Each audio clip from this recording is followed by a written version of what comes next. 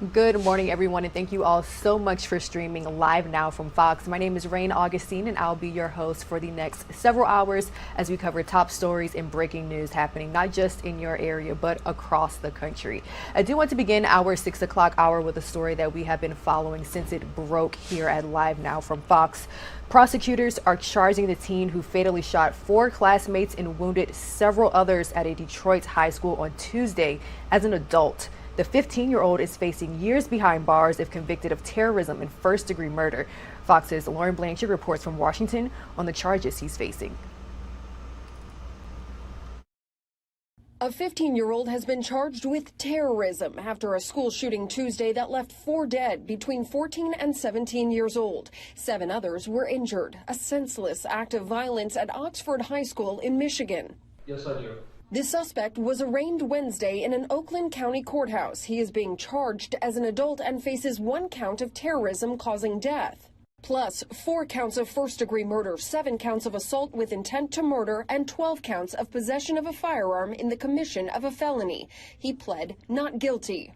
Prosecutor Karen McDonald says while they do not have a motive yet, they believe this mass shooting wasn't impulsive. There's a mountain of digital evidence, videotape, social media. We are confident that we can show it was premeditation.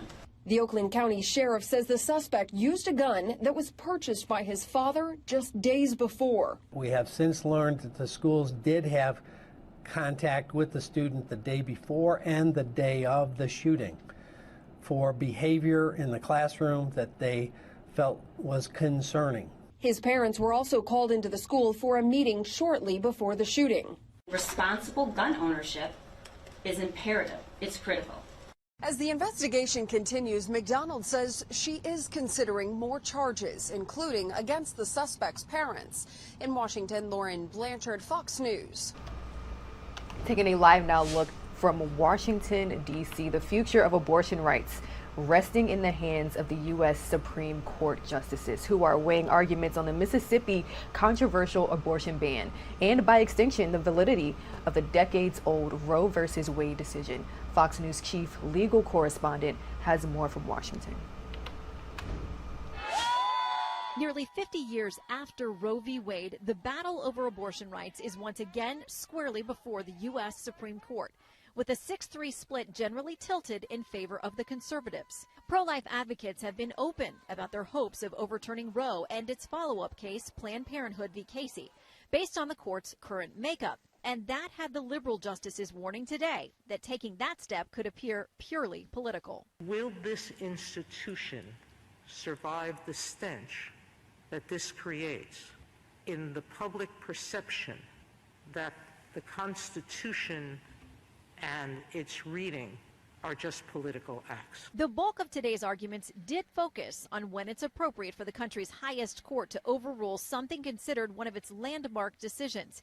As Justice Kavanaugh noted, the court has done repeatedly. If we think that the prior precedents are seriously wrong, if that, why then doesn't the history of this court's practice with respect to those cases tell us that the right answer is actually to return to the position of neutrality and not stick with those precedents in the same way that all those other cases didn't? Justice Kavanaugh also noted that even if the court decided to overrule Roe and Casey, states would still be free to make their own decisions about access to abortion.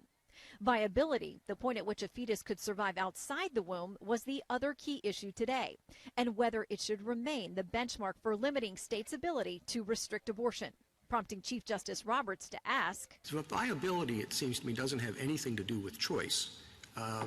But if it really is an issue about choice, why is 15 weeks not enough time? And while Mississippi's Solicitor General argued that science and technology have advanced significantly since Roe, including findings on fetal pain, Justice Sotomayor criticized the idea that pain can be experienced before viability, as held by a fringe minority and, quote, not founded in science. Also today, Justice Barrett brought up the issue of safe haven laws. They exist in all 50 states, and in nearly every case, they allow a woman to surrender a child after birth, no questions asked. She asked whether that answers the argument against forcing a woman to bear a child she says she cannot or does not want to care for. A decision is due by late June. In Washington, I'm Shannon Bream, Fox News. Staying in Washington, D.C. for this next story, President Biden addressed the economy as well as the supply chain issues that we are seeing as the holiday shopping season is now in full swing. Here's the latest from Fox News correspondent Lauren Blanchard. We're looking ahead to a brighter and happier December. Holiday shopping is in full swing, and President Biden says his policies have the supply chain moving along. We averted potential crisis by figuring out what needed to get fixed, and then we brought people together to do the hard work of fixing it. In a speech Wednesday, he said it's due to 24/7 operations at the nation's largest shipping ports, incentives for off-peak hours loading and unloading, relaxed regulations on some truck drivers, and increased cooperation with the private business sector. I can't promise that every person will get every gift they want on time. Only Santa Claus can keep that promise. When it comes to the prices we see at stores, he says it's because of the ongoing pandemic, not government spending by his party. This is a worldwide challenge, a natural byproduct of a world economy shut down by the pandemic. A point echoed by the Federal Reserve chairman. I would say that the inflation that we're seeing is still clearly connected to pandemic-related factors. Republicans, however, say the rising prices are a Democratic-created problem, one that voters are not likely to forget next year. They want to know why these prices keep going higher and higher. The president also used his speech to campaign for his nearly $2 trillion Build Back Better bill, which Republicans are firmly against. In Washington, Lauren Blanchard, Fox News. President Biden also speaking about COVID-19 recently. Now that the Omicron variant is officially here in the United States, the focus on what to do about that variant is taking center stage. Here's the latest from Fox News correspondent Jonathan Siri. Confirmation of the first U.S. case of the Omicron variant is raising concerns about how to prevent its spread. Most physicians agree vaccines and boosters will offer protection, with masks providing additional safety. But they debate whether universal mandates are medically necessary, especially in places with high compliance. Superimpose lockdowns and restrictions and masking. I mean, all of that are political moves, not medical moves. If you look in New York City, almost 95% of adults in New York City are vaccinated. The new variant has prompted Greece to announce monthly fines equivalent to more than $100 for citizens over 60 who failed to get vaccinated by January 16. The Greek government says it's targeting the unvaccinated elderly because they're the ones most likely to suffer severe symptoms, further straining a limited supply of ICU beds. But one of the first doctors to identify the new variant in South Africa says the majority of cases have been mild. In a Daily Mail op-ed, Angelique Coetzee writes, "The simple truth is we don't know yet anywhere near enough about Omicron to make such judgments or to impose such policies." The hype that's been created currently out there in the media and worldwide doesn't correlate with the clinical picture. South African health officials say the U.S. and Europe have been hasty in banning travel from their region. Today, United Nations Secretary General Antonio Guterres joined that criticism with especially strong words. We have the instruments to have safe travel. Let's use those instruments to avoid this kind of, allow me to say, travel apartheid. President Biden has said the Omicron variant is cause for concern but not panic. Critics of mandates and travel restrictions say governments should follow the same advice. In Atlanta, Jonathan Siri, Fox News.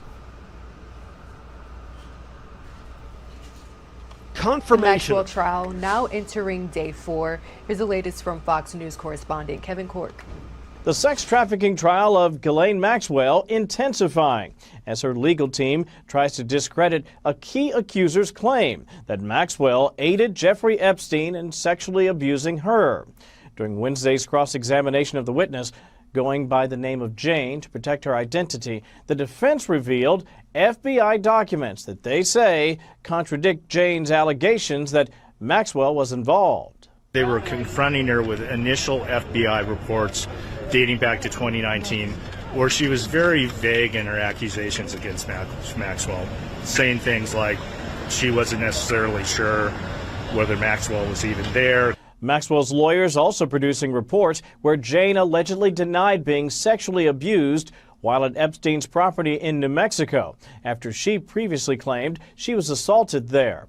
Jane firing back, questioning the legitimacy of the reports, while maintaining she never strayed from her original accusation. Meanwhile, some of Maxwell's siblings addressing reporters Wednesday. We respect the criminal justice system and process in this country, and as a result, we are not going to make any further comments whilst attending court. Legal experts are still unsure whether we can expect to hear from Maxwell herself during the trial. It is, however, expected to last about 6 weeks, give or take. I'm Kevin Cork, Fox News. We're covering quite a few court cases here at Live Now from Fox. Actor Jussie Smollett charged with disorderly conduct for allegedly making a false police report. Here's the latest on that story. As the second day of testimony wraps in the trial of Jussie Smollett, new details are emerging about the days leading up to and the night of the alleged fake hate crime against the actor.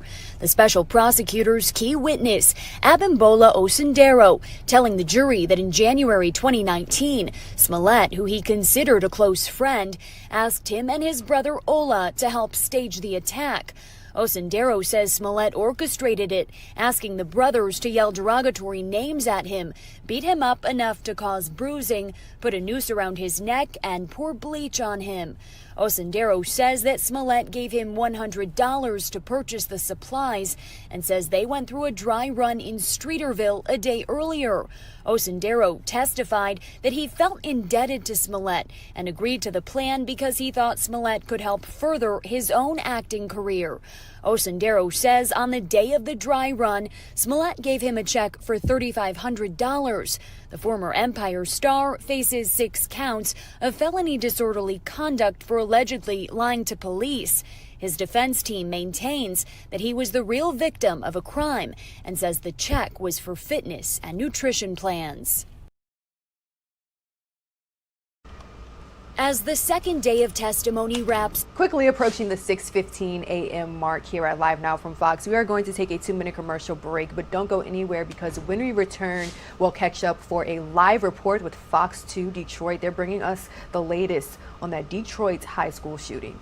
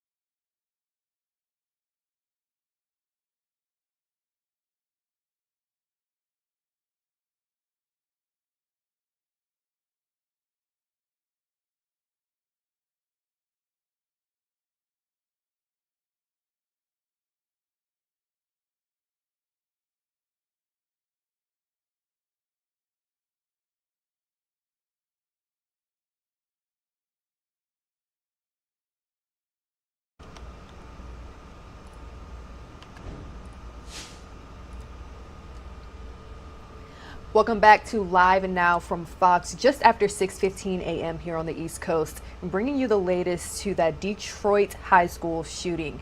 Prosecutors are charging the teen who fatally shot 4 classmates and wounded several others as an adult. I do want to check in with Fox 2 Detroit's Robin Murdoch right now for a live report.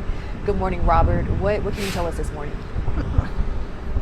Well, Rain, we did have a lot of new developments in court yesterday. Probably the most telling is that the prosecutors, as you mentioned, decided to charge 15-year-old Ethan Crumbley as an adult in this case. So he now faces up to life in prison, and he's got 24 different counts against him. He faces 4 counts of murder for the 4 victims that were shot and killed that he allegedly did, as well as 7 counts of intent to murder and a terrorism count as well. So that was brought up in court yesterday. They also ended up transferring him to the Oakland County Jail. He was being held at a juvenile detention facility, but they ended up transferring him at the request of the prosecution, because the prosecution said, it just doesn't seem right to keep him in a facility that houses a lot of juveniles, since he is accused of hurting children. So it is best that he be moved to the Oakland County Jail for everybody's protection. And that did happen yesterday. Now, right now, if we can take a live look outside, this is the growing memorial that is happening here at Oxford High School following that shooting on Tuesday, again, in which 4 people were killed, 7 others were injured. At least one of the victims does remain in critical condition. The memorial out here has been growing since the incident happened. A number of community members have been coming out here. Students, obviously, still dealing with the aftermath of all of this, have been coming out here. And now we are also hearing, which is interesting, that the prosecutor's office, they are looking into possible charges for Ethan Crumbley's parents, because on Black Friday, just 4 days before this deadly shooting, his father ended up buying a handgun, and it was this handgun that prosecutors allege was used in the shooting. And so they're right now trying to figure out how the 15-year-old got his hands on that gun, whether it was not secured properly, whether the father perhaps gave it to his son. Now, these are all things that police and prosecutors are now looking into, and we are told that the prosecutor will make a swift decision on this. So we should have, possibly more developments on this case a little bit later today. All right, Fox 2 Detroit's Robin Murdoch, thank you so much for that update. All right, guys, and this is something that we're actually staying on top of all day here at Live Now from Fox, so make sure that you stay with us. During our 7 o'clock hour, we'll actually catch up with an expert criminologist who's going to bring us more insight into the charges that the suspect is actually facing. For now, I will take a 2-minute commercial break, but don't go anywhere, because we have plenty of top stories to cover right after this.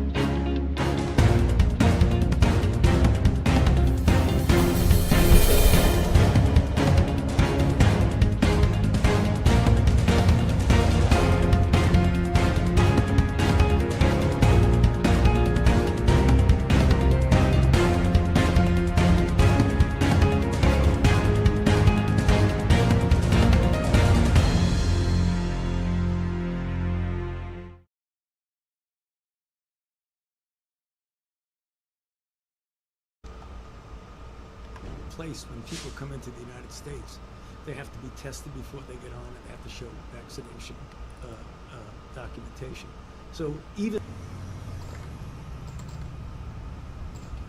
Welcome back. Thank you so much for streaming live now from Fox. Now, President Biden will be announcing a slew of new actions to prevent the spread of the coronavirus in light of new variants. Now, in order to ensure ease of access to vaccines, the president will be expanding booster shots to all adults and will open family vaccination clinics to help children get the shot. Additionally, 50 million free COVID-19 tests will be sent to community sites nationwide, while any tests Americans get elsewhere will be completely covered by health insurers. I do want to stay on top of the coronavirus during this block. Nurses across the state of Massachusetts, they say that they're feeling burned out by worsening staffing shortages and capacity challenges. Let's check in with Fox's Drew Carides for the latest. We're seeing patient volumes at 120% occupancy. We are functioning at a capacity level at or greater than at the peak of the pandemic. More patients staying longer periods of time at Boston area hospitals and a higher number of patients arriving at emergency rooms with each day. Healthcare has been in this really relentless state of demand. It gets exhausting. Terry Hudson-Jinks is the chief nursing officer at Tufts Medical Center, where she says on average about 15 to 25 of the hospital beds are being occupied by patients with COVID-related illnesses. She says it's everything from cardiac to neurological conditions that are bringing capacity to a tipping point. We are watching the COVID predictions really carefully every single day, and we'll be prepared to take additional steps if that's in fact necessary.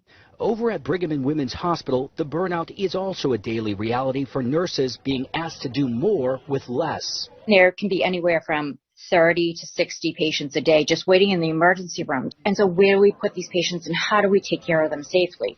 Kelly Morgan is a labor and delivery nurse at Brigham and Women's who says the escalating strain is putting a growing number of nurses in a tough predicament. We've all reached maximum threshold burnout. The burden is so unreal. We feel so stressed. It's also made a lot of nurses take a step back and go, I can't do this anymore. This next variant, is this the one? Is this the one that's going to put me back in the ICU? Is this the one that's going to get me sick or my wife sick? I like to think that I'll be able to do it, and I certainly hope to, but at what cost?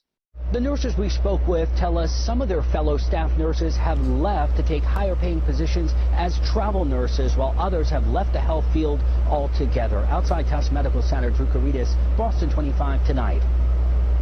There's definitely a whole new level of respect for nurses, doctors, everyone in the medical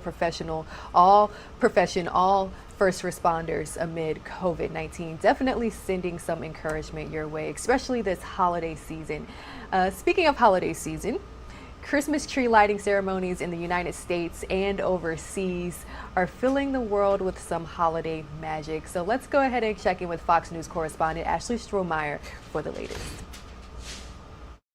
3, 2, 1. It's beginning to look a lot like Christmas, decked out in 50,000 lights and a massive crystal star weighing in at 900 pounds.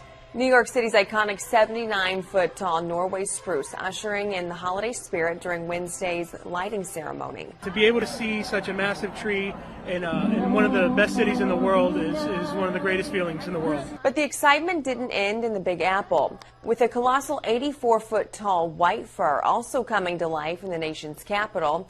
Nicknamed Sugar Bear, this giant is adorned with more than 15,000 ornaments. In wartime and in peace, in tribulation and triumph, the Christmas tree has offered a sense of hope and resilience to the nation. Meanwhile, international celebrations proving to be just as festive, with crowds in Israel flocking to the city of Nazareth for a lighting ceremony accompanied by a fireworks show.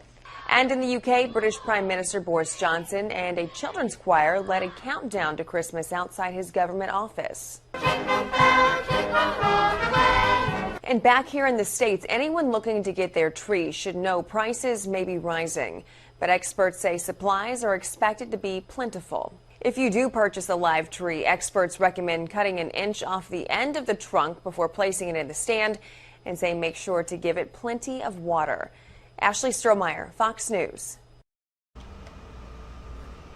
Thanks, Ashley, for that update. We'll take a quick commercial break here. Almost 6:30 a.m. Thank you so much for streaming us bright and early with us here at Live Now from Fox. We'll be right back after this.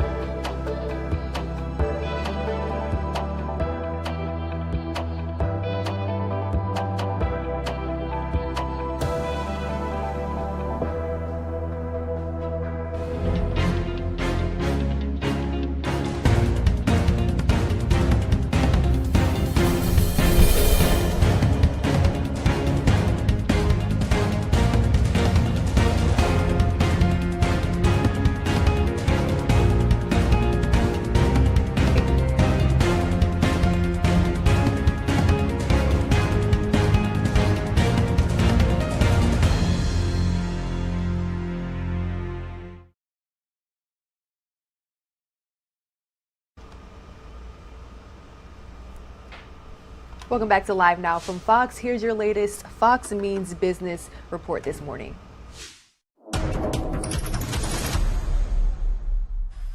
COVID infecting the stock market again Wednesday. The Dow, S&P 500, and NASDAQ all closing lower on the first trading day of December. An early rally fizzled after the CDC confirmed the first case of the Omicron variant here in the U.S. The payroll firm ADP says private companies added 534,000 jobs last month. That was more than analysts were expecting. The government's jobs report comes out on Friday. Gas prices are idling. The national average price for regular is now $3.39 a gallon. That's a penny less than this time last week, but $1.25 more than this time last year. And finally, 'tis the season to be tipping. A new creditcards.com poll is showing how much adults usually tip service providers during the holidays. The median amount for mail carriers and trash collectors is $20. A teacher is $25. A landscaper is $30. And the median amount given to child care workers and housekeepers is $50. That's business. I'm Jerry Willis. Thanks, Jerry, for that report. 6:30 a.m. here on the East Coast now. A lot of you are just now waking up. Again, thank you so much for choosing us to bring you all the top stories happening across the country. Staying on topic of holiday shopping, I haven't even begun my holiday shopping yet, but we're hearing that secondhand gifting may be in style this year. Here's the latest. The stigma behind giving a secondhand gift is really going away. Here at this thrift store, you can get everything from furniture to handbags to jewelry for a fraction of the price you'd pay at the mall. Never happy holiday.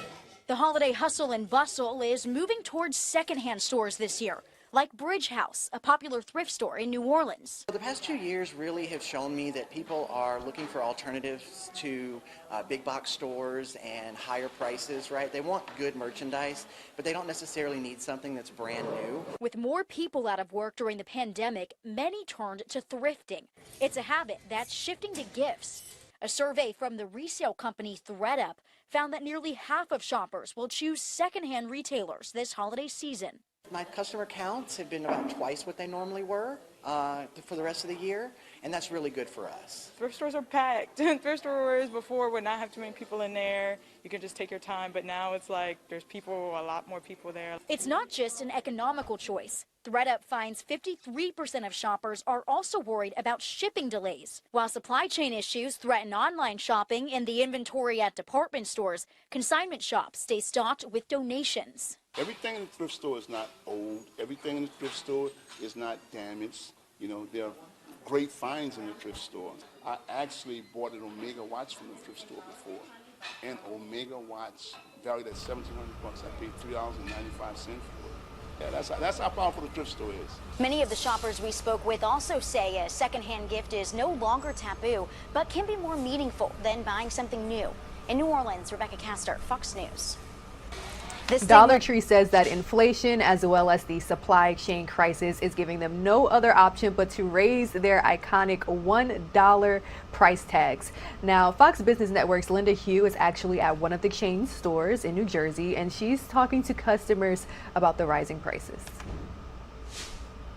For the first time in 35 years, the Dollar Tree is raising the prices on its items from $1 to $1.25 for most products. As you can imagine, it's a move that has customers outside of this store divided.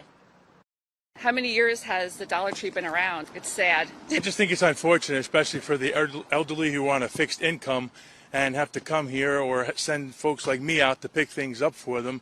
And it just makes everything go up. The cost of living is so high. Today everything is going up, so I don't think $1.25 is too bad. Now, the Dollar Tree's 25% price hike comes as the company is grappling with rising wage costs and freight costs, both of which have cut into the company's profit margin that usually hovers around 35%. The retailer says by charging an extra quarter for its products, it will bring the margin closer to that 35 to 36% level. But it can't be denied that customers that are shopping here are looking for a bargain. In fact, most recent data shows that spending at discount stores like the Dollar Tree was up by 59% the week ending November 21st over the same week in 2019.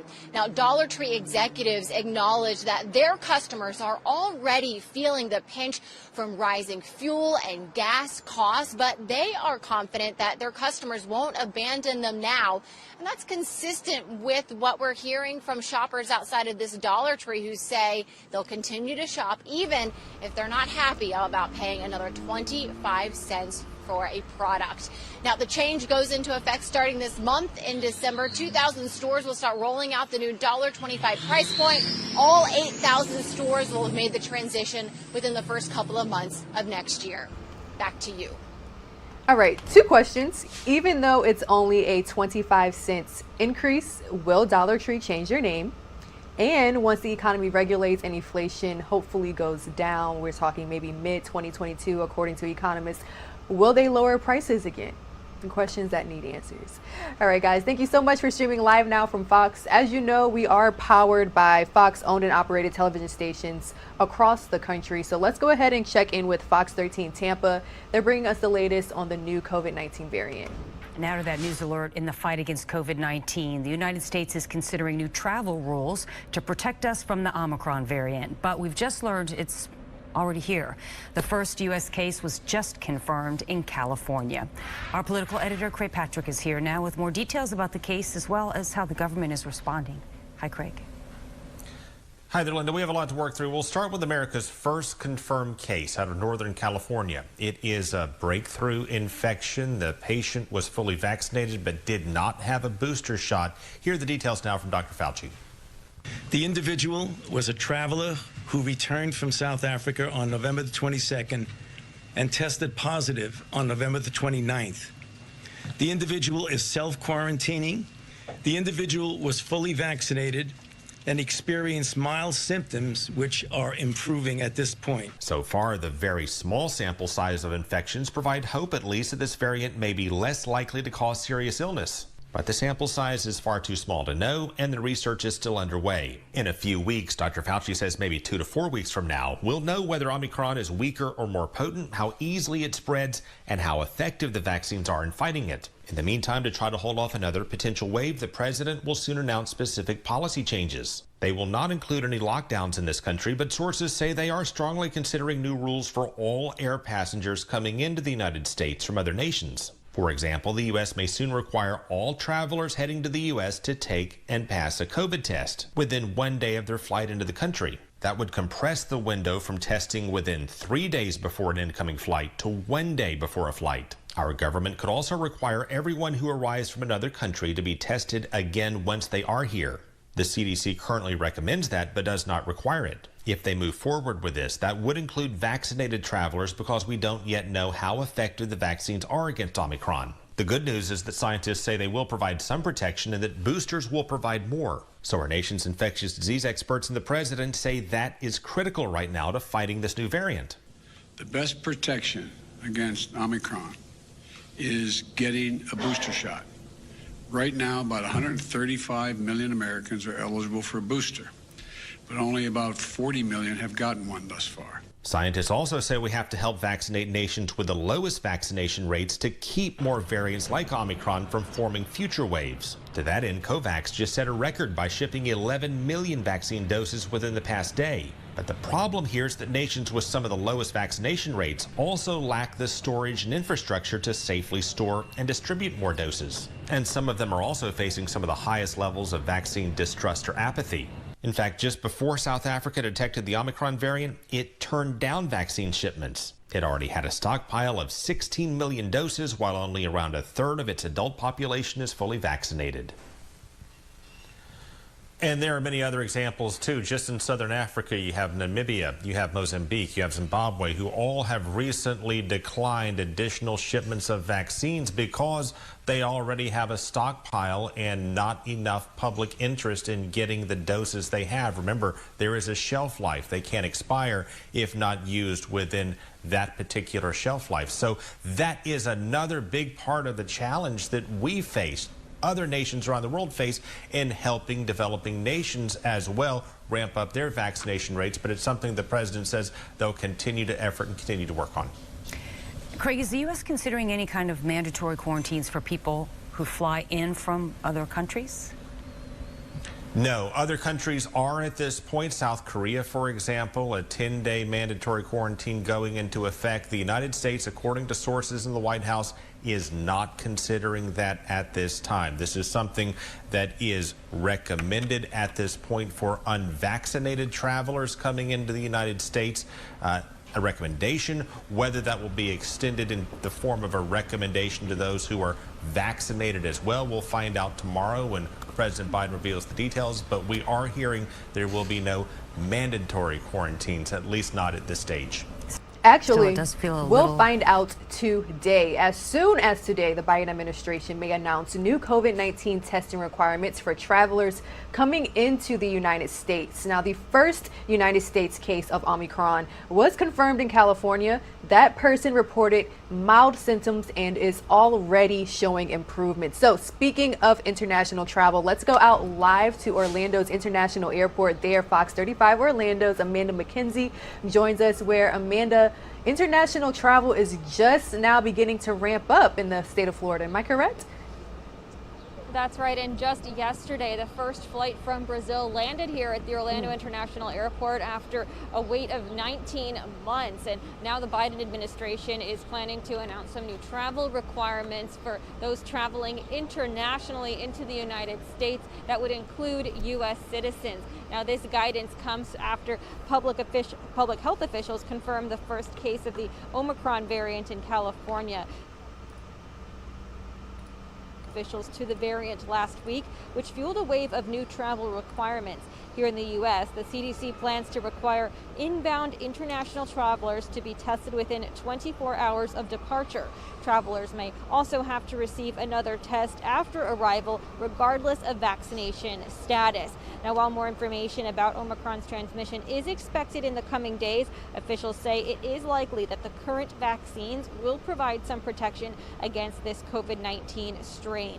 President Biden is expected to announce these new travel requirements today. Reporting live from the Orlando International Airport, I'm Amanda McKenzie. Back to you. So, Amanda, as you mentioned, the first round of international flights just touched down today, the first international flights in over 19 months. So it's like as soon as things kind of get back to normal, it's like, hey, we have these new travel restrictions, right? So if anyone is hitting the skies today at this time, what are you telling people behind you? What should they know at this moment? Well, right now, the current travel restrictions require folks to get tested within 3 days before traveling internationally to the United States. This new requirement hasn't gone into effect yet. It is planning to be announced today, so very soon. We do expect travelers will have to change their travel plans in order to get tested within 24 hours of their departure. All right, Fox 35 Orlando's Amanda McKenzie, thank you. Thank you.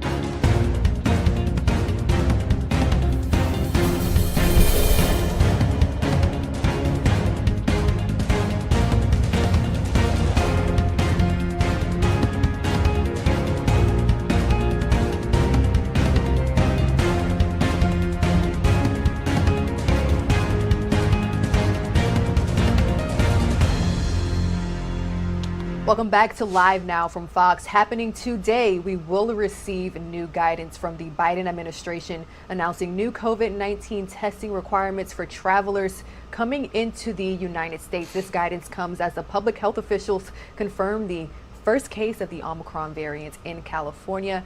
Let's go ahead and listen in to President Biden's remarks right here on Live Now from Fox. It's called the Omicron. It is to their credit, the scientific community in South Africa quickly notified the world of the emergence of this new variant. This kind of transparency is to be encouraged and applauded because it increases our ability to respond quickly to any new threats. And that's exactly what we did. The very day the World Health Organization identified the new variant, I took immediate steps to restrict travel from countries in Southern Africa. But while we have that travel restrictions can slow the speed of Omicron, it cannot prevent it. But here's what it does. It gives us time. It gives us time to take more actions, to move quicker, to make sure people understand you have to get your vaccine. You have to get the shot. You have to get the booster. The sooner or later, we're going to see cases of this new variant here in the United States. We'll have to face this new threat just as we face those that come before it. Today, there are 3 messages about the new variant that I want the American people to hear. First, this variant is a cause for concern, not a cause for panic. We have the best vaccine in the world, the best medicines, the best scientists, and we're learning more every single day. And we'll fight this variant with scientific and and knowledgeable actions and speed, not chaos and confusion. And we have more tools today to fight the variant than we've ever had before. From vaccines to boosters to vaccines for children, 5 years and older, and much more. A year ago, America was floundering against the first variant of COVID. We beat that variant significantly, and then we got hit by a far more powerful threat, the Delta variant. But we took action, and now we're seeing deaths from Delta come down. We'll fight and look, we're going to fight and beat this new variant as well. We're learning more about this new variant every single day. And as we learn more, we're going to share that information with the American people candidly and promptly. Second, the best protection, I know you're tired of hearing me say this, the best protection against this new variant or any of the variants out there, the ones we've been dealing with already, is getting fully vaccinated and getting a booster shot. Most Americans are fully vaccinated, but not yet boosted. If you're 18 years or over and got fully vaccinated before June the 1st, go get the booster shot today. They're free and they're available at 80,000 locations coast to coast. A fully vaccinated booster person is the most protected against COVID. Do not wait. Go get your booster if it's time for you to do so. And if you are not vaccinated, now's the time to get vaccinated and take your children to be vaccinated. Every child age 5 or older can get safe, effective vaccines now. While it will be a few weeks before we know everything we need to know about how strongly the existing vaccines protect against the new variant, Dr. Fauci is with me today, of our medical team, and believe that the vaccines will continue to provide a degree of protection against severe disease. And as additional protections, please wear your mask when you're indoors, in public settings around other people. It protects you, it protects those around you. Third, in the event, hopefully unlikely, that updated vaccinations or boosters are needed to respond to this new variant, we will accelerate their development and deployment with every available tool. I want to reiterate, Dr. Fauci believes that the current vaccines provide at least some protection against the new variant, and the boosters strengthen that protection significantly. We do not yet believe that additional measures will be needed, but so that we are prepared if needed, my team is already working with officials at Pfizer and Moderna and Johnson & Johnson to develop contingency plans for vaccines or boosters if needed. And I will also direct the FDA and the CDC to use the fastest process available without cutting any corners for safety to get such vaccines approved and on the market if needed. And we'll do that the same way any modifications are needed or current treatments need used to help those with who get ill with the COVID virus. Look, I'm sparing no effort and removing all roadblocks to keep the American people safe. All of this is confusing to a lot of people, but if it's confusing to you, let me close with this simple message. If you are vaccinated, but still worried about the new variant, get your booster. If you aren't vaccinated, get that shot. Go get that first shot. My team at the White House will provide me with daily updates this week. And on Thursday, I'll be putting forward a detailed strategy outlining how we're going to fight COVID this winter. Not with shutdowns or lockdowns, but with more widespread vaccinations, boosters, testing, and more. I promised every American that there will always be the latest vaccines available and the booster shots available to them and for free and everywhere available. Every single American, free of charge, and I will keep that commitment. But we need to do more than vaccinate Americans. To beat the pandemic, we have to vaccinate the world as well. And America is leading that effort. We've shipped for free more vaccines to other countries than all other countries in the world combined. Over 275 million vaccines to 110 countries. Now we need the rest of the world to step up as well. Let me be clear. Not a single vaccine shot Americans ever send to the rest of the world will ever come at the expense of any American. I will always make sure that our people are protected first.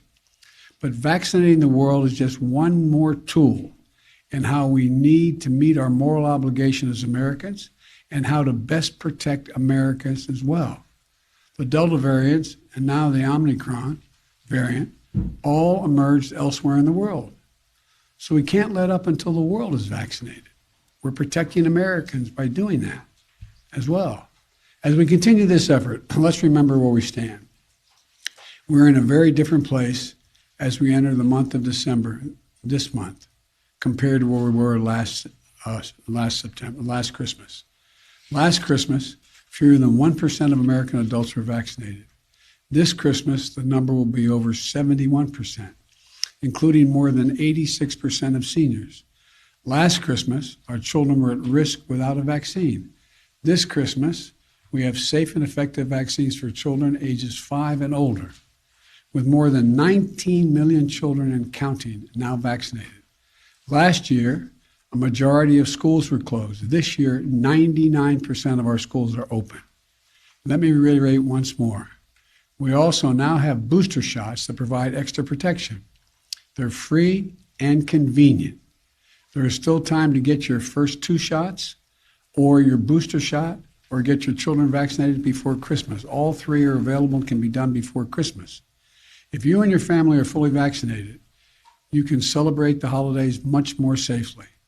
And given where we were last year, that's a blessing that none of us should take for granted. We're throwing everything we can at this virus, tracking it from every angle. And that's what we have to keep doing. That's how we reopened our country. That's how we reopen our businesses. That's how we reopen our schools. That's how, even with the pandemic, we've generated a record job creation, a record economic growth in this country. We've moved forward in the face of COVID-19. We have moved forward in the face of the Delta variant. And we move forward now in the face of the Omicron variant as well. So thank you. May God bless our troops. And I hope you all have, I'll be speaking before them, but a Merry Christmas as we approach it. Questions? Should Americans be worried, sir? Let me call on Nancy Bloomberg. Thank you so much, President Biden. Do you think that other countries will be reluctant to report variants or other strains given the travel ban that you put so quickly on South Africa? No, I don't think so. I don't think that's what's going to happen.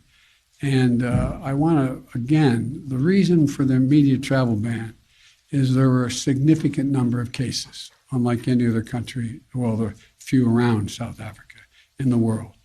We needed time to give people an opportunity to say, get that vaccination now before it heads. It's going to move around the world. I think it's almost inevitable there will be, at some point, that strain here in the United States. But I don't think anyone's going to be reluctant to report. We have also moved to do more. For example, we've provided more vaccines, as I said, than all other countries in the world combined. And we've provided significant vaccines as well to South Africa and that region. Matter of fact, South Africa doesn't need any more vaccine. They're having trouble getting it out into people's arms, and the reluctance is there. But no, I don't think it's going to have that effect. Mr. President, Let me call on Alexis. Alexis. Alex? We've got 2 Alex. Oh, Alex of Reuters. Yes, thank you so much, Mr. President. I wanted to ask if the U.S. is doing anything to screen international travels for this variant and what is being done, if anything, internally to see if this variant has already arrived. Well, there's a lot being done. I'm going to turn to Dr. Fauci to answer the last question about what's being done. Doc? Thank you, Mr. President. We already have in place when people come into the United States, they have to be tested before they get on and they have to show vaccination documentation. So even before Omicron came in, we have a situation where we'll be able to test. And talking about testing, fortunately for us, the PCRs that we mostly use would pick up this very unusual variant that has a real large constellation of mutations. Fortunately for us, that the PCRs that we do pick it up. And we're following extremely closely the medical community, the COVID team. any developments as it relates to how severe it is, how quickly it spreads, how dangerous it is, et cetera. We have more work to do in that area. And Wall Street Journal, Sabrina. Thank you, Mr. President. The UK, Europe, and a growing number of countries have confirmed cases of Omicron. Are you considering additional travel restrictions on countries where the variant has been detected? And just separately, you urged Americans to wear masks in indoor public spaces, but many states and cities, including Washington, D.C., have lifted mask mandates. So are you calling on state and local officials to reinstate mask mandates? With regard to the last question, the answer is I encourage everyone to wear a mask when they're indoors in a crowded circumstance like we are right now, and unless you're eating or speaking at a microphone. Secondly, the degree of the spread impacts on whether or not there's a need for any travel restriction. But that's not, I don't anticipate that at this point. And we'll see. We'll see where that works. And so the other Alex doesn't have a heart attack. I want to call on him. Is it Mr. President, Other Alex is here. two female Alexes. Yeah, no, I'm not an Alex, but I'd love to ask one question. And then the other Can we both Alex. ask questions? Okay, let me ask the other Alex and then you. Sure. Mr. President, is this the new normal that Americans should expect, anticipating future potential variants? Should we expect intermittent travel restrictions and potential drops in the stock market going forward? Do you have any words of reassurance that this won't become the new normal? And then for both you and Dr. Fauci said earlier on CBS that lockdowns, shutdowns are off the table for restraining COVID going forward. You said that won't be part of your plan on Thursday. But why is that? Why are you taking that off the table? Well, to answer your first question first, the answer is I expect this not to be the new normal.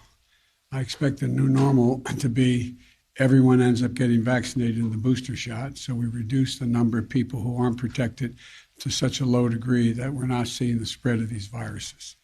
Now, we remain to be seen exactly what the elements of this particular strain are, but if they're, as I hope, then it's not going to be fundamentally different than in the past. In terms of, what was the second part of the question? Are lockdowns off the table? Yes, for now, yes. Why is that? Well, because we're able to, if people are vaccinated and wear their mask, there's no need for the lockdown. So, My last question. Yes, going on from that question, we've got the Christmas period coming up, huge amount of travel. Would you give any thought to domestic flights requiring test or vaccine before people get on planes the same way as they do for international flights?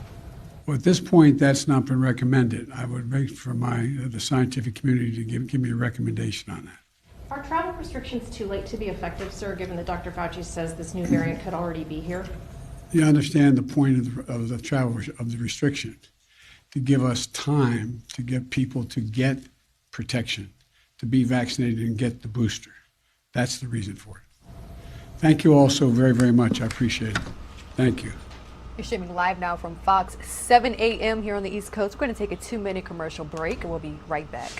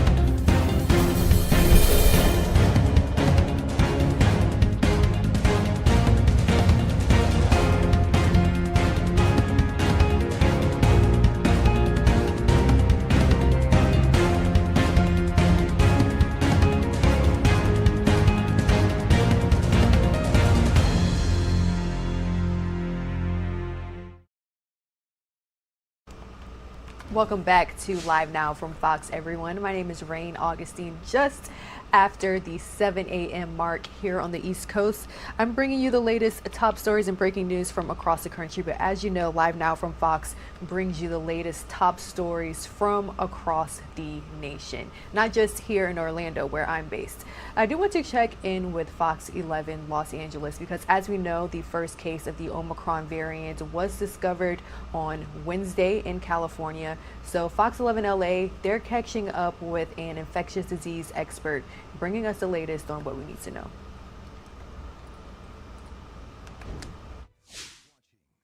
Fox 11 News Special Report. And good evening. Welcome to Fox 11 News Special Report. I'm Alex Michelson. Thanks for being with us. I'm Marla Tejas. Amid growing concerns of a winter COVID surge, the Omicron variant has now been detected in the U.S., the first confirmed case right here in California. The CDC says the positive case was identified in San Francisco after a man returned from visiting South Africa on November 22nd. So what does the arrival of Omicron mean to you? Susan Hirasuna live for us outside a vaccine clinic at Lake Balboa. Susan. Well, partly it has to do with that one first man and the fact that they are now aggressively contact tracing in order to ensure that anybody on that plane, anybody that he's been close to, did not get the variant from him. Right now, it seems as if no one else has the variant. Now, the governor spoke about this new variant and says he does not think Omicron will trigger any draconian measures to keep it from spreading. He does say, though, that the best way to handle this right now is that everybody get vaccinated and boosted. And then we also talked to a doctor from Kaiser Permanente to find out exactly why Omicron was of such concern. The longer we live with this virus, the more mutations, the more variants we will have to face. We found a significant number of mutations within that particular variant and some deletions within the genetic code. Those mutations and deletions have made the spike protein on the outer surface of the Omicron variant look a little different than other versions of COVID. My booster shot. All right, so when he says it looks a little different, that means the vaccine's efficacy might not be as high as it has been in the past. But again, this is why all health officials are saying get vaccinated, get boosted. And let me tell you, this vaccine clinic here over the weekend was quite busy, but today was walk-ins, no problem at all. In fact, I got my third shot today as well. Marla, Alex? Yeah. You did that live on our air, in fact, during the 5 o'clock hour. I'm curious, though. You're the first, for me personally, to know you switched brands, right, Susan? So you got the J&J booster shot, but you were vaccinated with your first two with another brand. Why did you choose to do Pfizer. Look, I have an anecdotal situation that I don't know 100% sure it is related to the two Pfizer shots, but I thought there was no reason not to try a different manufacturer. Also, there is some suggestion that because Pfizer and Moderna are mRNA, that there's some value in changing to a different manufacturer, to changing to Johnson & Johnson, because the technology is a little different. The format of the vaccine is different. So that's why I specifically sought out Johnson & Johnson. And when we saw Governor Newsom and the head of Health and Human Services do their booster shots, they did the reverse of what you did. They got Johnson & Johnson the first time and then got Moderna for the second time.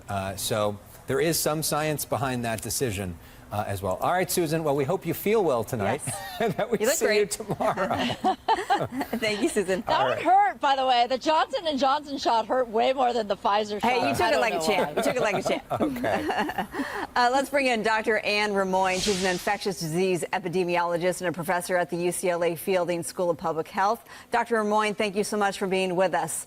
Let's throw up on the screen for our viewers what we know about this person who tested positive with the Omicron. We know that this person is fully vaccinated. We know that this person has mild symptoms that are said to be improving, not hospitalized. So this is a breakthrough infection. But Dr. Ramoyne, isn't this good news in that, doesn't this mean perhaps that the vaccine holds up against Omicron, which is the big question? Yeah, the thing that this means We're looking at a single individual, and so we can't really extrapolate and determine how serious disease this particular variant could cause just from this one single case. There have been some anecdotal reports from doctors in South Africa that they're seeing mild disease, but that mild disease happens to be in children and young adults, where we normally see mild disease. This is very early. This is at a very early time. We're in early days. We don't have enough information at this point. So I'm not saying that we should expect the worst. We should just prepare. We should look at the data very carefully as it comes in, not jump to conclusions, and make decisions based on science. That's what we're waiting for, is the science. So in layman's terms, what is the science that's going to be happening in the next few weeks? How long is it going to take for us to get some of these answers? What's happening next? So the three things that we always look for to determine whether or not this is going to be an issue is, number one, is it more transmissible? Is it going to replace the very contagious Delta variant because it's going to outcompete it? We don't know the answer to that yet. We're going to have to wait and see.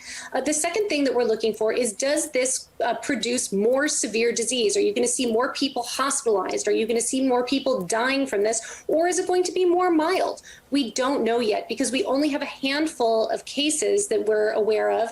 And it does take, remember, hospitalizations and deaths are lagging indicators. Every single time we've gone through this here in the United States, we've seen, first we see a surge in cases, and then a few weeks later we start to see hospitalizations and then deaths. I'm not saying that we're going to see more, but we're going to wait and see what happens over time. And, we have places like South Africa that are ahead of us. So we're going to know in a couple of weeks. The third thing we're trying to assess is how will this variant affect our vaccines and our therapeutics that we have. So based on the fact that we've seen so many mutations around the spike protein, which is where it's what allows the virus to be able to get into the cells, we do suspect that there could be a hit to our vaccines. They could become less effective. How much less effective? We don't know.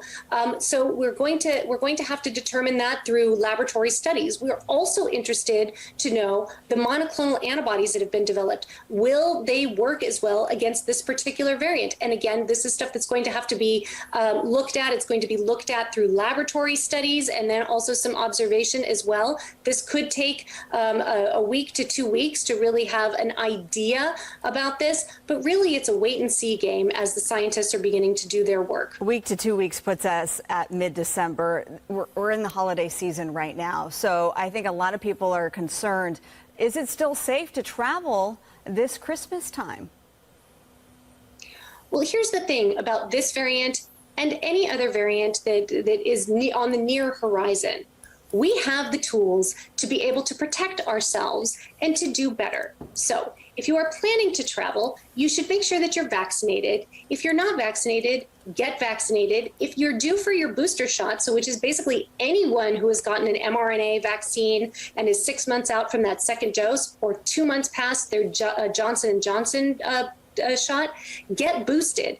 That is going to provide excellent protection against the Delta variant, but also potentially against this Omicron variant, because you're going to really boost up your immunity, and that's going to provide broad spectrum of immunity.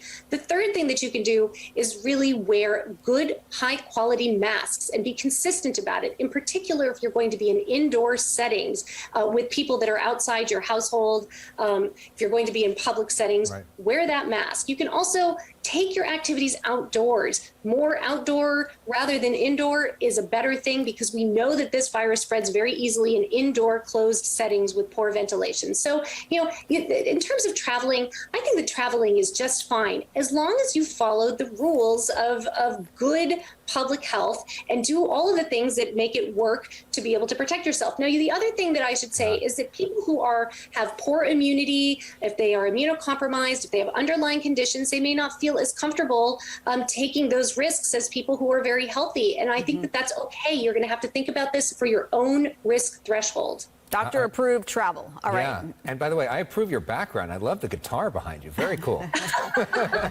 There you go. You get Great, a full view. great setup. All right. Next time you can play a tune for us. Yeah. All right, a huge thank you to Fox 11 Los Angeles for that special report. Again, we do expect President Biden to announce new travel rules amid the Omicron variant. That's supposed to happen today. Let's take a 2-minute commercial break, and when we come back, we'll bring you all the latest on the Michigan high school shooting.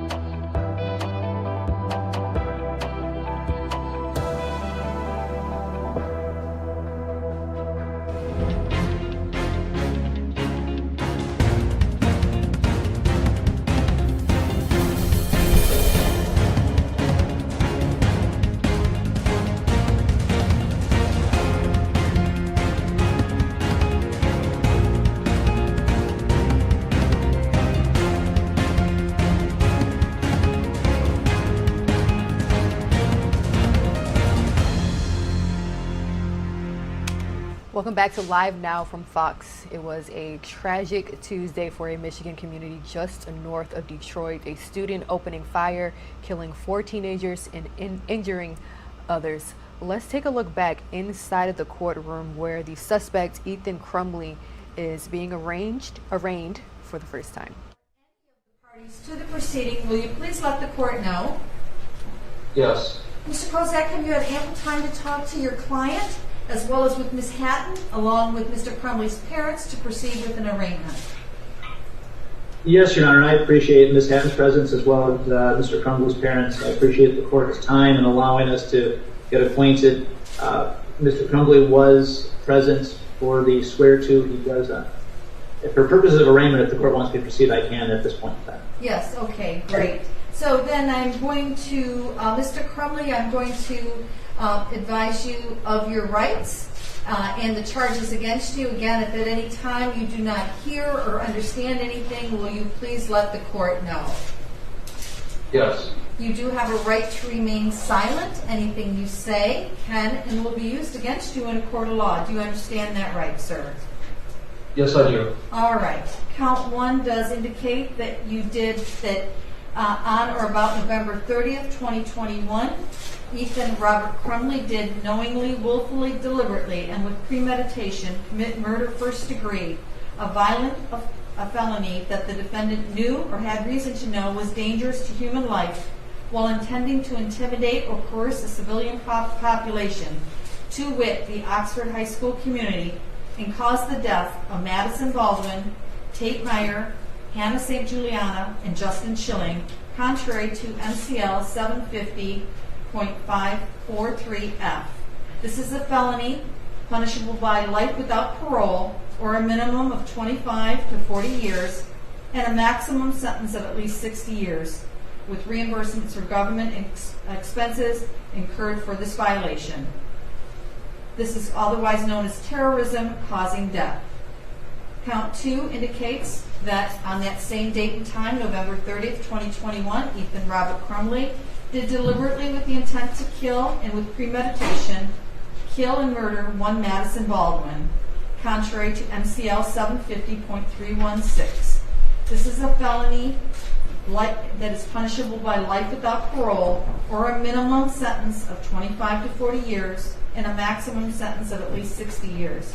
This is otherwise known as homicide or murder in the first degree, premeditated, being a juvenile defendant. Count 3 alleged.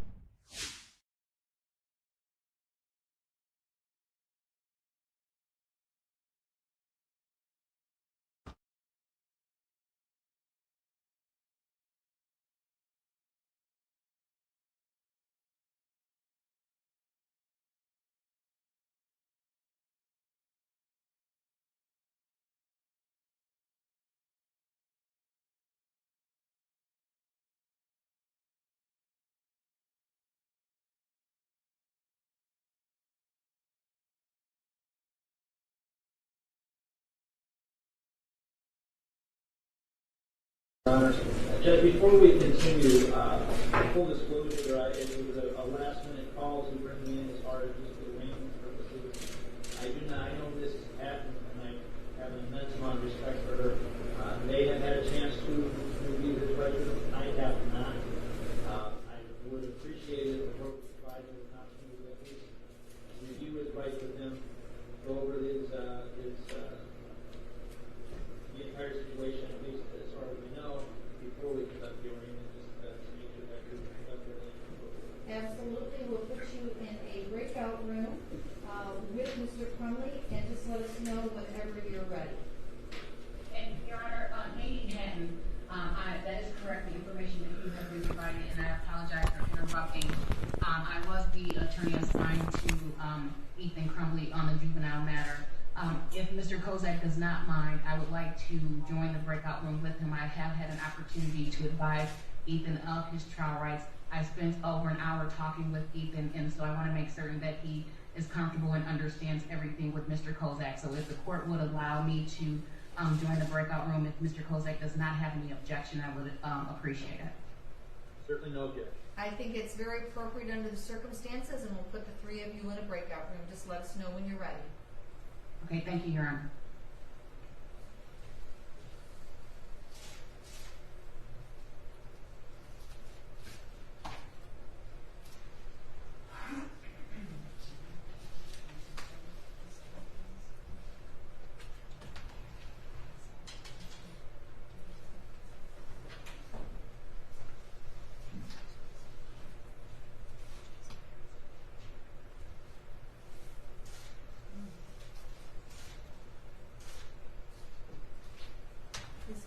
Is Hatton in there? She can't be in there? She should have joined. I'm just trying to figure out why she wasn't. She might just be going a little slow. It looks like she's frozen. She's normally a sign that she's in the process of joining. Sometimes it does that. It just takes a little longer. All right. When she goes into the breakout room, we'll just take a brief break. We'll make sure that she gets in there.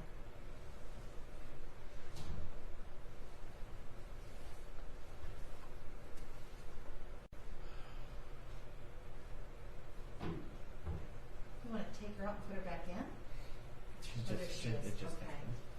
All right. All right. We're going to take a few minutes recess, and then we'll come back. And we'll try to handle those cases as quickly as possible, Mrs. Scott, afterwards. Thank you. All right, there you have it. The very first time that the suspect in that Michigan high school shooting appeared in court as he was arraigned. I do want to stay on top of this because we have been bringing you the details of this story since it first broke. I would like to welcome to the show Dr. Debbie Goodman, professor at St. Thomas University in Miami, Florida, also an expert criminologist. Dr. Goodman, thank you so much for joining. Let's begin with the charges. As we know, he's facing a slew of charges, including first-degree murder, weapons charges, but specifically, let's talk about this terrorism charge. Why did Michigan prosecutors choose to go this route?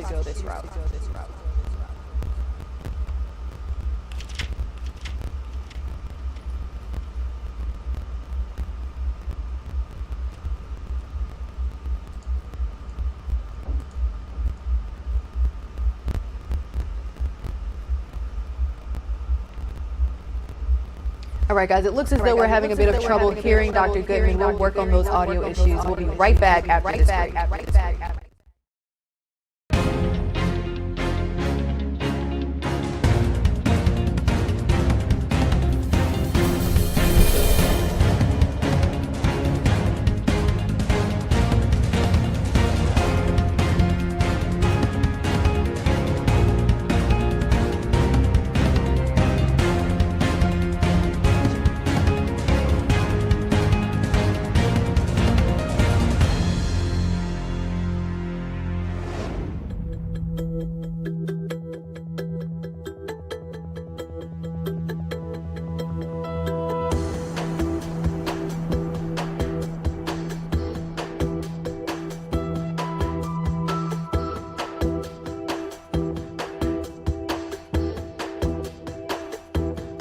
Mic check.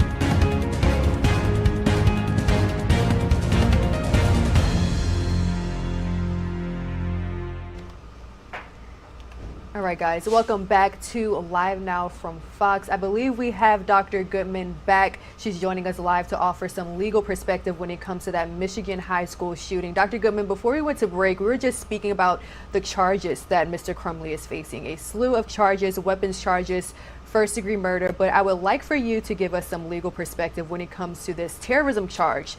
Why did Michigan, prosecutors choose to go this route? Yes, well, let me say I completely agree as a criminologist that the terrorism charge is right on target. Why? Because we know that this is indeed a case of domestic terrorism, and we'll just briefly remind our viewers, Rain, of the difference between domestic terrorism and international terrorism. The 9/11 tragedies, that would be classified as international terrorism when we have non-U.S. citizens perpetrating acts of terror on U.S. Citizenry. Now, in this regard, with Mr. Crumbley, this is regarded as a domestic terrorism case. Terrorism, as we know, would be unlawful actions, behaviors that are designed with the intent to invoke bodily harm, death, through fear, through intimidation and coercion. So if we start checking off the boxes, this is exactly aligned with what happened at Oxford High School. And let's also remind our Rain, that the first-degree murder charges, again, as a criminologist, I completely agree with. Why? Because we have the elements in this tragedy and this purposeful action of killing students. And again, we want to remember, we want to honor them. We have Tate, we have Hannah, Madison, and most recently, Justin, who passed. And this is a mass shooting. This is terrorism perpetrated on a U.S. high school.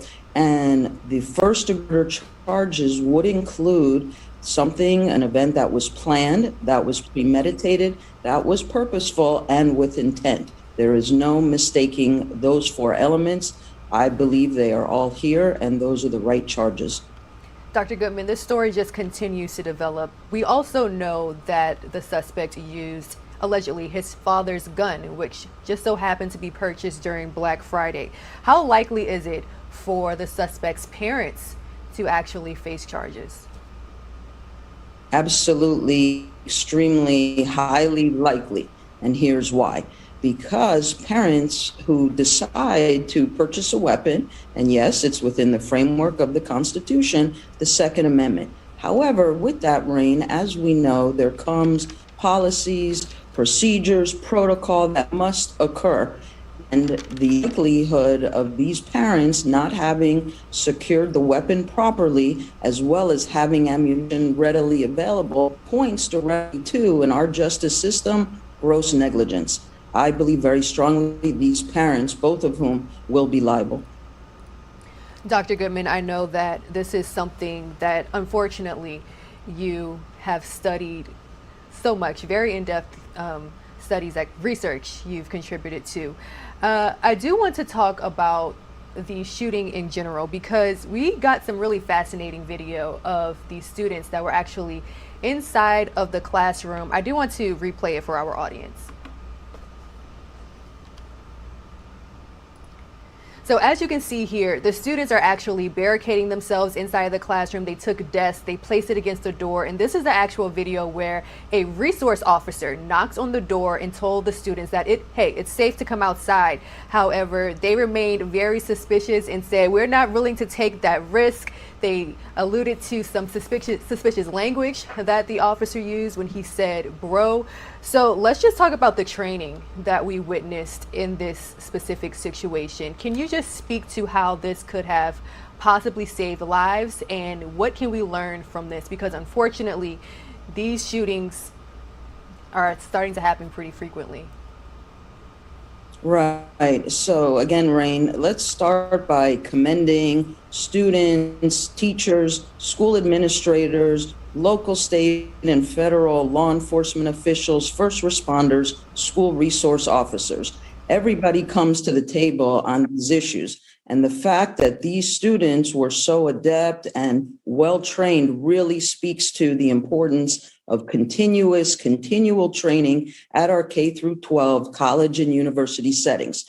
You know, Rain, I'm not just a criminologist, I'm the proud mom of 2 boys, as millions of people across the country are. And when I first heard about this tragedy, those were my first 2 calls to my sons to let them know what happened, to tell them again how much I love them, how proud I am of them, but also in the third regard, to remind them that we still need to maintain mindfulness, because unfortunately, Rain, what happens here is that we have individuals who want to participate in copycat killings. These could very well be young people who have given thought to this. You know, in our world of criminology, we have 2 sides of the coin, if you will. We have something called mens rea, actus reus. The mens rea piece is what's going on in the young person's mind. They're thinking about perpetrating the act. This particular individual had video. He had already expressed knowledge to do this. There were journal writings. And so that being said, that intent that the DA has already, rightfully so, moved ahead with on the terrorism and first-degree charges. Now we have the other side to the coin, and that's called the actus reus. That is the violent act itself. For this individual to have walked through the hallways of Oxford High School to purposefully, with intent, with malice, with deliberation, proceed to kill his fellow classmates and potentially others, it's just unfathomable. Yet it happened, and like the pebble in the pond, here we are discussing the ripple effects. It will be far-reaching, Rain. Even those survivors, there will be other issues of concern, the magnitude of this for parents, teachers, school administrators, law enforcement. We have to be aware that this is a process. It's like the onion, we're unraveling and layer by layer we go, but even the survivors will feel this impact. Where do we go from here? We continue to make the provision, see something, say something. It's uppermost in our minds. It always should be. K through 12, college, university, sending our students, our sons, our daughters to school settings where they are to learn, where they're to engage, interact, have a great day, and come home safely, Rain. It didn't happen. We need to make sure that lessons are learned and we prevent. Now, Dr. Goodman, you touched on 2 things that I would like you to elaborate on. The first one being intent and also what was going on in the suspect's mind. So we're getting information that the student and his parents actually had a meeting with school officials just hours before this incident happened. We do not know exactly what was discussed during that meeting, but with your legal perspective, how big of a role, if any, could this play during the trial? Right. I think it will certainly play the role, Rain. There were indications. Now, again, as you maintain, we don't know the level of specificity here, but we do know enough, again, K through 12, college, university, anytime a student is brought to an administrator, let's just say that there's some level of reasonableness for a conversation, some display or mannerism, whether it was the behavior demonstrated in the classroom, whether it was something uncovered, discovered on social media, something expressed to another. Yes, you're right. The day before, and we had the meeting, apparently, the school officials, the day of, 3 hours before the tragedy, there was another meeting with the parents. So what wasn't done that potentially could have been done, that will be for investigators to look at. And at this level, Rain, we call it a deep dive. Our local, state, and federal investigators are excellent. They will look at anything and everything pointing to hours before, days before, with whom did this individual interact, what's his social media, what's his mindset. But again, I am without a doubt that the big piece here to this puzzle is with the capital I, and there is intent. And that points to, yes, him being charged as an adult, although he's 15 years old, but in this regard, a mass casualty, a terrorist act, first-degree murder with 4 young decedents is unconscionable. All right, Dr. Debbie Goodman, professor at St. Thomas University in Miami, expert criminologist, author, and also, as you mentioned, mother. Thank you. We'll continue to check in with you as this all unfolds, and we'll be right back after this break. Thank you, Rain.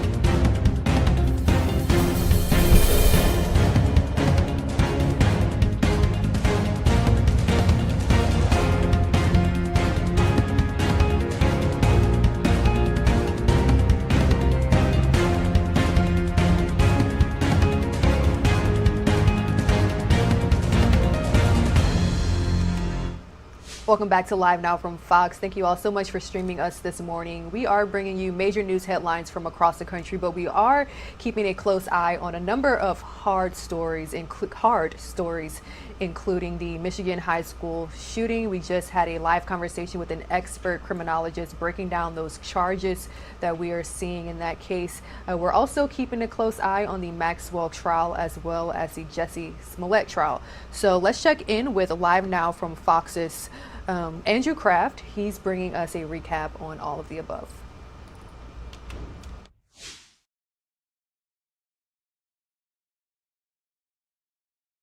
Good to see you. It's been a while, but there's been so many of these high-profile trials. We needed to get you back on to kind of go a little bit deeper into these. Thanks for being with us.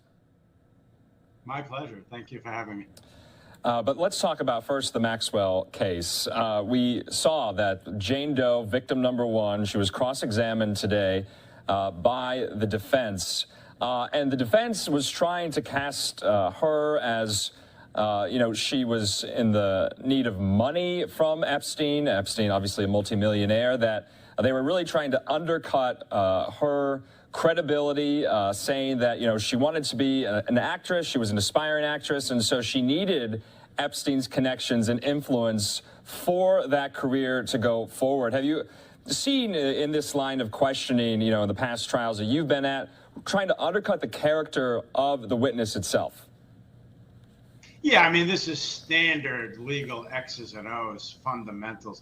You talk about baseball, hit the cutoff man, basketball, running in the fast break. These are just basic fundamentals. When you're cross-examining a witness, there are a number of things that you try to do. Number one is you try to show that they have a bias to fabricate, and that can be for any number of reasons. In this particular case, for financial gain. So it's very standard. But let me back up, sort of forest for the trees, 30,000 feet for a minute. It's interesting, you have the old cliche, you play the hand that's dealt to you. So lawyers very often in a conference room, they try to figure out, well, wait a minute, what are we going to do here? And theorizing, having been in those conference rooms for over 3 decades, they basically said, look, number one, we're going to try to work with the fact that she's a female, right? As dumb as that sounds, but that's a big factor. So in the opening statement, they came right out with, men are the ogres, men victimize everybody. And as a matter of fact, my client, Ghislaine Maxwell, was victimized by Jeffrey Epstein. And then comes the difficult part. In the conference room, you say, well, wait a minute, you're going to have 4 witnesses who are going to come in and specifically say that you directly participated in what was going on, directly facilitated. And then the comeback in the conference room is, well, we're going to attack their credibility, saying that they were looking for big monetary payouts. The problem is the safety in numbers, okay? So if you had one victim case, hypothetically, into the classroom, and the one victim came in, and you could cast some doubt about bias, doubt about their motivation, doubt that they were trying to get a financial windfall, that's fine. But when you have 4, it's just that much more difficult. And I really think that they have a pretty difficult case to try. I never prejudge anything. I'm open-minded. She's presumed innocent, of course, and we'll see how it plays out. But the point I'm trying to make, and let me simplify it, is if you're going to have 1, 2, 3, and 4 victims come in and say that she directly participated, integrally involved, you have a tough job there as the defense lawyer. And Doug, so many of the watchers of this have essentially said the Maxwell trial is basically a proxy for the trial that Jeffrey Epstein never got to have. They wanted to get Maxwell, but of course, you can turn that on its head. That's not entirely true because, of course, we know that she's facing these federal sex trafficking laws, and this accuser on the stand accused her of abuse as well, participating in it with Epstein. So that kind of falls by the wayside when I've heard that this is just a proxy case, proxy trial in lieu of Epstein. No, you laid that out very well. Honestly, the point is that they come out first blush, which is she's the scapegoat. Epstein's no longer here, so naturally they turn to scapegoat her.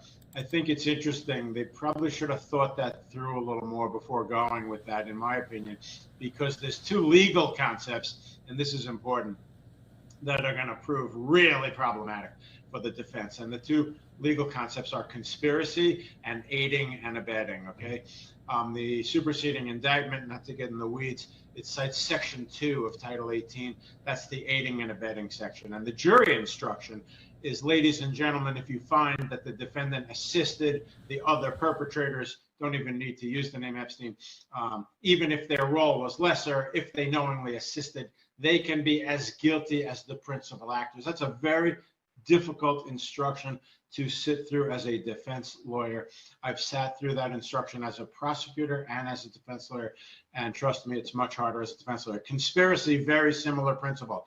Ladies and gentlemen, if you find that she entered into an agreement with the others to participate in this criminal conduct, here comes the brutal part. Even if her role is significantly less, even if she didn't know the full scope of the conspiracy, if you find she knowingly entered and did at least one act, then she's guilty. So back to your initial formulation, what you said, and I'll repeat it, is they come out and say she's victimized, she's scapegoated, but the evidence is going to contradict that, is the point that you made. And my point is, I agree with you. You know, Doug, I want to talk, though, about, Maxwell herself. And she has been in custody since last summer. A judge denied that, she could post $5 million bail. The judge denied that. He thought that she was a flight risk, that she might leave the country. And so she's been in custody in jail this whole time. She's called the conditions there oppressive. Do you find that to be unusual in a case this high profile, especially with a very, very wealthy woman like Maxwell is? Well, there's a couple of factors, and I'm really glad you asked me that not everybody has laid out. So let me lay them out, and I think it'll make a lot more sense for everybody watching. Number one, 2 of the counts in the superseding indictment, and in simple English, they did an initial indictment and then they superseded by adding a 4th victim. So we'll just call it the indictment. But 2 of the counts carry a 10-year mandatory minimum prison sentence, okay? And I'm not so sure everybody's focused on that. So when you go to a bail hearing in that situation, very often there's a presumption against bail. And what that means is it's like burden of proof, tie goes to the runner concept. Normally, the government has to show at a bail hearing that the person's a flight risk. When there's a presumption, right, in a 10-year minimum, it's the defendant who bears the burden of showing that they're not a flight risk, if everybody's following me. So you take that point right there, and then you couple it with the fact, and I want to be fair here as opposed to unfair. Unfair would be she was a fugitive, jumping over the skis on that. But the reality is there was some controversy about where she was and finding her. So when you take the 10-year minimum that she faces, and that's in 2 separate 10-year minimum counts, and then you take the notion that they were having trouble finding her, I'm not all that surprised. However, to the extent you want to talk about scapegoating, and I spoke to other experts and friends of mine about this, you can't really say the case itself is scapegoating because of participating, aiding and abetting, etc.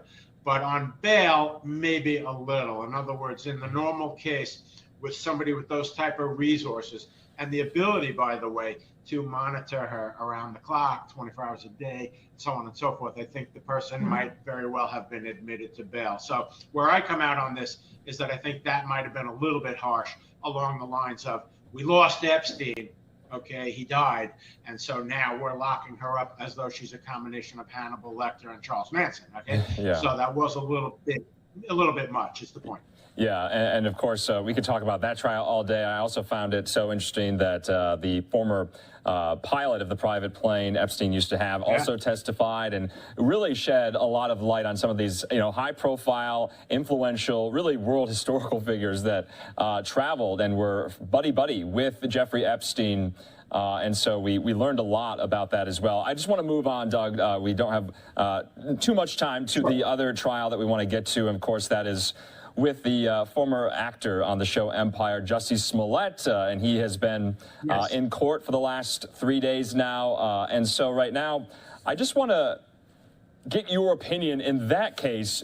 Do you think Smollett himself will testify in his own defense? I've heard that question being posed, to legal experts, and that's really very, very interesting, perhaps even beyond in the normal case. I find the case fascinating on a number of levels.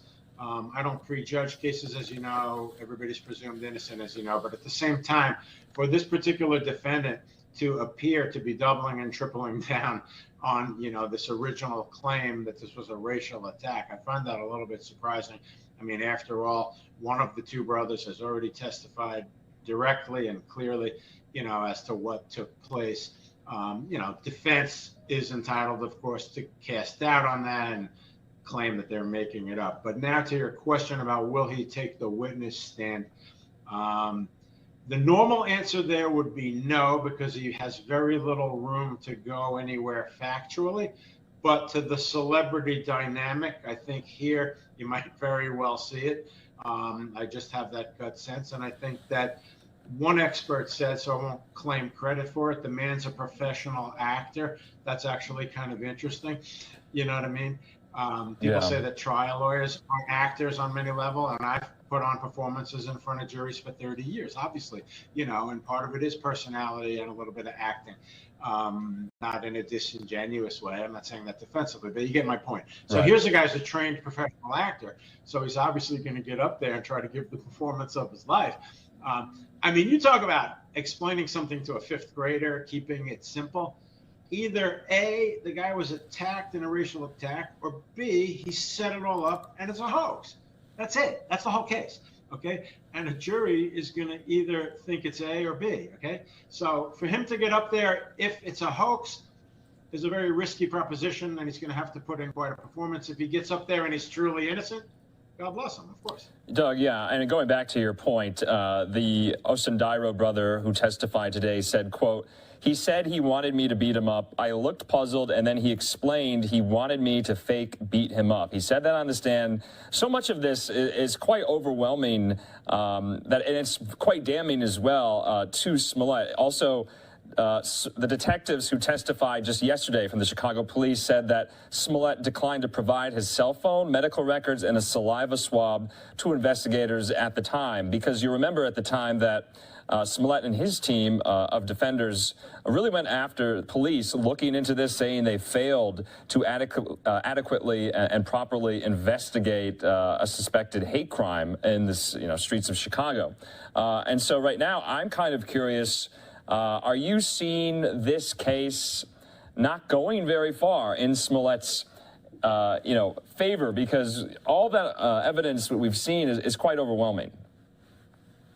No, I agree with you. I mean, the point is, what's so fascinating about juries, and I have tremendous respect for them, the common sense that they bring into a building, and not to be a broken record, back to my formulation, is this a hoax or was he attacked? That's it. Very simple inquiry. The point of the matter is that for the two brothers to get up and just make this up, that's one scenario.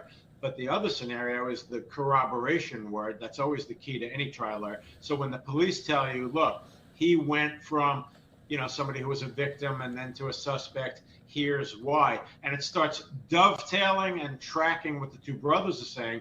And then one other reinforcement point, when you have two brothers as opposed to a single witness, another big point. So to repeat your point, I couldn't agree more. I don't think the case is going favorably for him, but the editorial, irresistible editorial, we're in strange times.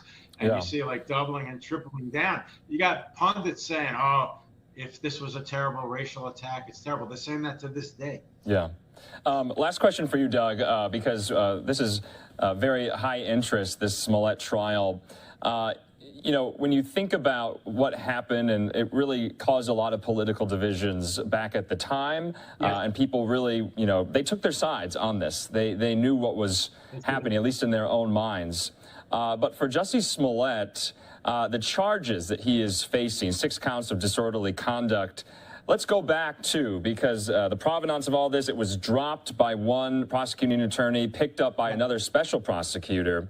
Do you think the charges are appropriate? And if so, what would, a possible sentence look like with those charges? Well, look, Dan Webb, whose name I know for years, came in as special prosecutor. He has an impeccable reputation. So I think the charges were entirely appropriate. I think that what went on prior, causes serious concern and questions about what took place. But to your question about the case, I think you'll find this interesting. The point is, each of those counts as a 0 to 3 year felony. Okay, a lot of experts calmly pointed out, and they're correct, that normally he probably would be given some kind of probationary sentence. But let me throw a little bit of a gloss in the mix. Judges do not like people who they feel got up and were untruthful. This tracks to your question about will he take the stand. So interestingly enough, this question of whether he takes the stand has a lot to do with a potential sentence. Okay. And if he gets up there and the judge perceives that he lied, by the way, it's not automatically that the person lied if a jury convicts. That's an interesting concept for people to drink in. But a judge makes their own interpretation. So I think he could be walking himself into some type of prison sentence if he gets up there and the judge feels that he lied. All right. Well, Doug Burns, as always, we appreciate your time and your expertise. We'll definitely be talking to you again. I appreciate it. Thank you. And a huge thank you to that legal analyst, Doug Burns. Also, our very own Andrew Kraft, bringing us the latest on a few top stories that we are closely following here at Live Now from Fox. And if you are a regular viewer, you know that we bring you all live images from across the country. But every once in a while, we get a live image from, you guessed it, space. How cool is that? We are taking a live look from the International Space Station as Spacewalk 78 is underway. We're taking a look as astronauts work to replace an S-band communications antenna on the International Space Station. Now, this spacewalk began around 7:10 a.m. Eastern, and it is expected to last about 6.5 hours this time. Very, very cool stuff. All right, let's bring it back to Earth.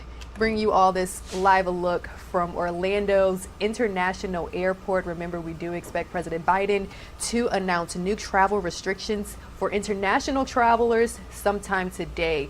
This announcement coming amid Omicron, the new COVID-19 variant, taking some precautions since we found that variant in California on Wednesday.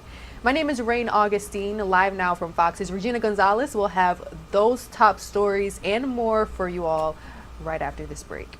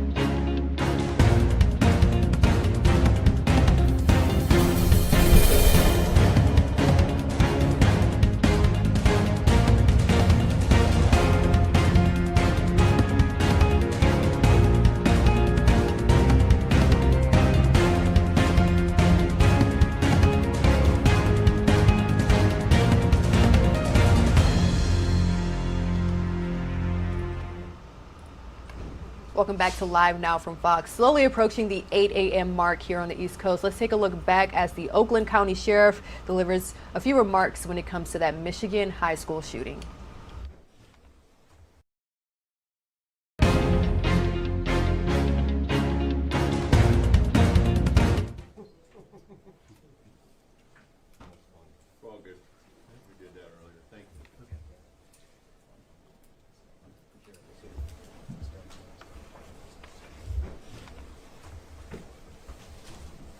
You guys don't leave me a lot of room here.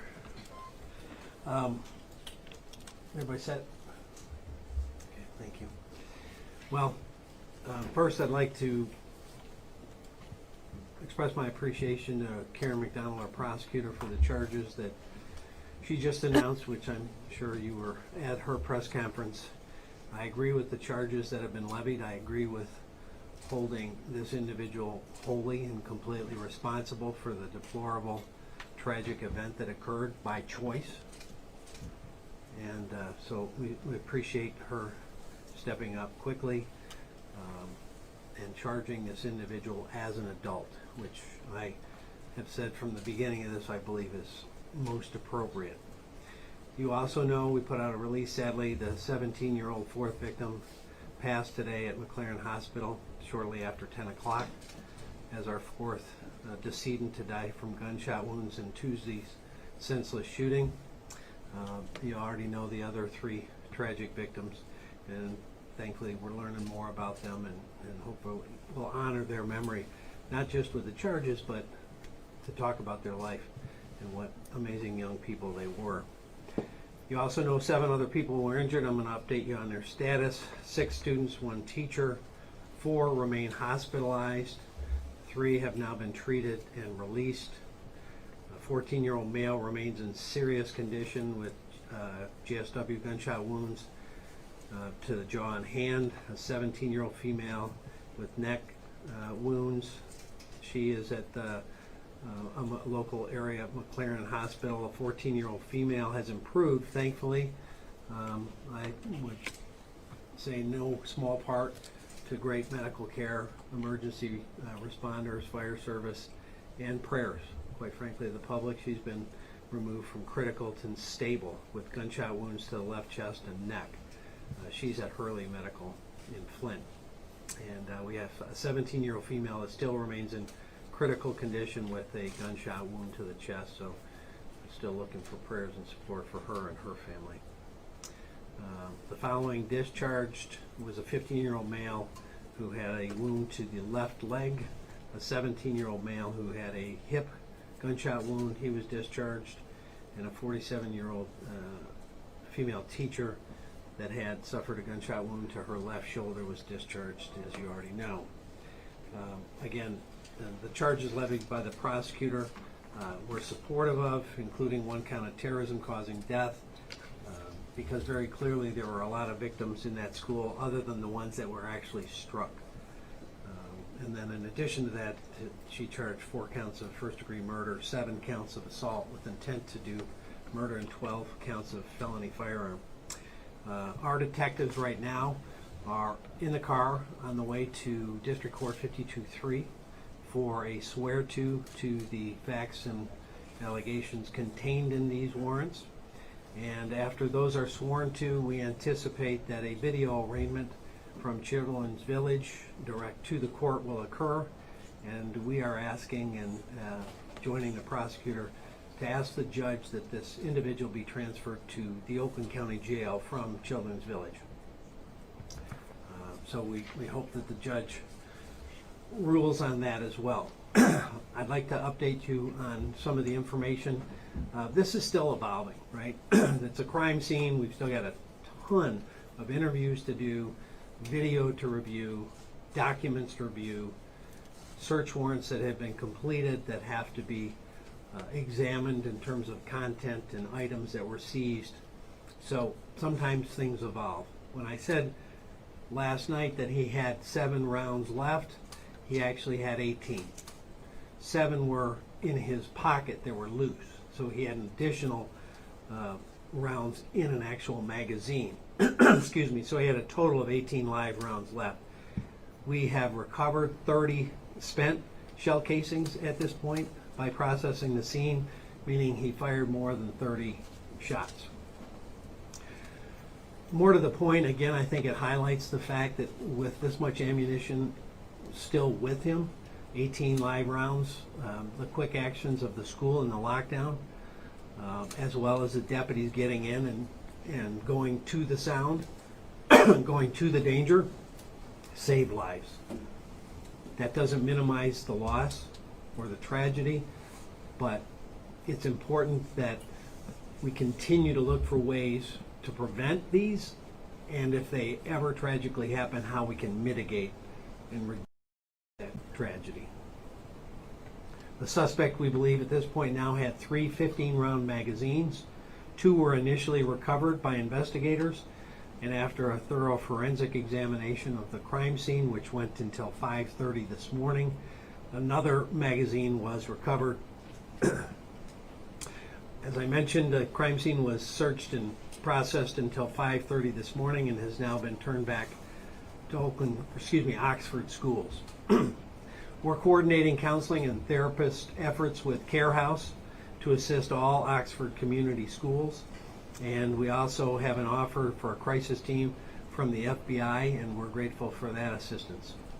I would remind and encourage anyone, whether they were there or feel traumatized by the event, it is strength to seek help, not weakness. That trauma affects people in dramatic and sad ways, and asking people for help, seeking a therapist or a counselor or a chaplain is an important step to process such a tragedy. Also, I want to clear up some of the incorrect information that keeps circulating. Social media keeps ginning up a great deal of false information. A video was disseminated rather widely that showed the students in a classroom and depicted someone knocking on the door, and pretty much the allegation was that that was the suspect.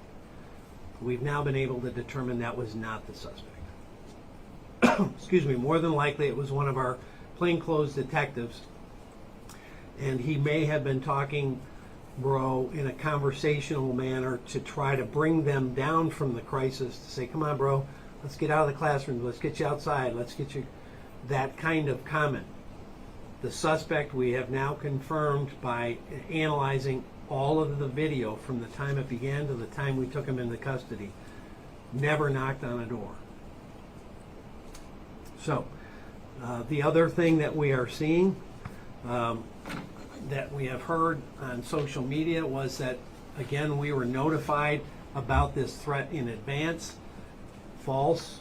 The threat that we were notified in advance was one from November 11th that actually we did investigate, and it was determined to be from Georgia, not Oakland County, and had no relationship to Oxford schools and was cleared as such.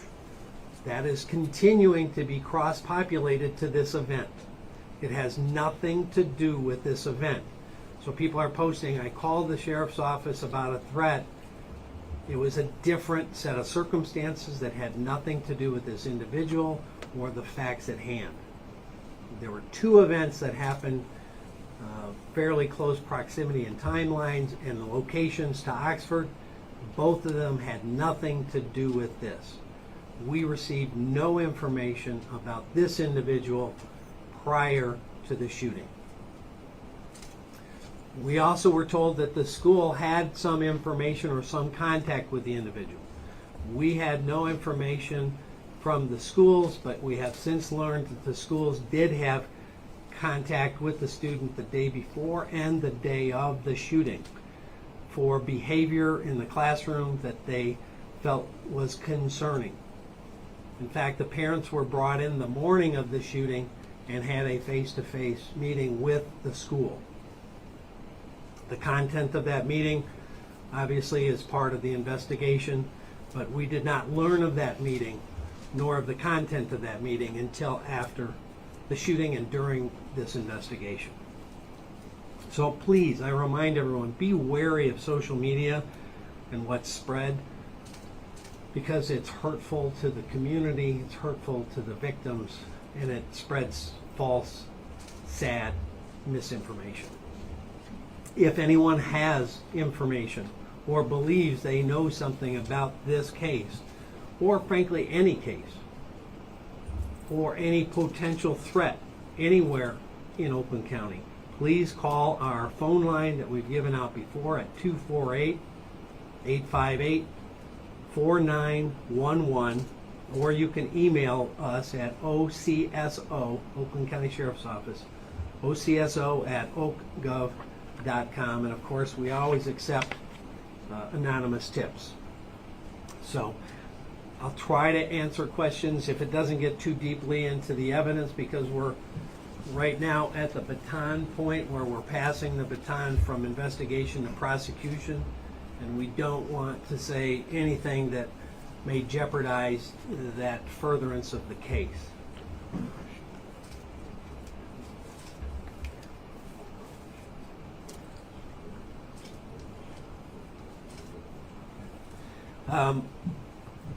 Secondly, one of the victims' families has been getting a great deal of contact from the media. They don't want to talk to the media. And they're feeling bombarded in this unbelievable moment of pain. So we would ask you to leave the family members that lost loved ones alone. And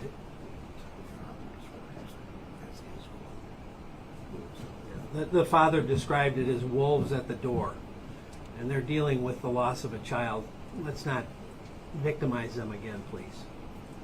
Sheriff, on the victim who passed today, multiple ages have been given, 17. 17. Prosecutor just said 15. 17. 100%? We verified it via driver's license. Thank you. Sheriff, can you confirm that the suspect was at school and then left and then came back to the gun? Is that true? The suspect was at school and did not leave, was brought into a meeting and then went back into the school area. Sheriff, was it more about the nature of the concerning behavior that was exhibited in the classroom? Was it a threat? Was it violent behavior? I can't get into that. Again, we're at the evidentiary handoff point, but is that information that should have been relayed to the school liaison officer or you guys? we always prefer to err on the side of too much rather than too little. I can't really go much beyond that, but we would rather, as I said yesterday, check out 1,000 nothings and miss one real deal. Is that going to be investigated? Is the school going to have to potentially answer questions? Well, it's certainly part of our investigation, and that's where we learned about it. Sheriff, he was in school face-to-face with his parents. Was he in a meeting with them on the day of the shooting? Yes. And the parents left, but he stayed in the school? Yes. You know what time in the morning that might have occurred, that face-to-face? Shortly after 10, I believe. So between 10 and almost 1 o'clock, right? The shooting was at close to 1, right? Correct. 12:52, thereabouts, with the first call came in. Or was Sheriff, dispatched. we're hearing that he went into the bathroom, he loaded the gun in the bathroom before walking out to shoot. Can you confirm that? I can tell you he came out of the bathroom with the firearm and began shooting. I can't tell you if he loaded it in there. Any updates on a motive just yet, Sheriff? No, we obviously are not communicating with the suspect, so we can't get that from him. We're working, items that we have seized, as I talked about, documents, papers, phones, evidentiary value, items to look to see if there's something that would lead to us understanding what motivated him. But I will say again, there is nothing that he could have faced that would warrant senseless, absolutely brutal violence on other kids.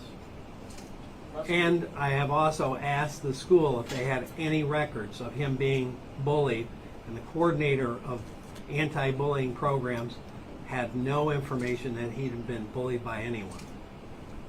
The prosecutor talked about premeditation in her estimation, but was not able to clarify whether it was premeditation of certain victims. Did he go there with the intent to just kill, and these people were randomly targeted, or is there any indication they were specifically targeted? We have no indication that these students were specifically targeted, and based on what I've seen, I don't think that's the case. Was there any with the students, was there any discipline that was discussed that you know of, or discipline that was decided in that meeting? I really don't want to get into the specifics of that meeting because now it's part of the investigation, but I wanted to be transparent that we learned that a meeting had occurred and we did not know about that until after the shooting. Sheriff, was he ever expelled from school? No. Prior to those two meetings, there was no contact and nothing in his file by either concerning behavior or discipline. In the investigation, how have the interactions been with parents so far? With the parents of the child? Of the suspect. Yeah, well, they've apparently hired an attorney, so we're not talking to the child or the parents. I understand you're saying that threats were not reported to your office, but as you go through the sort of digital evidence and the writings, how clear or specific were threats that you might have made? Was it just generally violent language or clear and specific threats? I really don't want to get into ultimately what will be disclosed at trial. and what we recover in terms of documented evidence. In debunking social media misinformation, can you address some of the rumors about a countdown being displayed on one of the social media accounts, something that was ticking down of the day? That's the first I've heard of it right now. So again, there's so much out on social media that we've spent a lot of time investigating and finding there was nothing to it and debunking, and it's causing us a great deal of resources, and it's causing the victims more harm and more hurt. Is there any indication that the suspect had been treated for a mental health condition or was seeking treatment for a mental health condition at this time? We have no information about that. Sheriff, what was his proximity to the victim? Was he within, if your kid's walking down the hall? Very close. He was very close as opposed to down Very the hallway close. running, right? Very close. Sheriff, I know all of this happened within like a 5 minutes, but is there like a timeline that you can give us as far as where the shooting started and the direction or avenue that he took? Again, I don't want to get too awfully specific into the actual elements. He came out of the bathroom, began shooting, moved through hallways and back through hallways, and was apprehended in the hallway. Never went into a room. He was in the hallway the whole time. And I have one more question, sir. Did he ever spend any time in a mental facility at all? Do we know that? Not that I'm aware of. Are you aware of the shooter going to a gun range in the days before the event to train with the weapon or get familiar with it? We're told by different people that he had. There's some social media posts that allege that. We have not had the ability to verify at this point if there was a range or if that happened. And that's, again, I mean, understand the scope of this. The school has almost 1,800 students.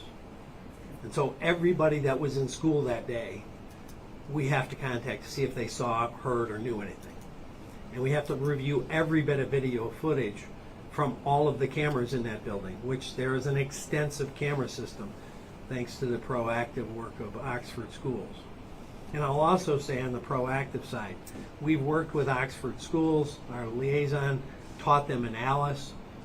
That saved lives, and after going through the scene last night and seeing it in a very non-rushed fashion, those practices were used and they saved lives.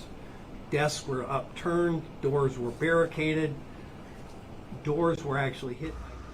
You're streaming live now from Fox, everybody, taking a look back at the latest press conference from the Oakland County Sheriff's Department out there in Michigan as they bring us the latest details surrounding the tragic, deadly shooting that unfolded this week at Oxford High School. Yesterday, we did learn that a fourth student passed away as a result from their injuries. He was 17 years old. The suspect did appear in court for the first time. He was identified as 15-year-old Ethan Crumley. He faces 24 counts against him. He is being charged as an adult.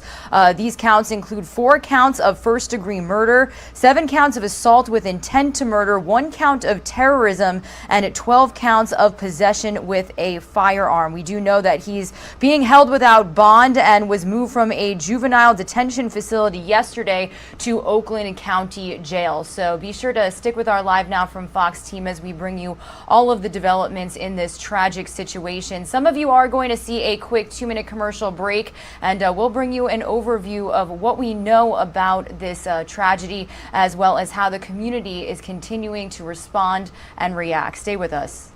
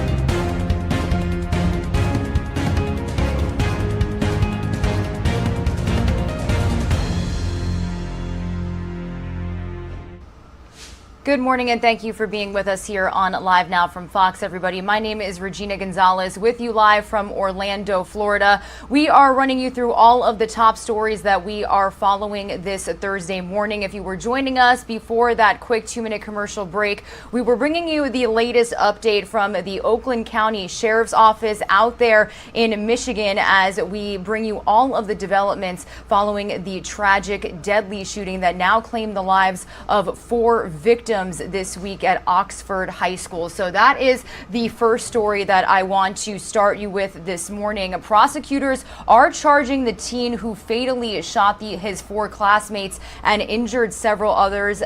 He is being charged as an adult. The 15-year-old is facing years behind bars if convicted of terrorism and first-degree murder. So I do want to bring you all of the latest that we have this morning from Fox's Lauren Blanchard.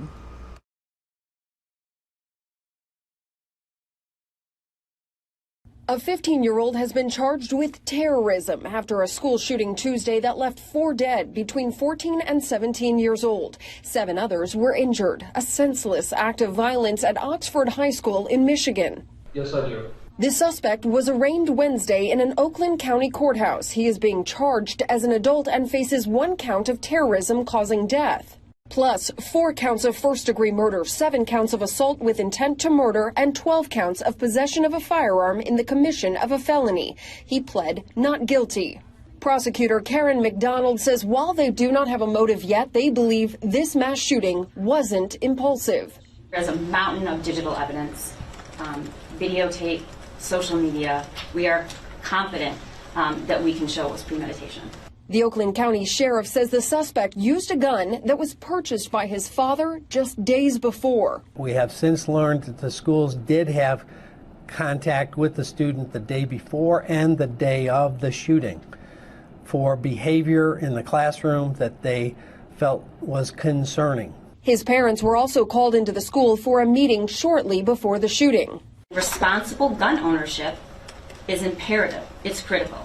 As the investigation continues, McDonald says she is considering more charges, including against the suspect's parents. In Washington, Lauren Blanchard, Fox News.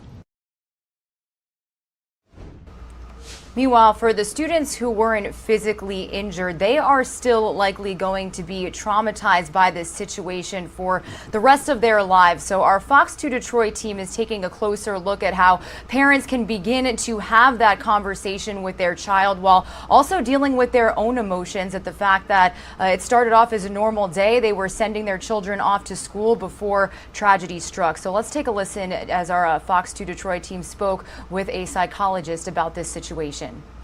Because our body stores trauma. As horrifying images of the aftermath of a deadly school shooting play out before the eyes of children, psychologists tell parents, take action. Do not wait for your child to make the first move. It's our job as parents to bring up this conversation to our kids, and it's very important not to wait for them to bring it up. As you and your child discuss the harsh reality that another child, a 15-year-old, is accused of shooting and killing several of his classmates and injuring other students and a teacher, that can spark emotions like fear and even anger. The key is for parents to help kids label their emotions so they feel safe discussing them. The thing about grief and trauma is there's no erasing it.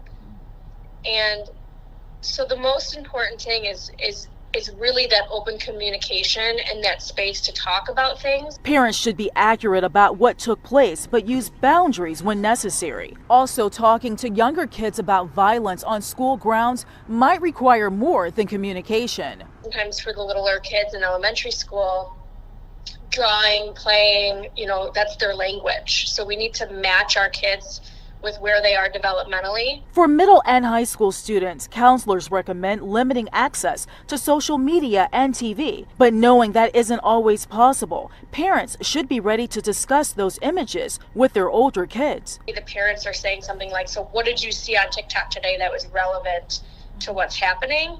And then together as a team, maybe trying to depict what's appropriate, what's inappropriate. As parents try to help their kids process this tragedy, they should also look for signs that their child might need the support of a medical professional, like a therapist. Watch for big behavioral changes or even small behavioral changes, change in sleep patterns, a change in eating habits, isolating themselves. Medical professionals say a tragedy like a school shooting is not only difficult on children, but parents also. And parents should give themselves permission to seek support. This is really uncomfortable for parents too, right? Parents are also struggling with sending their kids out into the world. Parents also need support. And so whether that's banding together as a group of parents to kind of provide that with each other, or whether it's finding community resources. But if you're uncomfortable as the parent talking about these things, your kid's not going to be comfortable either. In Southfield, Ingrid Kelly, Fox 2 News. And stick with us here on Live Now from Fox at 9:45 a.m. Eastern Time. A trauma specialist will be joining us live to talk about how these students will begin to cope with this trauma, the people who witnessed the tragedy, as well as those who were physically injured themselves. So that is something that is going to be coming up here on Live Now from Fox in just a little more than an hour. As this will remain a huge portion of our coverage throughout the day, I do want to continue on with some more top stories that we are following this morning and bring you out to a live now look of the White House in our nation's capital. Wanted to let you know that at around 1:40 p.m. Eastern Time today, we are expecting President Biden to deliver a detailed strategy on response to the new COVID-19 variant Omicron. The first case was detected in the United States just yesterday, and we actually do have a live now look at San Francisco, California, as traffic is moving this Thursday morning. This is actually where the first case was detected. A little bit later, we did hear from the mayor yesterday talking about the one person that this variant was detected from. Apparently, they were a traveler from South Africa. But again, what can we expect from President Biden's remarks today? Well, let's get the latest from Fox's Doug Lazater.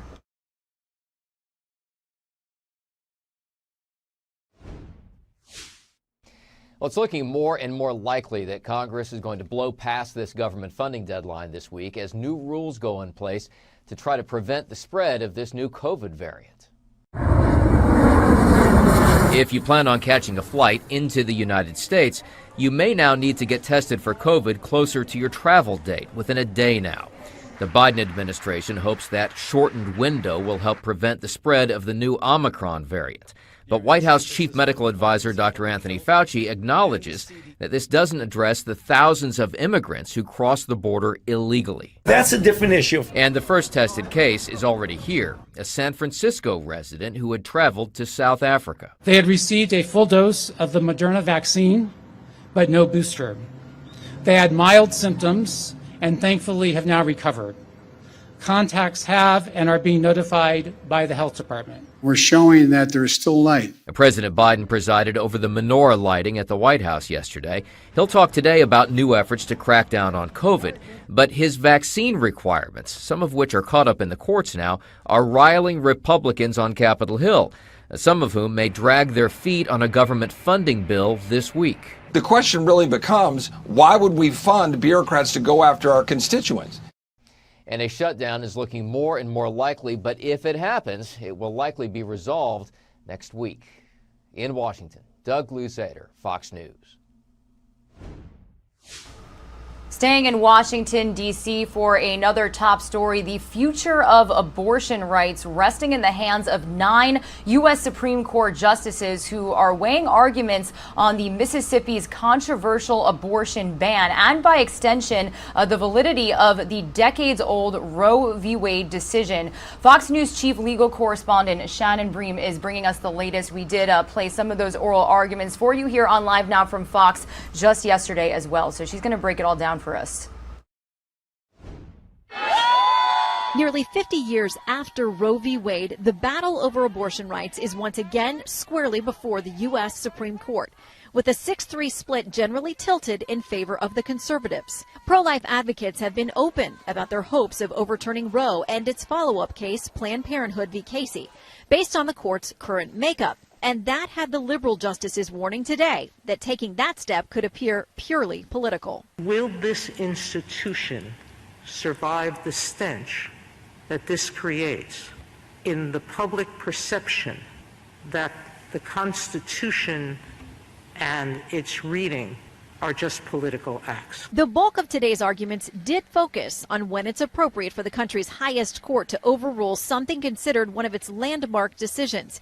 As Justice Kavanaugh noted, the court has done repeatedly. If we think that the prior precedents are seriously wrong, if that, why then doesn't the history of this court's practice with respect to those cases tell us that the right answer is actually to return to the position of neutrality and not stick with those precedents in the same way that all those other cases didn't? Justice Kavanaugh also noted that even if the court decided to overrule Roe and Casey, states would still be free to make their own decisions about access to abortion. Viability, the point at which a fetus could survive outside the womb, was the other key issue today, and whether it should remain the benchmark for limiting states' ability to restrict abortion, prompting Chief Justice Roberts to ask. So viability, it seems to me, doesn't have anything to do with choice. But if it really is an issue about choice, why is 15 weeks not enough time? And while Mississippi's Solicitor General argued that science and technology have advanced significantly since Roe, including findings on fetal pain, Justice Sotomayor criticized the idea that pain can be experienced before viability, as held by a fringe minority and, quote, not founded in science. Also today, Justice Barrett brought up the issue of safe haven laws. They exist in all 50 states, and in nearly every case, they allow a woman to surrender a child after birth, no questions asked. She asked whether that answers the argument against forcing a woman to bear a child she says she cannot or does not want to care for. A decision is due by late June. In Washington, I'm Shannon Bream, Fox News. Meanwhile, another decision coming out of Washington, D.C. last night, a unanimous vote in the House in favor of holding a former Department of Justice official in contempt over his failure to cooperate with the January 6th committee. A former DOJ official, Jeffrey Clark, who ran the Justice's Civil Division, is being held criminally accountable for not working with the panel. He was said to have stopped by for his deposition last month, but refused to answer any questions based on the former president's claims to executive privilege. Clark, who backed President Trump's efforts to overturn the 2020 election results, is the second Trump ally, along with former Trump advisor Steve Bannon, to be held in contempt by the January 6th panel. The matter will not go to House for a vote. So something that we're following here on Live Now from Fox. Stay with us. Some of you are going to see a quick 2-minute commercial break. When you return, we are going to head out to Minneapolis, Minnesota. Here's a Live Now look of the beautiful sunrise over the city this Thursday morning. We're going to be touching base with Fox 9's Kelly O'Connell over a major trial that is getting underway out there. Jury selection in its third day for the former Brooklyn Center police officer charged with manslaughter in the shooting death of Dante Wright. That happened during the Derek Chauvin trial. So again, we'll have that live report for you after this quick break.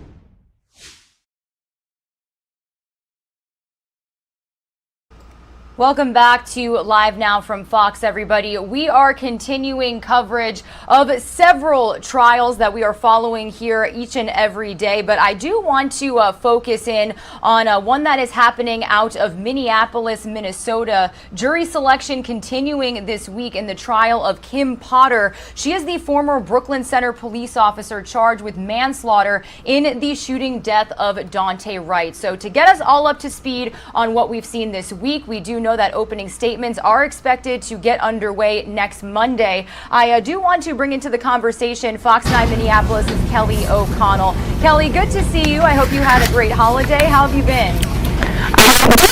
Thank you. Same to you. It's good to see you. Good to chat with you today. Absolutely. So, Kelly, first off, when we talk about the Kim Potter trial, for our viewers who may just be getting up to speed on this case, can you kind of walk us through a timeline? Who is Kim Potter and what charges is she facing and why? Right, this is a big trial, as you mentioned, a big case that we are covering here. So Kim Potter, let's just back it up for everybody just to kind of get up to speed. She's a former police officer here in the state of Minnesota, and she is now charged. She's on trial for manslaughter in the shooting death of a man named Daunte Wright. So this all happened in April. There was a traffic stop. The officer shot and killed the 20-year-old Wright. During the traffic stop, cameras were rolling, obviously dash camera and body camera rolling at the time. Now, the defense claimed the former officer mistakenly grabbed her gun instead of her taser, leading to that fatal shot. Prosecutors, though, say she was reckless and negligent, hence the charges now. And again, that happened back in April. The trial just started on Monday with jury selection. So it's a big case. It's a big trial that a lot of people have been following, and an interesting one to see where this goes.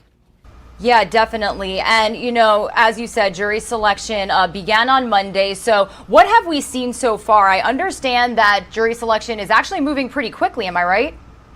It is. So the judge had allocated or thought this would maybe take about a week or so, but it seems to be pretty quick. It's moving very quickly here. It started on Monday, but right now we already have 9 of the 14 jurors seated. So there are 5 women right now, 4 men slated so far. The judge wants 12 and then 2 alternates for this trial. 1 week, as I mentioned, was slated for the jury duty, but that possibly could even wrap up today. We could have everybody seated at this point. And then what happens next? Well, that's kind of the big question too, because it was allocated for a week. The judge actually asked the defense and the prosecution, both teams, would you be ready to kind of speed this up with the idea of hoping to start opening statements earlier than expected? Ultimately, the goal here is to have this all finished with a verdict before Christmas. So it is faster than they expected. We'll see what happens today as we go into day 3. Yeah, and Kelly, something interesting to point out. While interviewing potential jurors yesterday, Potter's defense team actually revealed that the former officer is expected to take the stand. So was this a little bit of a surprising news to your team? Yeah, not necessarily. People had speculated that she would. Obviously, you never know, and they never want to exactly say what their plan is and kind of what their strategy is. But yes, you mentioned the defense attorney talking to one of the potential jurors, say, hey, you're going to hear from her. You're going to hear not only from witnesses, not only you're going to see the video, but you're actually going to hear from her what she says happened that day. So not a huge surprise, but obviously kind of shows where they're going at this point. But the judge did mention just yesterday, again, stressing that she could change her mind at any given time if she decides she doesn't want to take the stand. That could happen. Just because he said it during jury selection doesn't mean it's set in stone that it will happen once the trial really gets underway. Yeah, and I understand that you and your team, ever since you heard that news, have been speaking to legal experts. How do they feel about her taking the stand in a situation like this? Do they necessarily think that it could help her to do that? Well, and I think that's the case. Obviously, each case is different, and obviously there's so much talk about this trial, rightfully so, but also in connection with Derek Chauvin, which I'm sure your viewers are familiar with. It's happening in the same courtroom, actually.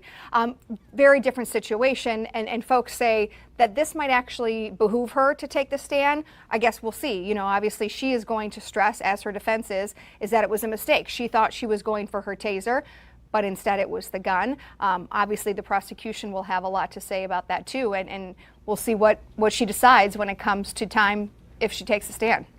Yeah, definitely. Now, Kelly, I do want to focus some of this conversation to Daunte Wright's family.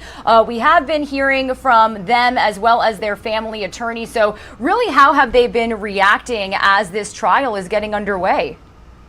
You know, they've been very vocal. They have really from the start. His mom has been very vocal, talking to the media, talking to members of the community, talking to members in the city. That is the family's attorney that you're looking at right there. They say, obviously, this is going to be a long, painful process, 3 weeks of kind of reliving what arguably was probably the worst day of their lives or worst few days of their lives. We know that his mom was in court the first day of jury selection. She has said in the past that she will likely be there, if not every day, nearly every day. But it's going to be tough, obviously. They've also really thanked the community for showing them the support, not only in April when it happened, but through obviously the summer months and now leading up to this trial. Yeah, and Kelly, you know, the last point that I want to touch on with you is how has this case, up until this very moment, impacted your community? I actually understand that back in May, the Brooklyn Center City Council passed a resolution creating a new public safety department with unarmed civilian traffic enforcement. What does that mean? Right. So, well, and that's a very valid question. What does that mean, and what does this look like going forward? It's still kind of up in the air, honestly. So that was talked about obviously in April, and then subsequently after this all happened, and there was a big push, uproar to say, hey, something's got to change.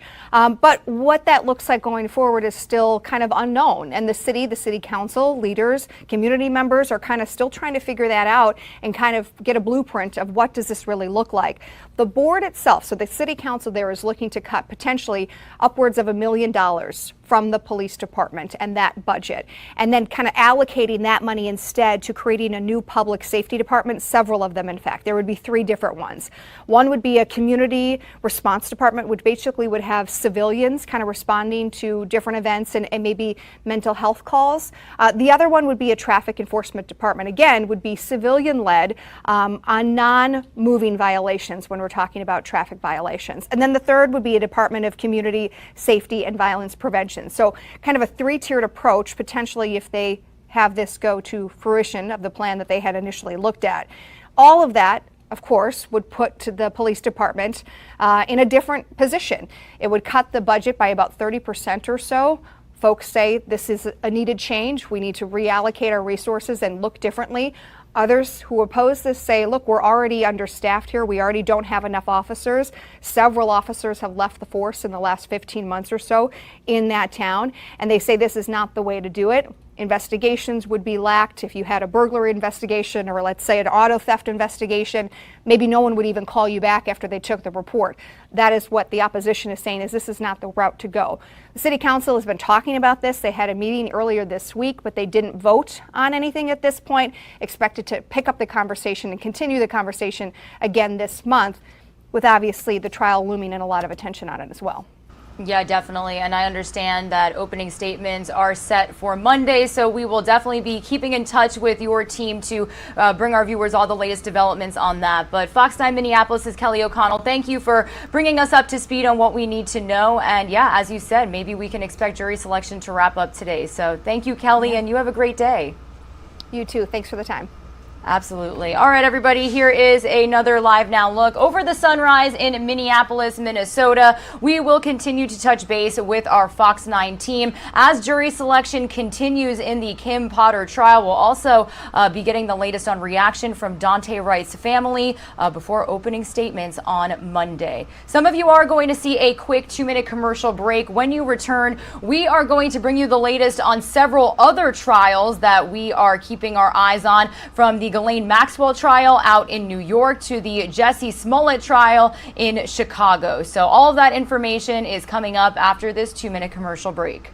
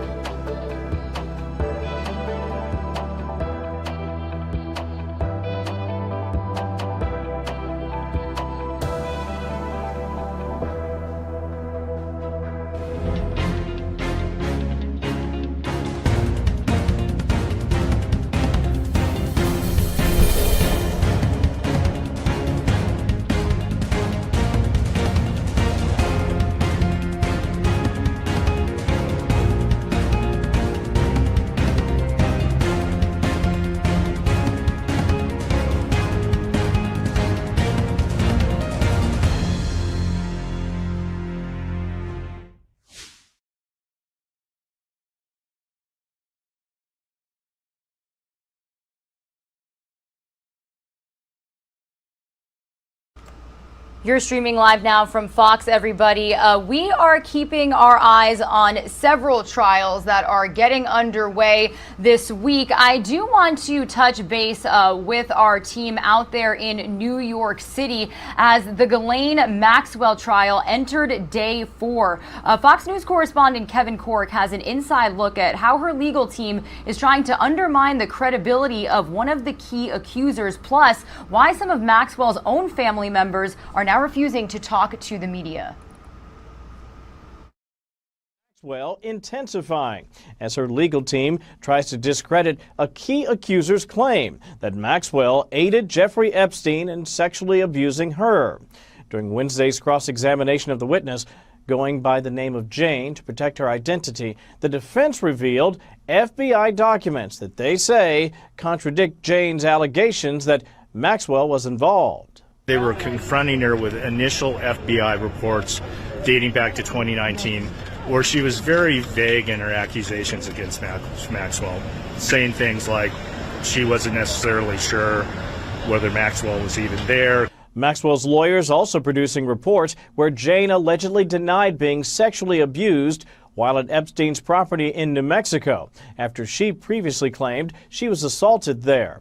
Jane firing back, questioning the legitimacy of the reports, while maintaining she never strayed from her original accusation. Meanwhile, some of Maxwell's siblings addressing reporters Wednesday. We respect the criminal justice system and process in this country, and as a result, we are not going to make any further comments whilst attending court. Legal experts are still unsure whether we can expect to hear from Maxwell herself during the trial. It is, however, expected to last about 6 weeks, give or take. I'm Kevin Cork, Fox News. Thank you to Kevin Cork for that report. We are going from the Ghislaine Maxwell trial out in New York City to a live now look over the Chicago, Illinois skyline. This is where the trial of Jussie Smollett is still underway, and we're continuing our coverage with new details that emerged about the days leading up to and the night of the alleged fake hate crime against the actor. We learned all of this as one of his alleged attackers took the stand yesterday. Let's get the latest here from our Fox 32 Chicago team.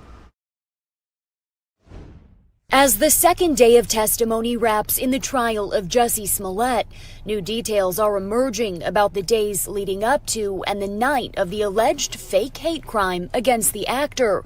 The special prosecutor's key witness, Abimbola Osundero, telling the jury that in January 2019, Smollett, who he considered a close friend, asked him and his brother Ola to help stage the attack. Osundero says Smollett orchestrated it, asking the brothers to yell derogatory names at him, beat him up enough to cause bruising, put a noose around his neck, and pour bleach on him. Osundero says that Smollett gave him $100 to purchase the supplies and says they went through a dry run in Streeterville a day earlier. Osundero testified that he felt indebted to Smollett and agreed to the plan because he thought Smollett could help further his own acting career. Osundero says on the day of the dry run, Smollett gave him a check for $3,500. The former Empire star faces 6 counts of felony disorderly conduct for allegedly lying to police. His defense team maintains that he was the real victim of a crime and says the check was for fitness and nutrition plans. Meanwhile, just a few minutes ago, we were touching base with Fox 9 Minneapolis' Kelly O'Connell as she brought us the latest on the Kim Potter trial getting underway in Minnesota. She is the former Brooklyn Center police officer charged with manslaughter in the death of Daunte Wright. It happened during the Derek Chauvin trial earlier this year. Well, jury selection is underway before opening arguments are set to begin next Monday. And apparently, a jury selection is actually moving pretty quickly. So let's get the latest from our Fox 32 Chicago team, Fox 9 Minneapolis team here on Live Now from Fox. Jury selection moving along so quickly now. Judge Regina Chu on Wednesday asked both sides if they'd be able to move up the start of this trial. Opening statements currently on the calendar for 1 week from today, December 8th. Now let's take a look at this jury panel. 5 more jurors seated Wednesday, so the court at 9. 5 women, 4 men. They need a total of 14, 12 who will ultimately deliberate, and 2 alternates. 1 juror seated, number 22, a longtime nurse who has watched Kim Potter's body camera footage and was asked if generally he trusts the police. I do trust them, I guess, until proven otherwise. I mean, I expect them to protect me. Another seated juror, number 19, a teacher who happens to own a taser for personal protection as well as a permitted gun. Given the taser firearm debate at the heart of this deadly traffic stop encounter, she was questioned extensively. It is a small, compact taser. It's purple. Kind of just carry it in my purse for protection when I'm out walking at night or something like that. Both sides due back in court Thursday morning at 8:30. In the newsroom, Paul Bloom, Fox 9. A correction there, yes, opening arguments are expected to begin next Wednesday, December 8th, and jury selection could wrap up today in that courtroom. So be sure to stick with our Live Now from Fox team for any developments on that trial. Meanwhile, a very interesting development from the Waukesha parade tragedy that happened almost 2 weeks ago out there in Wisconsin. 39-year-old Darrell Brooks accused of driving his SUV through the parade, killing 6 people and injuring more than 60. Well, he has actually spoken exclusively with our Fox Digital team from inside the Waukesha County Jail. Cameras were not allowed, but Brooks told reporters he was being dehumanized and demonized. He said his mother had not visited him, but the two are very close. The Fox reporters are the first visitors Brooks has had since his arrest. Our Fox 6 Milwaukee team also learned that Brooks's mother bailed him out a few days before the attack and that he was driving with a suspended license. According to published reports, Brooks's mother sent a letter to some media outlets asking for space and offered condolences to all the victims and their families. She says she is not making excuses, but believes her son did not have the help and resources that he needed. So wanted to bring you that update on a very tragic incident that we've been following here on Live Now from Fox. Also, another exclusive interview to tell you about actor Alec Baldwin giving his first sit-down interview since the shooting tragedy on the set of his latest movie, Rust.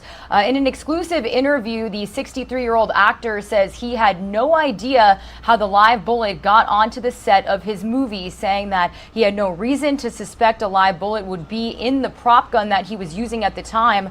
Baldwin also says that he, quote, didn't pull the trigger on the gun that killed the film's cinematographer and injured its director. The full interview is expected to air tomorrow. So that is also something that we are going to follow here on Live Now from Fox. I do want to head out to the state of Georgia. It was a story that we broke to you here on our show just around this time yesterday. There was a manhunt for a man accused of shooting and injuring 2 deputies in DeKalb County, Georgia. Well, this morning we do have an update. That suspect has been killed in a shootout, another shootout that took place with law enforcement after they learned that he was allegedly hiding out in a wooded area near the crime scene. I do want to bring you the latest from our Fox 5 Atlanta team. They actually spoke with a man who helped end the manhunt for that suspect, and we also do have some pretty crazy video to show you from the moment that first shootout happened yesterday morning. Let's take a listen.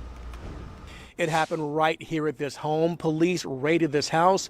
We speak exclusively with the man who tipped off police. The sound unmistakable. A DeKalb County deputy hit by a gunman's bullet. He crawls to get out of the path of the gunfire as his colleague calls out to see if he's okay. You all right? Hell no.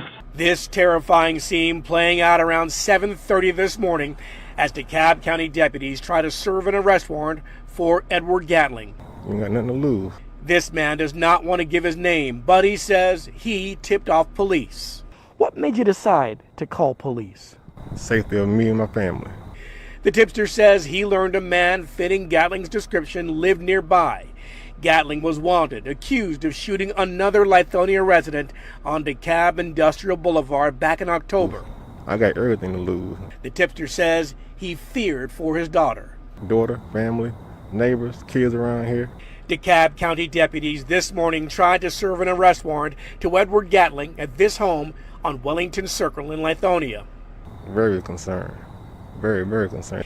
The DeKalb County Sheriff's Department says Gatling opened fire on officers. He wounded Deputy Aaron Jackson and Deputy Jared Hunt. One deputy hit in the abdomen, the other in the leg. Everybody's so quiet around here. Everybody's so quiet. You don't think that. The Sheriff's Department says Gatling took off into the woods nearby. He died in a second shootout this afternoon. Oh man, I'm ready about to move. The two officers wounded earlier in the day are recovering. The drama in DeKalb County playing out less than 12 hours after a deadly gun battle in Clayton County. Tragically, one officer died in that shooting. Denise Dillon has more on that story. Thank you to our Fox 5 Atlanta team. That report was filed last night, but brought you a lot of interesting details and video to the end of that manhunt for the suspect who injured those two officers. He is now officially confirmed to be dead. Well, guys, it was back in October when we brought you full coverage of the case of Mia Marcano. She was a college student out here in the Orlando area that was tragically murdered. Well, we do have an update to bring you this morning. Legislation was officially filed yesterday in her memory. The Valencia college student was allegedly killed by a maintenance worker at her Orlando apartment, and the legislation called Mia's Law will help better protect tenants. Her family and some lawmakers say it will protect tenants, so what happened at Mia's apartment complex will never happen again. If the state, House, and Senate bills pass, it would require background checks for apartment complex employees and 24-hour notice for workers to enter apartments. It would also establish policies for who can access the master key and documentation of when it's used. Marcano was reported missing in September and was found dead several days later. Investigators said she was killed by the maintenance worker at her Arden Villa apartments, who again used his master key to get in. So as this legislation makes its way through the state, we will continue to keep you updated here on Live Now from Fox. All right, everybody, we are approaching the top of the 9 o'clock hour here on the East Coast. Some of you are going to see a quick 2-minute commercial break. But before we go to break, I actually do want to bring you out to a Live Now look we have of space this morning. We always say we're live, we're worldwide, and sometimes we can bring you to space. This is live feeds coming to us courtesy of NASA as 2 astronauts are conducting a spacewalk to replace an antenna on the International Space Station. Really cool to see. Look at those stars. That's amazing. This was postponed a couple of times due to debris flying around near the ISS, but they did get the green light this morning, and this is expected to happen for about 6 hours. So we'll continue to dip in and out of this really cool feed here on our show. Some of you are going to see that quick 2-minute commercial break. Again, when you return, we are going to tackle some business related news, and I do want to start after that break by bringing you the latest on some breaking news we received overnight. An MLB lockout, the Major League Baseball lockout underway, the first in 26 years after the current collective bargaining agreement between the league and players expired at midnight. So what does this mean moving forward? Well, we'll have that and some more stories coming up at the top of the hour.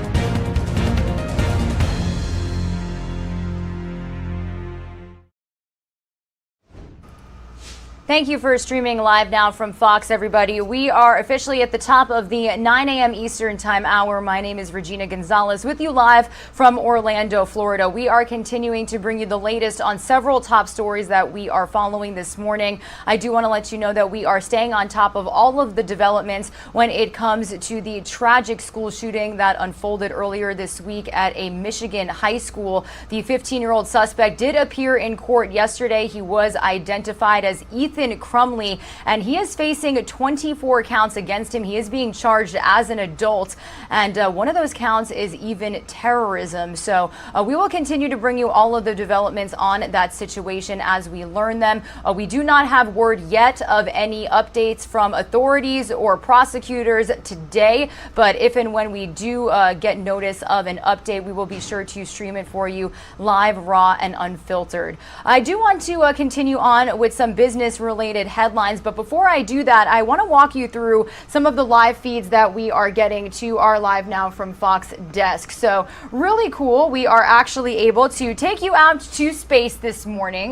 This is 2 NASA astronauts replacing an antenna at the International Space Station. It's expected to happen for about 6 hours, so we'll continue dipping out in and out of this coverage here on Live Now from Fox. I also do want to let you know that President Biden is expected to address the nation, detailing a more detailed strategy on his response to the new Omicron COVID-19 variant. The first case was detected in San Francisco, California just yesterday. That's expected to get underway at around 1:40 p.m. Eastern time. So we will be streaming that for you here on Live Now from Fox. But however, I do want to continue on again, as I said, with some business related headlines and bring you the latest on some breaking news that we received overnight when it comes to Major League Baseball. And actually stay with us, because at around 9:15 a.m. Eastern time, so in just a couple of minutes, we will be touching base with our Dallas team as they are outside in Arlington, Texas, where a news conference related to this situation is expected to get underway this morning. But basically, a Major League Baseball lockout is now underway. It's the first in 26 years. The current collective bargaining agreement between the league and players expired at midnight, and both sides have been far apart on a new deal. MLB owners voted for the lockout, and since it's the off season, this means the free agency process has come to a halt. So I do want to bring you the latest from Fox 5 New York's Robert Moses.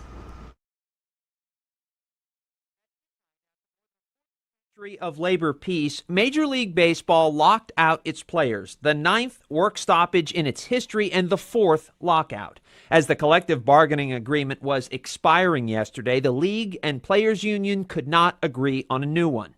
In a letter to fans posted this morning, Commissioner Rob Manfred wrote, "Simply put, we believe that an off-season lockout is the best mechanism to protect the 2022 season. We hope that the lockout will jumpstart the negotiations and get us to an agreement that will allow the season to start on time. This defensive lockout was necessary because the Players Association's vision for Major League Baseball would threaten the ability of most teams to be competitive." In its own statement, the Players Association said, "This shutdown is a dramatic measure regardless of the timing. It is not required by law or for any other reason. It was the owner's choice, plain and simple, specifically calculated to pressure players into relinquishing rights and benefits and abandoning good faith bargaining proposals that will benefit not just players but the game and industry as a whole." During a lockout, team officials and players cannot communicate, players cannot use team facilities, and free agency and trades come to a halt. The Mets acquired free agent pitcher Max Scherzer in one of the last transactions under the old collective bargaining agreement, which Scherzer argues is flawed. We see a competition problem in how teams are behaving because of certain rules that are within that.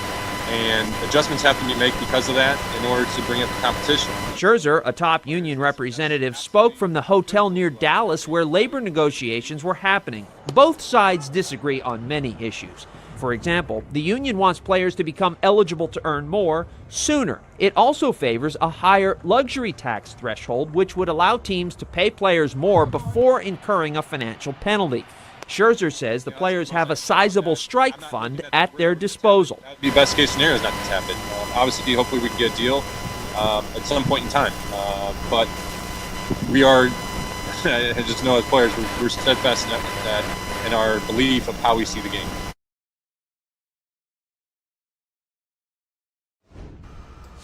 Again, we'll have more on that story coming up in just a few minutes when we take a live report with Fox 4 Dallas's Shannon Murray. She will be bringing us the latest on what we know as that news broke overnight. All right, everyone, as we continue on with some business-related headlines, not 9:30 yet. We are waiting for stocks to start trading this Thursday morning, but we can tell you that the market is falling over COVID-19 concerns. This is just one of the topics that Fox's Jerry Willis is taking us to in this Fox Means Business report. Let's listen in.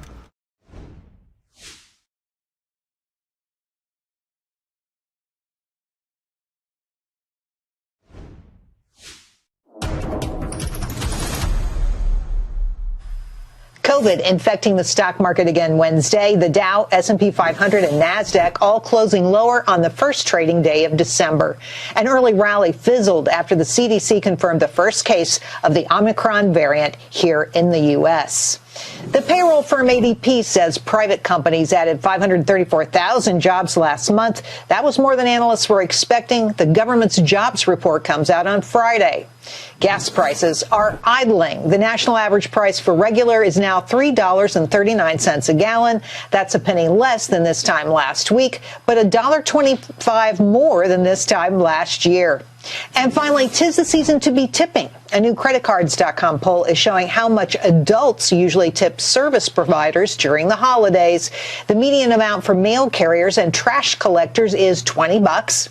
A teacher is $25. A landscaper is $30. And the median amount given to child care workers and housekeepers is $50. That's business. I'm Jerry Willis. Meanwhile, yesterday we saw President Biden address the nation on the supply chain challenges that our nation is facing, especially as the holiday shopping season is well underway. Well, this is just one of the economic issues of many that the Biden administration is faced with at the very moment. Let's get the latest from Fox's Lauren Blanchard. We're looking ahead to a brighter and happier December. Holiday shopping is in full swing, and President Biden says his policies have the supply chain moving along. We averted potential crisis by figuring out what needed to get fixed, and then we brought people together to do the hard work of fixing it. In a speech Wednesday, he said it's due to 24/7 operations at the nation's largest shipping ports, incentives for off-peak hours loading and unloading, relaxed regulations on some truck drivers, and increased cooperation with the private business sector. I can't promise that every person will get every gift they want on time. Only Santa Claus can keep that promise. When it comes to the prices we see at stores, he says it's because of the ongoing pandemic, not government spending by his party. This is a worldwide challenge, a natural byproduct of a world economy shut down by the pandemic. A point echoed by the Federal Reserve chairman. I would say that the inflation that we're seeing is still clearly connected to pandemic-related factors. Republicans, however, say the rising prices are a Democratic-created problem, one that voters are not likely to forget next year. They want to know why these prices keep going higher and higher. The president also used his speech to campaign for his nearly $2 trillion Build Back Better bill, which Republicans are firmly against. In Washington, Lauren Blanchard, Fox News. Well, you know inflation is taking its toll when Dollar Tree is officially forced to up their dollar price tags. Let's get the latest from our Fox News team on why and how they decided to make this decision. For the first time in 35 years, the Dollar Tree is raising the prices on its items from $1 to $1.25 for most products. As you can imagine, it's a move that has customers outside of this store divided.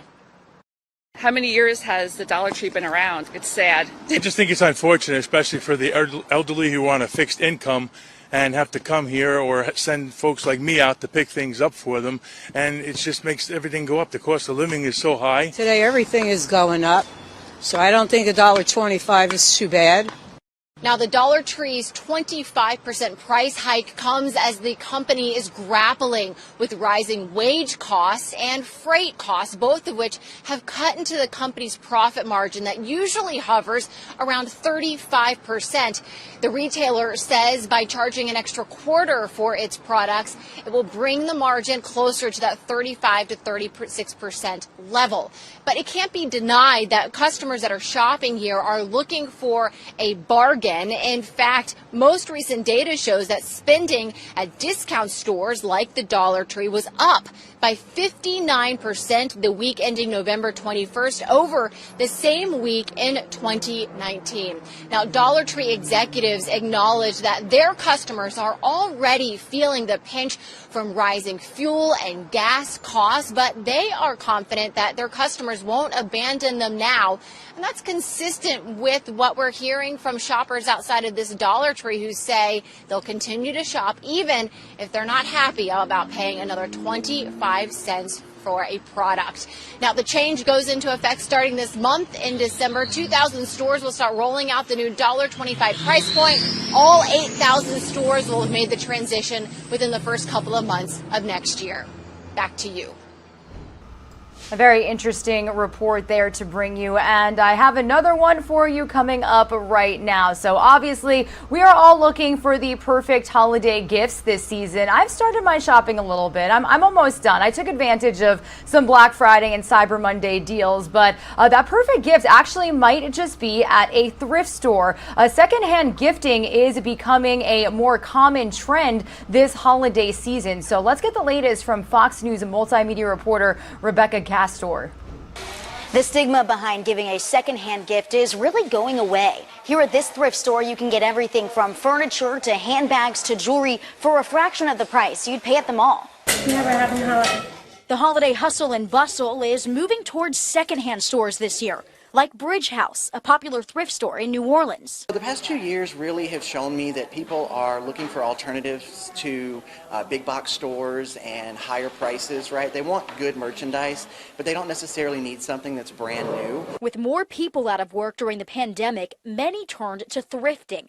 It's a habit that's shifting to gifts. A survey from the resale company ThredUp found that nearly half of shoppers will choose secondhand retailers this holiday season.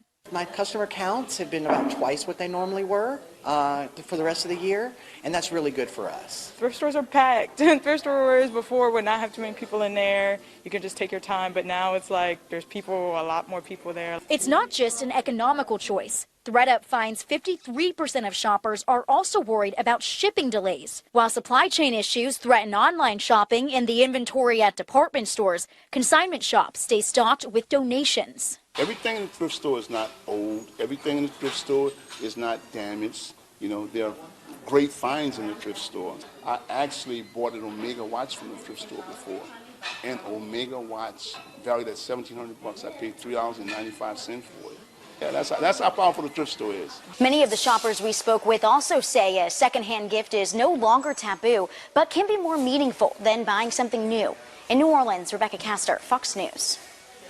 The stigma behind giving a I gotta say, I'm really happy to see that. I actually thrift shop all the time, and they've got a lot of good stuff in there. So really love to see that that's becoming a trend this holiday season. Before we go to break, I do want to take you out real quickly to Charlotte, North Carolina, and let you know that Vice President Kamala Harris and Transportation Secretary Pete Buttigieg, they are going to be heading out there today to tour some transportation facilities before giving some live remarks on the infrastructure plan. So we'll be streaming that for you a little bit later here on Live Now from Fox. Some of you are going to see a quick 2-minute commercial break. When you return, we are going to head out to the state of Texas to touch base with our Fox 4 Dallas team about the news that broke overnight of a Major League Baseball lockout. It is the first staffing stoppage since 1995. Stay with us.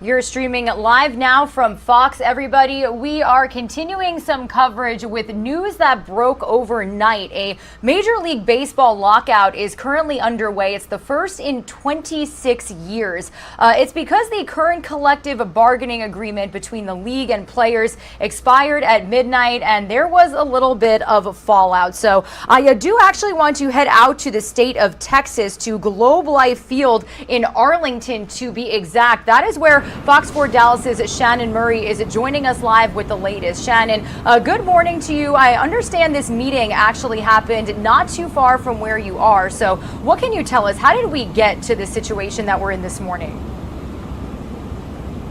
Right, so that meeting happened in Irving, not too far from where we are here in Arlington, a suburb of Fort Worth, where the Rangers play here at Globe Life Field behind me. Basically, the league and the players union could not come to an agreement, so there's now a lockout, which literally means the owners locked the players out. It's a move that, for fans, this is a big deal because it threatens spring training and possibly opening day, the upcoming schedule.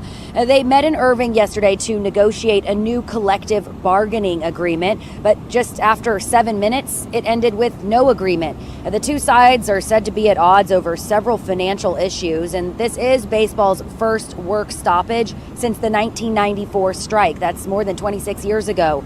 So now all off-season activities will be on hold until this lockout ends. That means no trades or free agent signings. The Rangers, though, here in North Texas, were able to get a little bit done just hours before the lockout. They went on a spending spree, signing several free agents just in time. And MLB Commissioner Rob Manfred saying that, he's really disappointed in this, but he hopes this lockout, Regina, will really jumpstart the negotiations and bring them to some kind of resolution. Yeah, and Shannon, from what I understand, we are expected to hear from the commissioner today. What can you tell us about that? Yeah, here in about 45 minutes, we do expect him to hold a news conference and answer some questions. Again, he has said he's disappointed, and he has called the Players Union confrontational, says they are not willing to budge on anything. In response, the Players Association calling this issue, this lockout, drastic and unnecessary, and says it really won't make much of a difference from their standpoint. Yeah, definitely a very rare situation. Well, Fox 4 Dallas' Shannon Murray, thank you so much for joining us here this morning to get our viewers up to speed, and we'll definitely be in touch with your team about that meeting. You have a great day. All right, thanks, Regina. All right, everybody. Some of you are going to see a quick 2-minute commercial break. When you return, we are going to move into some coverage about the Omicron variant that was officially detected in the United States yesterday in the San Francisco Bay Area. We did hear from the mayor pretty quickly once we learned of that person. So we'll hear some of those remarks after this quick 2-minute commercial break.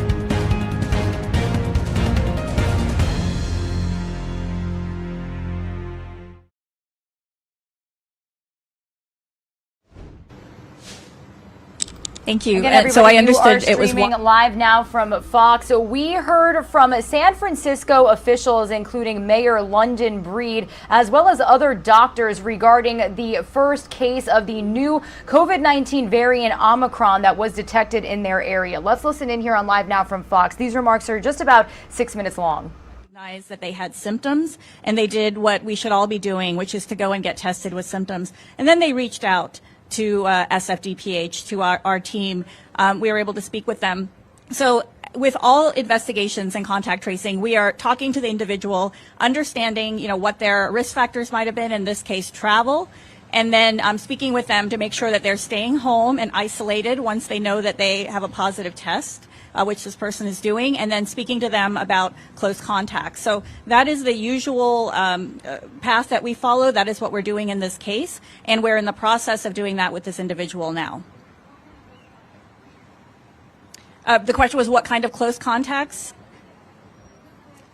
Yeah, for privacy reasons, we are giving out limited information about the specifics of the individual, but we are in the process of finding out the people that may have been in close contact with them and reaching out to those individuals specifically.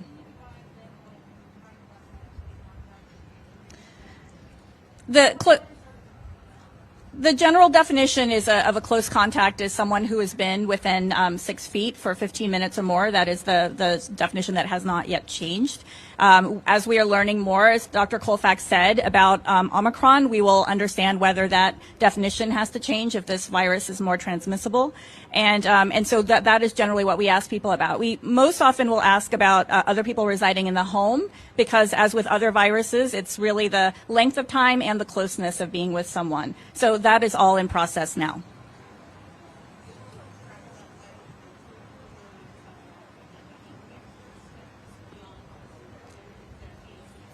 The question now is people who have been traveling outside of the country, particularly in Southern Africa. Well, the travel policy and the reentry policy is governed at the national level. And so we know that there is a restriction on non-citizens traveling. We also understand from our CDC colleagues that additional steps and requirements will be coming into place. As of now, people are required to have a negative test within 72 hours of travel back. And we likely will be hearing more in the coming days with Omicron of additional steps that people will be asked to take pre and post travel.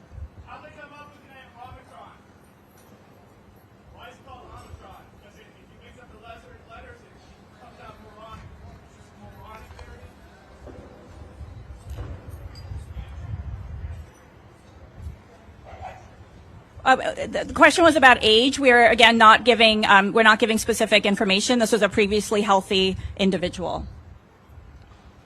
Their symptoms were mild, and they did not have to be hospitalized.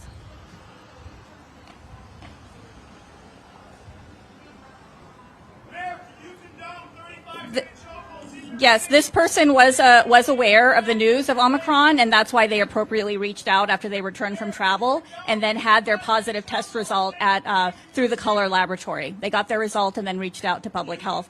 So really appreciate that person's awareness and collaboration on this case.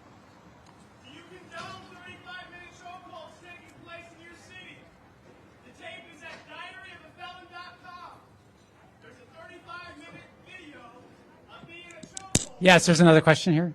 Yeah.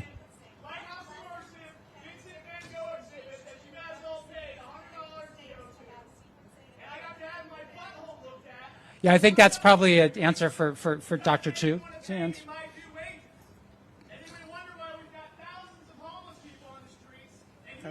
So the question is, what lessons could sequencing provide for you? Sequencing is actually very useful, has been shown to be very useful as a way to understand how, understand the emergence of new variants in the community. It can also help with contact tracing, with being able to investigate outbreaks, because the genome sequence is very often is specific for a given individual. So we can use the genomic sequence to track, for instance, how transmission chains on how the virus is being transmitted from person to person in the course of an outbreak. As you can see from this example, it's very useful in terms of identifying specific variants such as the Omicron variant. To be able to identify the emergence of new variants in the community.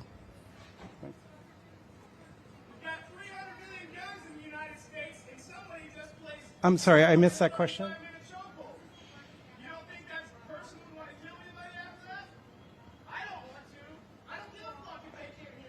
Yeah, so I think based on your question, you're asking, is this the first sequence that we've is this the first sample that we sequenced from outside of the country, or? Yes, we have actually been testing and looking for Omicron for the past week, but this is the first example of where we saw the S gene drop out in the sample. So I've been told we have time for one more question up here, and then some of us could be available for that. Any additional questions? So thank you. And just to emphasize, this is not where we were 20 months ago. We are in a much better place. I don't want us to focus on counting Omicron cases as much as the fact that it is here. It's likely to increase over time, but we got to get those boosters. We got to get those vaccines. Continue to wear the mask. We know how to do this. Thank you.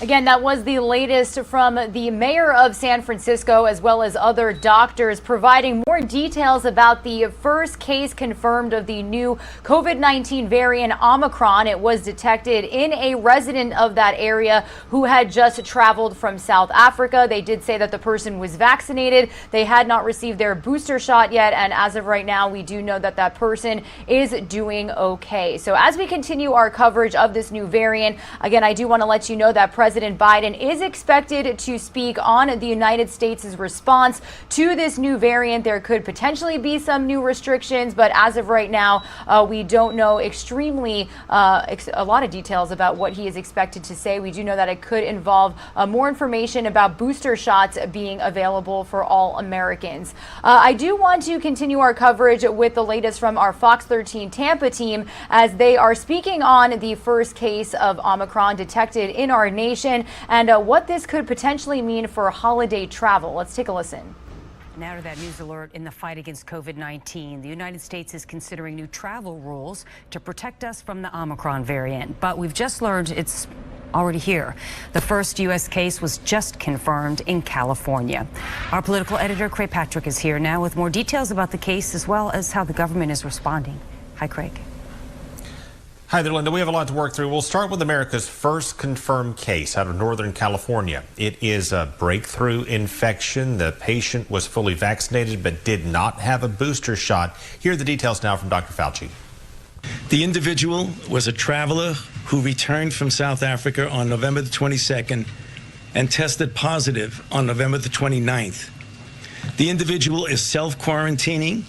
The individual was fully vaccinated and experienced mild symptoms, which are improving at this point. So far, the very small sample size of infections provide hope, at least, that this variant may be less likely to cause serious illness. But the sample size is far too small to know, and the research is still underway. In a few weeks, Dr. Fauci says maybe 2 to 4 weeks from now, we'll know whether Omicron is weaker or more potent, how easily it spreads, and how effective the vaccines are in fighting it. In the meantime, to try to hold off another potential wave, the president will soon announce specific policy changes. They will not include any lockdowns in this country, but sources say they are strongly considering new rules for all air passengers coming into the United States from other nations. For example, the U.S. may soon require all travelers heading to the U.S. to take and pass a COVID test within 1 day of their flight into the country. That would compress the window from testing within 3 days before an incoming flight to 1 day before a flight. Our government could also require everyone who arrives from another country to be tested again once they are here. The CDC currently recommends that, but does not require it. If they move forward with this, that would include vaccinated travelers because we don't yet know how effective the vaccines are against Omicron. The good news is that scientists say they will provide some protection and that boosters will provide more. So our nation's infectious disease experts and the president say that is critical right now to fighting this new variant. The best protection against Omicron is getting a booster shot. Right now, about 135 million Americans are eligible for a booster, but only about 40 million have gotten one thus far. Scientists also say we have to help vaccinate nations with the lowest vaccination rates to keep more variants like Omicron from forming future waves. To that end, COVAX just set a record by shipping 11 million vaccine doses within the past day. But the problem here is that nations with some of the lowest vaccination rates also lack the storage and infrastructure to safely store and distribute more doses. And some of them are also facing some of the highest levels of vaccine distrust or apathy. In fact, just before South Africa detected the Omicron variant, it turned down vaccine shipments. It already had a stockpile of 16 million doses, while only around a third of its adult population is fully vaccinated. And there are many other examples too. Just in southern Africa, you have Namibia, you have Mozambique, you have Zimbabwe, who all have recently declined additional shipments of vaccines because they already have a stockpile and not enough public interest in getting the doses they have. Remember, there is a shelf life. They can't expire if not used within that particular shelf life. So that is another big part of the challenge that we face, other nations around the world face, in helping developing nations as well ramp up their vaccination rates. But it's something the president says they'll continue to effort and continue to work on. Craig, is the U.S. considering any kind of mandatory quarantines for people who fly in from other countries? No, other countries are at this point. South Korea, for example, a 10-day mandatory quarantine going into effect. The United States, according to sources in the White House, is not considering that at this time. This is something that is recommended at this point for unvaccinated travelers coming into the United States. A recommendation. Whether that will be extended in the form of a recommendation to those who are vaccinated as well, we'll find out tomorrow when President Biden reveals the details. But we are hearing there will be no mandatory quarantines, at least not at this stage. Still, it does feel a little like deja vu right now. Yes. All right. Thanks, Craig. Now. And before we go to a quick 2-minute commercial break, did want to let you know that we are continuing to get feeds from NASA as 2 astronauts are conducting a spacewalk to replace an antenna on the International Space Station. We've been getting feeds from their walk. This is a look inside of the control room where they are monitoring the 2 astronauts' journey. So we'll continue to dip in and out of this really cool feed here on Live Now from Fox. We are also past the 9:30 a.m. mark here on the East Coast. Stocks have officially started trading, and the Dow Jones Industrial is up on this Thursday morning. Stick with us. Some of you, again, are going to see that 2-minute commercial break. When you return, I do want to continue on with some coverage when it comes to the latest on the Michigan high school shooting that unfolded earlier this week. A 4th victim passing away due to their injuries yesterday. The suspect did appear in court. He was identified as 15-year-old Ethan Crumley, and he's facing 24 counts against him. Those include 4 counts of first-degree murder, 7 counts of assault with intent to murder, 1 count of terrorism, and 12 counts of possession with a firearm. So when we come back, I do want to bring you the latest press conference from an Oakland County prosecutor as she gave more detail to the reasoning for those charges.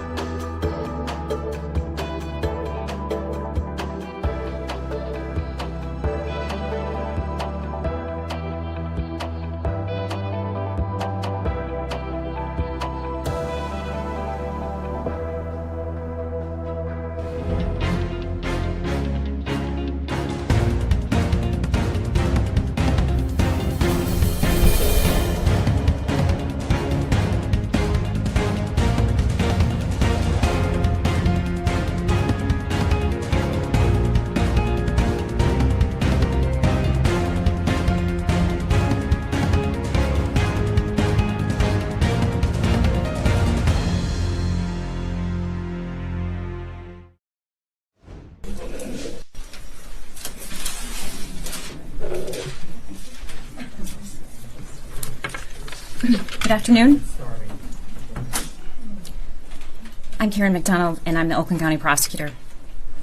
I appreciate you joining me on this sad day as our community processes the tragedy at Oxford High School yesterday.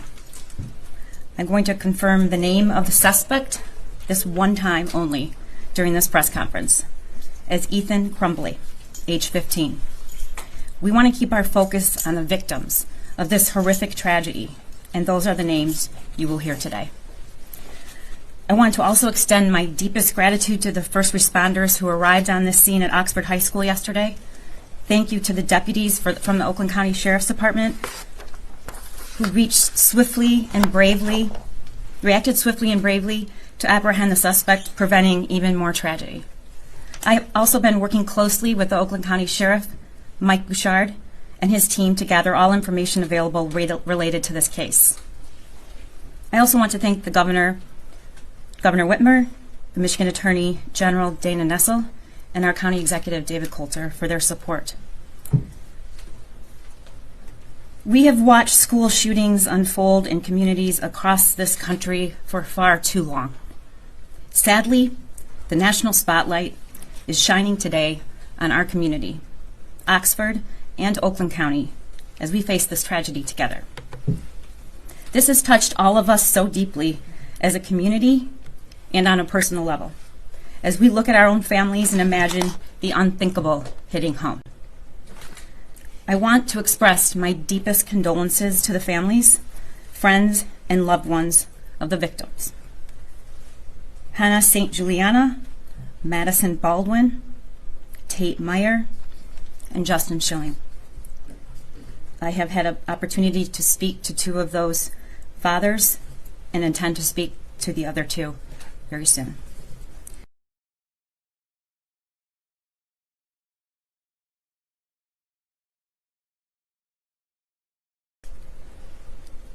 I want to explain why we are charging this suspect as an adult in this case.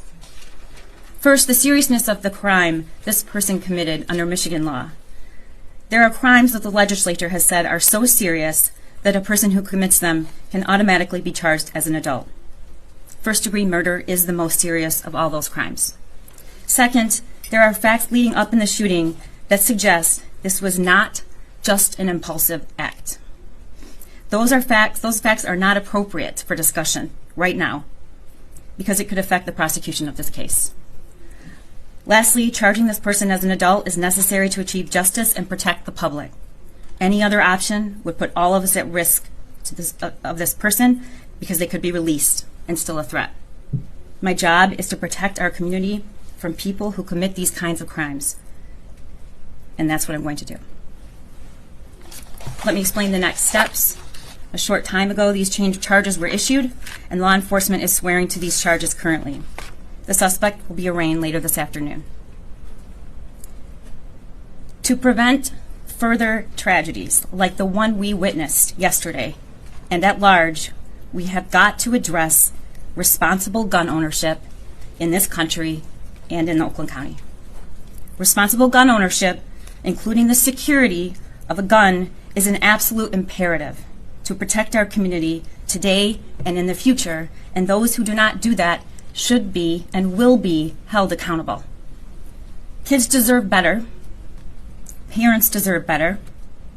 Teachers deserve better. We have to do better. And I'm committed to seeking justice for the victims of the Oxford High School shooting and all Oakland County kids who face violence. It's my fervent hope that this will be the last time we experience an incident like this happen in Oakland County or anywhere. I'm committed to doing my part to ensure we honor the lives of those lost, those taken, by pursuing this case with the full weight of this office. Now I'll take questions. You say that this wasn't an impulsive act, but you don't want to talk about it. I mean, don't you owe some explanation to folks about what that is? And I mean, we've been asking about that. The community's been asking about that. There's got to be something you can give us in terms of what that impulsive act is. I understand you have a whole prosecution to do, but there's a way to do that. And I think given everything with this case, I think folks are owed some kind of an explanation as to what led up to this. I have a professional ethical duty not to disclose facts that will jeopardize the prosecution of the case or threaten a fair trial, which would be the absolute worst thing for the victims of this shooting. Second, we've charged 4 counts of first-degree murder, which requires premeditation. And I am absolutely sure, after reviewing the evidence, that it isn't even a close call. It was absolutely premeditated. And what about the father? Is he under investigation? Is he facing any potential charges? You talk about responsible gun ownership. We are considering charges against both parents, and we will be making a decision swiftly. Thank you. Could you spell the name of Mr. Crumbly for us so we all have it right? And also, could you talk about the arraignment? We'll be passing out the information, so you could have that name. I really don't want to mention the name anymore. I want the focus to be on the victims of this crime. Can you share at all about questions, appreciating what you just said, that you can't delve deeply, but can you offer any clarity in regard to social media postings allegedly by this individual and whether they were authentic or not, or is that part of what you're talking about with premeditation? I can say that there is a mountain of digital evidence, videotape, social media, all digital evidence possible, and we have reviewed it, and we are confident that we can show it was premeditation. Were the victims targeted, or does it appear to be random at this point? I can't comment on that. The premeditation, is there a time period you can give us, at least, of when you think he started planning this? Well before the incident. Days, weeks? I mean, the gun was purchased 4 days before. Well before the incident. Thank you. Yes. Just a question about how Last second. Can you talk about what you found inside his home when you were searching it? A search warrant was executed, and I cannot comment on what was discovered. Can Yes. you talk about the terrorism charge and how someone even gets charged with that? Yes, I'd love to. You're streaming live now from Fox, everybody. We are continuing our coverage of the tragic, deadly school shooting that unfolded at Oxford High School earlier this week out there in Michigan. This is the latest press conference from the Oakland County prosecutor as she officially released the name of the suspect yesterday and told the world that he will be charged as an adult. He was also moved from a juvenile facility yesterday to Oakland County Jail. Again, he faces 24 counts against him, including 4 counts of first-degree murder, 7 counts of assault with intent to murder, 1 count of terrorism, and 12 counts of possession with a firearm. He is being held without bond, and he did make his first court appearance yesterday. The defense did enter a not guilty plea. So we'll be continuing our coverage on this situation throughout the day here on Live Now from Fox. And right now, I do want to continue on and talk about the trauma that comes with this situation. You had children waking up, going to school as normal before tragedy struck. And now when it comes to those that were physically injured, as well as those who were fearful of their lives hiding in classrooms, where do we begin to cope with that trauma? Well, I do want to bring on Mr. Terry Lyles. He is a stress coach and trauma specialist. He actually does have a publication called Caught in the Crossfire. It specifically lays out emotional recovery and stress relief after a gun violence situation. Terry, thank you so much for being with us here on Live Now from Fox. I wish it were under better circumstances. How are you doing? I'm good, thank you. And thanks for having me on again. I appreciate it.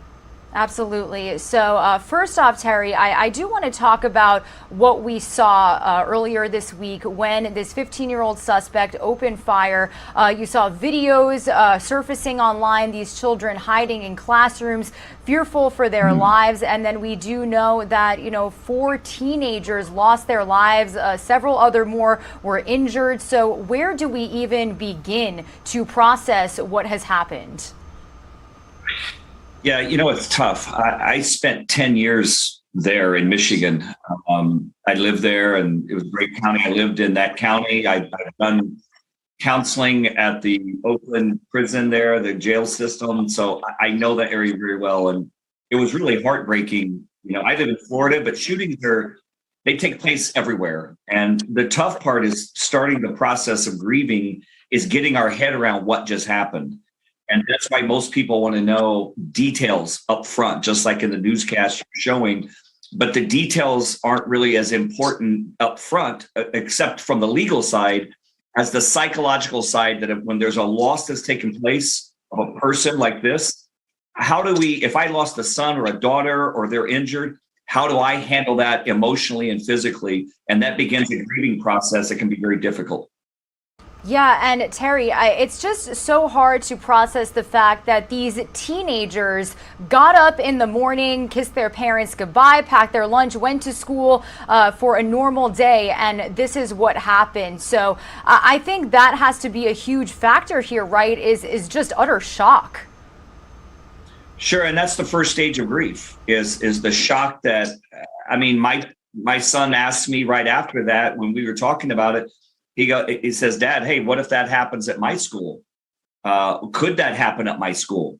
So it's not just that. It's not just Oakland County, and in Michigan or Paducah or, Florida or wherever these shootings all take place.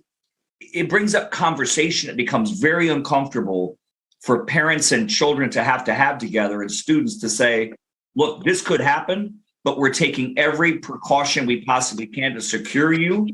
But it is a tough thing because you want to send your child to school to be educated and hopeful that they won't get killed. That's a whole different stressor, but unfortunately, that's the world we live in. And Caught in the Crossfire, I deal with that. It's a free giveaway. It's about 30 pages. It's just a free download. And it goes through the steps of how do you identify that stress in you, doing a stress survey, and how do you do a protocol to get through that you don't end up in a very negative place years down the road because we weren't able to process that tragedy in our life, which is post-traumatic stress in itself. Terry, this happened literally days ago. The school is still closed. So how soon, what does this process look like as far as processing the situation? At what point is it a good idea to have that conversation with a parent, with a counselor about what exactly happened? What about what they saw? How soon should they have this conversation? Immediately. Because you have to start the process of venting. And I know I live close to the Parkland area, in Florida, just not far from where we live. And, that shooting took place and they were out of school for a few weeks because it's a crime scene. So it's not just, okay, the school closed down, we got to open the school back up. There's a lot of legal and law enforcement things that have to take place first. But that conversation, that's why I'm glad we're doing this now, you and I together, because that conversation needs to happen right now. These young people and parents need to start having the conversation on who was lost, who survived, and then you get survivor's remorse of people that said, I could have been shot, it should have been me. Why didn't I get hit? There's all these psychological dynamics. That's what my PhD is in psychology. So you get into these things, and it's very important to handle these things as early as possible. So start having the conversation. That's why we give the PDF away, Caught in the Crossfire, because it starts that conversation that parents and kids can start learning, hey, it's okay to feel this way. It's okay that I have anger or frustration or fear to go back to school. Those are all natural emotions after a tragic event. Yeah, and Terry, as I mentioned earlier, just such shocking, heartbreaking really is the word, video that's been posted to social media. These kids hiding in the classrooms, fearful of their lives. Is there going to be a difference in the conversation, in the process, when it comes to those victims that were physically shot in the hospital, traumatized, as well as students that experienced this from a secondhand perspective and were able to make it out safely? Yes, my experience has been following these disasters for years, all the way back to Paducah, Kentucky, which was one of the earliest shootings, years ago that took place.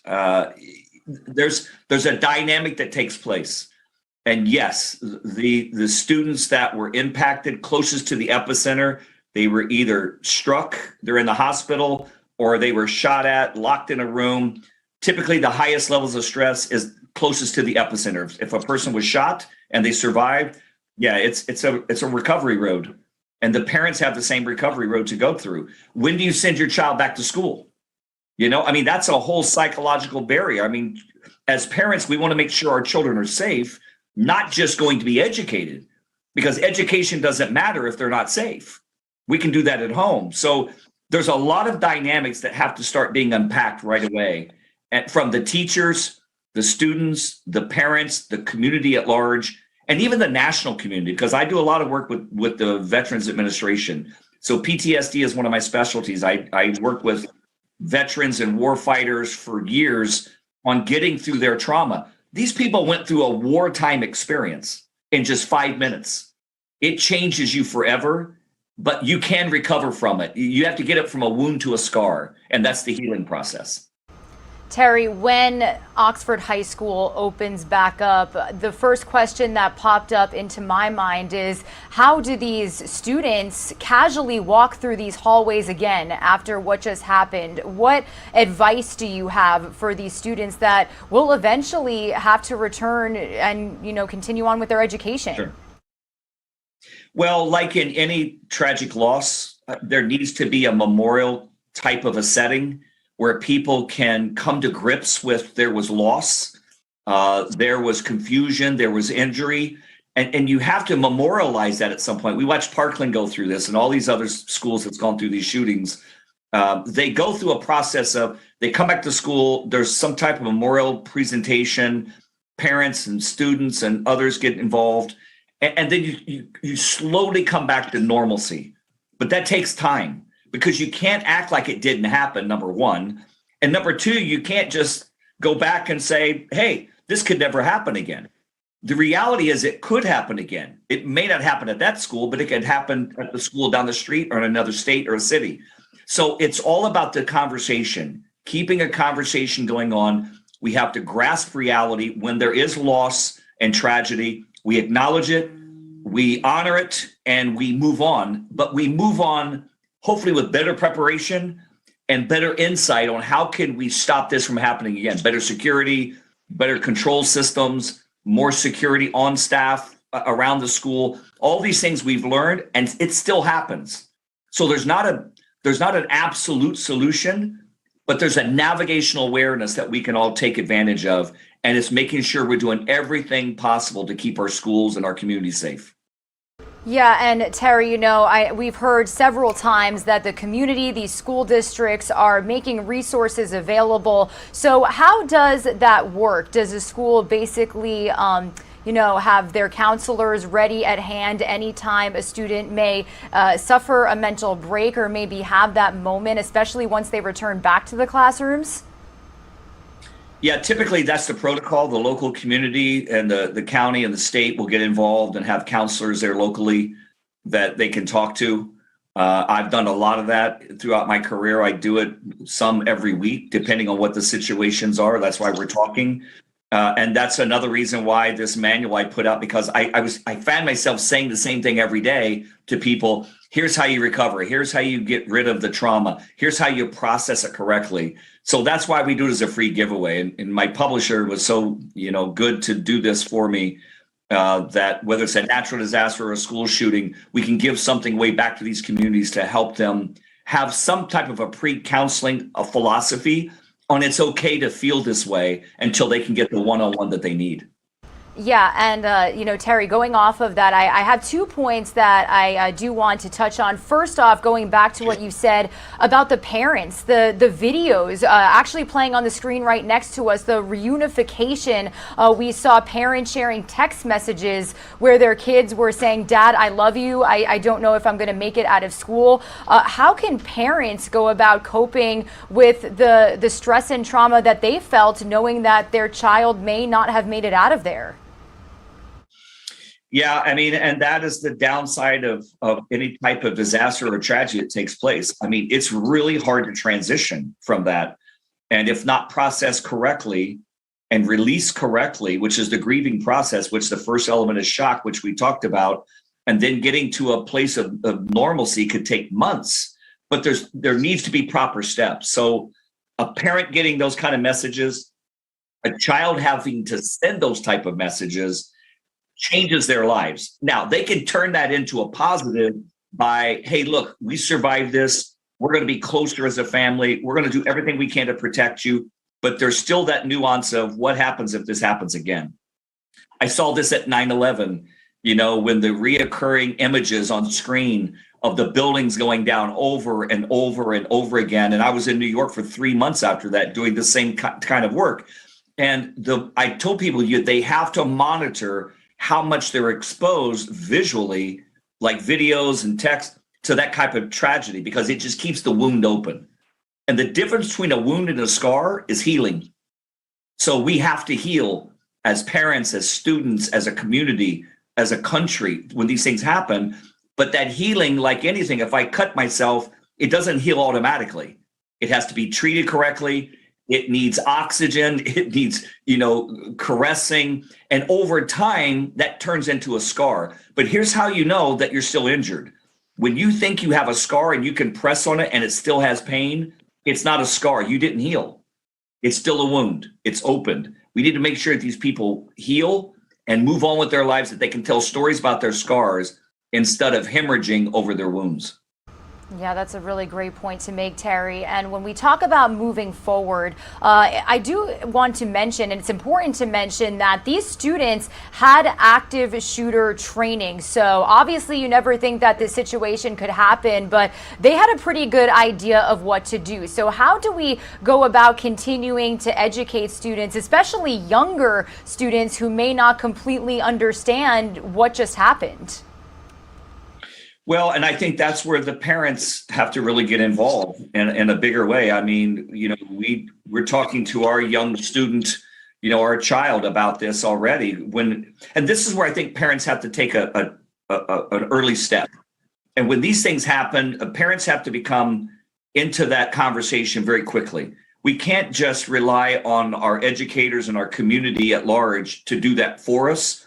We as parents have the responsibility to say to our children, hey, look, here's what you do. If something happens, you get into a safe place, you barricade yourself in, and you wait till there's an all clear.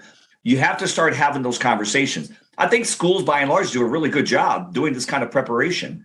Back in the day, depending on where you grew up, we had, tornado trainings in the Midwest. They have hurricane trainings here in South Florida.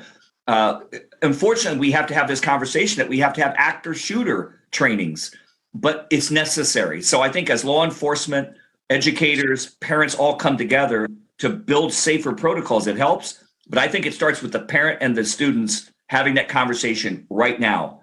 Here's what happens if you don't know, seek it out online, figure out what shooter protocols are. They're out there. Our manual covers part of that as well. They just need to know that there's access to that kind of information and start doing it right away. Absolutely. Well, Terry Lyles, we really thank you for joining us once again to talk about this really, really tragic situation.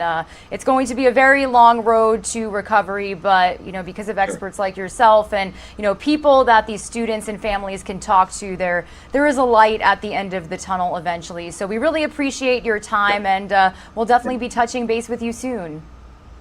Thank you. And the manual can be gotten at my website, terrylyles, TerryLyles.com. And it's a free download. So it's called Caught in the Crossfire. So thank you for having me. And hopefully we can help some other people in the midst of doing this. Yeah, definitely a wonderful resource to have. Absolutely. So if you would like to take a look at that manual, be sure to head to that website. Terry, thank you so much. You have a great day. Welcome. Thank you. Good day.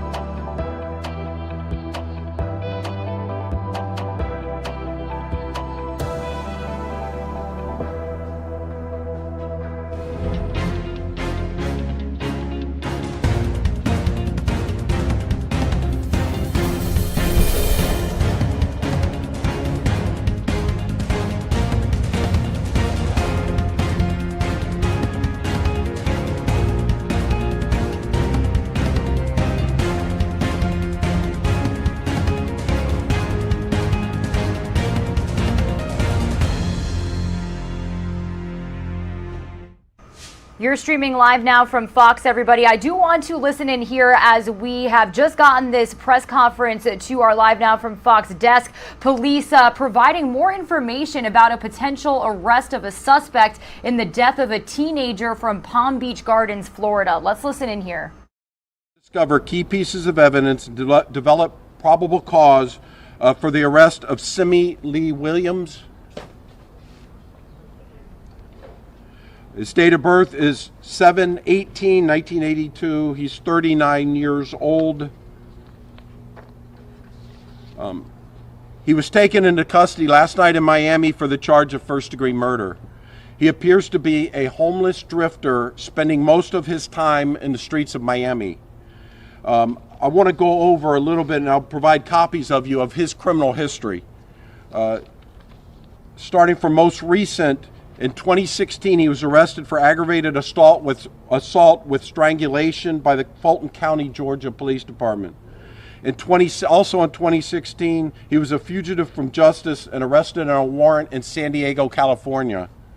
In 2014, he was arrested for battery on a person 65 years of age or older in Atlanta, Georgia.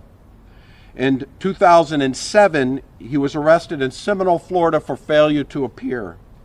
In 2006, he was arrested for violation of an injunction on a battery case and failure to appear in Sanford, Florida.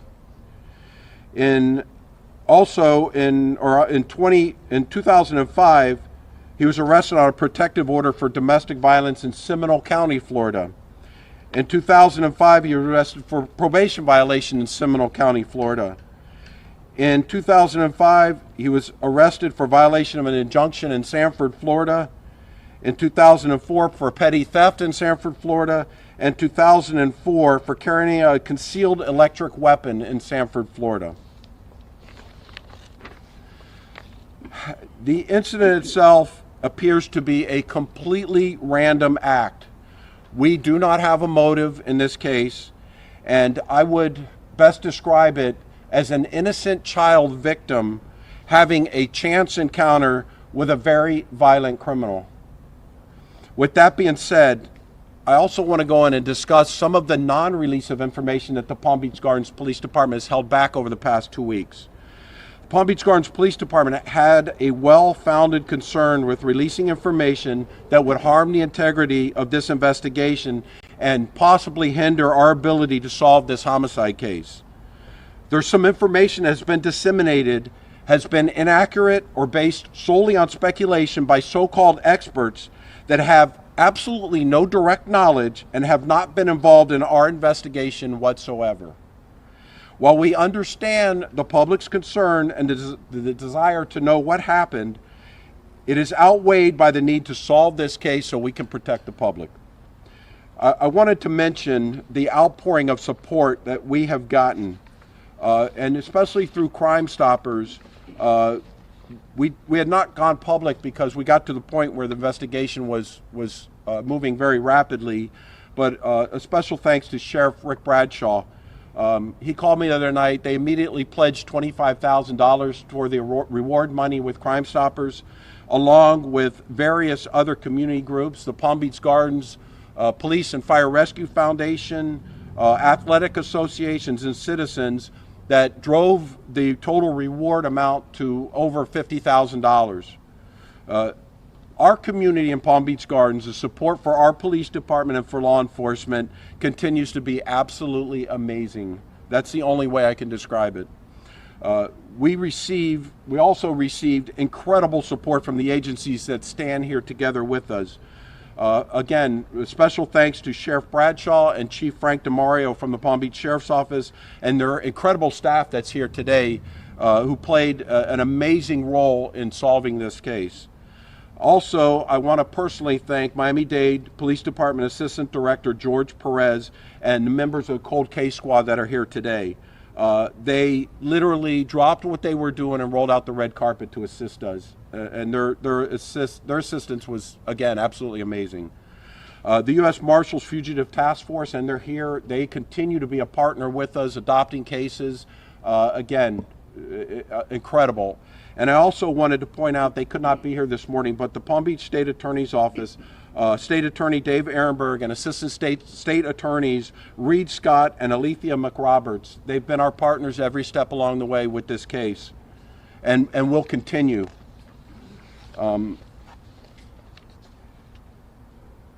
I want to point out a couple things also. Palm Beach Gardens continues to be a very safe city with a very low crime rate. This just emphasizes the fact that an incident of this nature could absolutely happen anywhere. You know, people need to always be vigilant and aware of their surroundings wherever they are. I must say, I could not be prouder of the professional men and women who completely dedicated themselves to bring closure to this case. They brought some answers to the family, and they removed a very dangerous monster from our streets. We will answer a few questions, but I want to emphasize we're not going to discuss specific evidence. This investigation is ongoing. Although an arrest has been made, this investigation is not nearly over. Our detectives are actively investigating this case, and the release of specific information could still compromise some evidence in this case. So again, I'm not going to directly answer any questions regarding evidence in this case. I will take a few questions if anybody has any. Catherine Coco from the Palm Beach Post. Does this man have any ties to Palm Beach Gardens? Do you have any idea what he was doing in the area?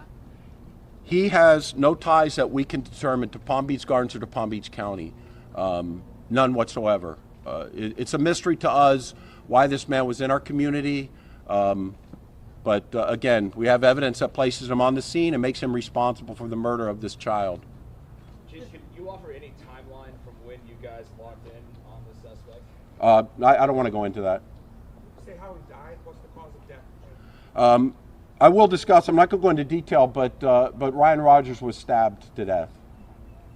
Chief, can you elaborate on the encounter between Ryan and the suspect? How this happened? I can't, other than saying it appears to be an absolute chance encounter between a child on a bicycle and an animal that probably should not be out on our streets. Chief, you just read Mr. Williams' rap sheet to us. Do you believe he should have been out on the streets, or should he have been locked up? People can draw their own conclusion on that. Chief, can you tell us anything? Is he the only one responsible? We do not have any information that anybody else is responsible. Is anybody going to be collecting the reward? You say it's now over $50,000. No, not at this point. Have you had any previous encounters with him? We have not. Chief, can you tell us anything about him? You're calling him a vagrant. Did he have an address at all? Who was supporting him? How did he have a phone? We're still working on that. That's still part of the investigation. We do not have an address on him, and that's the only way I can describe him right now. He appears to be a homeless drifter. He has spent most of his time on the streets of Miami. Did he confess to what he did? I'm not going to discuss that. And does he walk? What does his means of transport from Miami? Various means of transportation, and we're still working on that also. Was he living in the woods? Do you have any idea how We don't have any information to that. Chief, how did you find Ryan's body? What condition was he in, or can you? I'm not. With respect to the family, I really don't want to go into that. What was the way the crime happened on Central Boulevard where he was found, or possibly somewhere else? It appears to have happened where his body was found, and again, he was stabbed. Can you detail if you used social media to help track him down in Miami, including YouTube? Yeah, I'm not going to discuss that. I'm not going to discuss that. There's been a lot of misinformation that's been put out on social media on this case.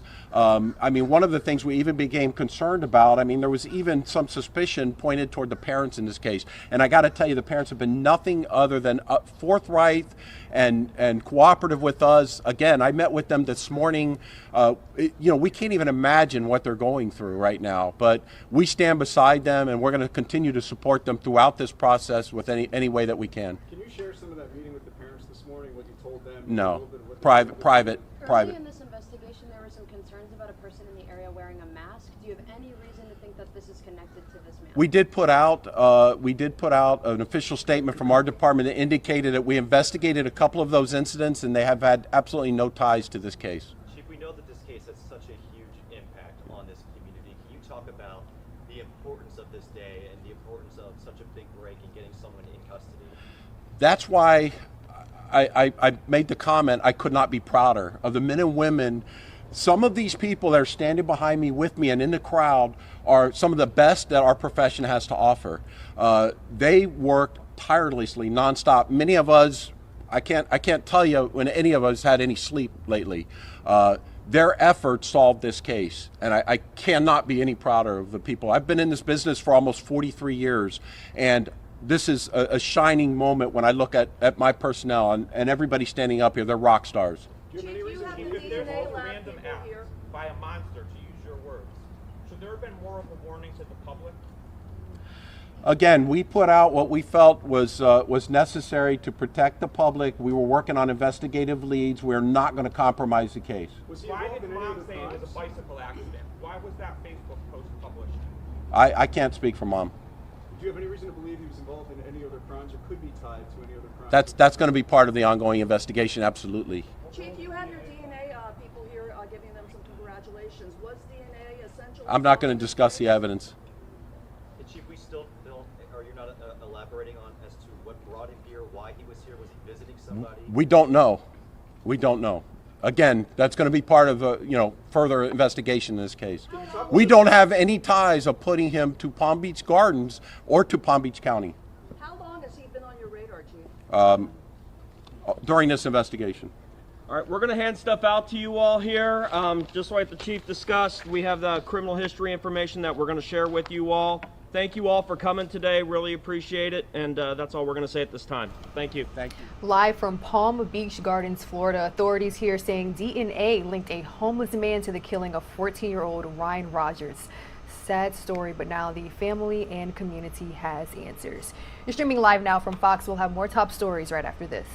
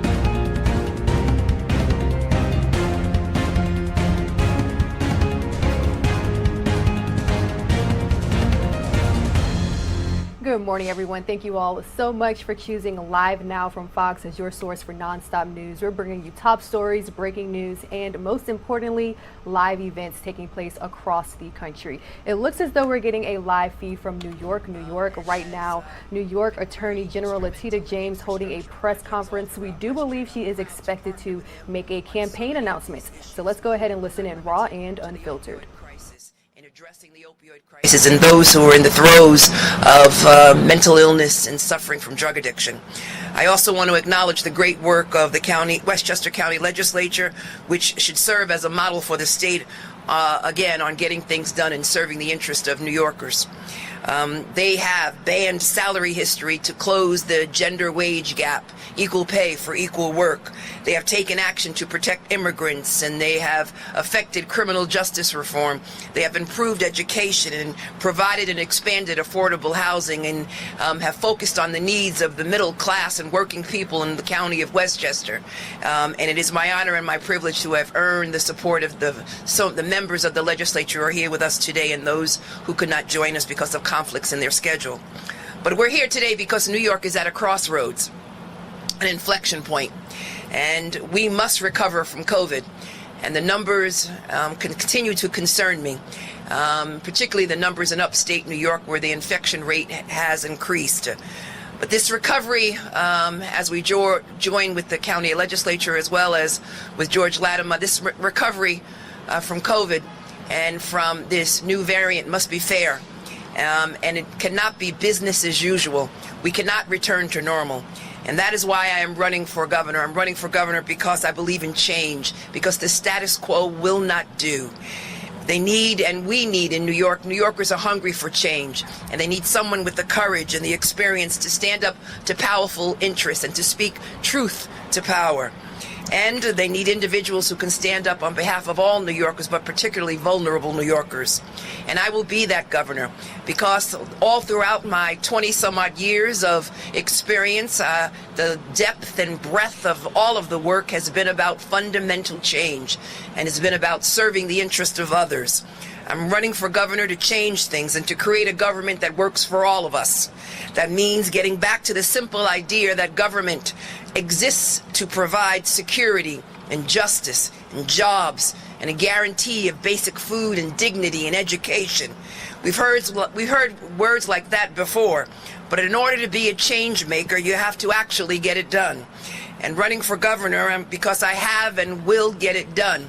I've got it done as a staff member in the state legislature for 10 years, negotiating parts of the state budget, negotiating bills and drafting bills in the state legislature, as a city council member, as a public advocate, and now as the Attorney General of the state of New York. I have a record of being unbought, unbossed, and unafraid, and I've got the record to prove it. As was mentioned, we've sued Big Pharma in regards to the opioid crisis, suing manufacturers and distributors, and we brought back billions to fund treatment and education and prevention, $1.5 billion to be exact, and of that, 19 million.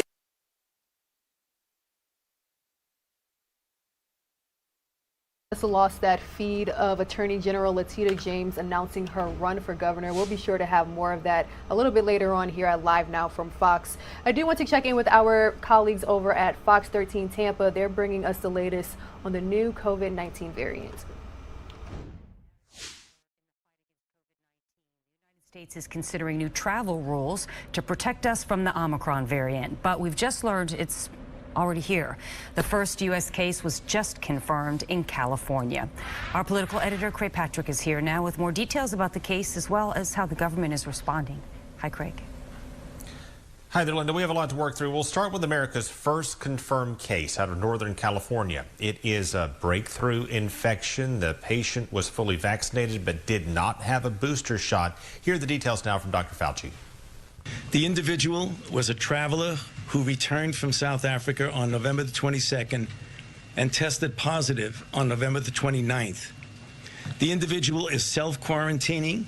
The individual was fully vaccinated and experienced mild symptoms, which are improving at this point. So far, the very small sample size of infections provide hope, at least, that this variant may be less likely to cause serious illness. But the sample size is far too small to know, and the research is still underway. In a few weeks, Dr. Fauci says maybe 2 to 4 weeks from now, we'll know whether Omicron is weaker or more potent, how easily it spreads, and how effective the vaccines are in fighting it. In the meantime, to try to hold off another potential wave, the president will soon announce specific policy changes. They will not include any lockdowns in this country, but sources say they are strongly considering new rules for all air passengers coming into the United States from other nations. For example, the U.S. may soon require all travelers heading to the U.S. to take and pass a COVID test within 1 day of their flight into the country. That would compress the window from testing within 3 days before an incoming flight to 1 day before a flight. Our government could also require everyone who arrives from another country to be tested again once they are here.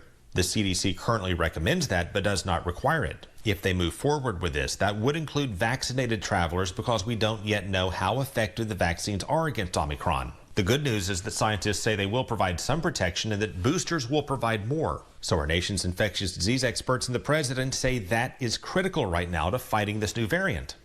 The best protection against Omicron is getting a booster shot.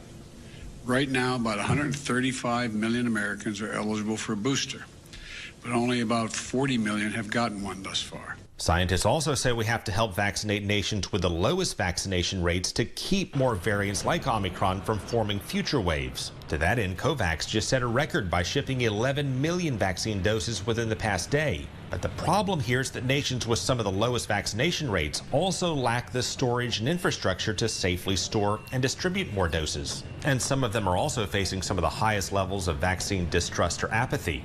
In fact, just before South Africa detected the Omicron variant, it turned down vaccine shipments. It already had a stockpile of 16 million doses, while only around a third of its adult population is fully vaccinated. And there are many other examples too. Just in southern Africa, you have Namibia, you have Mozambique, you have Zimbabwe, who all have recently declined additional shipments of vaccines because they already have a stockpile and not enough public interest in getting the doses they have. Remember, there is a shelf life. They can't expire if not used within that particular shelf life. So that is another big part of the challenge that we face, other nations around the world face, in helping developing nations as well ramp up their vaccination rates. But it's something the president says they'll continue to effort and continue to work on. Craig, is the U.S. considering any kind of mandatory quarantines for people who fly in from other countries? No, other countries are at this point. South Korea, for example, a 10-day mandatory quarantine going into effect. The United States, according to sources in the White House, is not considering that at this time. This is something that is recommended at this point for unvaccinated travelers coming into the United States. A recommendation. Whether that will be extended in the form of a recommendation to those who are vaccinated as well, we'll find out tomorrow when President Biden reveals the details. But we are hearing there will be no mandatory quarantines, at least not at this stage.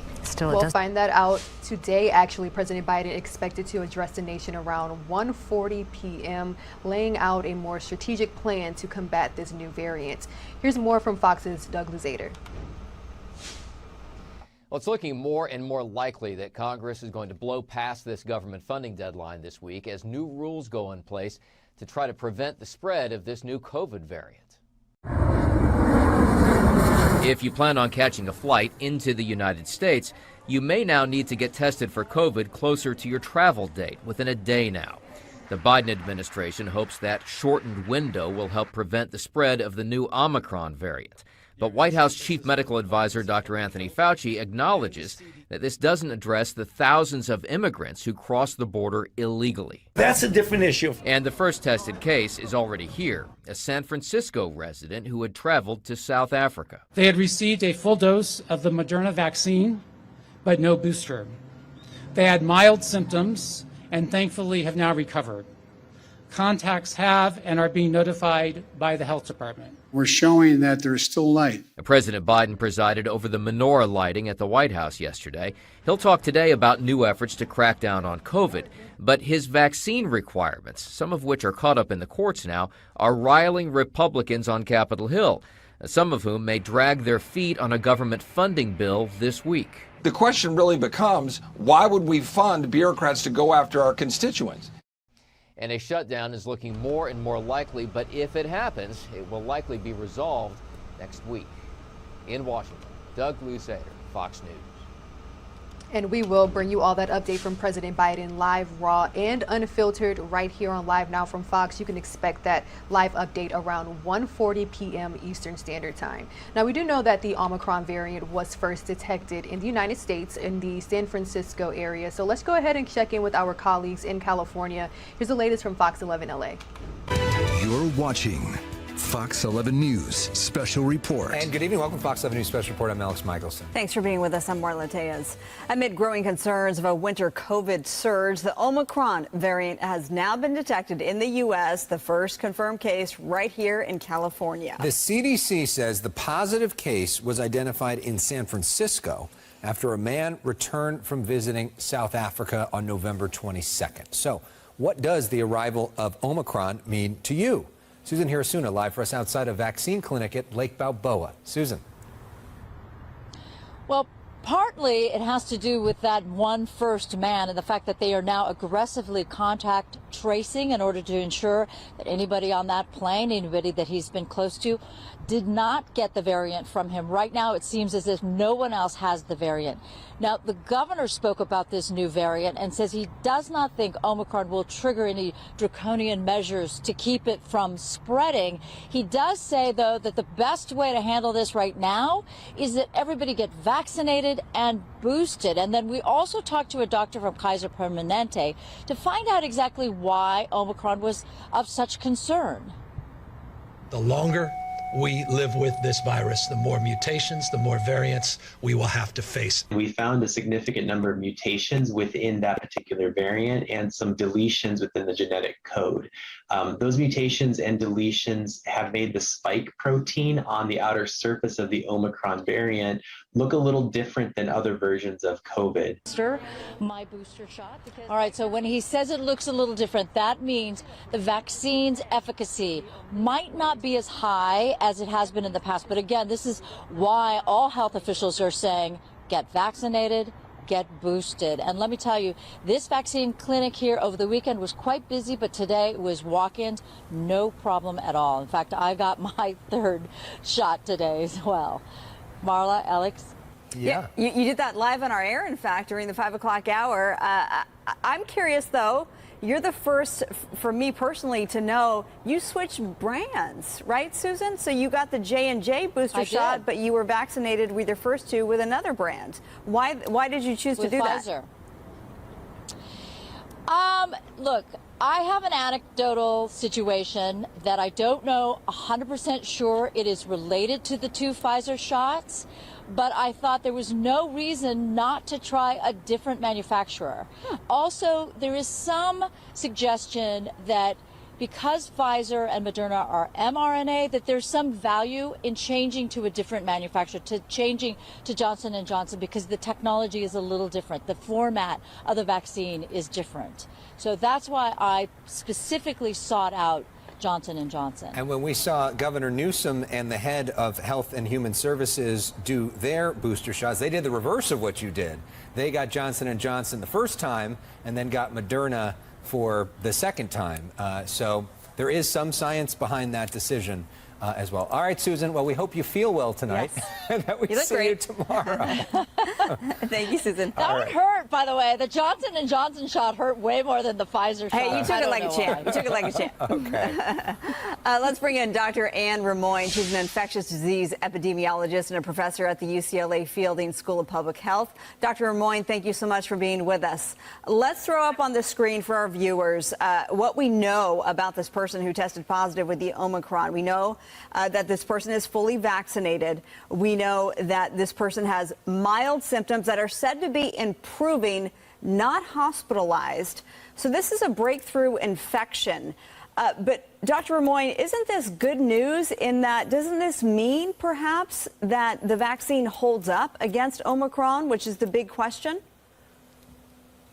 Yeah, the thing that this means, we're looking at a single individual, and so we can't really extrapolate and determine how serious disease this particular variant could cause just from this one single case. There have been a few. There have been some anecdotal reports from doctors in South Africa that they're seeing mild disease, but that mild disease happens to be in children and young adults, where we normally see mild disease. This is very early. This is at a very early time. We're in early days. We don't have enough information at this point. So I'm not saying that we should expect the worst. We should just prepare. We should look at the data very carefully as it comes in, not jump to conclusions, and make decisions based on science, That's what we're waiting for, is the science. So in layman's terms, what is the science that's going to be happening in the next few weeks? How long is it going to take for us to get some of these answers? What's happening next? So the three things that we always look for to determine whether or not this is going to be an issue is, number one, is it more transmissible? Is it going to replace the very contagious Delta variant because it's going to outcompete it? We don't know the answer to that yet. We're going to have to wait and see. The second thing that we're looking for is, does this produce more severe disease? Are you going to see more people hospitalized? Are you going to see more people dying from this? Or is it going to be more mild? We don't know yet because we only have a handful of cases that we're aware of. And it does take, remember, hospitalizations and deaths are lagging indicators. Every single time we've gone through this here in the United States, we've seen, first we see a surge in cases, and then a few weeks later we start to see hospitalizations and then deaths. I'm not saying that we're going to see more, but we're going to wait and see what happens over time. And, we have places like South Africa that are ahead of us. So we're going to know in a couple of weeks. The third thing we're trying to assess is how will this variant affect our vaccines and our therapeutics that we have. So based on the fact that we've seen so many mutations around the spike protein, which is where it's what allows the virus to be able to get into the cells, we do suspect that there could be a hit to our vaccines. They could become less effective. How much less effective? We don't know. So we're going to have to determine that through laboratory studies. We're also interested to know the monoclonal antibodies that have been developed. Will they work as well against this particular variant? And again, this is stuff that's going to have to be looked at. It's going to be looked at through laboratory studies and then also some observation as well. This could take a week to 2 weeks to really have an idea about this, but really it's a wait and see game as the scientists are beginning to do their work. A week to 2 weeks puts us at mid-December. We're in the holiday season right now, so I think a lot of people are concerned. Is it still safe to travel this Christmas time? Well, here's the thing about this variant and any other variant that is on the near horizon. We have the tools to be able to protect ourselves and to do better. So if you are planning to travel, you should make sure that you're vaccinated. If you're not vaccinated, get vaccinated. If you're due for your booster shot, so which is basically anyone who has gotten an mRNA vaccine and is 6 months out from that second dose or 2 months past their Johnson & Johnson shot, get boosted. That is going to provide excellent protection against the Delta variant, but also potentially against this Omicron variant, because you're going to really boost up your immunity, and that's going to provide broad spectrum of immunity. The third thing that you can do is really wear good, high quality masks and be consistent about it. In particular, if you're going to be in indoor settings with people that are outside your household, if you're going to be in public settings, right, wear that mask. You can also take your activities outdoors. More outdoor rather than indoor is a better thing, because we know that this virus spreads very easily in indoor closed settings with poor ventilation. So, in terms of traveling, I think that traveling is just fine as long as you follow the rules of good public health and do all of the things that make it work to be able to protect yourself. Now, the other thing that I should say is that people who have poor immunity, if they are immunocompromised, if they have underlying conditions, they may not feel as comfortable taking those risks as people who are very healthy. And I think that that's okay. You're going to have to think about this for your own risk threshold. Doctor approved travel. All right. Yeah. And by the way, I approve your background. I love the guitar behind you. Very cool. There you go. You get Great, a full view. Great setup. The Omicron variant is just one of many top stories that we are following here at Live Now from Fox. So we will take a 2-minute commercial break, but right on the other side, we'll check in with Live Now from Fox's Andrew Kraft. He's bringing us the latest on several really high-profile court cases.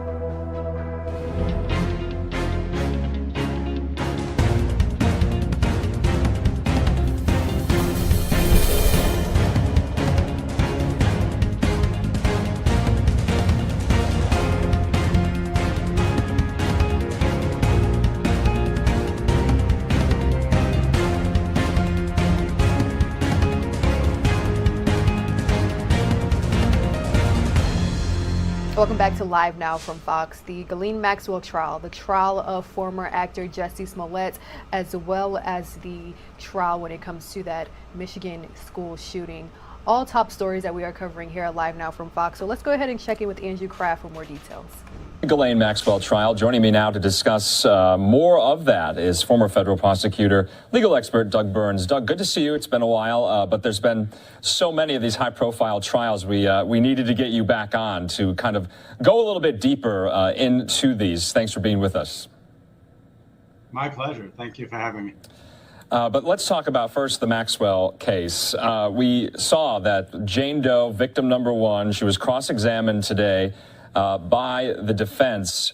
And the defense was trying to cast her as, she was in the need of money from Epstein. Epstein, obviously a multimillionaire, that they were really trying to undercut her credibility, saying that, she wanted to be an actress. She was an aspiring actress. And so she needed Epstein's connections and influence for that career to go forward. Have you seen in this line of questioning, in the past trials that you've been at, trying to undercut the character of the witness itself? Yeah, I mean, this is standard legal X's and O's, fundamentals. You talk about baseball, hit the cutoff man, basketball, running in the fast break. These are just basic fundamentals. When you're cross-examining a witness, there are a number of things that you try to do. Number one is you try to show that they have a bias to fabricate, and that can be for any number of reasons. In this particular case, for financial gain. So it's very standard. But let me back up, sort of forest for the trees, 30,000 feet for a minute. It's interesting, you have the old cliche, you play the hand that's dealt to you. So lawyers very often in a conference room, they try to figure out, well, wait a minute, what are we going to do here? And theorizing, having been in those conference rooms for over 3 decades, they basically said, look, number one, we're going to try to work with the fact that she's a female, right? As dumb as that sounds, but that's a big factor. So in the opening statement, they came right out with, men are the ogres, men victimize everybody. And as a matter of fact, my client, Ghislaine Maxwell, was victimized by Jeffrey Epstein. And then comes the difficult part. In the conference room, you say, well, wait a minute, you're going to have 4 witnesses who are going to come in and specifically say that you directly participated in what was going on, directly facilitated. And then the comeback in the conference room is, well, we're going to attack their credibility, saying that they were looking for big monetary payouts. The problem is the safety in numbers, okay? So if you had one victim case, hypothetically, into the classroom, and the one victim came in, and you could cast some doubt about bias, doubt about their motivation, doubt that they were trying to get a financial windfall, that's fine. But when you have 4, it's just that much more difficult. And I really think that they have a pretty difficult case to try. I never prejudge anything. I'm open-minded.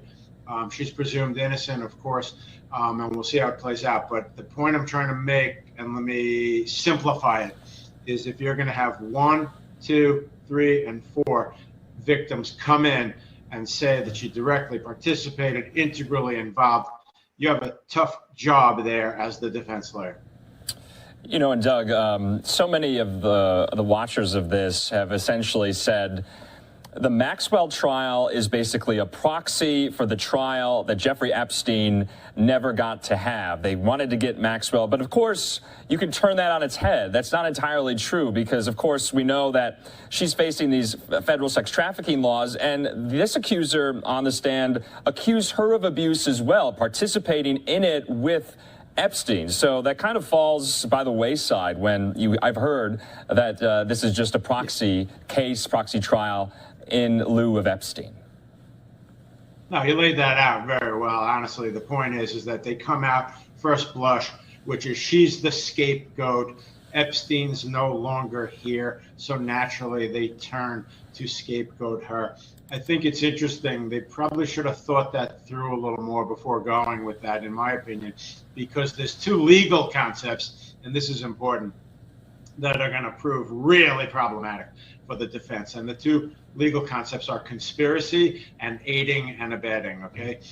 The superseding indictment, not to get in the weeds, it cites Section 2 of Title 18. That's the aiding and abetting section. And the jury instruction is, ladies and gentlemen, if you find that the defendant assisted the other perpetrators, don't even need to use the name Epstein, even if their role was lesser, if they knowingly assisted, they can be as guilty as the principal actors. That's a very difficult instruction to sit through as a defense lawyer.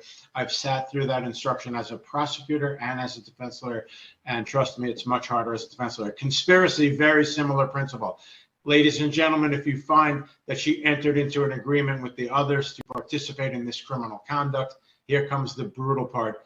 Even if her role is significantly less, even if she didn't know the full scope of the conspiracy, if you find she knowingly entered and did at least one act, then she's guilty. So back to your initial formulation, what you said, and I'll repeat it, is they come out and say she's victimized, she's scapegoated, but the evidence is going to contradict that, is the point that you made. And my point is, I agree with you.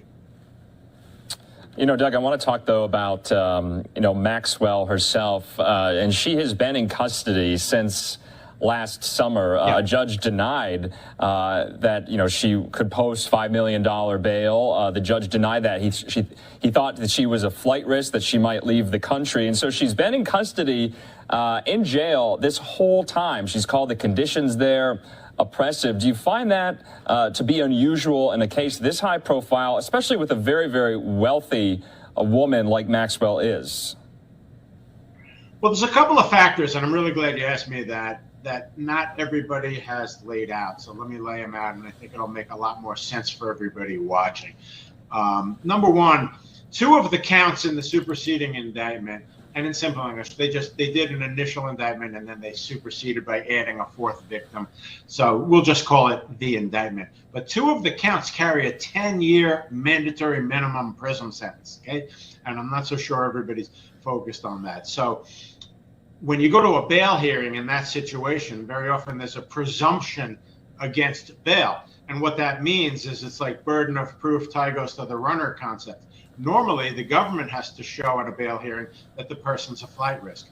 When there's a presumption, right, in a 10-year minimum, it's the defendant who bears the burden of showing that they're not a flight risk, if everybody's following me. So you take that point right there, and then you couple it with the fact, and I want to be fair here as opposed to unfair.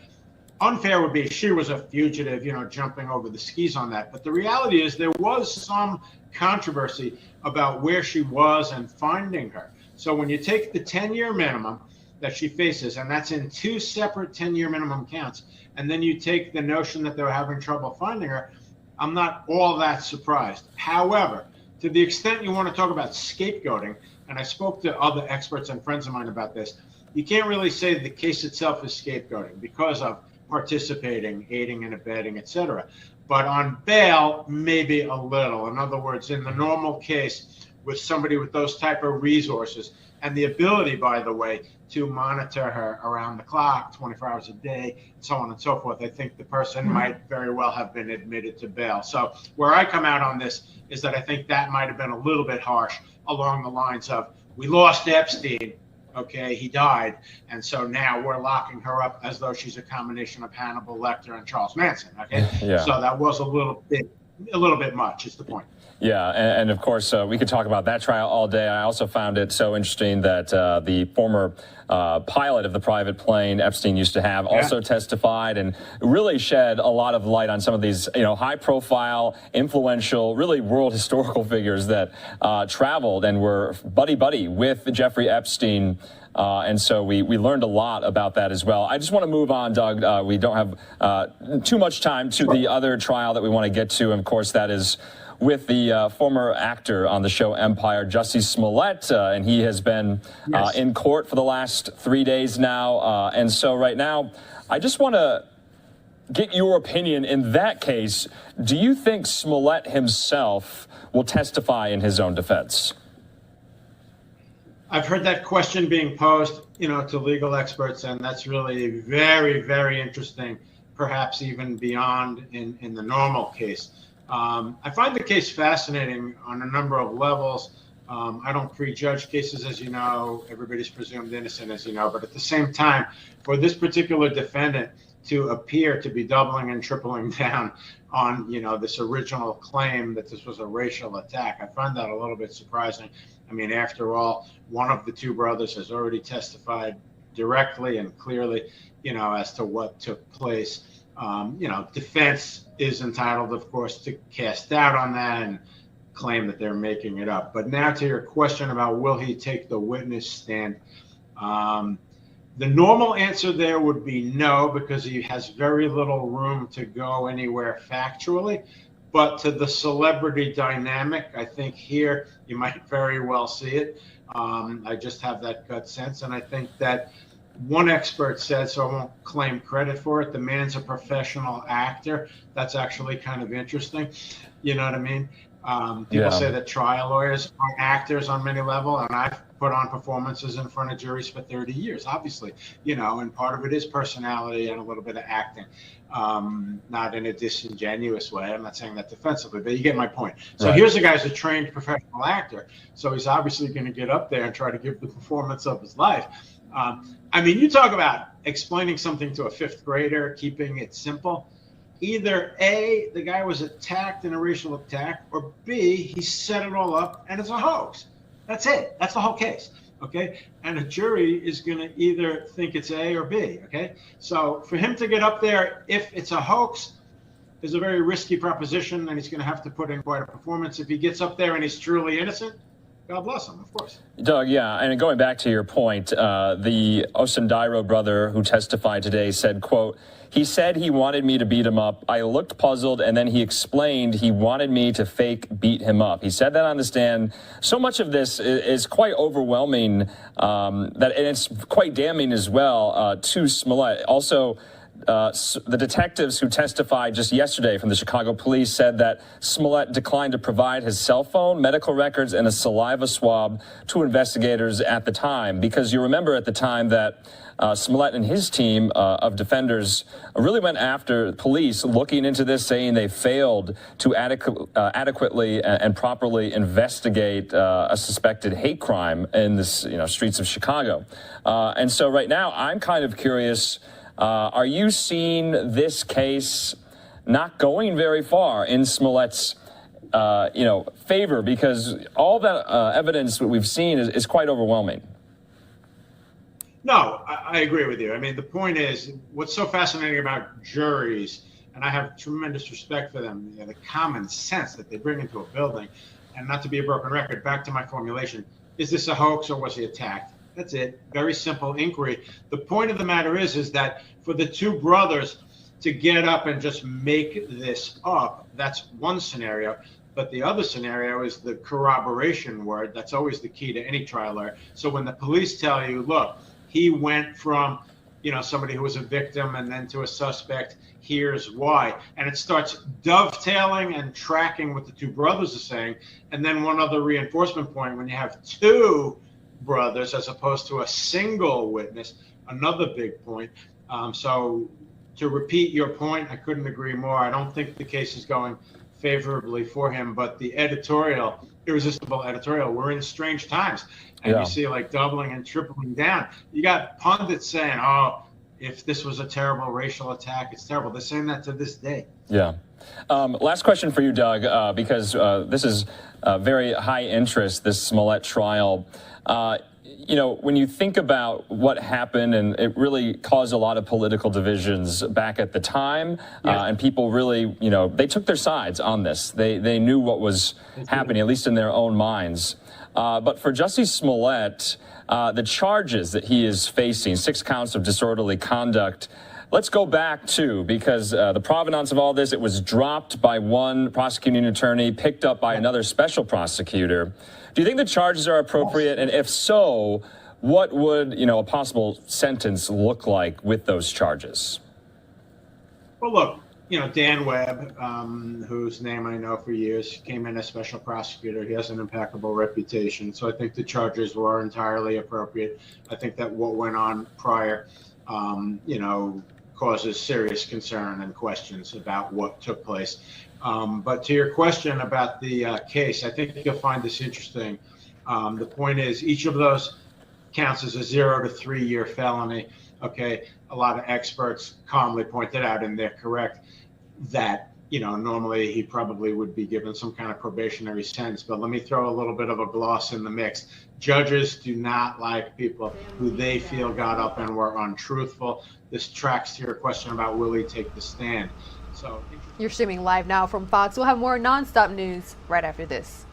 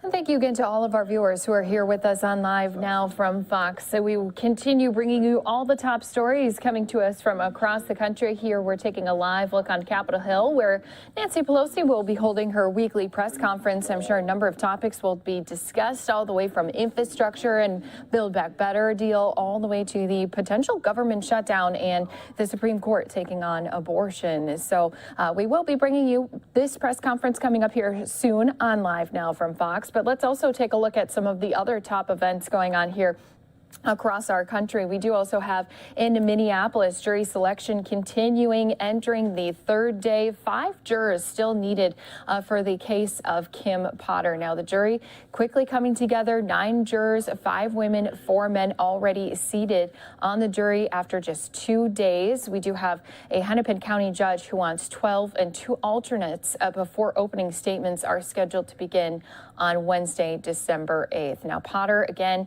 is a white former police officer who is charged with first-degree and second-degree manslaughter for shooting and killing Dante Wright, who was a 20-year-old black man during a traffic stop on April 11th. Now, the defense claims the shooting was an accident, that Potter mistakenly grabbed her gun instead of her taser when she fatally shot Wright. But prosecutors say Potter was reckless, negligent, and should go to prison. So Potter's defense team said that she will be taking the stand in her own defense, although the judge stressed on Wednesday that she can always change her mind. She may request instructions be read to the jury explaining it is her right not to testify and it should not be held against her if that is what she chooses. So we will be keeping you fully covered here on this trial out of Minneapolis. Plus, going on right now out in back on Capitol Hill, we do also have representatives having a House hearing. They're talking about how to combat the overdose crisis that is continuing. here in America. So just a few different stories already taking place here across our country. Of course, we're going to be bringing you these portions here on Live Now from Fox in just a little bit. But I do want to talk about another situation that continues. That's the mission that continues to go on in Afghanistan. Let's learn just a little bit more about that.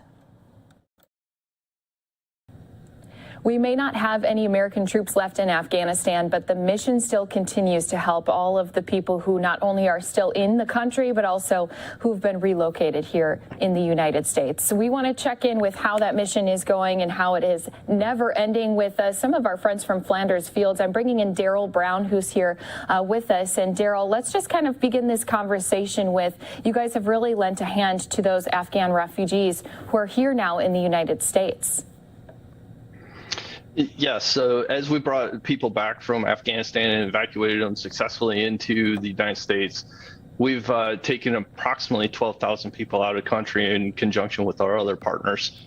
Those 12,000 people are now sitting within different locations in the United States, the different camps.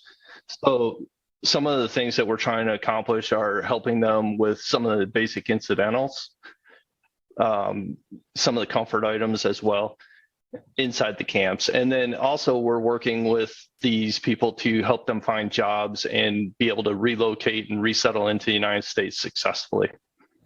And I know you guys have gotten to connect with some of these people firsthand. What are they saying about being able to evacuate from Afghanistan? Of course, there's been, we'll get into more of the Taliban rule, but I'm sure they're just excited about the opportunity to continue living their lives here.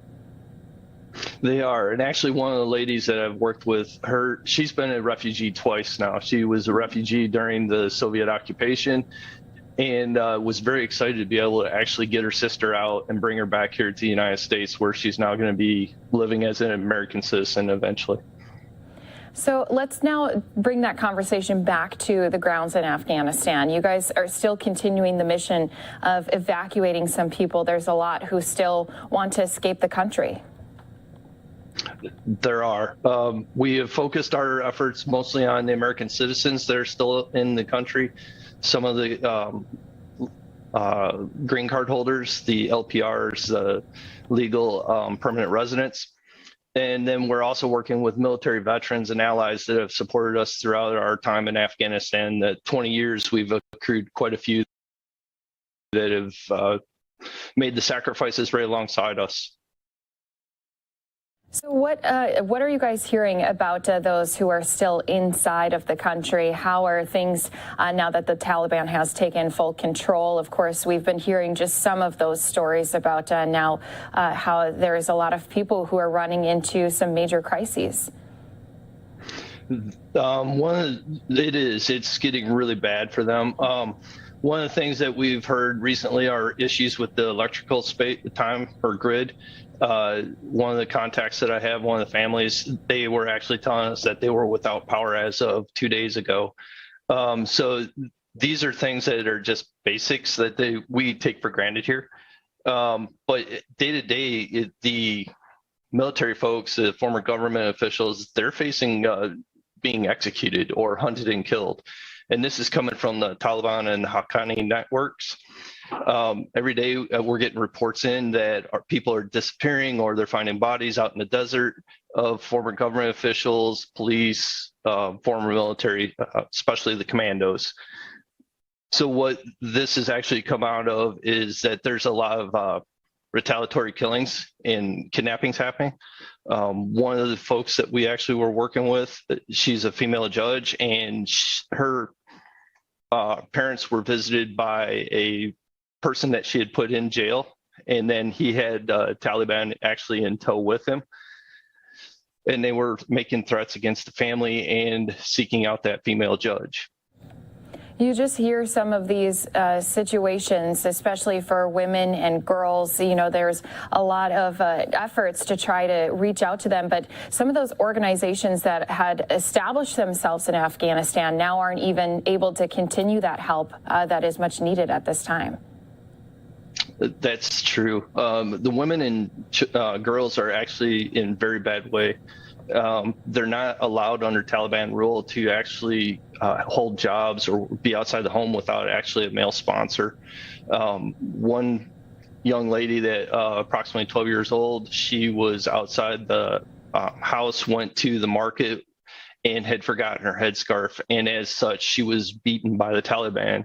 And that is just a horrendous scene to be witnessing, even via video or pictures, that somebody so small is being treated so poorly.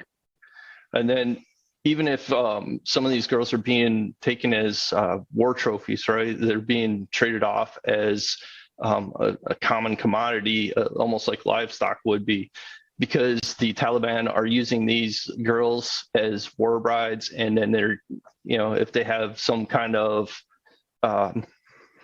commitment, they will actually sell them or trade them to another person. So what can be done? I mean, hearing this and knowing that some of the organizations that usually those women and girls could be reaching out to aren't able to provide that help at this time, even funds that people are trying to donate to some of those organizations that do work there in the country aren't even able to get the money transferred there. So what are we supposed to do? It kind of feels like a little bit of a hopeless situation. Well, it's not all hopeless. We are working through a series of networks to help provide safe lodging, food, medicine to those people that are at most risk. These volunteers, the volunteer organizations we're working with, are partnering with the United States government and other governments to try to correct or actually out as much as possible. The food is available in the country. The face with a lot of this is money. And we've established ways to transfer money between 501c3 charitable organizations and these providers inside the country. But where we're really facing is more than just a localized humanitarian crisis that the United States government should be focused on. This is something that is more of a global nature. These are a lot of folks that had actually supported coalition efforts in Afghanistan for over 20 years, and they don't know a different way of living other than what was pre-Taliban. So we need to really work together, standing up for human rights, women's rights, get these activist organizations that maybe can't get in country or have limited ways to support these people. But we need to stand together and actually try to overcome some of this. Yeah, and it really is coming down to, even just some of their basic human rights are being rejected or being neglected. And let's just talk a little bit about, again, what Flanders Fields is doing, because obviously you guys have been lending a hand for a number of years, and especially now during this time when we had the exit, and then have been trying to help relocate some of those refugees, not only into the U.S., but even around the world. Yes, so we're actually partnering with a lot of politicians and other entities throughout the globe. The ways that we're supporting are to help with getting people evacuated first and foremost. But where we can't do an evacuation, we're actually working to help provide safe lodging, the food, the medicine. We make the transfers into the country. We have trusted resources available that we can leverage. We're working every day to try to figure out how to provide that capability back to these people so that they can have at least a basic subsistence. So what can we do? We can get them out. What can we do, though? Because, I mean, I'm sure a lot of people are saying, I don't have the same resources that Flanders Fields has. So how can we who are watching here today help, lend our hand with this mission that is going to be continuing on for even years to come? So we can use donations are obviously a piece that we can always use. But we can also use the support at the political levels where we're actually getting these other organizations and other people to solicit their congressmen, their senators, write letters to the administration asking for the support to be able to get the policies and processes in place that we can actually get people out of country in a legal fashion and provide them a legal residency here in the United States. So finally, Daryl, are we ever going to be seeing a time when our mission is complete when it comes to helping some of those Afghans? So humanitarian missions are never complete. We just become a way to enable people to be successful and to achieve their purpose. When we closed this war, when we left out of the country with our military and our State Department, we didn't close the book on the war. What we did is we closed a chapter on this war. However, in closing one chapter, we opened another, and that chapter is a dark chapter at the moment and isn't necessarily isn't something that's necessary. We as America, as an international community, we now have the decision before us. Are we going to be a light, a beacon of hope, or are we going to embrace the evil and the oppression that is currently being placed on these Afghan people? So that's the decision that we have, and we need the partners to stand with us. Yeah, stand up, be that shining light, especially as you said, it can't all be hopeless. We need to continue this mission on lending that extra hand, just as Flanders Fields has always done. We appreciate the time that you have here with us today. Again, Daryl Brown, who is the Director of Faith Partnerships with Flanders Fields. Thank you so much for being here and continuing to keep us updated on your mission on helping all Afghans. Thank you, Christy. And if anybody has any questions, they can always go to flandersfield.org, and we do have a tab on the upper right-hand corner for donate. And we'll be bringing you more news from Capitol Hill coming up here after a 2-minute break. Nancy Pelosi starting her weekly press briefing, as well as Jen Psaki doing a White House press briefing, giving you more news from Capitol Hill coming up here again in just 2 minutes.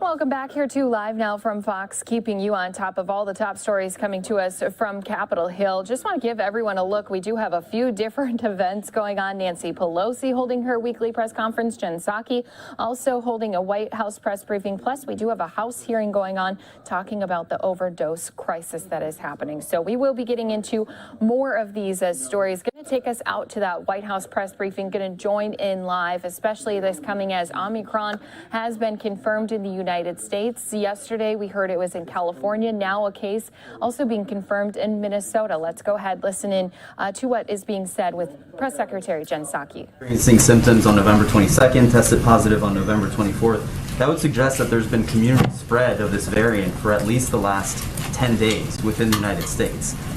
Is that the White House's assessment, and to what extent does that change your understanding and your approach to combating this new variant? Well, I think we need to be very careful from the government and of course from the media as well about how we assess and attribute community spread or what has happened here.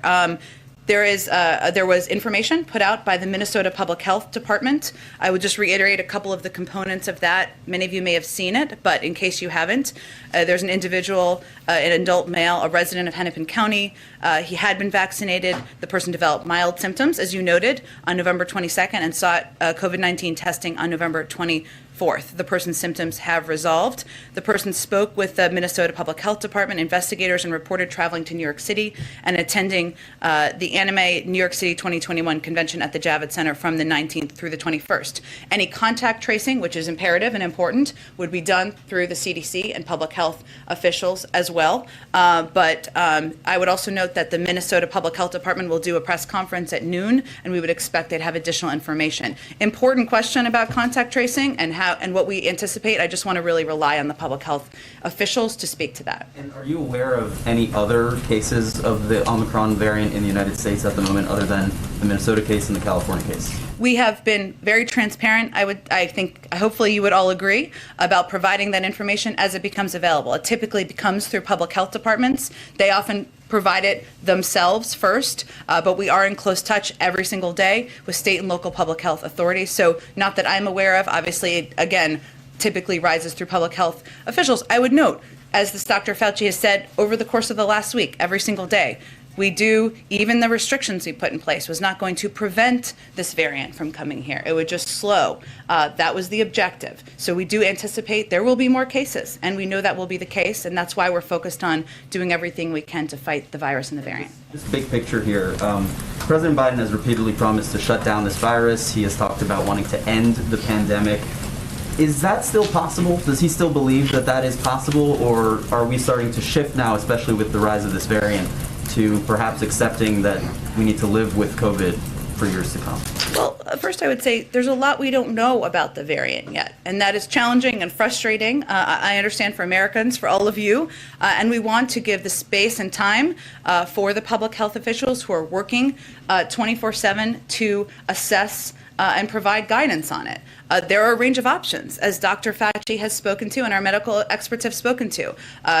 It could be less deadly. It could be more. We don't know. So I just want to say that that is the next step in this process. The president, and you'll hear him speak to this today, continues to believe that if we build on the bold steps that we've taken to date, if we continue to make the vaccines more accessible, to increase testing, increase masking, we can return to a version of normal in this country. That's what everybody wants and everybody would like to see. Go ahead.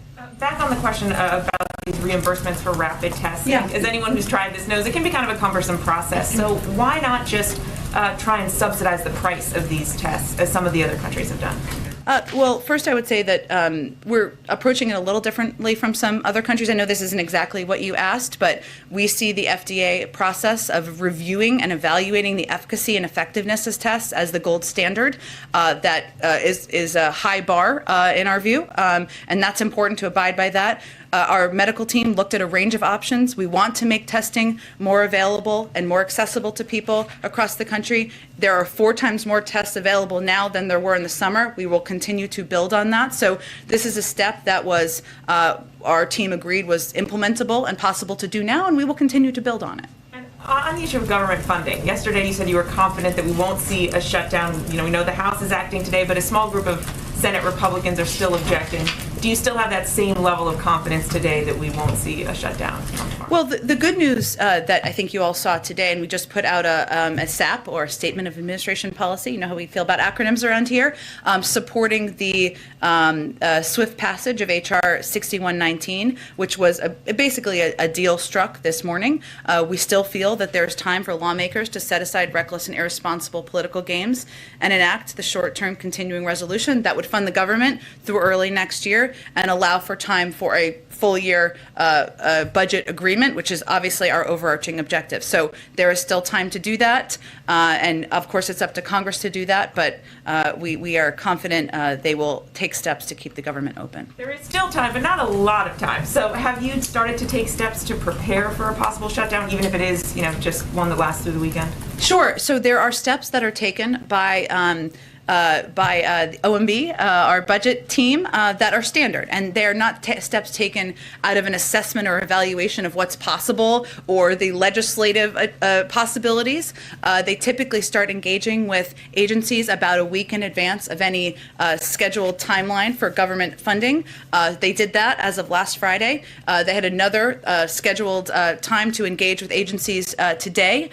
So that is standard operating procedure, and that's underway. But again, our objective is, of course, to prevent the government shutdown. We are, and of course, that's up to Congress to get done. One quick immigration question. The administration announced today that the U.S. and Mexico have reached a deal to restart the Remain in Mexico program that was started under President Trump. This is something that your administration is fighting in court. The president, has railed against this policy. He's called it dangerous, inhumane, saying it goes against everything we stand for as a nation. I'm just wondering if you can reflect on how he feels about having now to see this move forward now. Well, as you noted, Mary, Secretary Mayorkas also and the president have repeatedly said that this program has endemic flaws. It has imposed unjustifiable human costs, pulled resources and personnel away from other priority efforts, and failed to address the root causes of irregular migration. Deeply flawed. That's why we stopped enrolling individuals in the program on day one and subsequently issued a memorandum in June terminating the program. And Secretary Mayorkas issued another memorandum announcing and explaining his decision to terminate the program once again in October.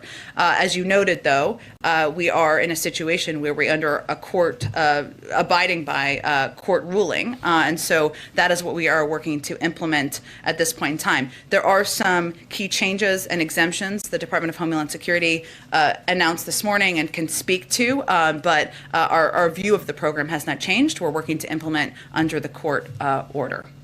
Go ahead. Thanks, Jen. Another testing question. So you said you want to make testing as affordable and available as possible. So in addition to requiring insurers to cover at-home tests, is the administration doing anything to make in-person PCR tests more widely available, more affordable? Because as anyone who has had to get a PCR test, let alone a rapid PCR test, knows, it can be hard to find one and expensive, and especially getting that quick test is very, very hard.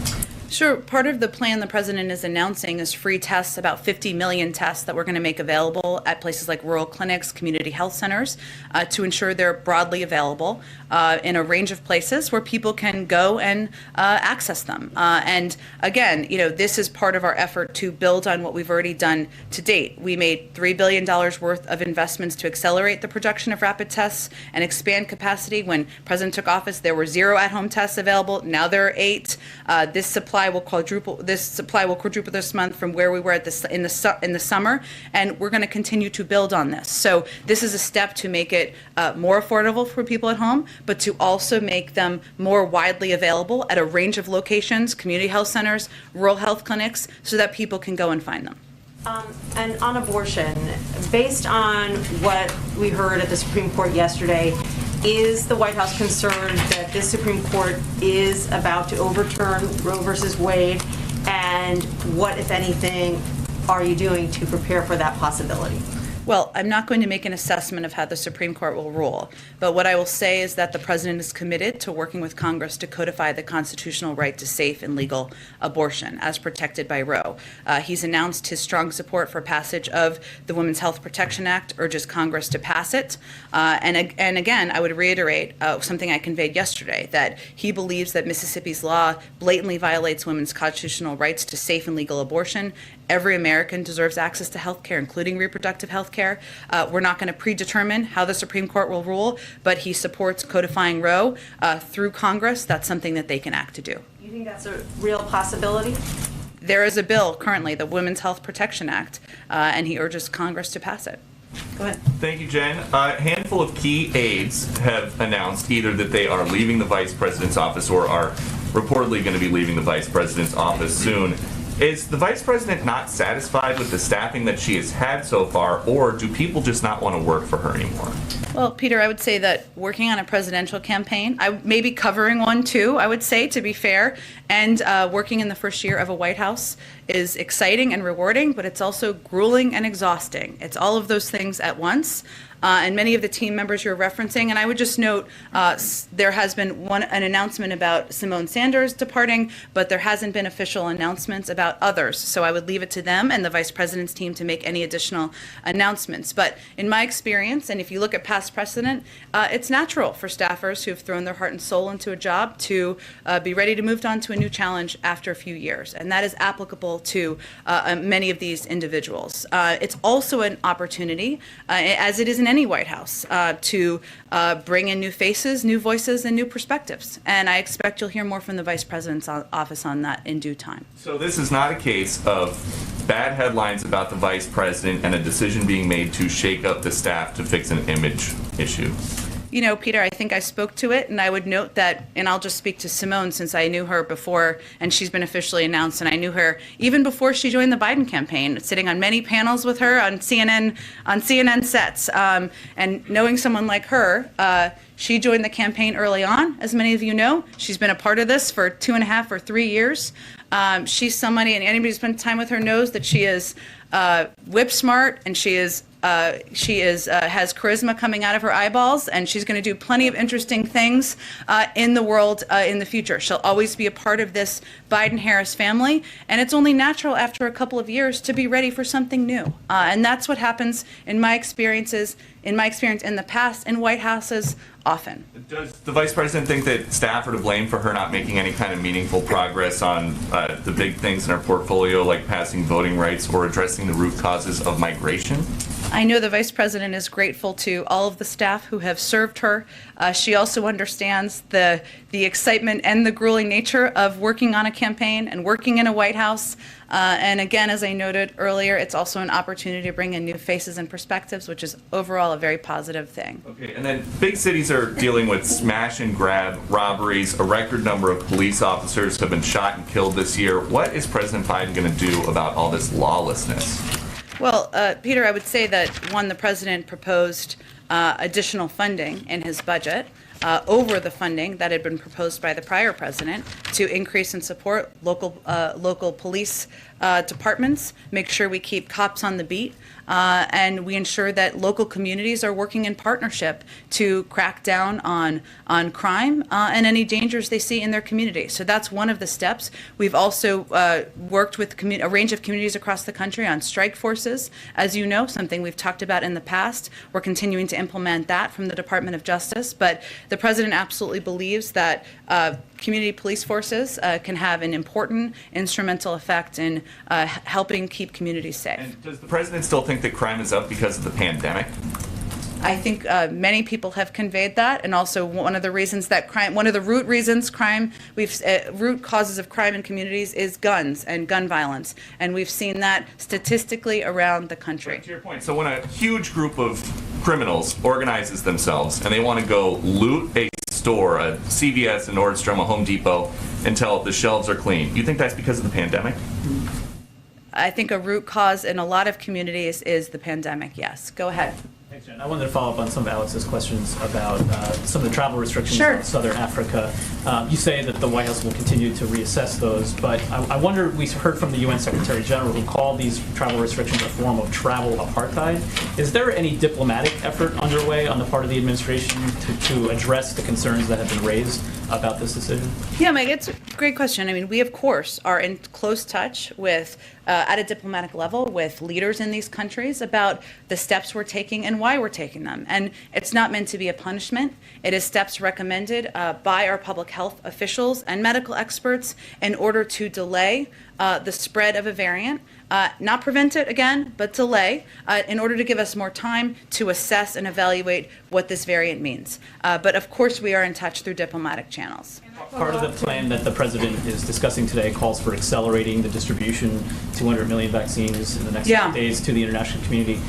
The president, though, indicated the other day that, at least as it relates to South Africa, the problem was not the supply of vaccine, but the implementation, the wariness among some of the citizens. Can you discuss a little bit more about what is going into the decision about where to send these vaccines and how? Yeah, another important issue that that probably we don't talk about enough because it's not just vaccine supply. It's know-how. It's the ability to get shots in arms. It's the ability for to have staffing. It's vaccine hesitance, which we've experienced in this country. We have a lot of lessons learned. And we're also working through programs through USAID, through the State Department and others to ensure we are augmenting support in those areas as well. So we are prepared to provide additional vaccine doses to South Africa when they're prepared to receive them. And that is an open communication. We're having an open discussion about that as well. And then lastly, this is a version of a question we ask you often, but given the fact that the president had his doctor's appointment.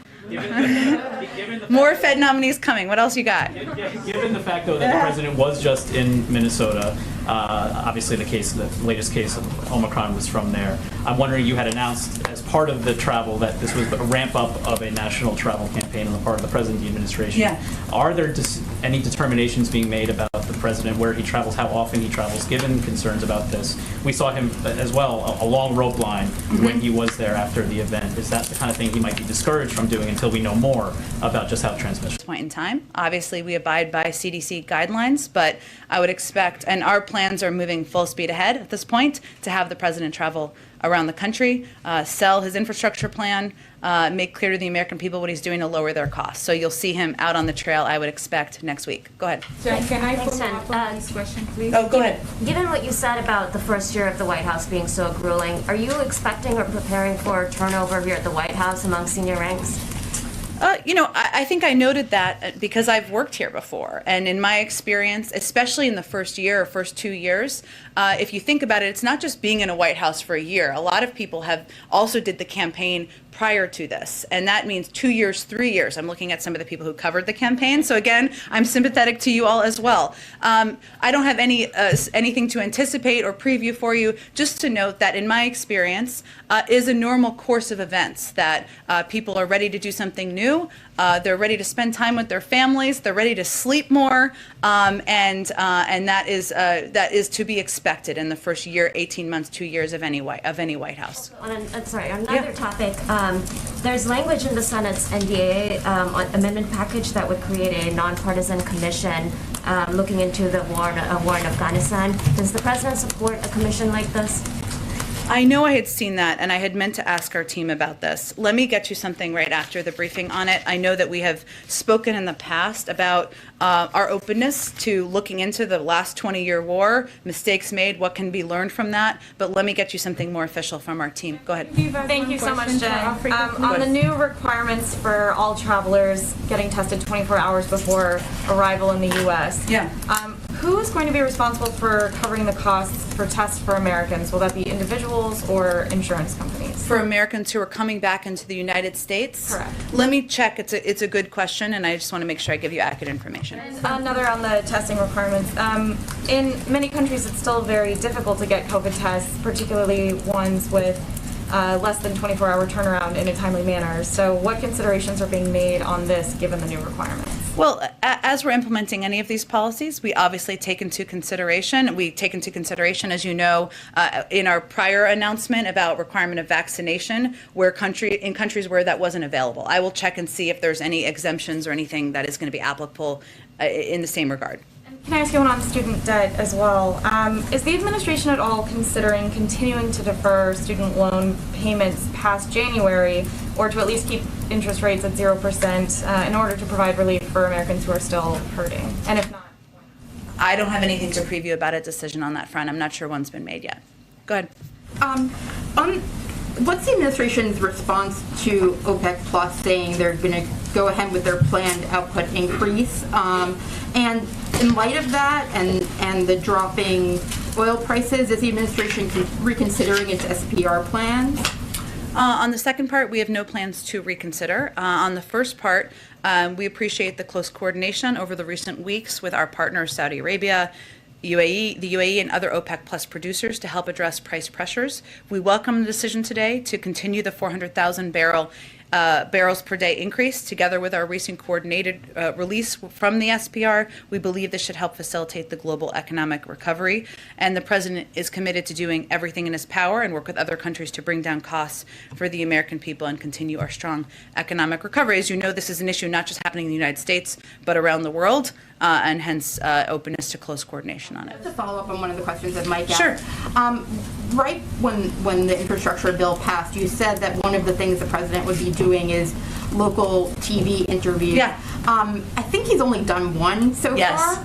I know that the First Lady did one, I think, more about Christmas yesterday. So is there a plan for him to do that in a real way in the next couple of weeks? I would very much like that to happen. We are always competing with time on the schedule. I'm going to be honest. His schedule has been quite packed, but he would like to do it. We're working to get it on the schedule. So I don't have anything to predict or preview for you at this point in time, but hopefully we will be able to add some local interviews in the next couple of weeks. Go ahead. Thank you. Is there anything beyond economic sanctions that the United States is willing to do if Russia takes more action against Ukraine? Well, I'm not in a position to preview at this point in time anything we're considering. Obviously, our Secretary of State is still on the ground, I believe, having these conversations with our European partners, and anything we would do in close coordination with them. As you know, one of the areas of discussion has been providing additional assistance, security assistance to Ukraine. I don't know if you're asking about that, but I would point to that. We have provided a great deal of assistance over the course of the last several months.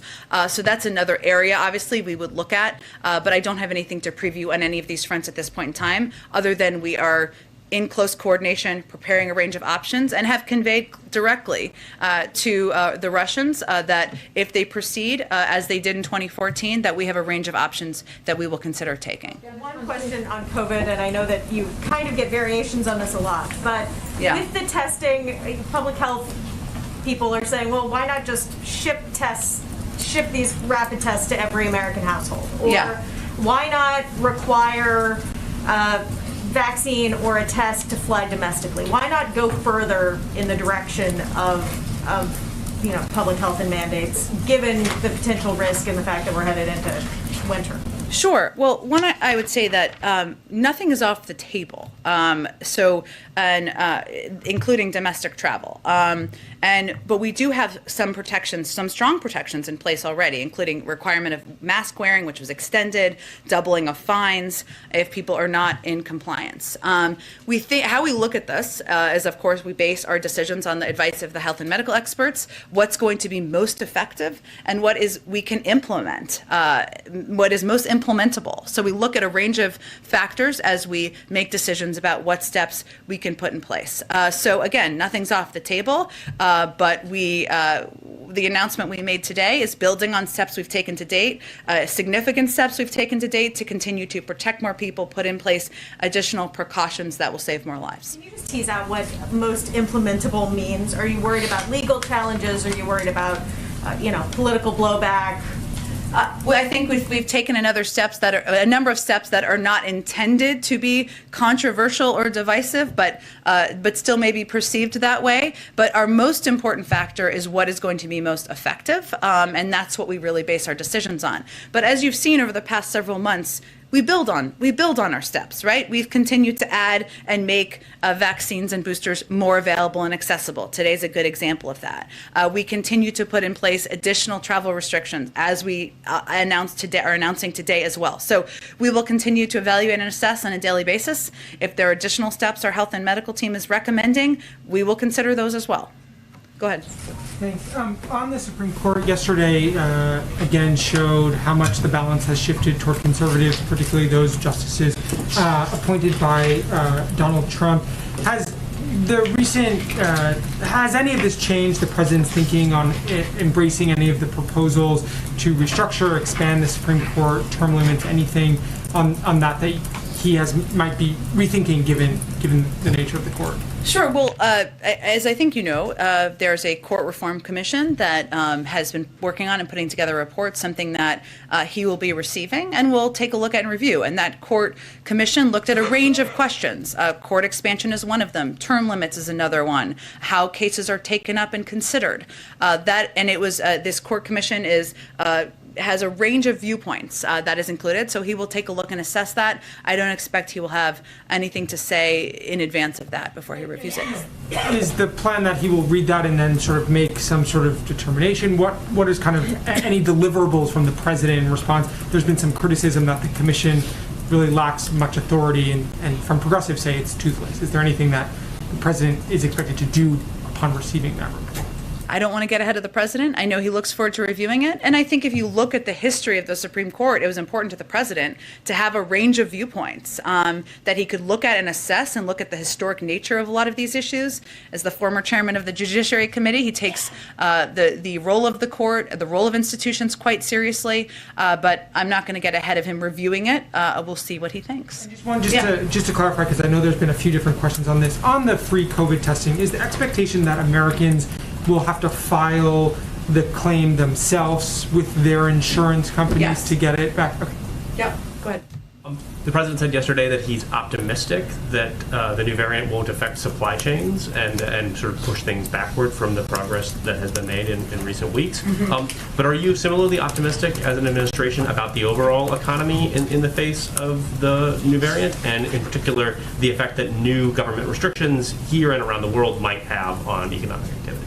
It's a great question, and I've talked to our economic team about this as well. And the fact is, this variant we've been aware of it for about a week now, right? And so our economic team will continue to assess, and we will provide updates if needed, if there are areas of concern. Now, what we don't know right now is a lot about the variant. There's still a lot we need to learn, including how deadly the variant may be, the effectiveness of our vaccines. Those will all be factors as our team looks at the impact. I think what the president was speaking to is his view that there's a lot of progress we've made on the supply chain bottlenecks. We've unfrozen a lot of those issues, and a lot of the suppliers out there and retailers are pretty confident about their ability to get stock the shelves and make sure that people can go to stores and get what they need. So that's an encouraging sign. We've done a lot to prepare for this moment, but we will continue to assess. And at this point in time, I don't have any new economic projections from our team on it. Just as a quick follow-up on it, are you all concerned at all that people afraid of catching the virus because of the variant will be less likely to return to work, and that might delay some of what your administration had hoped would be more of a surge back into the job market in January? Again, really good question. I think right now, what our focus is on is encouraging companies and encouraging organizations out there and large entities to take steps to protect their workforce. And that includes, and that's why it's so important for us to continue to advocate for getting people vaccinated, getting people boosted, making sure people are abiding by mask guidance. We know these steps work and they can protect people, and our medical doctors think that they are still going to provide additional protection from this variant. We'll know more in a couple of weeks, which is good, but we've been very focused on that so that employers and companies can also ensure and convey to their workforce that they will be safe and they're abiding by these recommendations. Go ahead. Thanks, Jen. Much of the public booster campaign that you all just announced is targeted specifically at getting seniors access to the booster, but just given the early confusion around boosters in the broader public, is there any more campaign that you can think of to target, say, young people, for instance? Our campaign is actually focused at getting everybody who's eligible boosted, which is anybody over 18 at this point in time. And that's one of the reasons that we have one of the announcements, or one of the steps the president's going to talk about today, is these mobile clinics, or the opportunity for generations of a family to bring their kids, bring their grandparents, and all get vaccinated and boosted at the same time. So our objective is to get every eligible adult boosted, get every eligible adult vaccinated, and we're continuing to build on steps we've taken to increase access. And that's a big part of the president's speech and announcement today.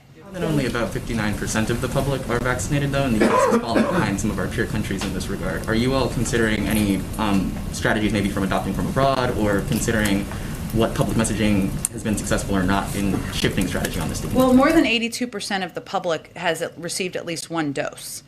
So that's a good step forward. Obviously. We're going to take a quick 2-minute break here for some of you right here on Live Now from Fox. Coming up in just a little bit, we'll take you out to New York City, where New York Republicans are really upset with the New York City Council minority leader pledging action against the city's council members' upcoming vote to allow hundreds of thousands of non-citizens to vote at a press conference. So we'll be bringing that to you right here on Live Now from Fox coming up in the next hour. You don't want to miss that one. Who got their shots to get this extra shot? Why is it slower? Well, it's hard to get into the minds of every American and why they are or aren't getting boosted. So that's a hard question for me to answer effectively from here. What we do know, obviously we don't want to be, we would prefer not to be in a situation where we are dealing with an unknown variant. I think everybody can understand that.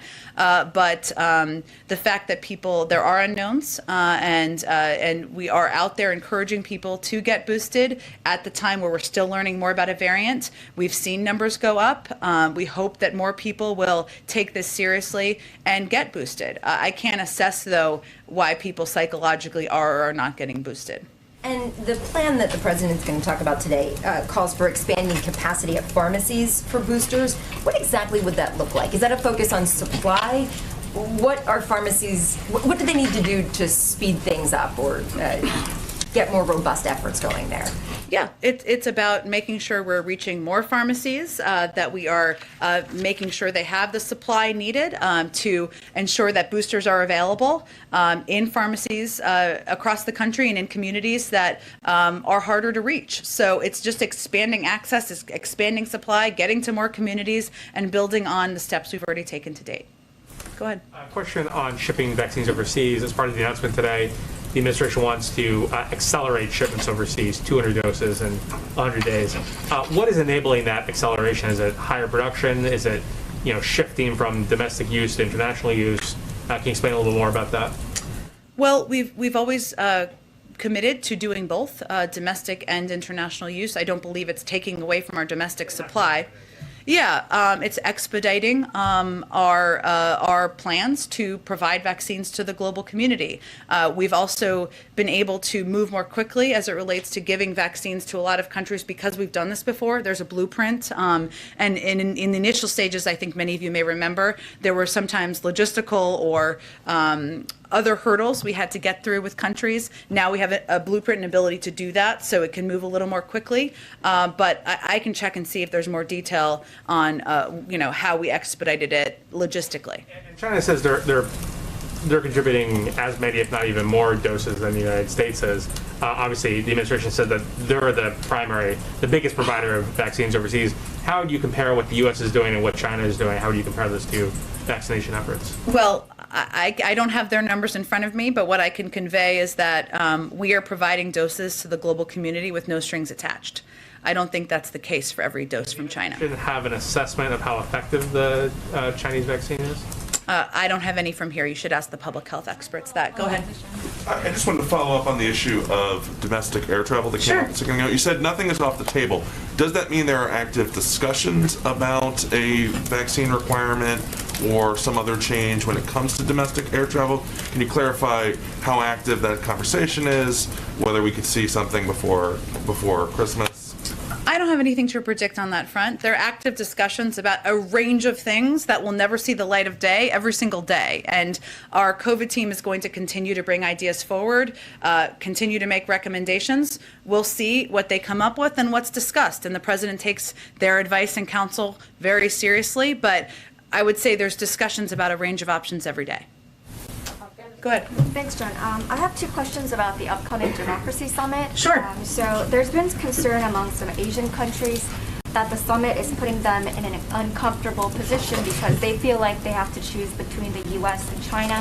What is your response to that? And Russia's foreign ministry and the Chinese embassy also raised concerns recently about the summit. So what is your response to their criticism that the summit is dividing countries? Well, our objective with this summit is to bring together 110 governments representing diverse democratic experiences around the world, as well as civil society and private sector leaders, to discuss how we can work together to protect democracy around the world, to stand up for democracy around the world. That's nothing we're going to apologize for, no matter what the criticism is from any country around the world. And it's an opportunity to also be clear that we should always be, no democracy is perfect. No democracy is ever final. And we should continue to build on that, discuss, engage, encourage positive change. So that's our objective, and hopefully countries who participate will feel this is an opportunity to be a part of that positive change moving forward. Go ahead. Thank you, Jen. I appreciate it. So on these new COVID guidelines, only the new transportation mask mandate, or the extension, has a date attached to it. That is extended to March 18th. The rest of the measures are in place for the duration of the public health emergency. How long does the administration anticipate the public health emergency portion of this will last? Well, I can't give an end date on that because we're still in the middle of fighting the pandemic. I will note that there are a couple of pieces that we have dates on in terms of when they will start. I'm not suggesting that was your question, but that is the determination that will be made by the CDC, by our public health experts, not a political determination. So we will wait for their guidance on that. The 212F restrictions, though, were in place for 20 months, nearly 2 years. Is it your anticipation that we could see some of these measures in place for that long, or is it more a matter of weeks in this case? I can't give you an assessment of that because we're going to base it on the public health guidelines, what steps we need to take to protect the American people. Go ahead. Funding. Can I just ask on the funding really quickly? Most of these programs, if they require funding, are being funded by previous congressional packages and anything that's left over. Is there anything left over from the CARES Act and the American Rescue Plan, or does the administration need to go back to Congress to ask for more money if it were to, say, reimburse insurance companies for some of these tests? Well, there's also funding that was in the American Rescue Plan. There's funding that's been proposed in Build Back Better. I'm not aware of additional funding being requested beyond that at this point. Go ahead. Okay, thank you. Just follow up on international travel restrictions. Sure. Just to get an idea of what the general direction here is. You said the administration is going to assess day to day. And for example, today we learned that Norway is suspecting a large cluster of cases linked to the new variant. So what's the idea? Is it to multiply restrictions, or is it to lift those already in place because the variant has spread already and nothing can be done to delay the spread? Well, we're going to assess both, and it will be assessed by the CDC, by our health and medical experts, and we'll rely on their guidance. So I wouldn't expect the lifting of restrictions before we know more about the variant. We will continue to evaluate if additional restrictions need to be put in place. None of these are meant to be permanent. None of them are meant to be a punishment. They're all put in place to protect the American people, to hopefully save more lives. Go ahead in the back. Go ahead in the back. I wanted to ask about the second Omicron case from today. Sure. The CDC is saying that it was the individual who tested positive was at a convention in New York. Is there concern at all about super spreader events like that, where this individual was there, or with what happened in California? So the CDC is the best entity to speak to contact tracing, which they will do extensive contact tracing on. And I would also point to the fact that the Minnesota Public Health Department also has a press conference coming up at noon. So I will let them speak to how they're approaching that. Jen, on the travel restrictions.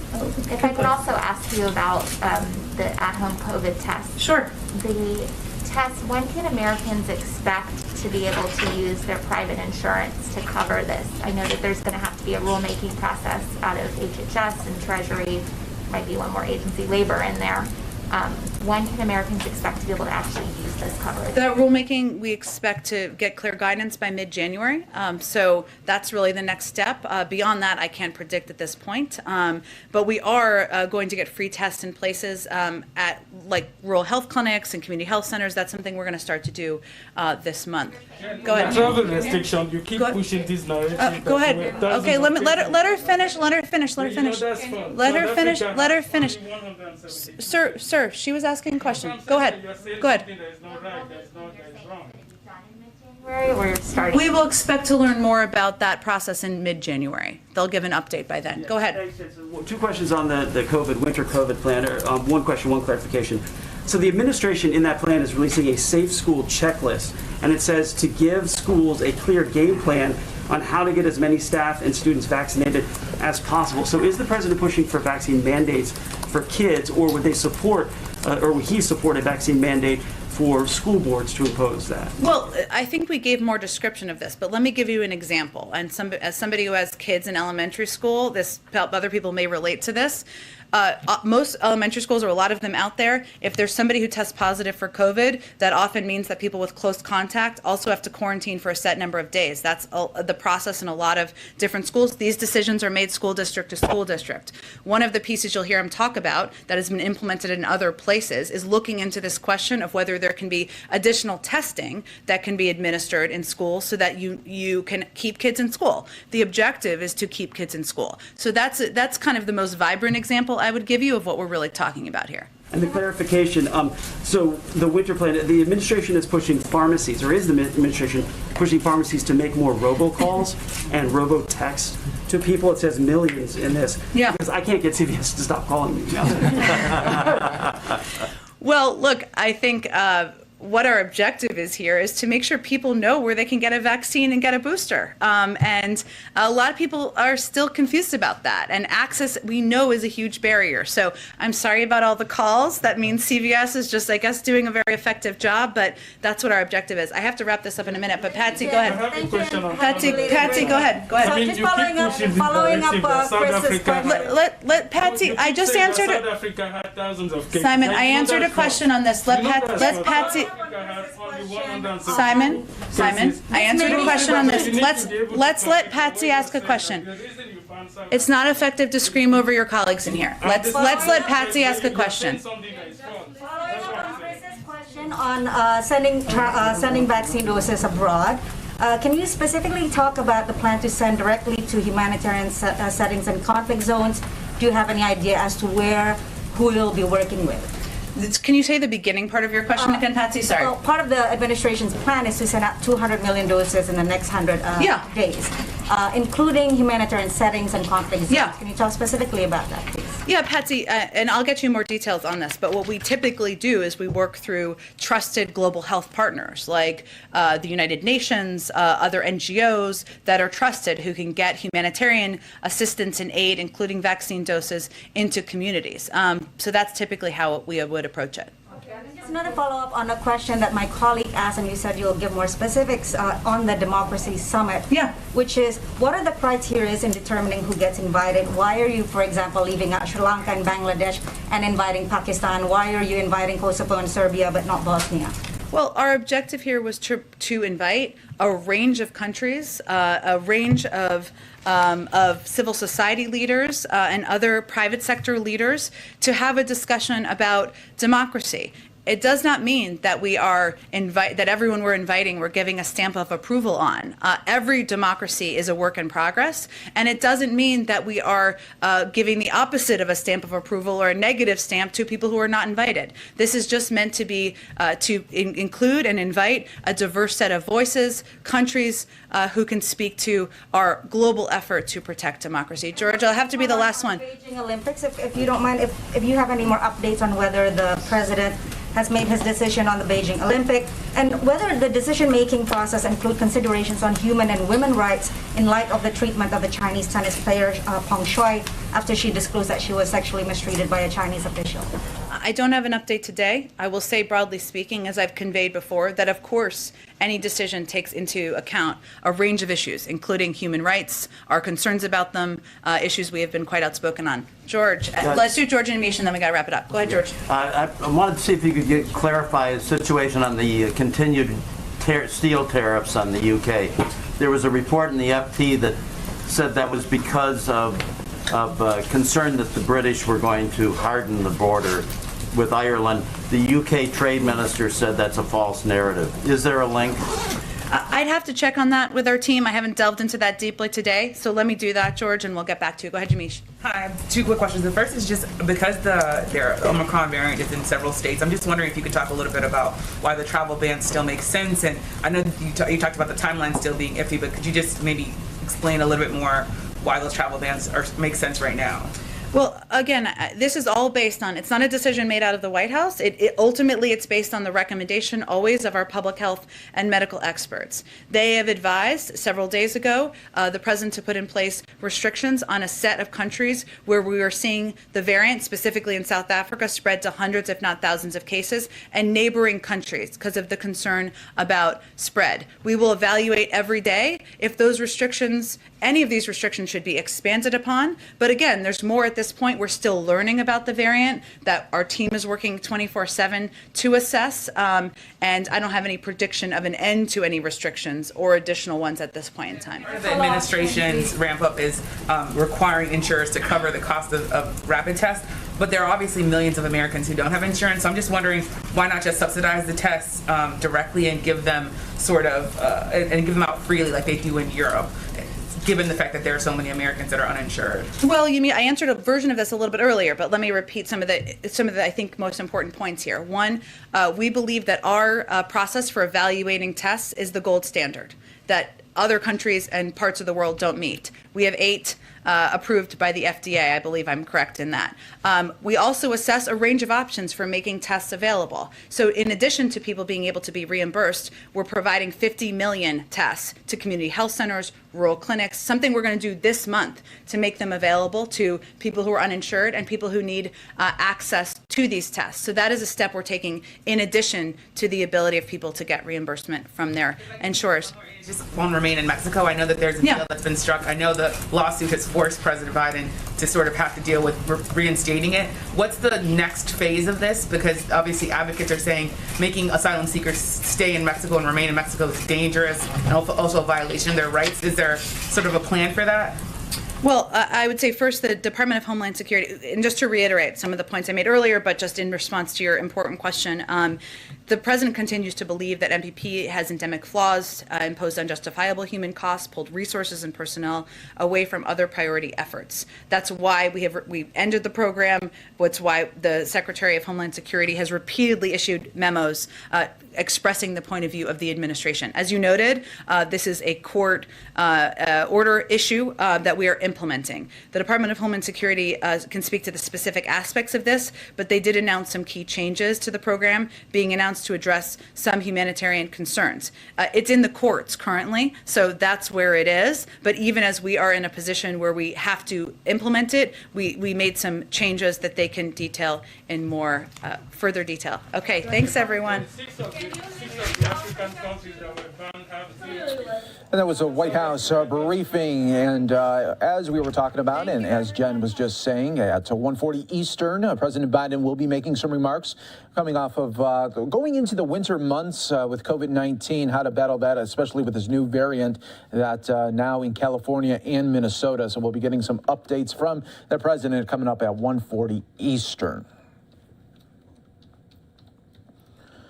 Welcome, everyone, here to Live Now from Fox. It's a new hour. I'm your host, Mike Page. Always great to be here with you. Coming up here in this hour, we're going to be talking about, Major League Baseball. There's a lockout going on, and what does that mean for spring training? So they got spring training, obviously, in Florida and Arizona. We're going to be talking to the Arizona folks, Cactus League, about what they feel could be the economic impacts of a lockout and how many if there are any canceled games, what can it bleed into the spring training as well as the regular season? So we'll be having that this hour, and then in just a little bit, we will be taking you out to New York City as we have New York Republicans. They are not happy right now, especially with the majority there for the New York City Council after they are pledging action now against the city council's upcoming vote to allow hundreds of thousands of non-citizens to vote. So we will be issuing this news conference a little bit later here in the hour. A lot to get to, but we're first going to keep you in New York. We want to hear from the governor talking about the very latest in the COVID numbers that they are seeing there, as well as the new variant concerns. We saw it pop up in California, now in Minnesota today. When will it happen in New York? It's just a matter of time. Let's listen right here on Live Now from Fox. Straight on. We also know that this is not unexpected.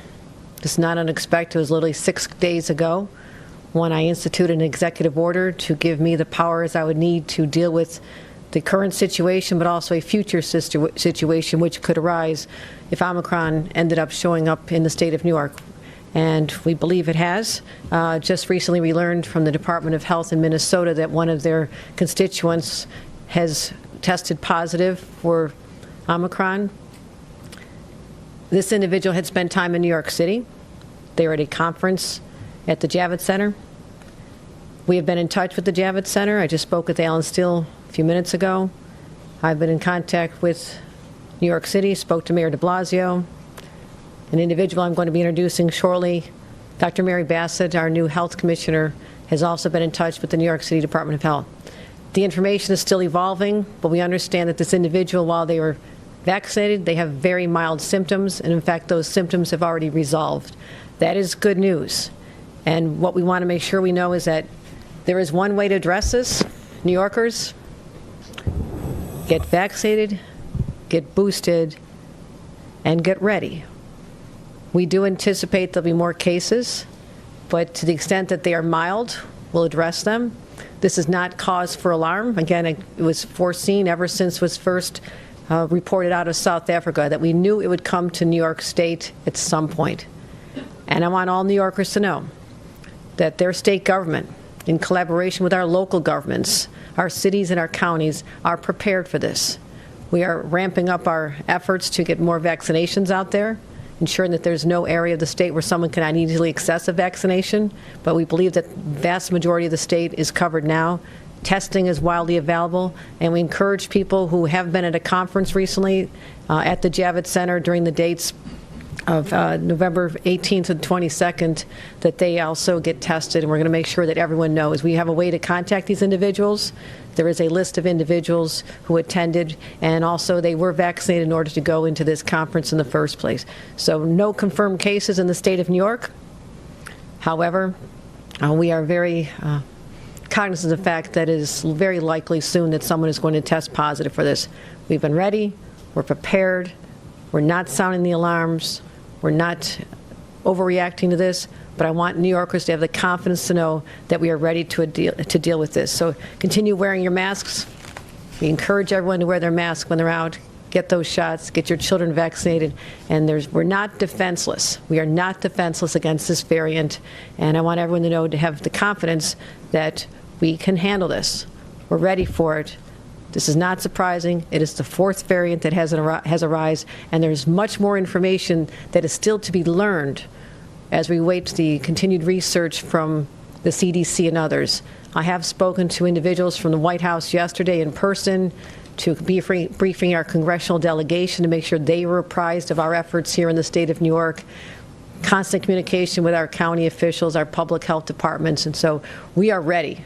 Unlike what happened in March of 2020, when there was a shock factor involved, when people did not know what to expect and how long it would last and how to take action and whether there would even be a vaccination. We're in a far better place today than we were at the start of this pandemic. So I don't want anyone to panic over this. Let people know there are steps we can take, and we encourage everyone to do this. As I mentioned at the outset of my administration, which is just a little over 3 months old now, I said I was going to assemble the absolute best and the brightest to ensure that I was surrounded by a top-notch team to deal with all the issues that state government must deal with. I wanted someone who had the knowledge and the expertise, in particular, to be able to handle working side by side with me in addressing the pandemic. I have found that individual, and that person who has the experience, the fortitude, and the aptitude to be able to deal with this crisis is Dr. Mary Bassett. She's a highly regarded public health expert, an exemplary public servant. She grew up in New York City, a BA in history and science from Harvard University, medical degree from Columbia University, master's in public health from the University of Washington, and she served as the commissioner in New York City, the commissioner of Department of Health and Mental Hygiene, and has worked to address health disparities and inequities in New York City. So I'm very excited to have her at this moment to address her reflections on her new position. I have utmost confidence in her, and we will work very closely together As everyone knows, as I've said from the beginning, I'm a very good listener, and I do take direction and advice from the experts, and I have one of the nation's premier experts now at my side, and that should also give New Yorkers confidence. Ladies and gentlemen, let me introduce Mary T. Bassett, the new Commissioner of the Department of Health. Thank you. Thank you very much, Governor. You know, this pandemic has really made a strong case for public service, and I thank you for the opportunity to answer that call once again. As you've mentioned, we are monitoring the Omicron variant in close coordination with the CDC, the Minnesota Health Department, the New York City Health Department, and I'm sure you'll have questions about that. But I want to start out by giving more thanks, including to the New York State Health Department, for its dedication, its service, and its sacrifice. I met yesterday with the senior staff. You know, to confront a pandemic is never easy, and I am so inspired by the caliber of that team, their dedication, and their determination. I'm no stranger to crisis. When I just finished my medical training, I moved to Southern Africa, where the world's worst HIV/AIDS epidemic was unfolding. And then some years later, as a New York City Health Commissioner, I encountered more microbes than I ever would have predicted. There was Ebola, there was Legionnaires, there was Zika. In 3 decades of public health work, I've learned the importance of truth-telling. I can't think of any better way to put it. I'll tell the governor what we know, what we don't know, and what our best judgment is, and I'll tell the public the same thing. Our knowledge is evolving. We are so much better equipped today than we were just a few short months ago, and as our understanding changes, we will change. That's how science works, and public health is based on science. If we needed any more evidence that public health is also rooted in social justice, COVID also gave us that. COVID literally pulled back the curtain on enduring and unaddressed inequities. Confronting this pandemic is a top priority, but it's not just a novel virus. This virus found its way through our failures. Failure to ensure the right to health care services, failure to assure available and high-quality primary care, in tackling obesity and other chronic conditions. COVID accelerated what's become a relentless tide of overdose deaths. And in our nation, all of these track along the problem of racism. We recently showed nationally among adults in this country in prime working age years that nearly 90% of deaths among people of color would not have occurred if we had death rates that are equivalent to that of white college-educated individuals. So it may seem like COVID has really opened up a Pandora's box. I hope that all of you remember that there was something left in that box, and that was hope. I have enormous hope about our ability to tackle this big picture. I've already watched Governor Hochul take bold steps to protect New Yorkers. And Governor, I really look forward to joining you in this effort. So I'll end my brief remarks with a reminder that there are small steps that each of us can also take that will make a difference, make a big difference. Get vaccinated. If you're already vaccinated, get boosted. Wear a mask. If you feel sick, stay home. Please be safe. We are all in this together. Thank you. Thank you.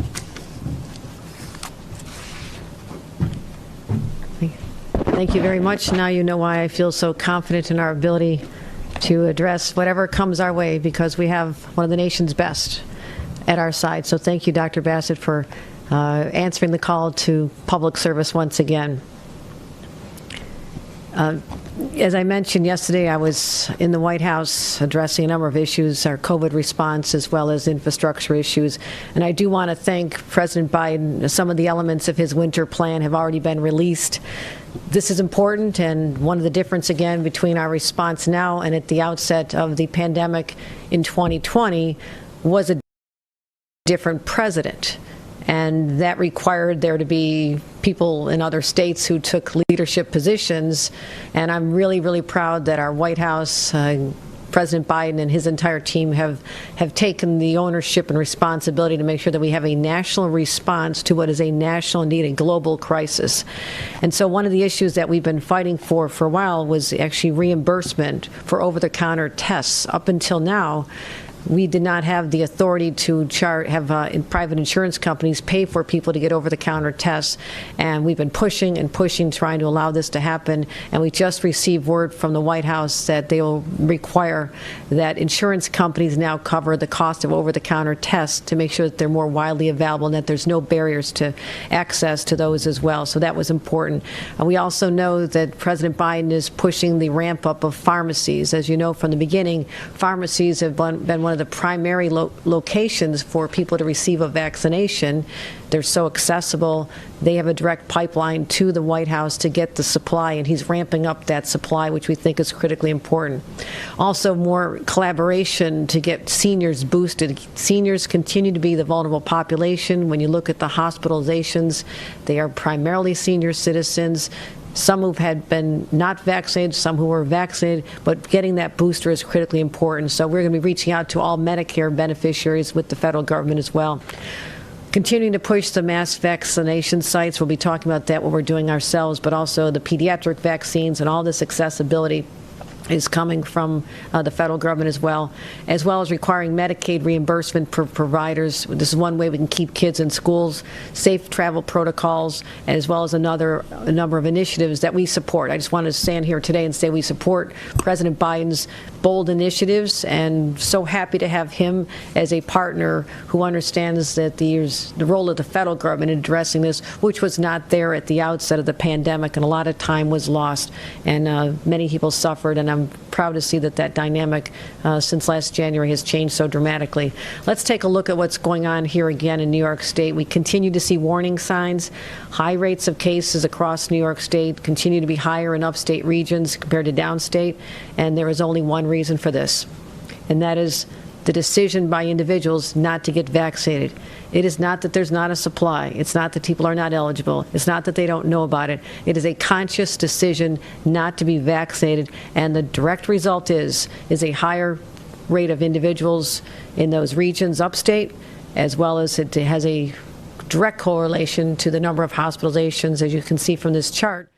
All right, so that was the update there from New York Governor there, Kathy Hochul, talking about the latest COVID-19 numbers. And just a reminder, at 1:40 Eastern, President Biden will be also speaking of the new variant, as well as the administration's approach come this winter. We're going to take a quick 2-minute break here for some of you on Live Now from Fox. So when we come back, it's all about baseball. We're going to be talking about the MLB lockout and specifically what it means for spring training. You know, you got spring training out in Florida and, of course, right here in Arizona. So what could that look like with this lockout? We'll have an update coming up here in just 2 minutes right here on Live Now from Fox.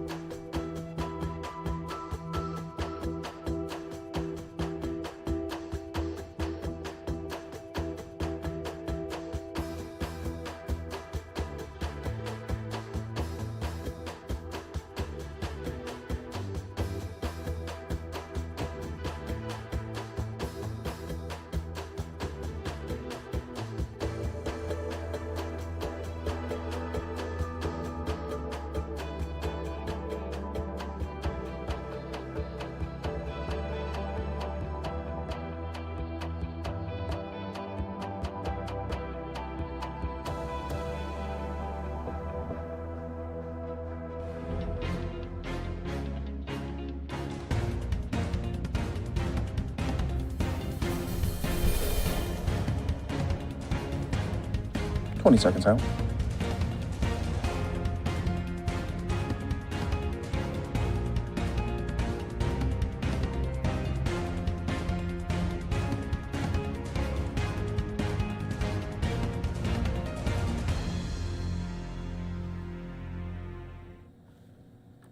Welcome back, everyone, here to Live Now from Fox. Well, the news coming today there that Major League Baseball entering into a lockout right now because a deadline deal could not be made. And if you remember, this is one of the first since 1994. And so what is that going to mean for spring training facilities like you got there in Florida and, of course, right there in Arizona? So in just a moment, we are going to be talking to the Cactus League Executive Director, talking all about what this can mean for the economic impacts here in just a moment. And of course, going forward, could there be any games that could be canceled? And what about the whole spring training experience as a whole? In the last couple of years, it's not been the best there with COVID-19 related concerns there as well. So we will be taking a look here at all things baseball related here in just a moment, right here on Live Now from Fox.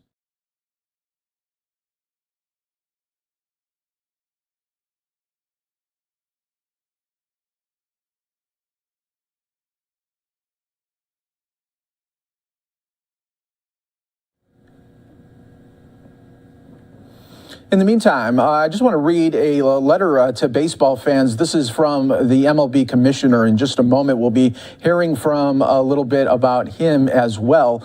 But he made a statement here as well. He said, to our fans, I first want to thank you for your continued support of the great game of baseball. This past season, we were reminded of how the national pastime can bring us together and restore our hope.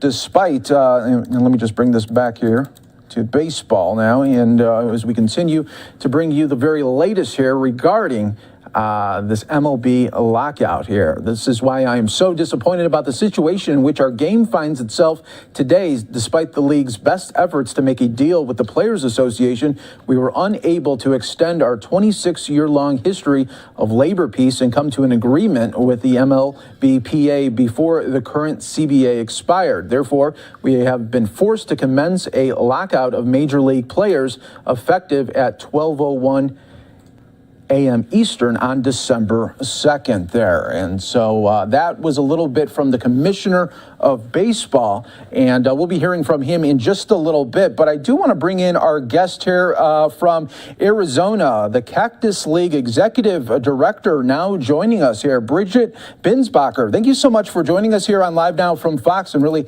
just talking about this news. Our first question is, what was your first thoughts when you heard about this? Well, obviously, we're concerned.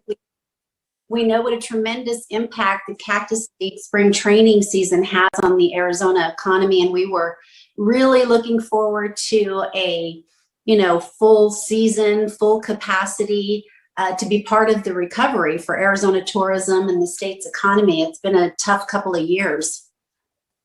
Yeah, absolutely. When you talk about the last couple of years there, obviously the pandemic playing a huge role in that. And we all remember 2020, you guys had to shorten the spring training. And I just want to bring up a stat here. This is from a study from ASU where they talked about the economic impact there. So the 2020 Cactus League season generated an estimated economic impact of $363 million. Now, that seems great, but in a normal spring training, we go back to 2018, 644 million was brought in there. So that's a big number. And then when you're thinking, okay, what happens if we might not even get a quarter of the games in,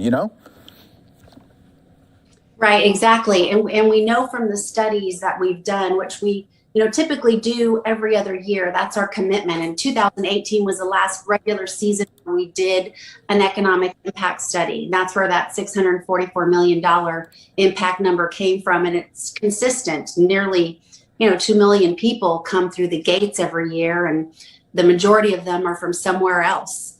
bringing dollars into the local economies. And so it's critical, not to mention the jobs that spring training generates, seasonal jobs and volunteer hours and community impact. I mean, it goes on, and we were really hoping to be part of that recovery.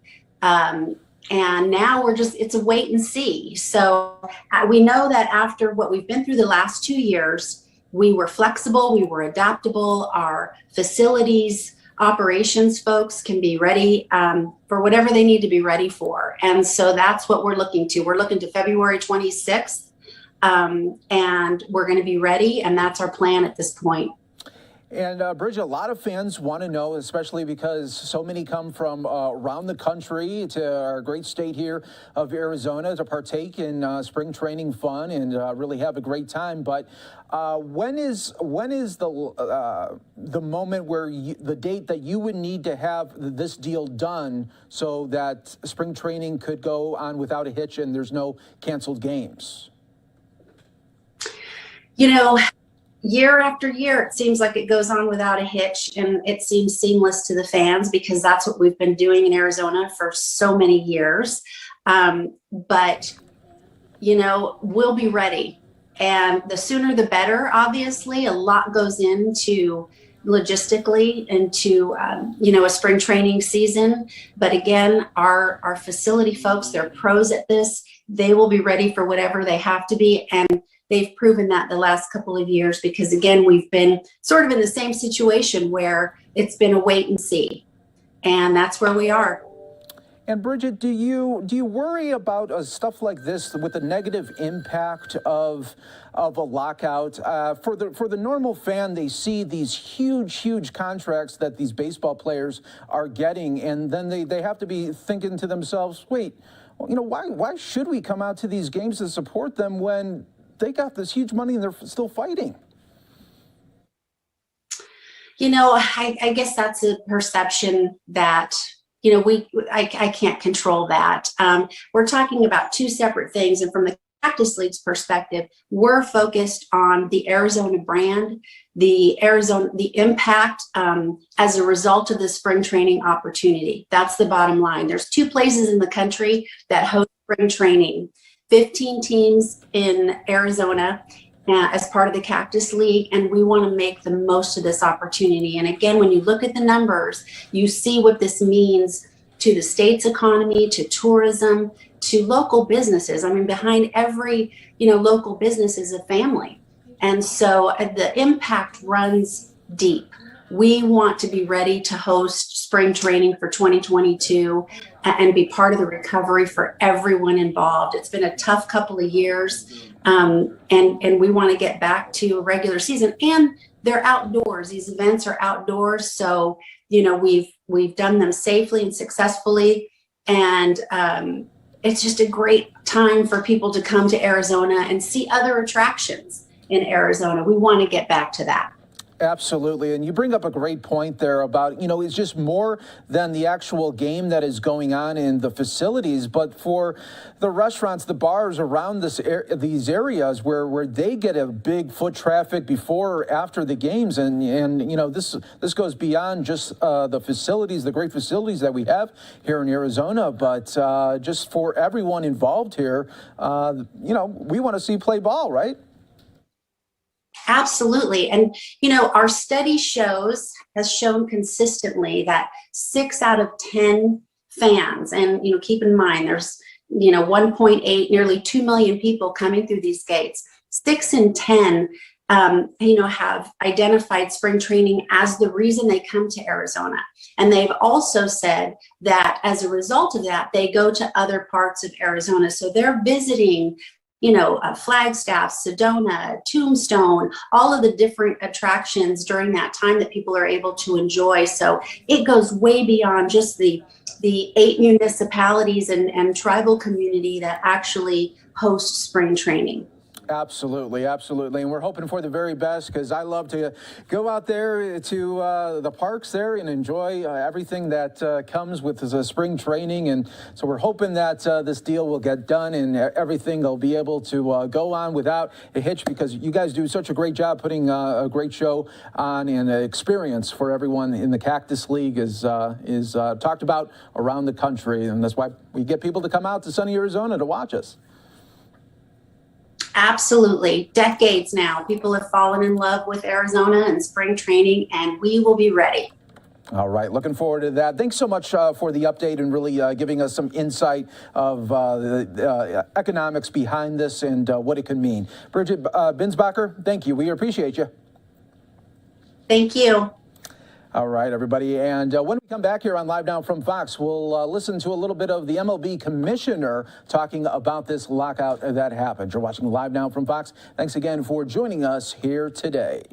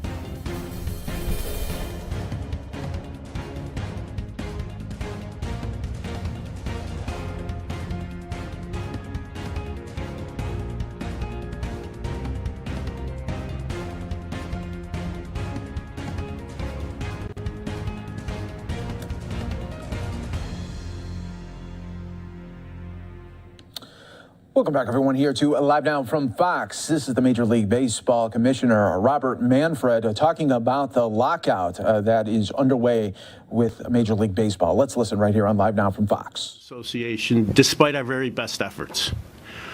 We came to Texas to make a deal. We committed to the process, we made proposals, and it just did not happen. After the owners' meeting in Chicago, I made clear the rationale for an off-season lockout. It's the norm in professional sports, and we feel it's the best strategy to protect the 2022 season for the benefit of our fans. We made the mistake of playing without a collective bargaining agreement in 1994, and it cost our fans and our clubs dearly. We will not make that same mistake again. It's important to keep perspective on the lockout issue. The lockout is part of the process that's designed to move the parties towards an agreement.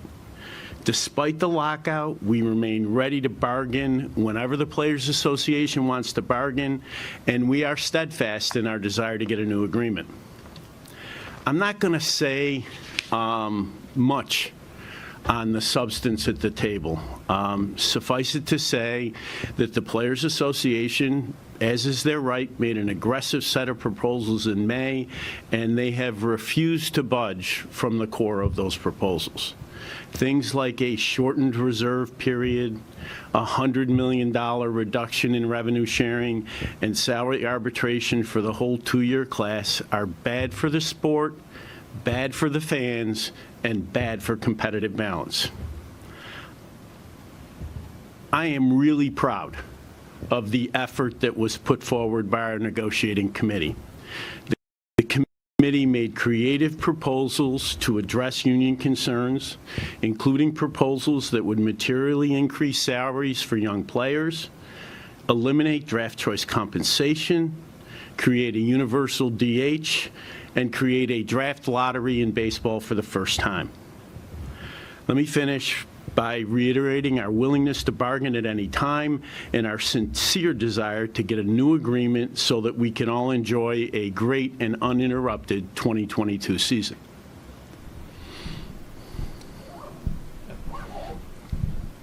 Rob, how much damage does a lockout do, even if it is only an off-season lockout?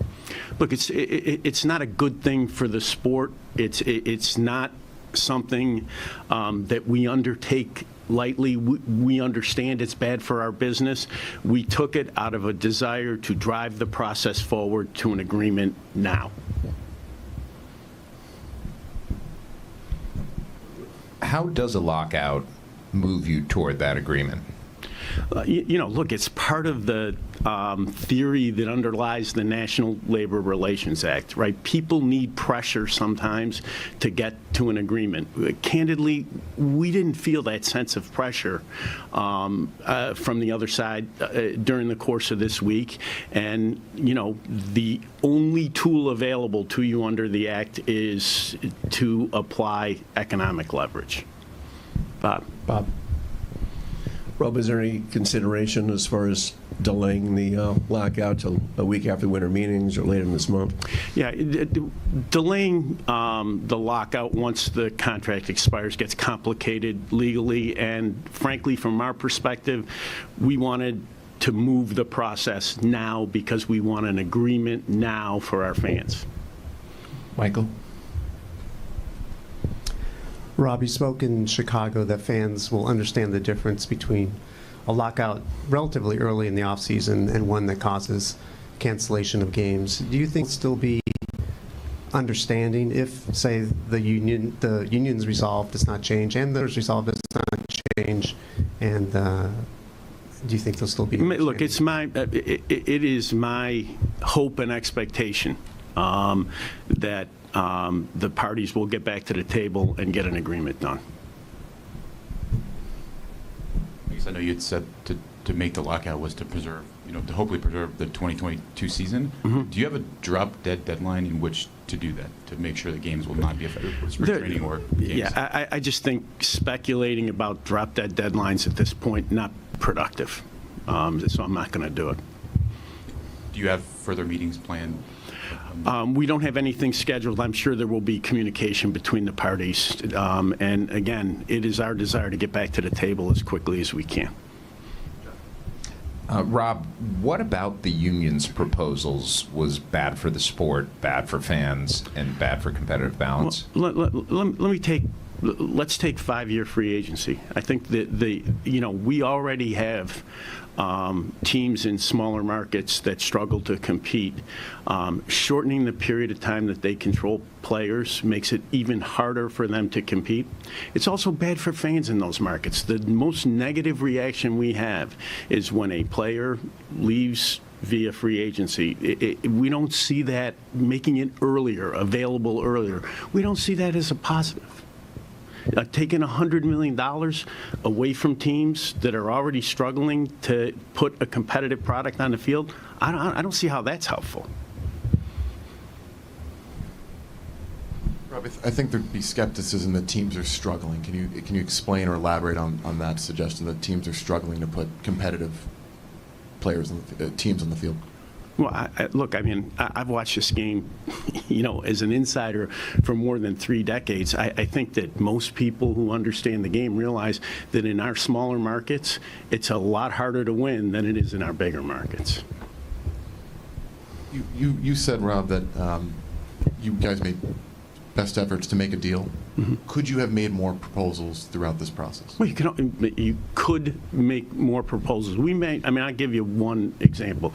We made a proposal yesterday that, if it had been accepted, I believe would have provided a pretty clear path to make an agreement.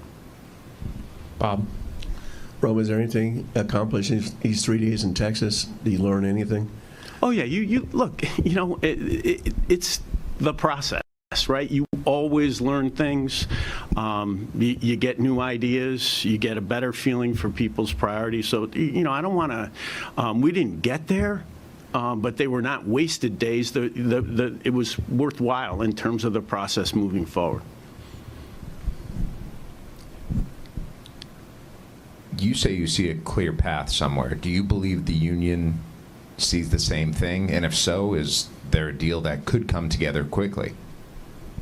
Look, the timing of a deal, you're always one breakthrough away from a deal. That's the reality. I mean, I can't answer it better than that, Jeff. I'm not trying to duck you, but literally, I think a big piece of the process is trying to make proposals, have conversations, make suggestions that could lead to that breakthrough that shows you the way.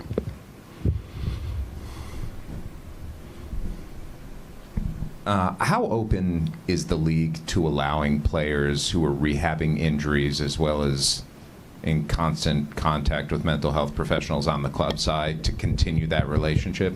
Yeah, it's not a question of league willingness. That's a legal issue upon which we do not have flexibility. Sorry, I do think in the past the NHL has done that. Is that? Look, again, I'm not going there because it involves legal advice that we've been given, and it is, from our perspective, it is a legal issue. Okay. I guess to continue off of that, are club employees in any danger of furloughs or layoffs because of this? Yeah, we've had conversations. Certainly no danger in the central office. We've had conversations with the clubs. There is no expectations at this point in time that there's going to be furloughs of front office employees. And I would ask the same question of the union too, but are owners, I guess, on your guys' end, prepared to make concessions to players and going forward to make a deal? And do you think you have made enough? I mean, let me say two things about that. We are willing to continue to commit to the process to get to a agreement. If that involves making further concessions, it involves making further concessions. Just as a perspective, we proposed the elimination of draft choice compensation. This industry had a strike over that issue in 1985. That is a major concession that has been the source of friction as to how the free agency system has operated. We have made concessions. Bob? Yeah, Rob, a lot was made last night about the website, scrubbing photos, taking down stories. Is that a legal issue, or? It is.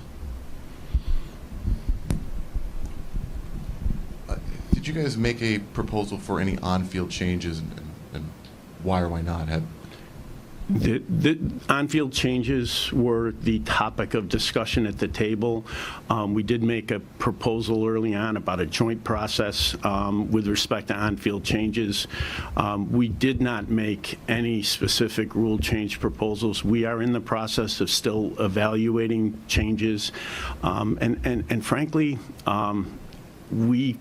based on the discussions at the table, we saw it as another contentious issue and tried to put it to one side in an effort to get to an agreement on the theory that we could deal with it midterm of the next agreement.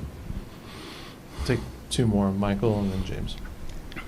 In your letter, Rob, in describing the lockout as defensive, can you elaborate on what you mean by that? Is it mainly that teams' inability to be competitive, or is it go beyond that? Defensive in the sense that you want to control the timing of the dispute. It really refers back to the 1994 experience. If you play without an agreement, you're vulnerable to a strike at any point in time. What happened in 1994 is the MLBPA picked August, when we were most vulnerable because of the proximity of the large revenue dollars associated with the postseason.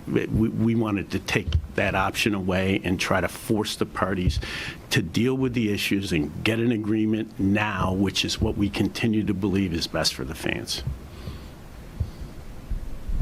I guess, Rob, just bigger picture, I know you use words like frustration and, that the other side was unwavering. They weren't changing. I mean, but why, I guess, do relations between the two sides seem so fraught and tense right now? And what can be done, I guess, to... Yeah, I don't I don't feel frustrated. I'm disappointed we didn't get to an agreement. That's different than being frustrated. I think we're in a process. I'm prepared to continue that process, and I'm optimistic that we're going to get a deal. Secondly, the whole relationship issue, I think people put way too much emphasis on that issue. At the end of the day, it's about the substance. We're here, they're there, we need to find a way to bridge the gap. Thanks, Commissioner. Thank you guys for attending today.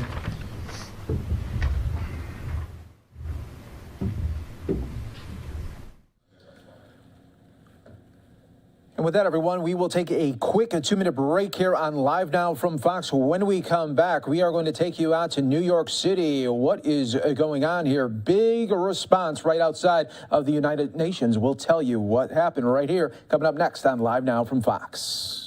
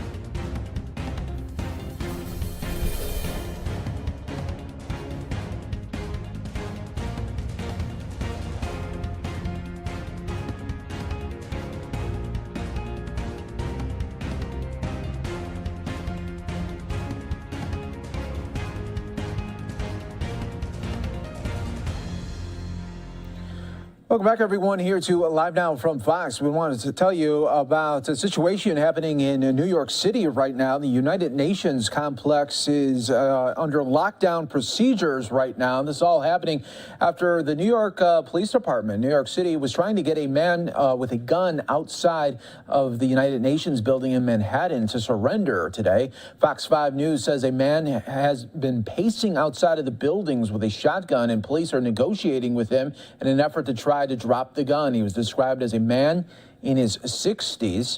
Things started unfolding about 10:30 local time. Police had taped off the area along 42nd Street and 1st Avenue. The entire UN complex is on lockdown, and employees are sheltering in place, and there is a mass police response, as you are seeing right here across the entire area. Sounds of police sirens filled the air on the east side of Manhattan due to this situation. Right now, the NYPD counterterrorism team arrived on the scene just before 12:30. We got some different shots here available to us to show us this situation that is unfolding right outside of the United Nations. We'll keep an eye on this here for you right here on Live Now from Fox, everybody. If there is any breaking news, we'll bring it to you right here as it's happening in real time. All right, we're going to keep you actually in New York right now and take you out to the New York Republicans. They had a lengthy news conference after they are pledging action against the city council's upcoming vote to allow hundreds of thousands of non-citizens to vote. Let's listen to what they had to say right here on Live Now from Fox. Longtime friend our new city council minority leader, Joe Borelli, who's standing here with me today with some of his colleagues. The Republican Party had tremendous success this past election day, and we are sending Leader Borelli into the next year, into the next council with the largest Republican caucus in decades. And we're going to need every single one of those strong and loud voices. And I thought we'd seen it all from Democrats in this state, but we are here today pledging action against perhaps the worst idea out of New York City Democrats ever. And that's giving non-citizens the right to vote in local elections. Now, Bill de Blasio, the worst mayor in New York City history, he's even said that he doesn't believe that the city council has the authority to pass this legislation. But of course, he's already backtracked and fallen in line with progressives trying to push New York City off a socialist cliff. And they're pushing ahead, and he said he will acquiesce and he will sign this dangerous bill if put on his desk. Now, while violent crime spins out of control and bad economic policies are making New York City unaffordable for average New Yorkers, the Democrats think now is the right time for non-citizens to vote in our elections. Now, maybe they've prioritized New York City citizens over radical ideology. We wouldn't be in this mess right now. The Democrats have made New York City a sanctuary city and extended benefits to those that are here illegally. Inviting non-citizens into voting booths was always the next step in the left's plan to radically transform America for the worse, in our opinion. The right to vote is a fundamental pillar of American democracy, and it's expressly reserved for citizens of the United States of America. It's against federal law for non-citizens to vote, and in fact, it's unconstitutional in the state of New York for that to happen. The New York State Constitution is pretty explicit. It states every citizen shall be entitled to vote. So this radical bill being pushed by this leftist caucus in the city council is unconditionally unconstitutional. Period. And we are here today that we pledge action, legal or otherwise, any means necessary, to stop this dangerous legislation from undermining our elections. And let me be perfectly clear. We will pursue every legal avenue to see that this dangerous law is struck down cold. And make no mistake, this legislation is dangerous. Giving non-citizens the right to vote will undermine election integrity, not just here in the city, but across New York State and in our country. This bill, if allowed to become law, will allow foreign powers, already having a strong presence here, given our international status as a capital with the UN, the ability to influence U.S. elections. We already know that our adversaries have tried to attack the integrity of our election systems. Here in America, that's happened. And this bill will allow the foxes right here into the henhouse. Now, just for a frame of reference, there are just over 1 million votes cast in the last primary election, or the last election where Mayor Eric Adams won, the election. But he only won the primary election by 7,197 votes when all was cast. That's a pretty narrow margin. Even just a small fraction of 800,000 non-citizens voting could have huge influence on the outcome of U.S. elections. This bill is a very radical idea. It's a downright dangerous idea, and it cannot be allowed to become law anywhere in this country, and especially not here, not in this city. New York City has become, unfortunately, the epicenter against socialism in this country. If dangerous ideas become law here in New York City, other places in this state and in this country will not be far behind. We must stop this legislation here and now. And besides being bad policy, it's unconstitutional, it's dangerous, and it's un-American. We cannot allow non-citizens to vote. And Leader Joe Borelli, our council delegation, and I, along with Republicans across this city and this state, pledge that we will take any means necessary to stop this in a court of law. Anything in our power to take the legal means necessary to stop this from becoming law in this state. So at this time, I'd like to turn things over to our council minority leader incoming, Joe Borelli. Thank you, thank you.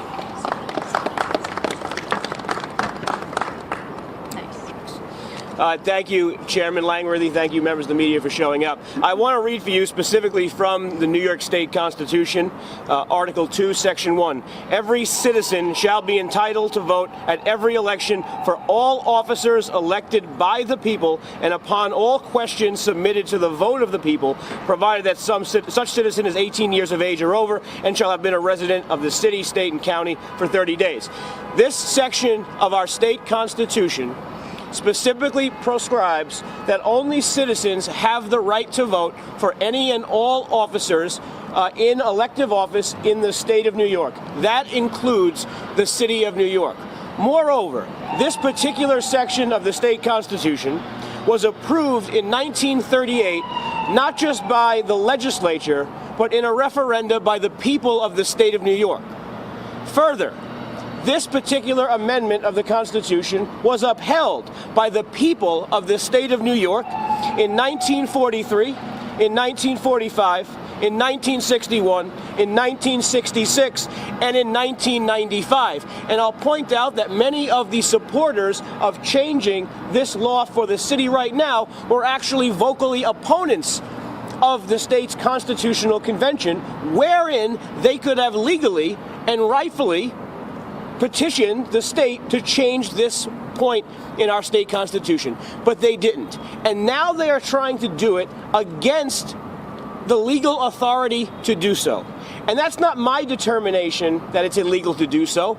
I'm not that smart, but I know some people. We're going to take a quick 2-minute break here. You're watching Live Now from Fox. On November 23rd of this year, he questioned the legal jurisdiction of the city's ability to make this change and said it would deter people from seeking citizenship. 2 months before that, in September, he said, and I quote, "Our law department is very clear on this. It's not legal for this to be decided at the city level. I really believe this has to be decided at the state level and according to state law." And here the Republican Party is gathered to tell you that Bill de Blasio, in this instance, is 100% correct. He's correct. Our own chief democracy officer, a person whose job is to enfranchise as many New Yorkers in the city of New York as possible. That's literally her job description. Laura Wood said this on September 20th. The law could violate the New York State Constitution, which says voters must be U.S. citizens 18 years of age or over. So the people in this building are doing something against the state constitution and against the recommendations and binding referenda that was passed by the people of this state on more than 5 separate instances. And moreover, the proponents of this bill could have tried to change that. They could have tried to change this through the state constitutional process, and they did not. The truth is, this will influence our elections, and the people who are registered to vote here today, the citizens of the city of New York, the 5.6 million registered voters, ought to have a say in that. And I would urge the people who want to support this measure to take the loss this year, go to the State House, try to get the state constitution changed, go to a public referenda, and then at least give the people whose votes you're diluting the opportunity to have a say in it. That's all I'm going to say, so I'm going to turn it over to a great bunch of elected officials we have here today. I'll start with our newest member of the City Council. He was elected he was elected in November, but he was sworn in just 2 days ago. He's a little green, so don't give him any tough questions. Council Member David Carr. Thank you, Leader Borelli, for that introduction. Thank you, Chairman Langworthy, for gathering us all here today on this incredibly important matter. The right to vote is a right that belongs exclusively to citizenship. It is a unique mark of citizenship, and it's one of the privileges and duties that comes with being a citizen of this country and of this city and this state. This is not an anti-immigrant discussion. I'm the son of an immigrant. My father came here from the UK in 1971. I'm the great-grandson of Italian immigrants to this country who came at the turn of the last century. Immigrants contribute to the vitality and the wonder that is New York City. It's something that we applaud. It's something that we celebrate. But citizenship is something that you earn. You earn over the time being here. You earn through following our laws. And the right to vote is not something that should be extended to those who have yet to raise their hand and take that oath of citizenship. We don't want to dilute the benefits of citizenship. That's in fact, the leader Borelli was talking about the things the mayor said only just a couple of months ago. That was one of his concerns about this legislation, was that it was going to dilute the value of citizenship, that people might not strive for that goal as much as they used to. So I stand with the comments made by Leader Borelli, by Chairman Langworthy. This is a piece of legislation that should not be passed, and if we're not able to beat it in the council next week, we're definitely going to beat it in the courts in the weeks and months to come. So thank you so much for being here. Thank you, David. Thank you. And next we'll hear from Councilwoman-elect Joanne Ariola of Queens. Thank you. Thank you, everyone.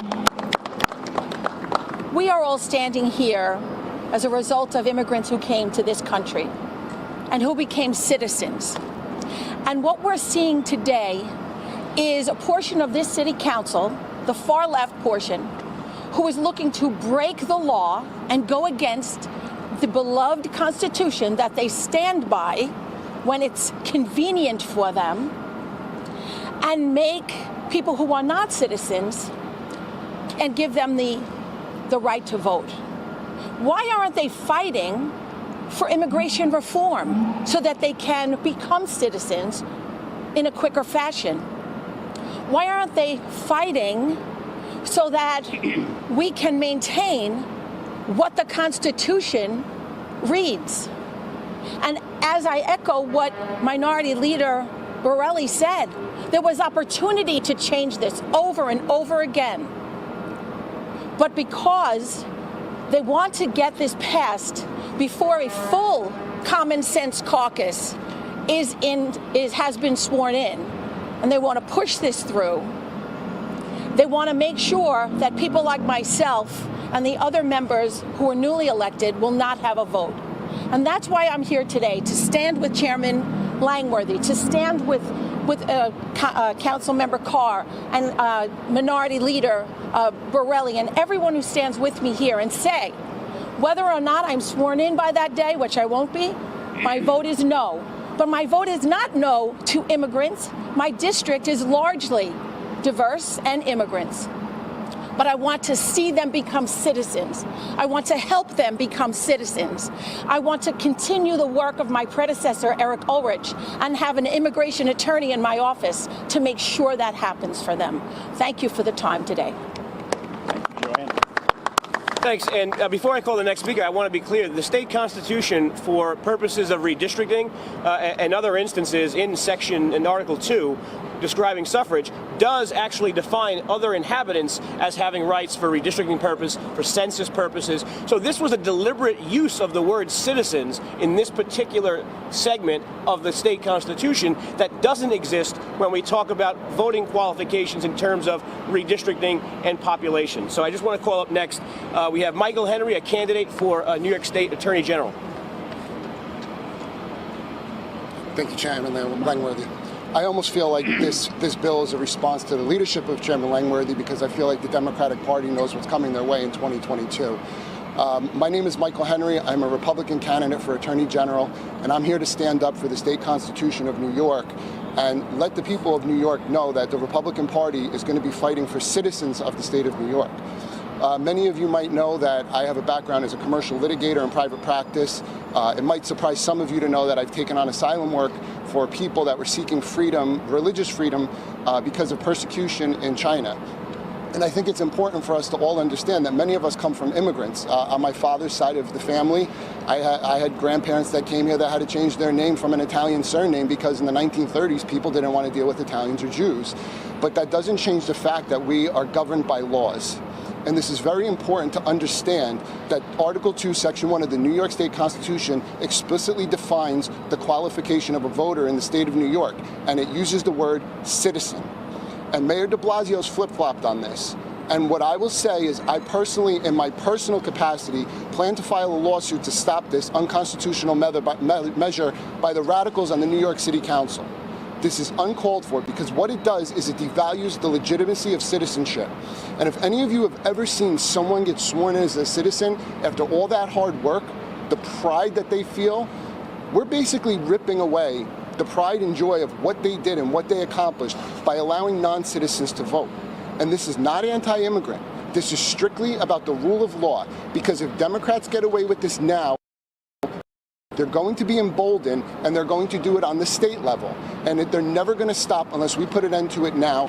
And I would surmise that everyone asks, when I've been doing media appearances, why we're against this. I think the Democrats should make the case to the public as to why they're really for this. Thank you, Michael.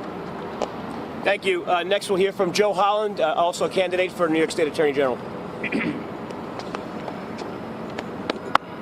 Thank you, Minority Leader Borelli, and I want to thank you, Chairman Langworthy, and your colleagues for your leadership today in bringing this important issue front and center. It's important to put it in historical context. The right to vote in America is a sacred right, going all the way back to the 19th century, when my ancestors who couldn't vote got the right through a constitutional amendment. And then women who couldn't vote got the right through a constitutional amendment in the early part of the 20th century. And then there was a federal law, the Voting Rights Act in 1965. So this is at the level of Constitution, of federal law, of state law. It should not be addressed, and it will not be addressed at the city level.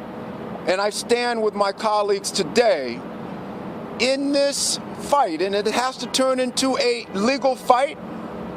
It will be a legal fight to make sure the sacred right to vote is in the hands of the citizens of this city, of this state, and of this country.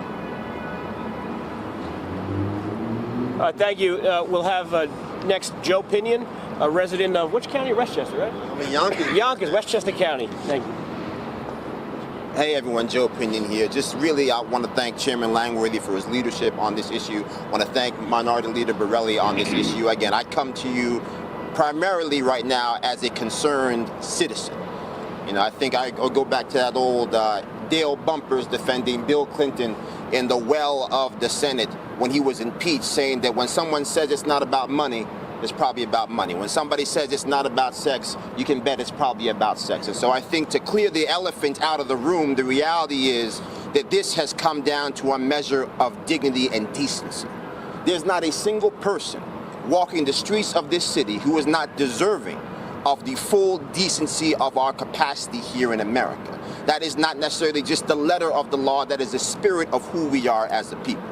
But this notion that we're going to come out here and say that the only way we can become the most robust iteration of ourselves is to debase the nature of what it means to be a citizen in the interest of defending the immigrant who was always striving to become a citizen makes absolutely no sense. It defies all intellectual integrity. And it's the type of dishonest arguments that have been made in this city and in this country for far too long, which has led to the division that is tearing society apart.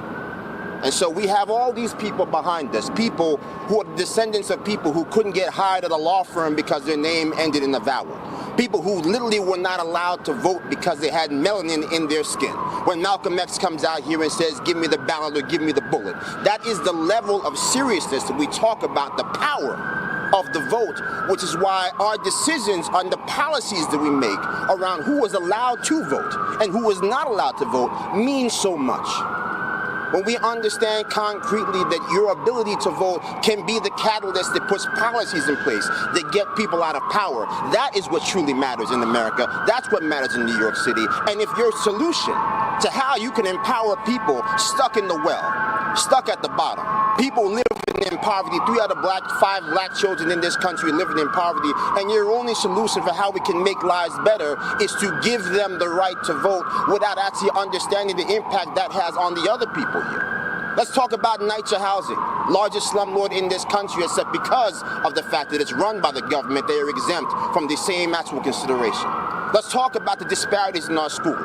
Let's talk about the best practices that work for all of our students, whether they're documented or not, whether they're families that are here in a citizen capacity or on a green card. These are policies that need to be addressed, that make sure we can build the type of New York and build the type of America that is worthy of dying for, that is worthy of the dream that's been put before us. Those are the issues that we need to be talking about. This dog and pony show that we have out here to talk about these policies that in many ways only undermine what we're trying to build is not what we should be doing today. And it's actually unfortunate that we're here having this conversation when there's so many more that are desperately in need of consideration. So I want to thank all of you for coming here to talk about these issues, to remind people that this is not an attack on anyone. This is the affirmation of who we are as a people, and saying that we can actually have a better way to do it when we've got 4 million people waiting in line legally for their shot at the American dream, to have their right to vote,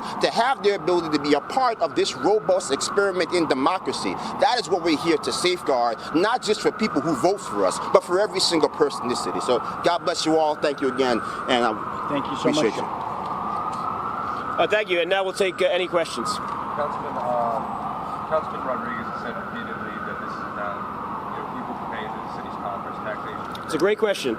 If the new standard is taxation, then why isn't the suffrage being extended to all the residents of the suburban counties, residents of New Jersey who have to work and pay here? I don't think progressives want to open the Pandora's box of somehow now making taxation and the requirement to pay into a general fund of a city or state as the basis for enfranchising someone. So that's a strategic error on their part.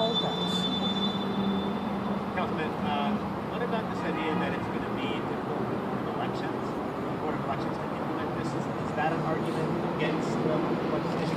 Yeah, I mean, you're taking an agency that traditionally has been not the best performing agency in New York City. Compound that with the last-minute changes that state legislature usually throws at them, changing dates, changing requirements, changing different qualifications for voters. And now you're adding a new method of showing someone's qualified to vote without any of the ways to verify, check, and make sure they are who they say they are at the residence they say they are. So you're taking an already stressed agency and adding a new burden to them that I'm not sure they're qualified to handle. If I could jump in here on that topic as well, we have state laws that govern our elections and our voter registration, and you have a portability of registration in this state that's now, the law of the land. All right, everybody. So that was Republicans from New York really blasting the Democrats there on this upcoming vote that is going to be happening with the New York City Council. You are watching Live Now from Fox. Of course, we will continue to monitor everything happening right outside of the United Nations. Lockdown continues there at that complex where the man was toting a shotgun around the area. Of course, that complex is locked down. We'll be keeping an eye on that. When we come back here on Live Now from Fox, we'll play it from the top. You got Senator Mike Lee speaking on the floor right now, talking about vaccine mandates and just how much further can this go. You're watching Live Now from Fox, taking that quick 2-minute break.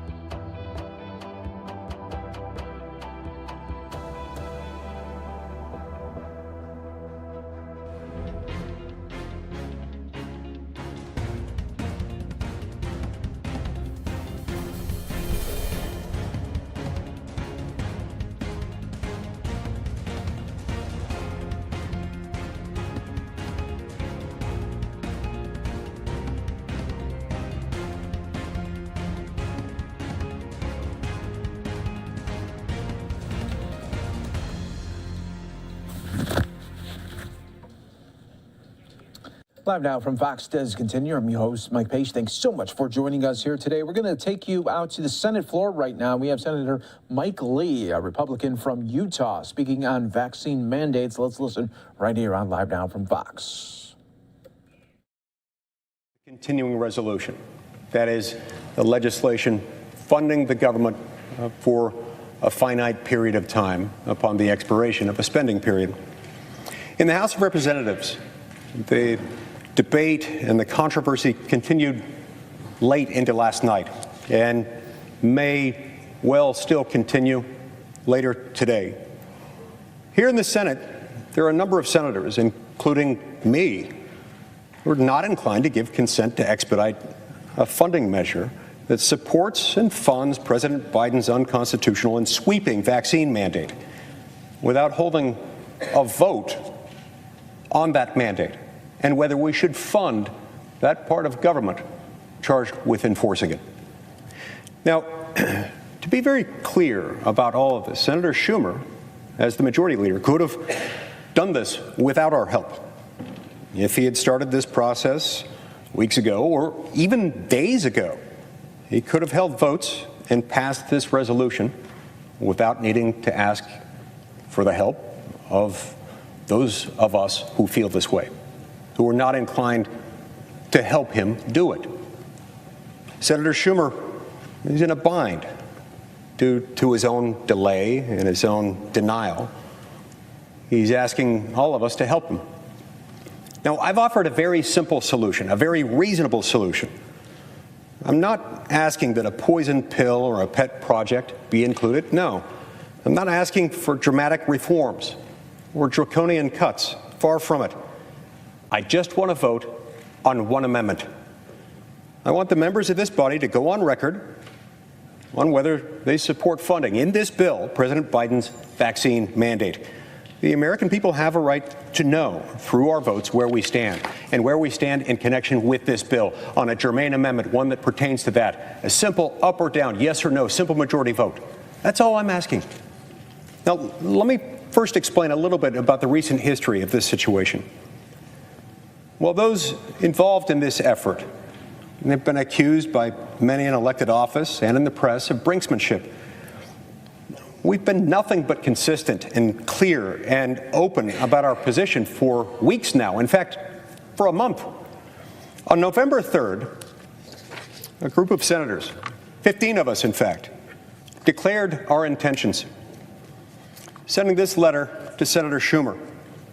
And in this letter, we made very clear that we, quote, will not support and will use all means at our disposal to oppose legislation that funds or in any way allows the enforcement of President Biden's employer vaccine mandate, close quote.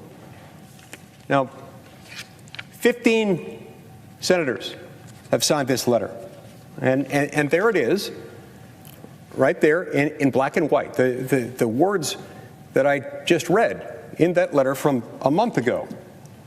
The letter, again, written back at the beginning of November, specifically mentions this funding deadline, the one we're now approaching, the one that's hitting us tomorrow night, as one for Senator Schumer and our colleagues to be aware of, and we made our intentions clear. We did so out of courtesy to the majority leader and to those we represent, to the American people, those who will be affected by these matters. And now, as a matter of political convenience, he and others are saying that their unwillingness to come to the table, which is the reason we're now approaching the deadline without an agreement, somehow amounts to an act of brinksmanship on our part. That portrayal is disingenuous, and it's wrong.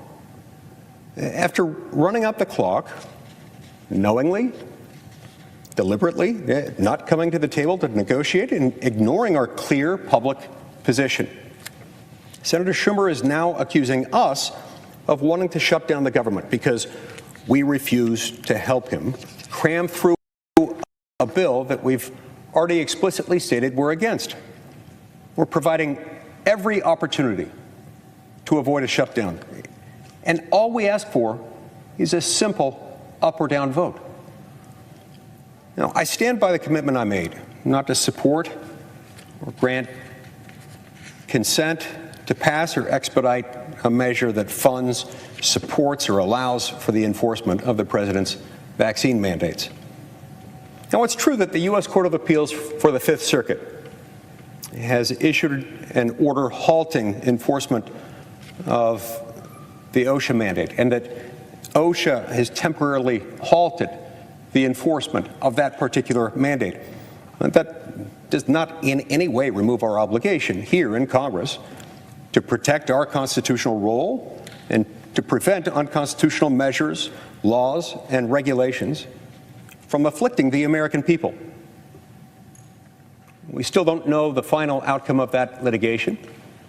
And in any event, we have an independent responsibility, constitutionally and morally, to make sure that what we do here has our oversight and that we don't spend money on things that most Americans find abhorrent.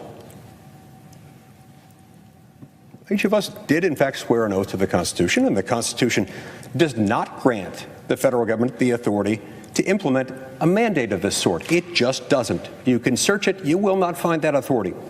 The Constitution certainly does not grant the President of the United States the authority to implement such a mandate without the explicit authorization of the people's elected lawmakers in Congress. Make no mistake, this mandate is not only immoral, it's also unconstitutional. For that reason alone, I must oppose it. But, Mr. President, the harms certainly don't stop with the damage that's being done to our constitutional order. Millions of Americans are at risk of losing their jobs due to this mandate. While court orders are offering at least a temporary protection, these Americans are still anxiously awaiting lasting protection from Congress, and currently could receive at a moment's notice the final ultimatum to be vaccinated or lose their jobs. In fact, in fear of the huge fines that the Biden administration is threatening against businesses that don't comply once the mandate is enforced, many companies are already imposing these requirements on their workers. Countless businesses and hundreds of Utahns who are at risk of closure or dismissal have reached out to me. Their stories are heart-wrenching. These are good people. They're our friends and our neighbors. They're neighborhood businesses and American manufacturers, mothers and fathers trying to get by in increasingly difficult economic times. There are millions of them across the country. Over 500,000 workers in Utah alone are at risk of unemployment due to this mandate. As I've said each time I've spoken on this, I'm not against the vaccine. In fact, I've gotten the vaccine. My family's gotten the vaccine. I've encouraged people to get the vaccine. I am against the mandate. I recognize that these vaccines are protecting Americans from the harms of COVID-19, and that the government has no business, no authority, and no justification to make millions of Americans second-class, unemployable pariahs. Even if the federal government did have that authority, which it doesn't, the President of the United States could not exercise it unilaterally, not without an act of Congress. Our economic condition is increasingly dire. Inflation is becoming long-lasting. The supply chain crisis has shown the prime value of American workers. And you know, I can't think of a worse time to kick them to the curb. I want to be very clear. I don't want to shut down the government. The only thing I want to shut down is Congress funding enforcement of an immoral, unconstitutional vaccine mandate. However, if the choice is between temporarily suspending non-essential functions on the one hand, and on the other hand, standing idle as up to 45 million Americans lose their jobs, their livelihoods, and their ability to work. I'll stand with American workers every time. That's not a close question. So, Mr. President, I stand with American workers throughout Utah and across America. I stand with moms and dads needing gifts and paychecks before the holidays. I stand by what I and others committed to as our word. That word given a month ago without response.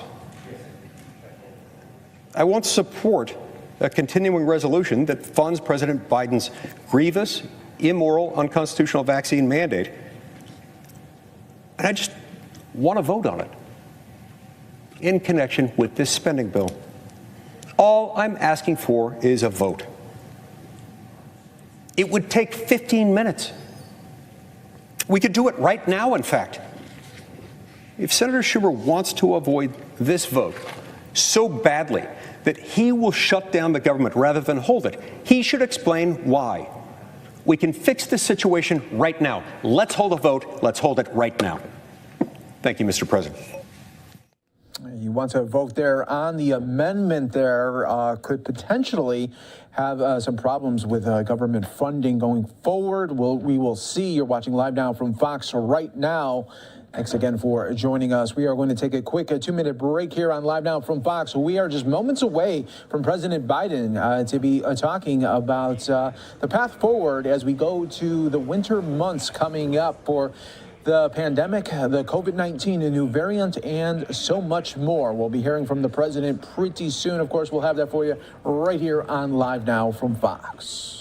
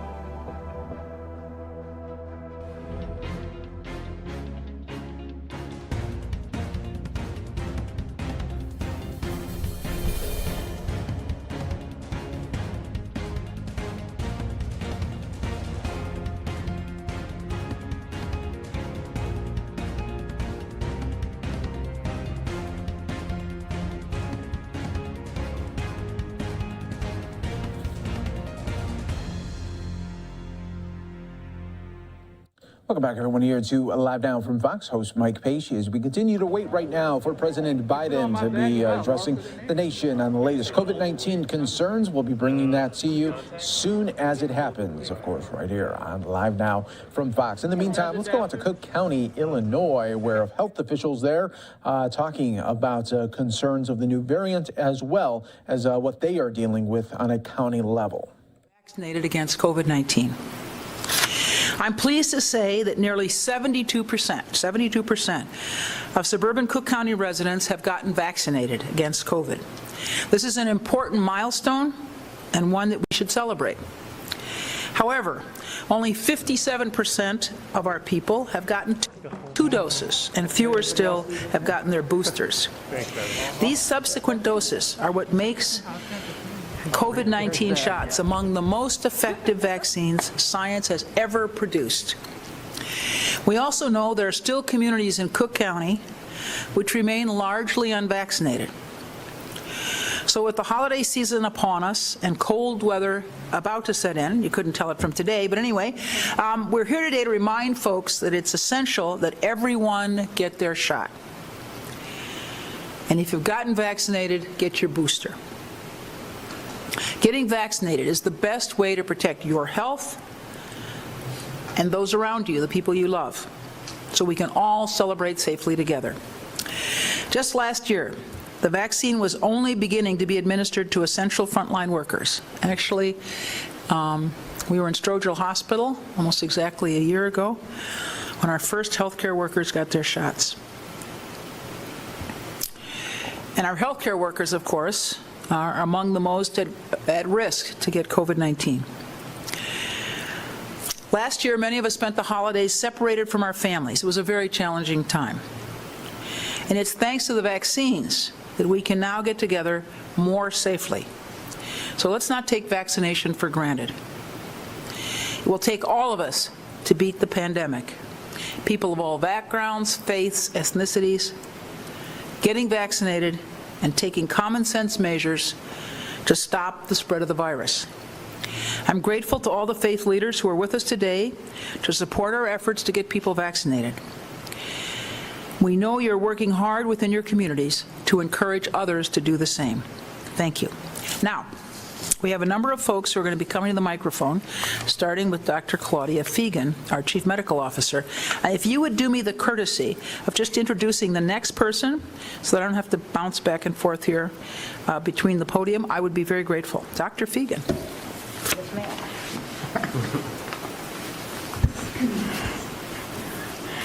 Welcome to Cook County Health, and thank you for joining us. I'd like to give special acknowledgement and gratitude to our religious leaders, Imam Ali, and to Rabbi Conover, and to Father Sifkas, Pastor Tidwell, Apostle White, and Father Grogan. Thank you. And while we come from these backgrounds, we're joining together in solidarity to further our shared goal of getting more people vaccinated against COVID-19. So these leaders serve essential roles in our communities. Their voices allay concerns, provide guidance, and a clear path to action for their congregants. They have been steadfast in their support of the vaccination, and we applaud their work and dedication to this effort. With winter on us and the holiday season, for many, we're coming together with one simple message. Time to get your shot is now. COVID-19 cases are continuing to rise. We have the new variant that's making its way across the globe, and in order for us to gather safely in celebration and worship, we must get vaccinated. Everyone age 5 and older can get a shot, and getting vaccinated not only protects your health, but the health of those around you. One of the tenets of every religion around the world is to love your neighbor and to take care of those around you, particularly those who are most in need. And so by getting vaccinated, you can embody that principle. You're not only protecting yourself, you're protecting those you care about and the other members of your community. So I'm urging all of Chicago and Cook County residents, please get your shot. Join us in protecting the health of our families, our friends and neighbors against the ongoing insidious pandemic. And so to find a vaccination clinic around you, it's very easy. Just visit myshotcookcounty.com or call 833-308-1988. So I just want to say appreciate everyone's participation and encourage everyone to get their shots. And so now Greg Hun, our vaccine coordinator for Cook County Health, will have a few words. All right. Thank you, Dr. Fegan. Good morning. Good morning. Good morning. I'm Greg Hun, an infectious diseases physician here at Cook County Health and the COVID-19 vaccination lead also here at Cook County Health. Well, last week news broke of a new coronavirus variant called Omicron. And since then, scientists around the world have been working around the clock to find more about this variant. but it is going to take another few weeks to get more of this information. There are still many unknowns, and it takes some time to test how this variant actually works. Currently, here is what we do know. Omicron is here in the United States. The first case was reported yesterday in California in a traveler returning from South Africa, and today, just a couple hours ago, in Minnesota from a person with domestic travel, which reflects there are likely others here given the global nature of our society. And I cannot stress enough how critical it is to protect yourself, get vaccinated, mask indoors or in crowded outdoor areas with physical distancing when possible. And right now, Delta remains the dominant variant here in Cook County and across the country. And roughly 50 mutations of the original COVID strain exist today, so now more than ever, we need to get this virus under control if we are ever going to get to the end of this pandemic. The longer we allow it to circulate, the greater the possibility for more deadly variants. With all these mutations, we do know that vaccination, including boosters, still remain the best measure to help avoid severe disease and hospitalizations from COVID infection. And other precautions such as masking, staying 6 feet apart, and hand hygiene also help in warding off the virus. Testing. Let's talk about testing. Testing, including at-home testing kits, are also helpful, particularly as we gather during the holidays. If you have any symptoms or potential exposures, you should take an at-home test or call your healthcare provider for instructions and stay home. We believe the new Omicron variant may be more transmissible, so it is critical to protect ourselves, our loved ones, especially those who are immunocompromised, and the greater community at large. I know we were all exhausted and from this global pandemic as we approach the 2-year mark, but we will get through this. We need to remain vigilant in our fight against COVID. The virus looks for opportunities to elude our defenses so it can continue to mutate, and we cannot let our guard down. Please, if you have not gotten vaccinated, please go get vaccination today. And if you have gotten the vaccine, get your booster when eligible. The world, our community, our loved ones are counting on us to help us move past this so as we embrace the meaning of the holiday season of caring for each other, let's find a renewed energy to pull us through this pandemic. Thank you. I'm going to introduce now Dr. Rachel Rubin, the co-lead for Cook County Public Health.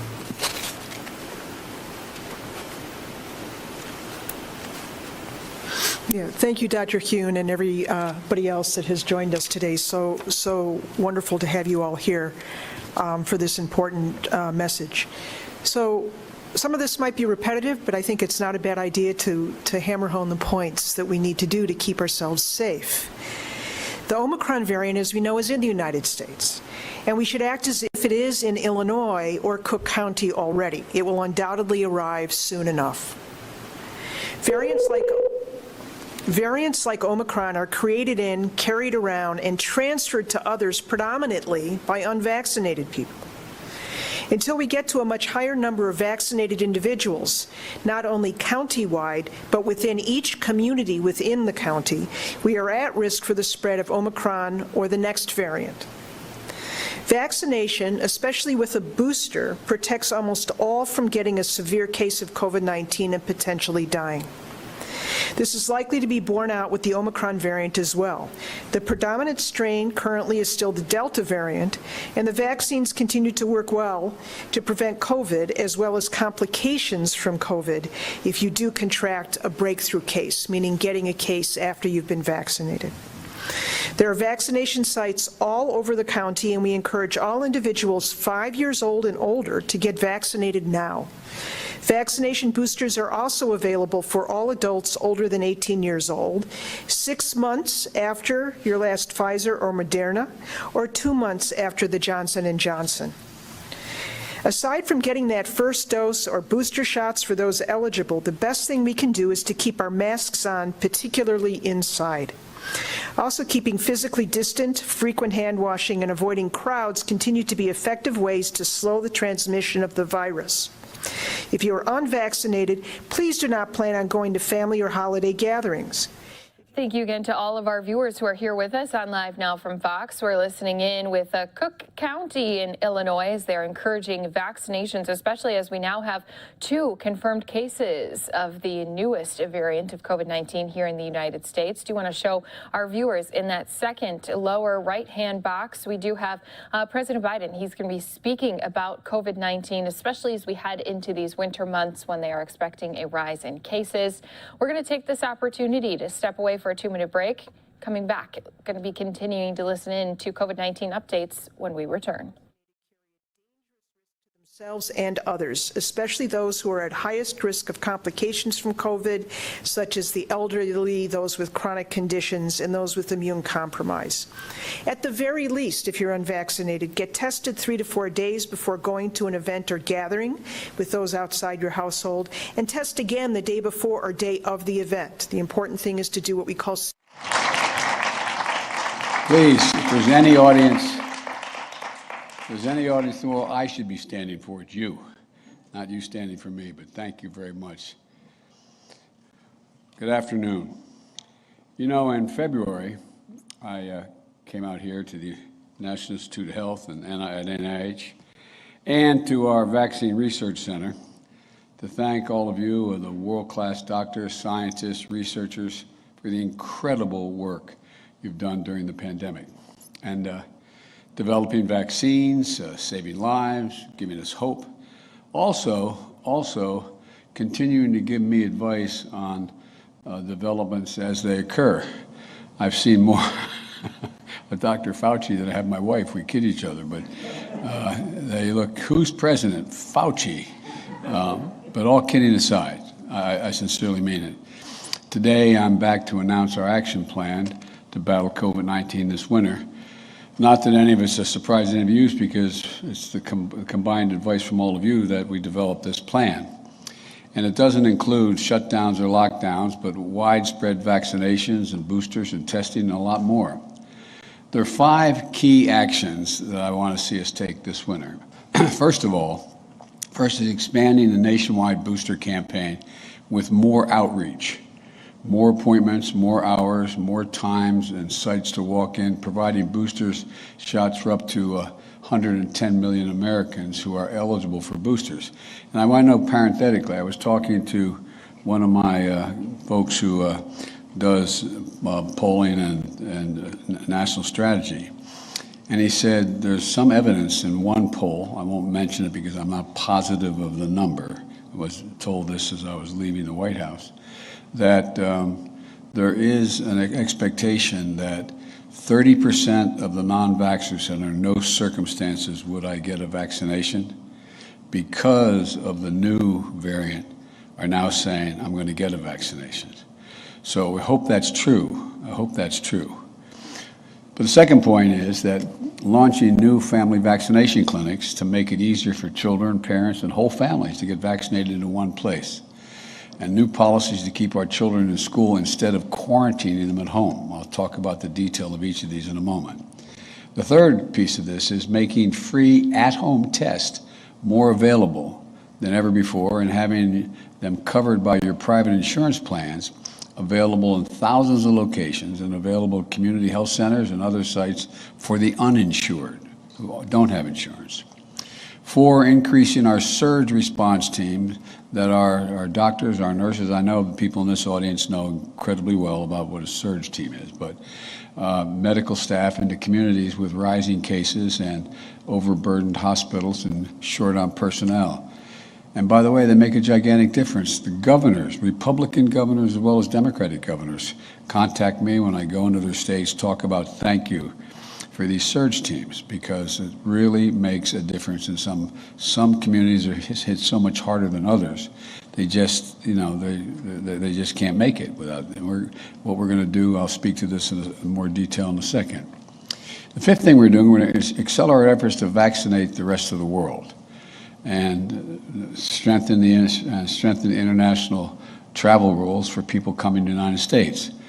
My plan, and I'm announcing today, pulls no punches in the fight against COVID-19, and it's a plan that I think should unite us. I know COVID-19 has been very divisive in this country. It's become a political issue, which is a sad, sad commentary. It shouldn't be, but it has been.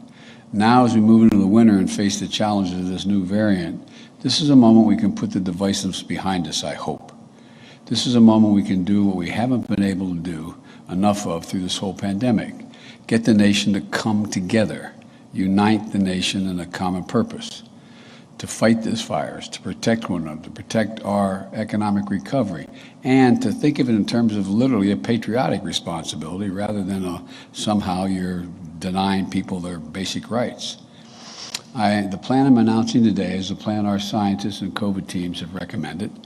And while my existing federal vaccination requirements are being reviewed by the courts, this plan does not expand or add to those mandates.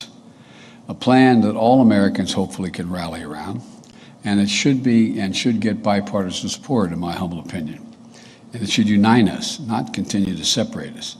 Parenthetically, you all know that there are literally, as it relates to whether or not we're going to pay the federal debt, whether we're going to, in fact, have a continuing resolution, et cetera, some of my friends on the other team are arguing that if I don't commit that there'll never be any more mandates, they're going to let us default. In the neighborhood I come from in Claymont, they'd look at me and say, go figure, go figure. But before I explain each new action in more detail, I want to, and I'm not going to embarrass you, Doc, but I want to thank Francis Collins. You know, you've done an incredible job, Doc, here at NIH, one of the most important scientists of our time, in my view. No, I'm not being solicitous. I think I'm not exaggerating a bit. After I was elected president, Dr. Collins was one of the first calls. I think you're the second call I made to ask you if you'd stay on. The second call I made. It's because when I was vice president, I got to know Dr. Collins really well when I was given the opportunity to manage the Cancer Moonshot Initiative. And Dr. Collins is an incredible resource for our nation. And I'm grateful, and I mean this sincerely, I'm grateful for everything he's done for this pandemic and advancing all kinds of medical breakthroughs, including mapping the human genome. He recently announced he's going to step down as director of the NIH this month after a truly consequential tenure. But the good news really is Dr. Collins is going to return to the lab, the National Human Genome Research Institute.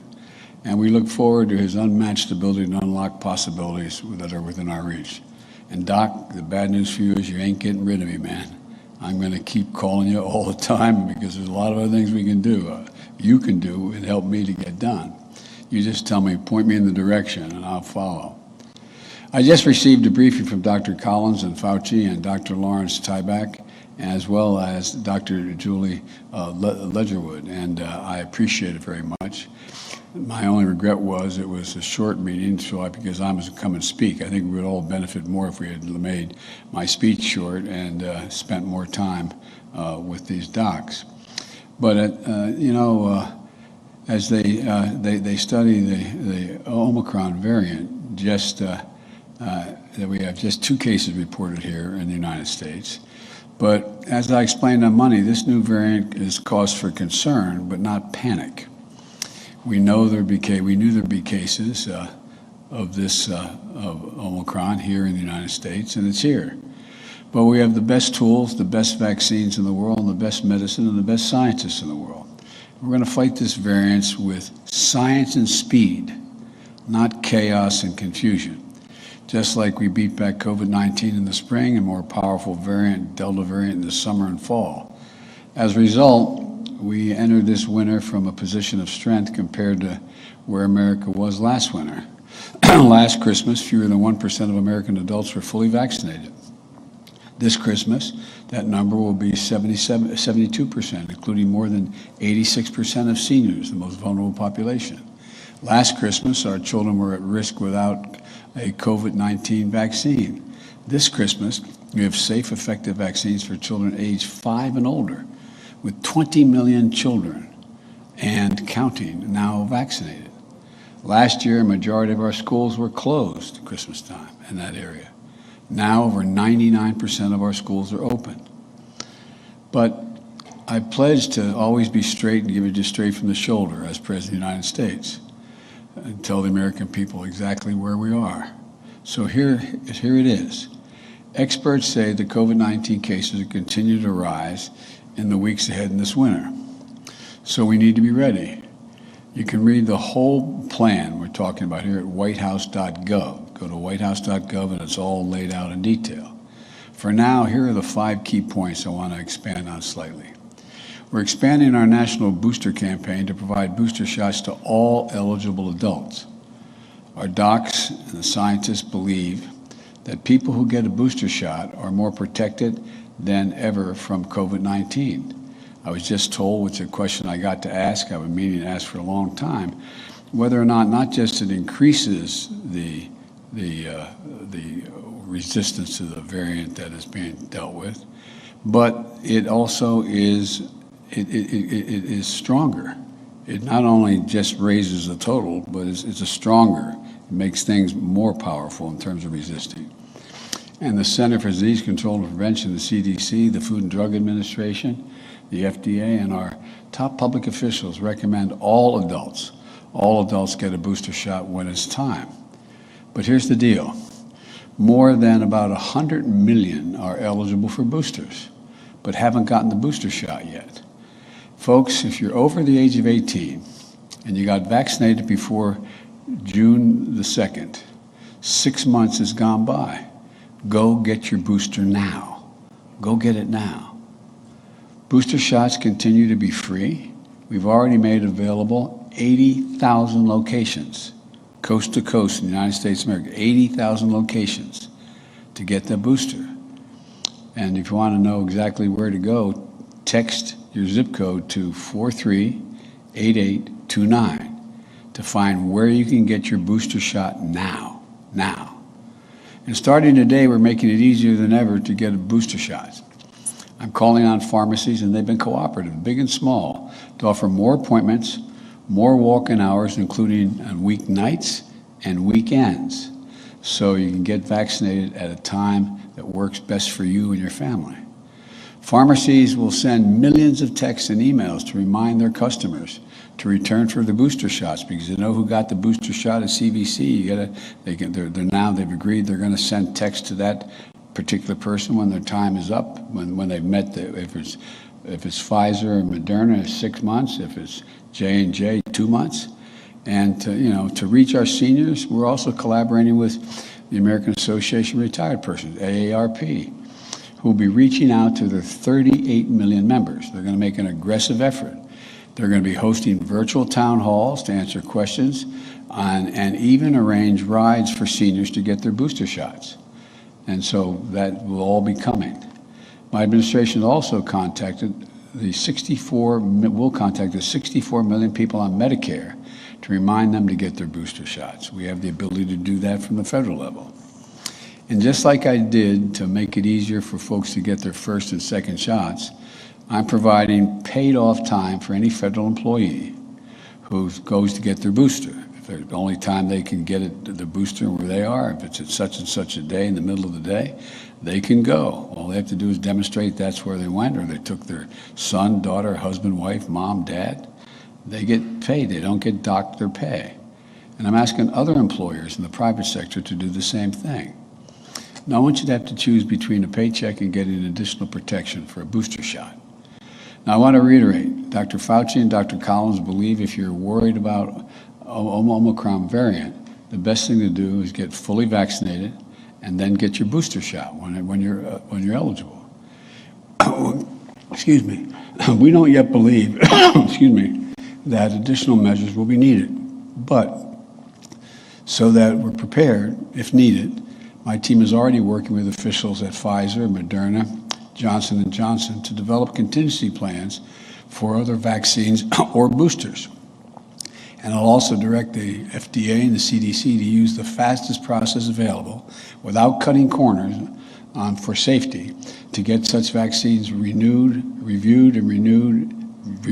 and approved if they're needed. Second, we're expanding our efforts to vaccinate children ages 5 and up.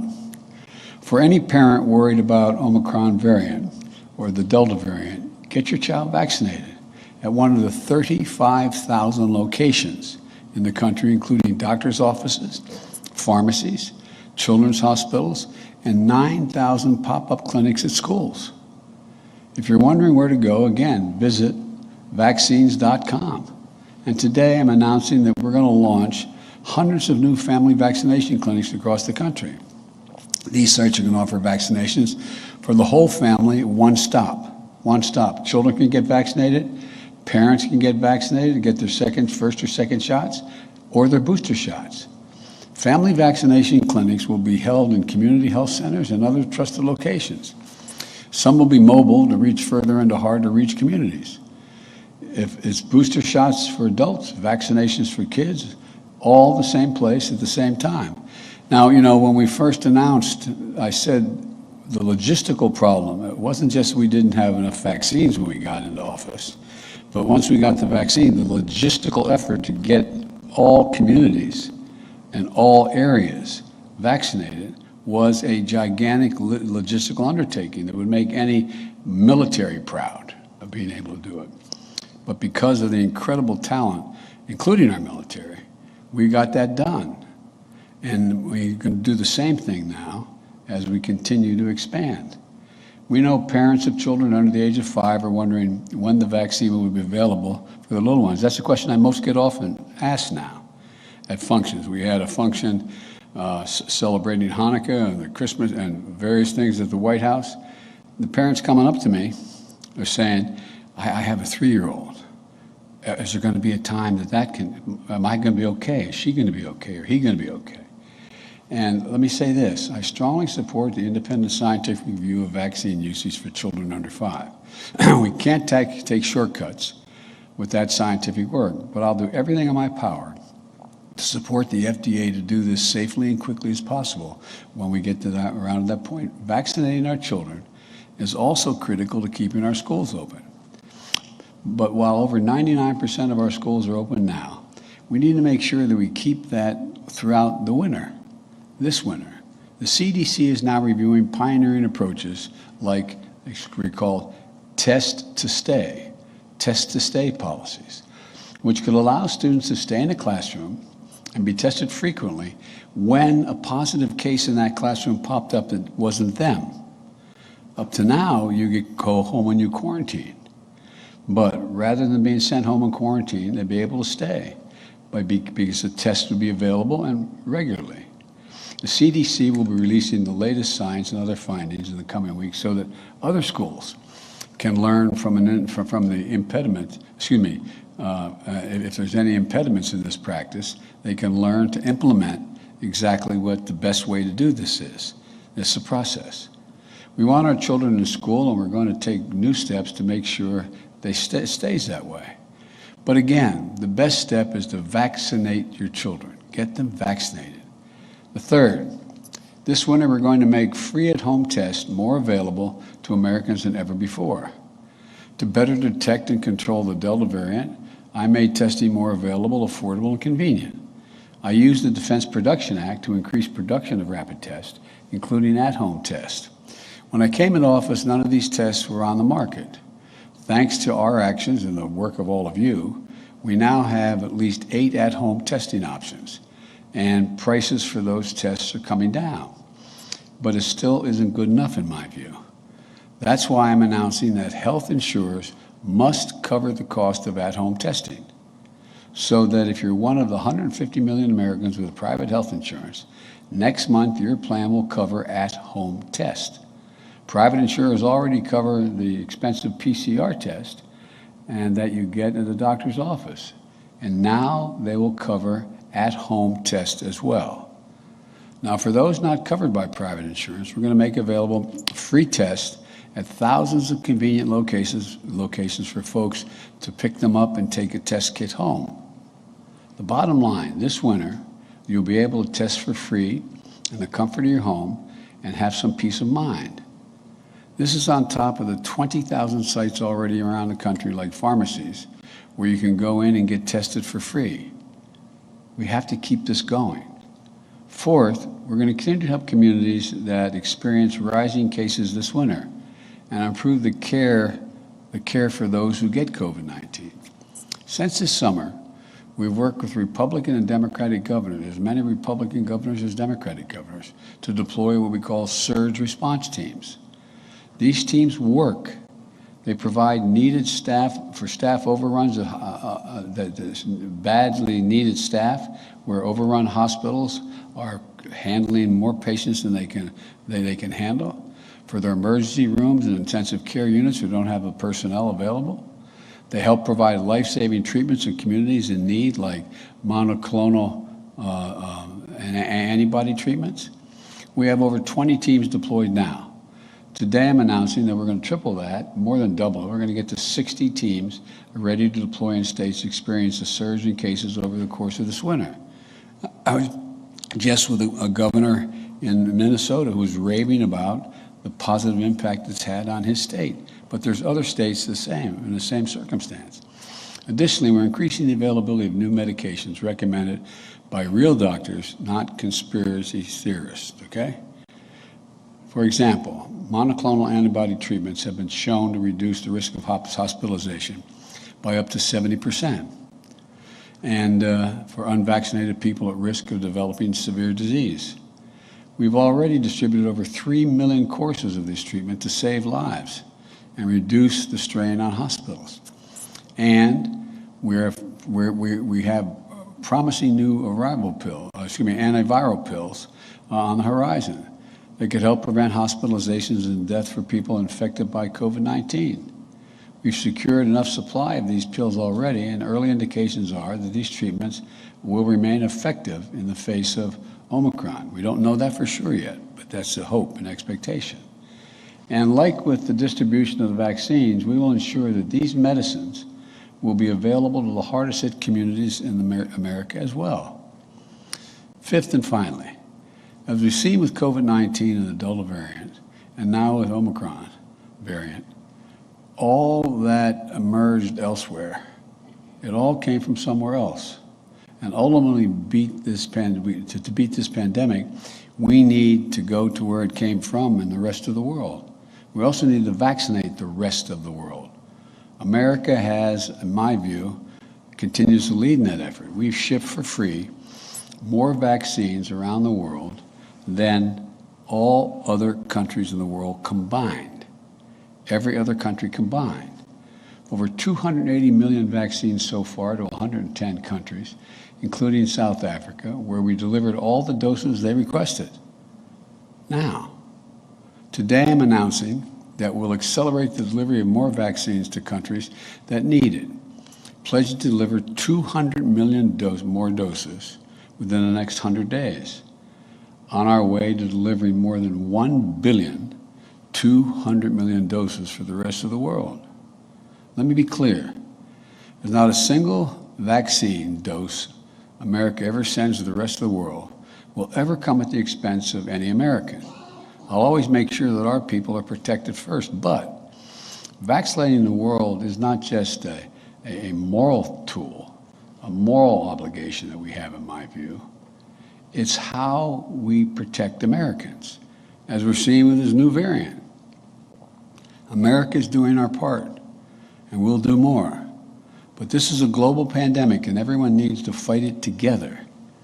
And that includes countries we're helping that aren't particularly friendly toward us. Their populations are in trouble. To their credit, the scientific community, particularly in South Africa, quickly notified the world of the emergence of this new variant. This kind of transparency is to be encouraged and applauded because it increases our ability to respond quickly to any new threats. And that's what we did.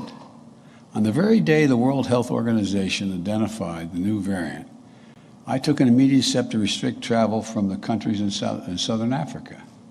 But while we know that travel restrictions can slow the spread of Omicron, they cannot prevent it. But it does give us a little more time to take more precautions at home to prepare. A month ago, we announced requirements that foreign travelers must be vaccinated if entering the United States. This week, I announced an additional action to strengthen international travel rules to give us more time to stop the spread and study a new variant.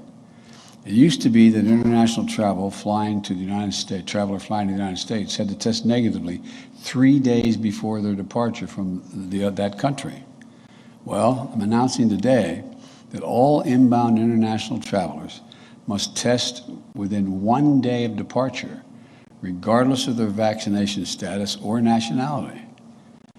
This tighter testing timetable provides an added degree of protection as scientists continue to study the Omicron variant. And we are extending the requirement, both internationally and domestically, to wear masks for travel on aircraft, trains, public transportation through the winter months. I'll close with this. Again, the actions I'm announcing are ones that all Americans can rally behind and should unite us in the fight against COVID-19. And they come from a position of strength. We are better positioned than we were a year ago to fight COVID-19. Since day one of my administration, we've been doing everything we can to beat this virus. And that's what we have to keep doing. That's how we keep our country and our businesses and our schools open. And that's how, even with the pandemic, we've generated record job creation, 5.6 million new jobs since January 20th, more than any president in American history. We're on the track to the fastest economic growth in 4 decades. In 4 decades. We move forward in the face of COVID-19 and the Delta variant. And we'll move forward in the face of Omicron variant as well. And we'll do it by keeping the faith and doing it together as the United States of America. Let me close again by saying God bless our doctors, our scientists, and all of you here at NIH for what you're doing for the country and, quite frankly, for the world. You're the best. You're the very, very best. And God bless you all. Thank you for your patience and listening to me. Thank you.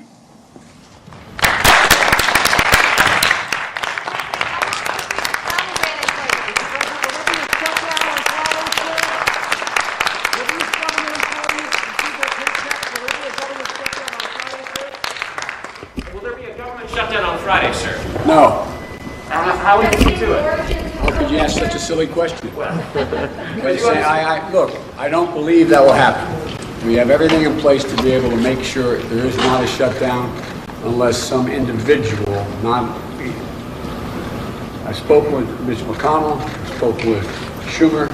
There is a plan in place unless somebody decides to be totally erratic, and I don't think that will happen. So I don't think we're going to shut down. Thank you. So on his way out there, President Biden answering a quick question saying that he doesn't believe there will be a government shutdown. Of course, that's something that is going on here on Capitol Hill. But just want to reiterate some of the things the president just talked about. You're seeing just some of those key team members of his COVID-19 task force there, including Dr. Anthony Fauci. President Biden saying that they are going to beat this new virus, not only with speed, but with the science as well. Saying that they are going to increase the at-home COVID tests and saying insurers will be helping cover those costs. Also saying at this time, the best way to protect yourself is not only to continue to encourage vaccinations, but he did also mention that there are 100 million Americans who are eligible at this time to get the booster shot, of course, encouraging that to happen, as well as talking about all those vaccination clinics that are going to be opening up for families as they continue to push those kids who are those ages 5 and above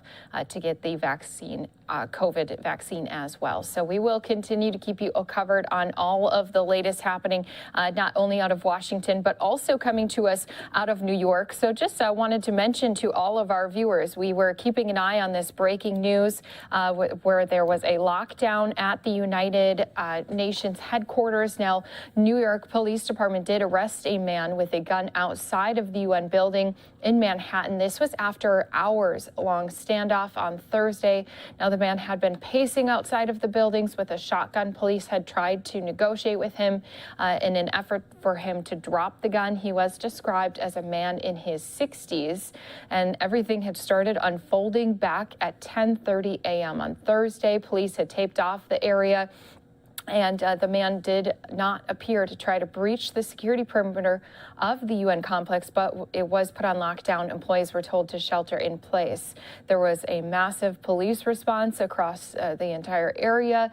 You can still see it is out here and present right now. Police sirens had filled the air in East Manhattan due to this situation, and the NYPD counterterrorism team also had arrived on scene this afternoon. Images from the scene did show the man holding a shotgun to his chin at one point, and also some of the folks did see NYPD officers in tactical gear and using long guns, several ambulances on standby at the scene.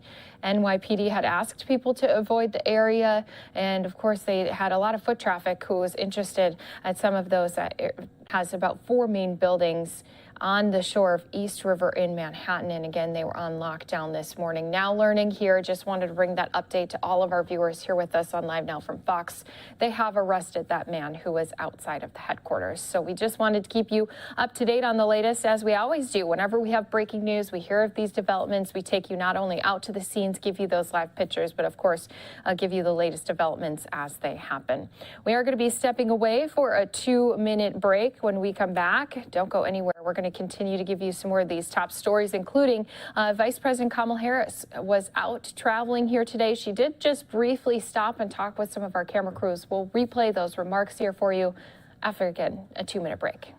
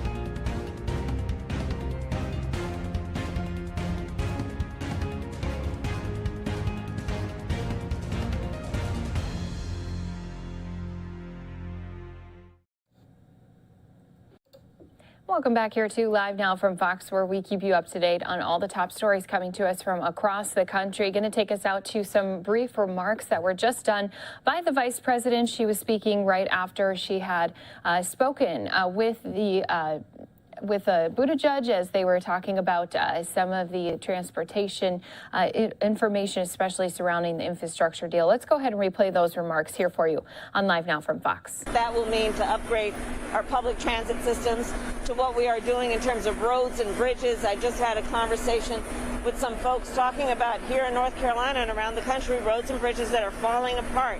People having to repair tires or replace tires, and of course insurance doesn't cover that, and how expensive it is, not to mention just the overall quality of life when, like here in North Carolina, you have so many people who spend an extraordinary amount of their time commuting because of these poor systems when they prefer to be at home with their children doing homework in the evening.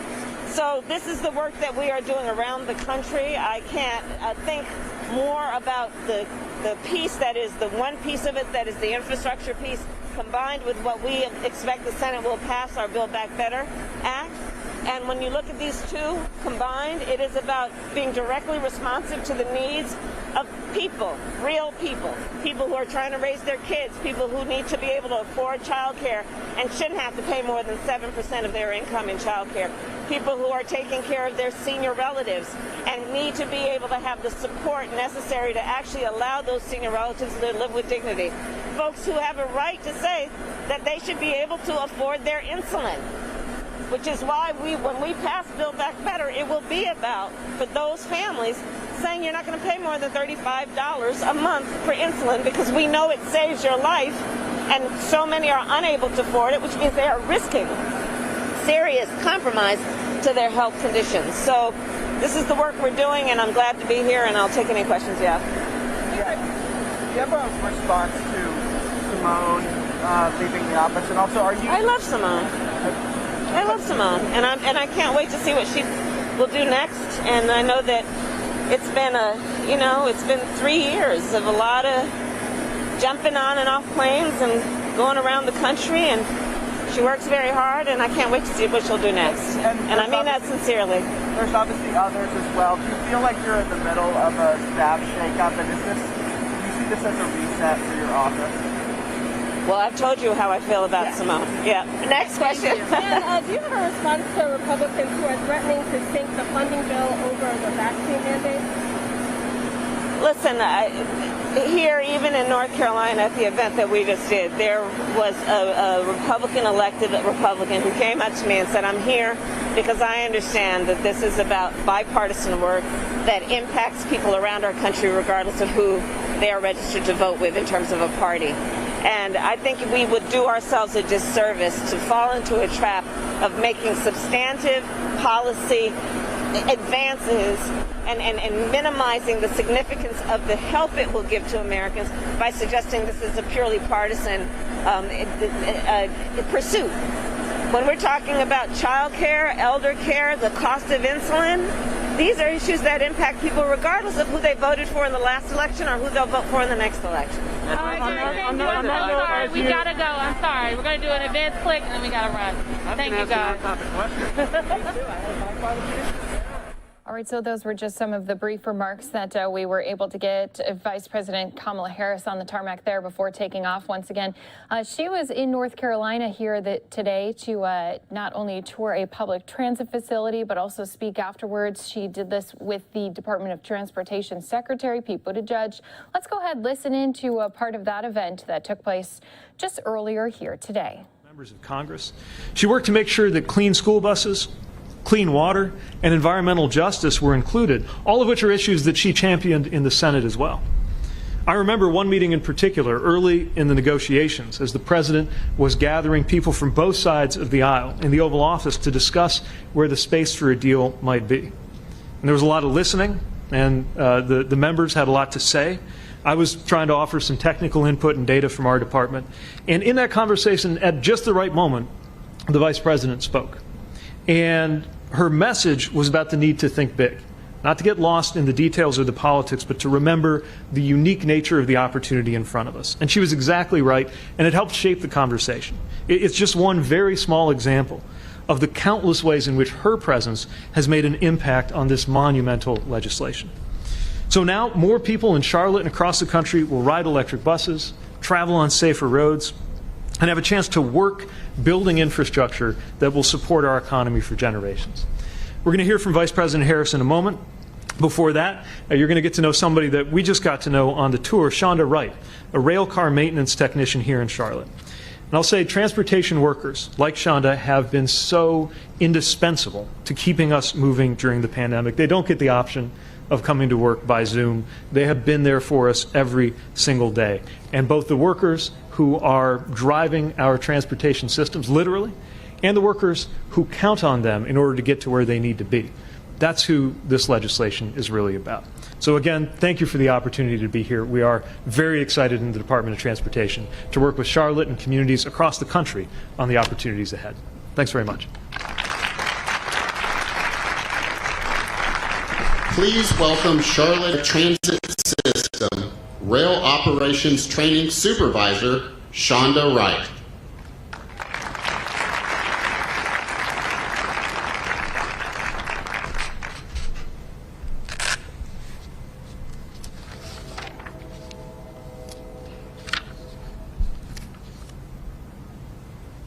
Good afternoon. My name is Shonda Wright. I'm a dedicated public servant, essential worker, and operations training supervisor here at CATS. I've been in Charlotte for 23 years now. We have a beautiful city and a city that is planning for the future. And even as it's grown over these 23 years, we still maintain that close-knit community. It's no secret that the COVID-19 pandemic has impacted our world, our country, and the industry, transit industry, profoundly. Like many fellow transit workers, I've speculated what the future would hold. Do I need to worry about my job? Will I be able to provide for myself? Here at CATS, we've been fortunate. The arrival of federal resources throughout the pandemic have not only protected the livelihoods,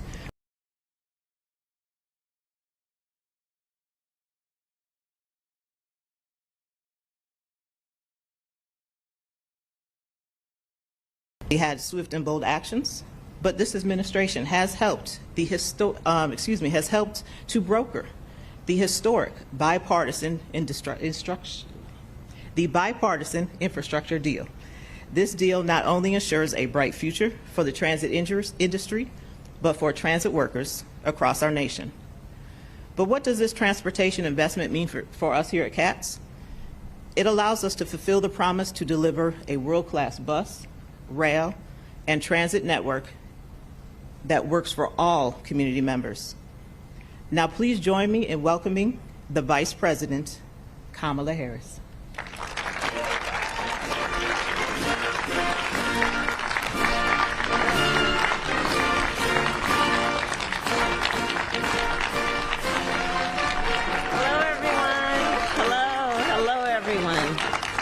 Thank you. Please have a seat. Please have a seat. It is wonderful to be back in North Carolina. Shonda, I want to thank you for your skill, for your knowledge, for showing us around today and just increasing our enthusiasm and excitement for what's happening here in this state and around the country, both because of the skilled workers who actually make it all come together, but also because of the innovation that we are seeing every day, and certainly here at this facility. I want to thank Secretary Pete Buttigieg, where are you? There you are, for joining me today and for serving our nation as the Secretary of our Department of Transportation. You've been doing extraordinary work, and thank you for that. Also traveling with me today is Congresswoman Alma Adams, and I want to thank you, Congresswoman. I will say to your home state that I see the Congresswoman in the halls of Congress, in the White House. She is always fighting for the people of her district and the people of North Carolina, whether the cameras are on or the cameras are off. So thank you for your leadership. Thank you. And of course, Governor, it is always good to be with you. It is always good to be with you. And Mayor, thank you for hosting us. So this is a day that we are celebrating, as we will continue to do, the passage of the Infrastructure Investment and Jobs Act. And North Carolina, you know well, leaders like Congresswoman Adams, like Governor Roy Cooper, like Mayor Vi Lyles, like all of the state and local elected officials who are here today, leaders like Senator Richard Burr and Senator Tom Tillis, all made it possible for me and the President to turn the bipartisan infrastructure deal into the bipartisan infrastructure law. Because of their work, because of our work together, America is moving again. Because ultimately, that's what infrastructure is all about, getting people moving. You know, the way I see it, infrastructure gives people what they need to get where they need to go. That's my definition of infrastructure. Help the people get where they need to go. And so think about the buses that are around us, the bus that's behind me. People rely on public transportation for all kinds of reasons. To get groceries, to get to school on time, to get to work on time, to get to church on time. For millions of Americans, public transportation is part of their day every day. And a bus stop within walking distance can make all the difference versus a bus stop you have to walk for half an hour to get to. And we all know what it means for someone to miss a bus by just 1 minute, and that it can mean being at least an hour late for work. All of these are issues that we will address by paying attention to the need to put resources into our public transit systems. And we all know that we're on one of these beautiful electric rail cars, but we all know what it's like to be on an outdated rail car. We were talking about that in terms of the frequency that it might break down and the frequency with which it needs repair. In states across our nation, public transportation is not as fast or as frequent, as safe or as healthy as it can be. And people who use public transportation for their commute often spend much more of their time in transit, time that they could be spending with their friends and family, helping their children do their homework, time they could spend running essential errands or even relaxing after a hard day work. And there is a major repair backlog in our nation. 24,000 buses, 5,000 rail cars, 200 stations that are in need of work, thousands of miles of tracks, signals and power systems in our country need to be repaired. We need to get fixing all of these things. We need to get this fixing done.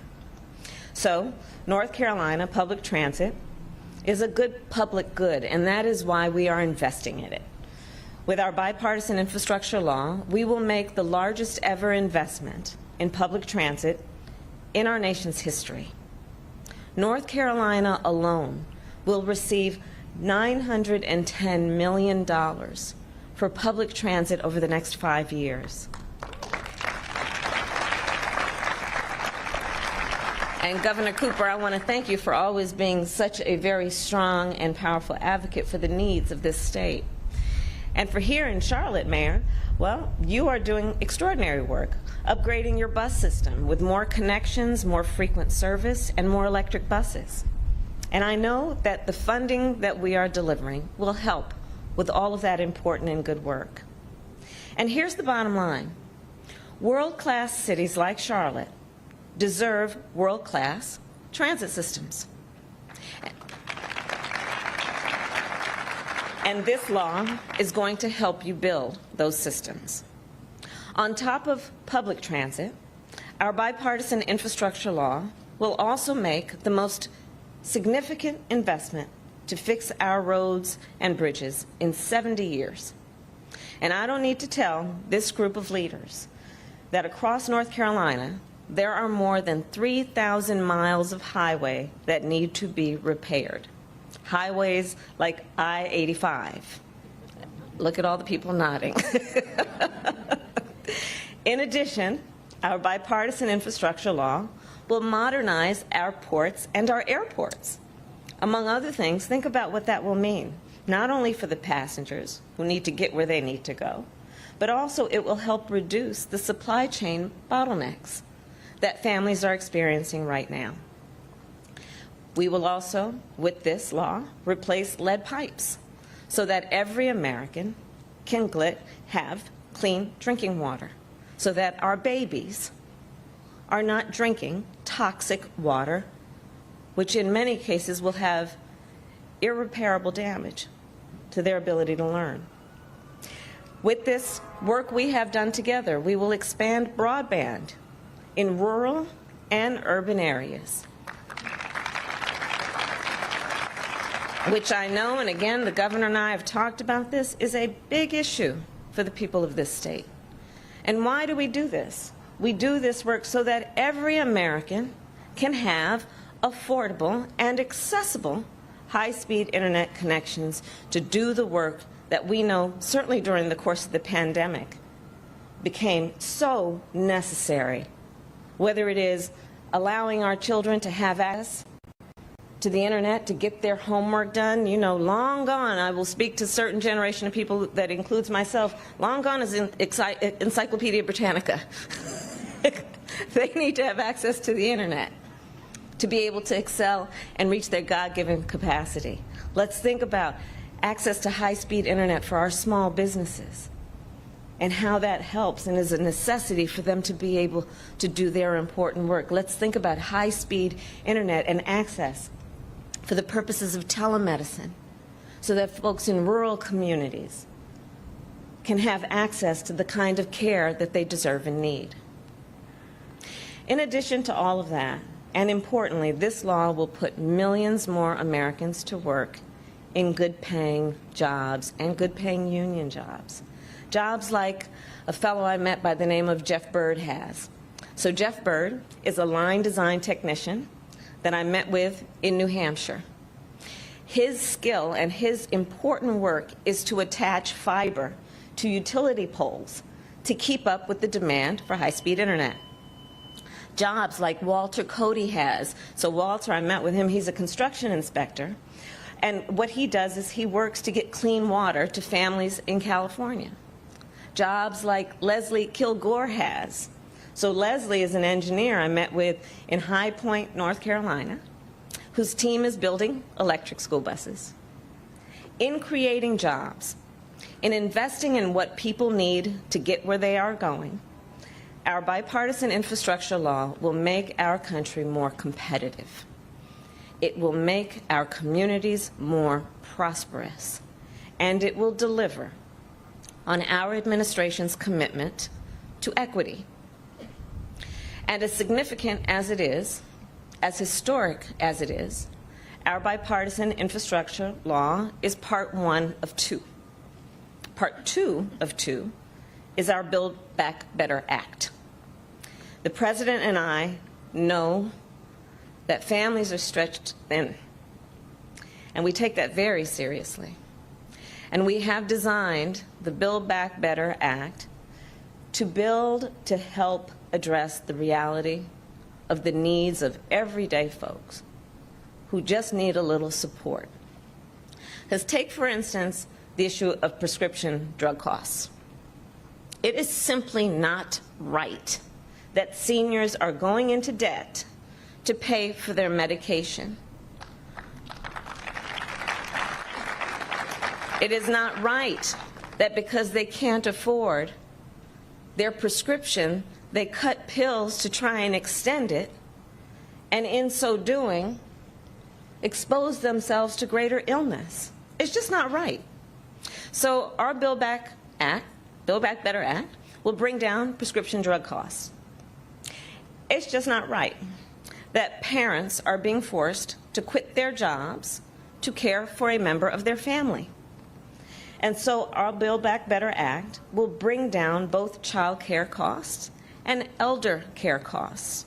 I can't tell you the number of families and individuals I have met with around our country who are in what we call the sandwich generation. Individuals who are raising their young children while they are also giving care to their elder relatives. And what that means in terms of how they must divide up the responsibilities of their day, requiring two different sets of skills, probably with the exception of food preparation, two sets of skills that are required to balance those obligations. We should be helping people. And so it's not right that families have to choose to either buy groceries or pay for health care, to either fill up their tank or pay their rent. And so our Build Back Better Act will bring down health care and housing costs also. What we are doing with Build Back Better is saying we need to meet the needs of working families, and we must address the current and immediate needs while not neglecting the needs that are quickly becoming a crisis for us. And that brings me to the issue of the climate crisis and the need we also have at this very moment to address it directly. The climate crisis is an existential threat, and it demands our immediate action. So with Build Back Better, we will make an historic investment to help families weatherize their home, businesses to produce clean energy, and our nation to reduce emissions. The climate crisis is not slowing down, and neither can we. The House passed our Build Back Better Act just before the holiday, before Thanksgiving, and the President and I are confident that the Senate will do the same very soon. Yes. And it bears noting, this bill is fully paid for and will not raise taxes on anyone making less than $400,000 a year. And we are determined to get it passed and bring down costs for you and the people of our nation. So I will conclude with this. In many ways, our bipartisan infrastructure law and our Build Back Better Act embody our character as a nation. They demonstrate, when you think about the details of it, they demonstrate exactly who we are.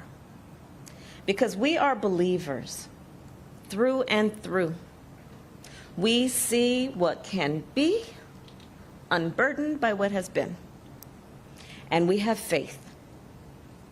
We have faith in what is possible and what can be. And we have determination. The determination it takes to bring a better future to bear. So as we move forward, let us believe in our people and invest in our people. And always let us believe in what we can do when we stand together. Thank you all very much. God bless you, and may God bless America. Thank you. Thank you. She spent countless hours helping the president negotiate. All right, thank you again for being here with us on Live Now from Fox. That was the event with both, as you saw there, the Department of Transportation Secretary Pete Buttigieg and Vice President Kamala Harris taking a live look at the big board, up more than 700 points. This coming one we saw just a couple days ago with the new coronavirus variant concerns. We had some red up on the big board. Now here today looking like a good day on the markets. Going to be stepping away for a 2-minute break. More right here in just 2 minutes.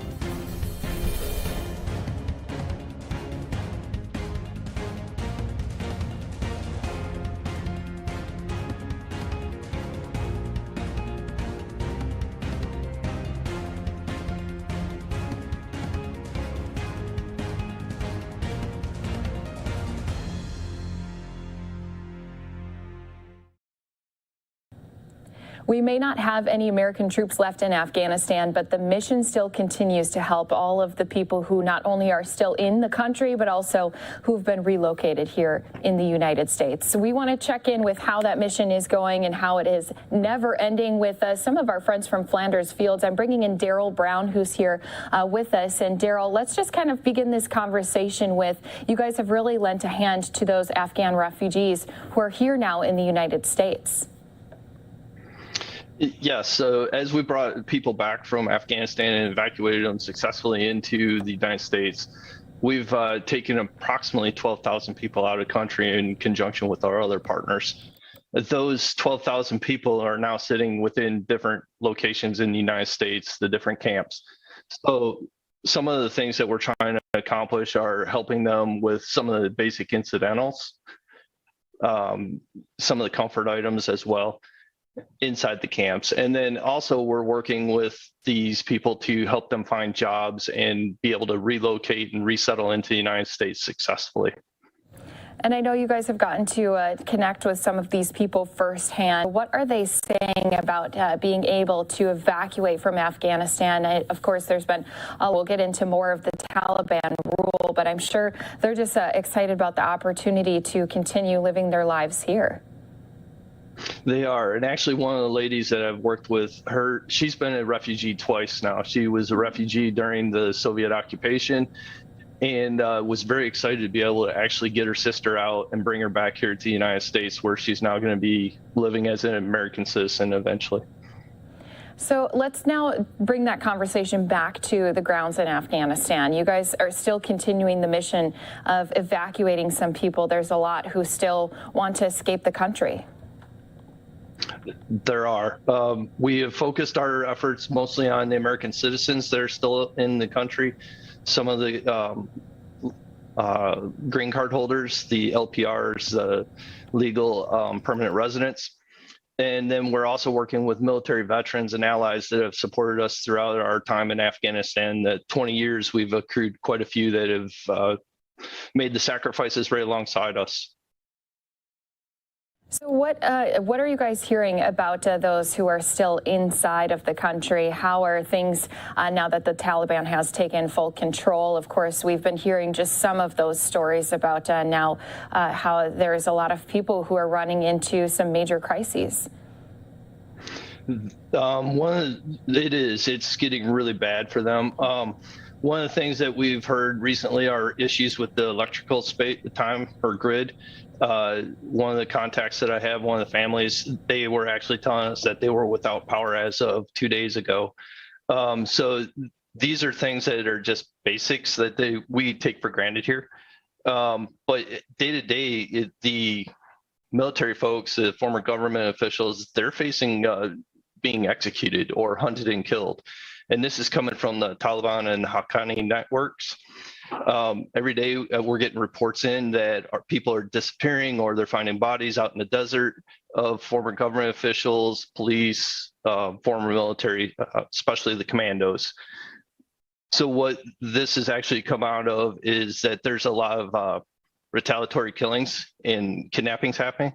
One of the folks that we actually were working with, she's a female judge, and her parents were visited by a person that she had put in jail, and then he had Taliban actually in tow with him, and they were making threats against the family and seeking out that female judge.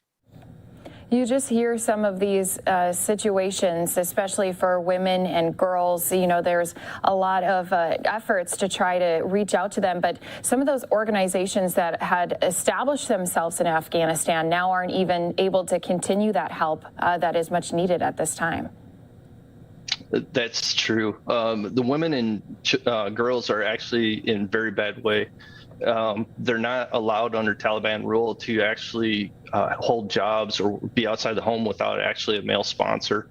One young lady that approximately 12 years old, she was outside the house, went to the market and had forgotten her headscarf. And as such, she was beaten by the Taliban. And that is just a horrendous scene to be witnessing, even via video or pictures, that somebody so small is being treated so poorly. And then even if some of these girls are being taken as war trophies, right? They're being traded off as a common commodity, almost like livestock would be, because the Taliban are using these girls as war brides, and then they're, if they have some kind of commitment, they will actually sell them or trade them to another person. So what can be done? I mean, hearing this and knowing that some of the organizations that usually those women and girls could be reaching out to aren't able to provide that help at this time, even funds that people are trying to donate to some of those organizations that do work there in the country aren't even able to get the money transferred there. So what are we supposed to do? It kind of feels like a little bit of a hopeless situation. Well, it's not all hopeless. We are working through a series of networks to help provide safe lodging, food, medicine to those people that are at most risk. These volunteers, the volunteer organizations we're working with, are partnering with the United States government and other governments to try to correct or actually out as much as possible. The food is available in the country. The space with a lot of this is money. And we've established ways to transfer money between 501c3 charitable organizations and these providers inside the country. But where we're really facing is more than just a localized humanitarian crisis that the United States government should be focused on. This is something that is more of a global nature. These are a lot of folks that had actually supported coalition efforts in Afghanistan for over 20 years, and they don't know a different way of living other than what was pre-Taliban. So we need to really work together, standing up for human rights, women's rights, get these activist organizations that maybe can't get in country or have limited ways to support these people. But we need to stand together and actually try to overcome some of this. Yeah, and it really is coming down to, you know, even just some of their basic human rights are being rejected or being neglected. And let's just talk a little bit about, again, what Flanders Fields is doing, because obviously you guys have been lending a hand for a number of years, and especially now during this time when we had the exit, and then have been trying to help relocate some of those refugees, not only into the U.S., but even around the world. Yes, so we're actually partnering with a lot of politicians and other entities throughout the globe. The ways that we're supporting are to help with getting people evacuated first and foremost. But where we can't do an evacuation, we're actually working to help provide safe lodging, the food, the medicine. We make the transfers into the country. We have trusted resources available that we can leverage. We're working every day to try to figure out how to provide that capability back to these people so that they can have at least a basic subsistence. So what can we do? Until we can get them out. What can we do, though? Because, I mean, I'm sure a lot of people are saying, you know, I don't have the same resources that Flanders Fields has. So how can we who are watching here today help, you know, lend our hand with this mission that is going to be continuing on for even years to come? So we can use donations are obviously a piece that we can always use. But we can also use the support at the political levels where we're actually getting these other organizations and other people to solicit their congressmen, their senators, write letters to the administration asking for the support to be able to get the policies and processes in place that we can actually get people out of country in a legal fashion and provide them a legal residency here in the United States. So finally, Daryl, are we ever going to be seeing a time when our mission is complete when it comes to helping some of those Afghans? So humanitarian missions are never complete. We just become a way to enable people to be successful and to achieve their purpose. When we closed this war, when we left out of the country with our military and our State Department, we didn't close the book on the war. What we did is we closed a chapter on this war. However, in closing one chapter, we opened another, and that chapter is a dark chapter at the moment and isn't necessarily isn't something that's necessary. We as America, as an international community, we now have the decision before us. Are we going to be a light, a beacon of hope, or are we going to embrace the evil and the oppression that is currently being placed on these Afghan people? So that's the decision that we have, and we need the partners to stand with us. Yeah, stand up, be that shining light, especially as you said, it can't all be hopeless. We need to continue this mission on lending that extra hand, just as Flanders Fields has always done. We appreciate the time that you have here with us today. Again, Daryl Brown, who is the Director of Faith Partnerships with Flanders Fields. Thank you so much for being here and continuing to keep us updated on your mission on helping all Afghans. Thank you, Christy. And if anybody has any questions, they can always go to flandersfield.org, and we do have a tab on the upper right-hand corner for donate. Just a look at a press conference we're waiting on out of New York. Police going to be giving an update after they have arrested one man who had put the United Nations headquarters building on lockdown earlier this morning. We'll take a 2-minute break, and when we come back, if we don't have police stepping up to the microphones, we'll bring you even more news from across the country right here on Live Now from Fox.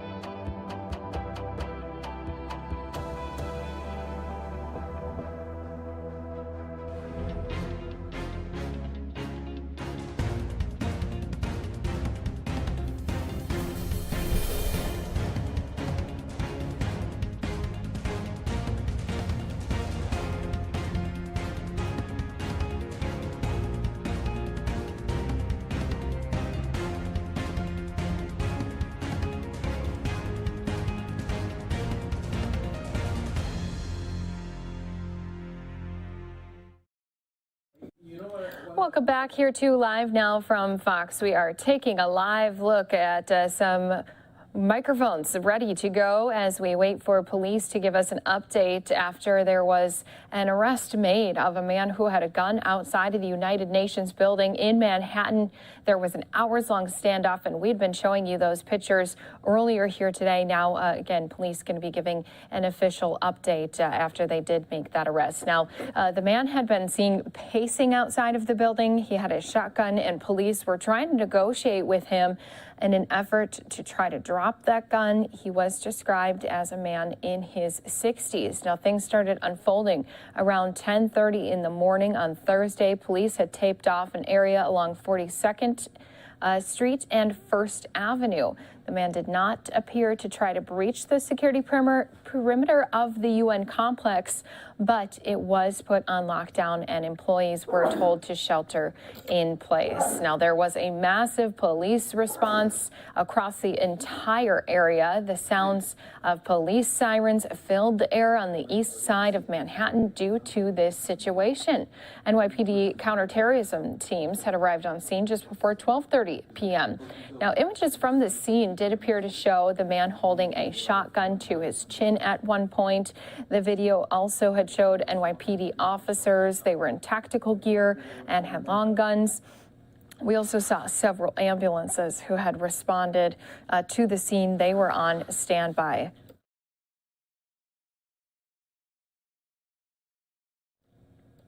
Now, New York Police Department had asked people to please try to avoid this area. This was 42nd Street between 1st and 2nd Avenue.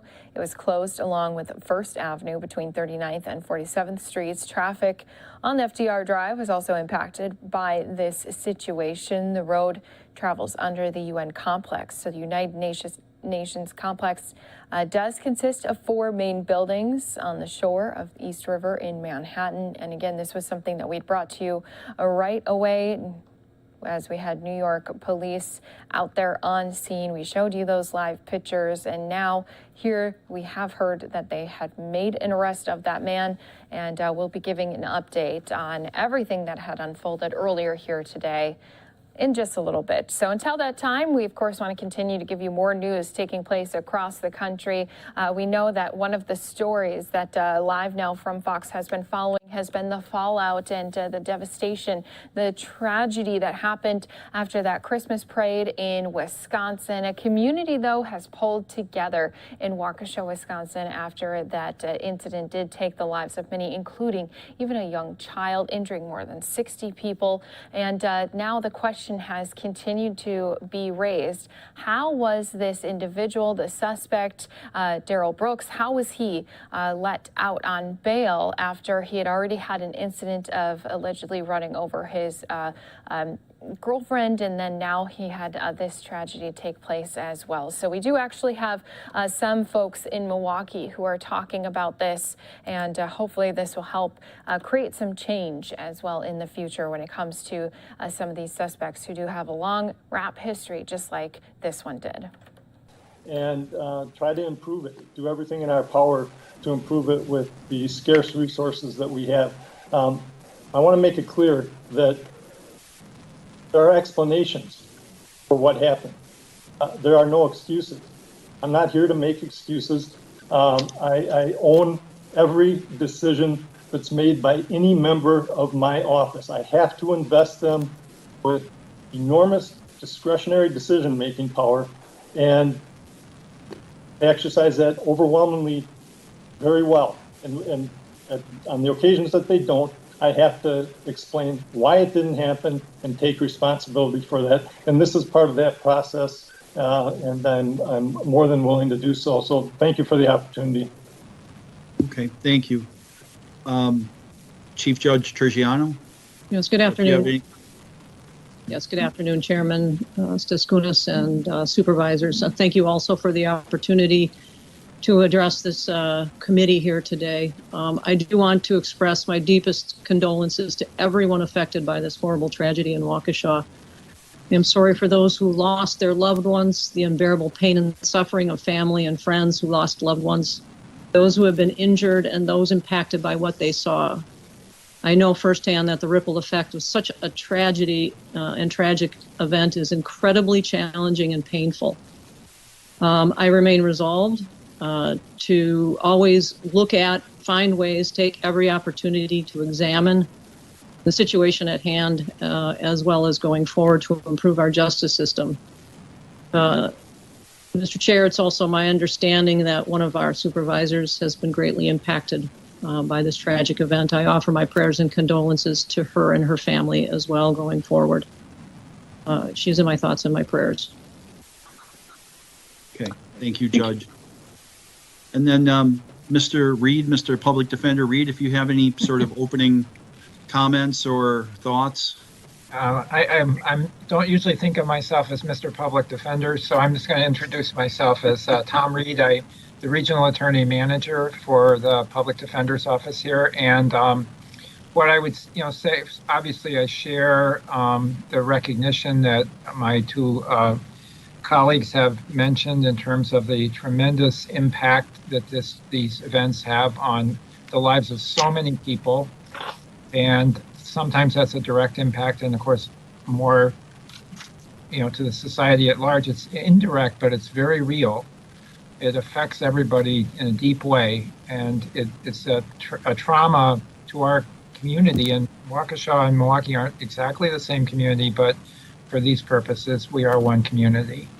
And I would just say, as a prefatory kind of introduction to whatever questions the board might have, our lawyers are assigned into our intake court about 360 days a year.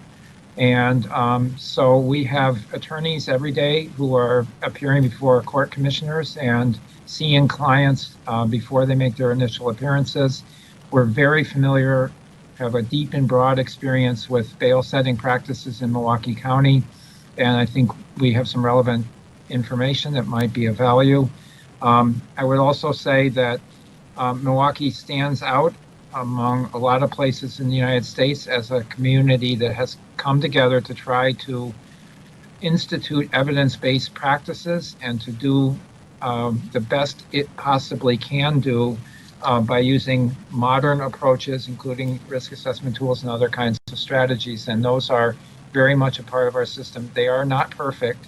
And this is what brings us together today is an example of it not being perfect.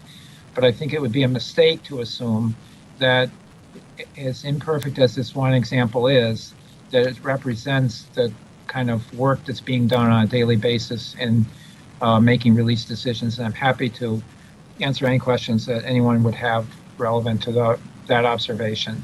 Thank you. Okay, thank you very much. I guess for the rest of the meeting, I'll just refer to you as Mr. Reed then. And as we continue to listen in, again, this is a board committee talking about the fallout after this Christmas parade tragedy. Some of you are going to be seeing one last quick 2-minute break. You know, how this particular situation came to be and maybe intertwined with that, how the bail system works in Milwaukee County, if you don't mind. Mr. Chair, members of the committee, yes. Let's focus first on the decision to recommend a $1,000 cash bail. That is a decision that on its face, I have already articulated and stated fairly early as this was unfolding that I believe that was inappropriately low given the context of what we knew about the defendant. And let me also make clear, I am saying this not just because it's my ethical obligation to say so, but because it also points to a really important point, and that is that anything I say right now has to be remembered in the context that Mr. Brooks is presumed innocent until the cases are adjudicated. Prosecutors are obligated to say that in any case where a charge has been issued, and it speaks to the issue of bail as well, and that is that the state ultimately bears the obligation to prove every case with evidence that supports a finding of proof beyond a reasonable doubt. The state's main power, as it were, is to issue a charge. We do not ultimately decide the outcome of that charge. It either goes to a jury trial, it goes to a court. We make arguments, we present evidence, but our ultimate power is to make a charging decision. In this particular case, the statement we released early on was to indicate that Mr. Brooks had already been arrested and charged with a serious weapons-related offense. On that case, $10,000 cash bail was set. Now the context of the enormous challenges that we are facing in relation to the pandemic come into play, because what occurred is that this defendant was held on bail and that trial dates were set. He had a trial date set that we could not provide a court trial for him or a jury trial for him on that date, but it's not because we weren't doing anything else. I think the courts can speak to what else was going on that day. But under the law, there is a requirement that a person's custody status be reviewed if you can't provide them with a speedy trial. That's what occurred. The bail was reduced in that case. Time later, Mr. Brooks is arrested again, and this time it's for a very serious domestic violence offense. This brings in the Milwaukee DA's office once again, and the decision, which was appropriate to charge Mr. Brooks with a very serious allegation and issue a criminal complaint on it. The context I can tell you from having examined the circumstances surrounding this decision is that the ADA, who is has about 2.5 years experience, but is already prosecuting domestic violence felony cases. She's one of our 2 dedicated domestic violence felony cases, has already in 2.5 years done over 20 jury trials. That week, she was actually in the middle of a jury trial, a 2.5-day jury trial, in addition to having almost 24 felony level cases to review. This case was one of those cases she was reviewing in that context. And we have established a risk assessment system in Milwaukee County, which is really important to understand. When I first ran in 2007, I made a commitment to the community that I would do everything in my power to try to identify people by risk. And those people that pose less of a risk, even though you can never guarantee that they are not going to do something more serious. But with all the information we had, if we could identify people that were drug addicted, mentally ill, lower level offenses, we wanted to do something different with them so that we would have the resources to focus on violent people that hurt other people. That was the goal. That is the system that we've put in place. And that system actually was operating and should have been followed. It should have been followed. There was a public safety assessment that was done that characterized this situation as a high-risk situation. Our default position in this case, because of the laws in Wisconsin, is that we recommend higher amounts of cash. That's not what the law says, by the way. The law says that cash is only intended to bring the person back to court, and non-monetary conditions can be considered, factoring in the dangerousness and the risk to the victim and other factors like that. Nonetheless, higher cash bail should have been recommended in this case. In talking to the ADA, what she indicated is that she did not have access to that public safety assessment. It's not because it wasn't done, it just hadn't been uploaded into our case management system. Given the volume of cases she was dealing with, given her jury trial that she was working on, she simply charged the case. She looked at the previous bail, saw that it was $500, and she doubled it. That's it. That's a mistake. That's human error. And it just set in motion a chain of events that resulted in a tragedy. And again, not trying to lessen our responsibility for that, but that's it. And there's a lot more information we have to talk about going forward, and I'm going to be as transparent and accountable for that. But in essence, that's what you had. You had a young ADA trying to do the very best she could under really difficult circumstances, and she made a mistake.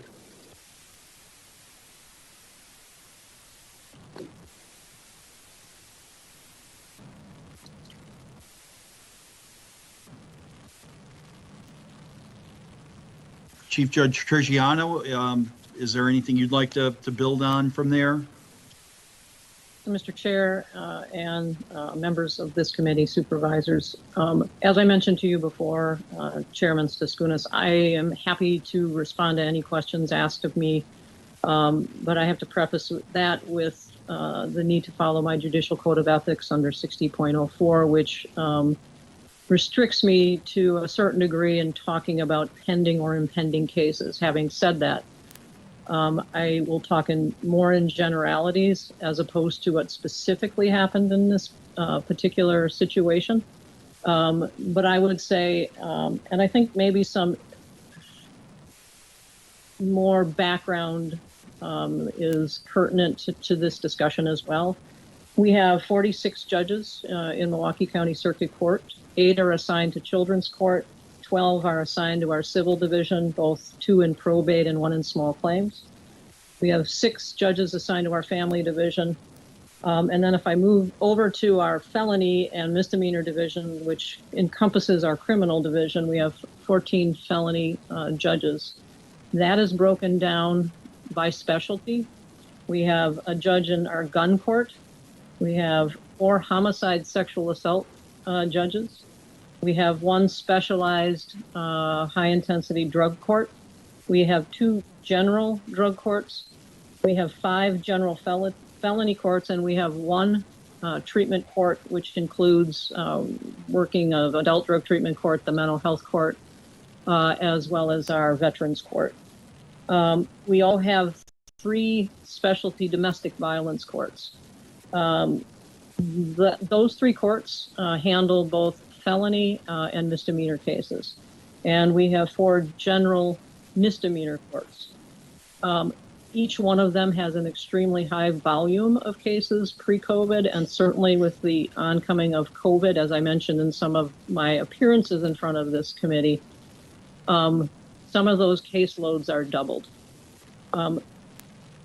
We are handling as many jury trials as we can. Some of those jury trials go to trial, others resolve in other ways, some get rescheduled. And many of the judges, as D.A. Chisholm has indicated, are reviewing bail repeatedly to see what circumstances might occur if you have to adjourn a case for any particular reason. On the particular case, and this is public record, Judge Feist, who was handling Mr. Brooks' case, actually could not try his case when it came up. Because he had to try an 8-count first-degree recklessly endangering safety, possession of a firearm in violation of a domestic abuse injunction case with the team that works under John Chisholm's supervision. It was an older case than Mr. Brooks, and it had more serious charges. The trial went forward. As the record indicates, bail was set at $500 cash for Mr. Brooks at that time. Fast forward to, we also have 22 court commissioners working in our system here. One is working in the probate division, 10 are in our family court commissioner's office, and 11 are judicial court commissioners, which spend their time in the criminal division, in small claims, as well as children's court. The court commissioners that spend their time in the criminal division do in-custody intake, out-of-custody intake, and traffic appearances. Those court commissioners do initial appearances and set bail. They hear cases day in and day out, high volume as well. They look when setting cash bail or any kind of bail. They look at what the DA has recommended. They look at the public defenders.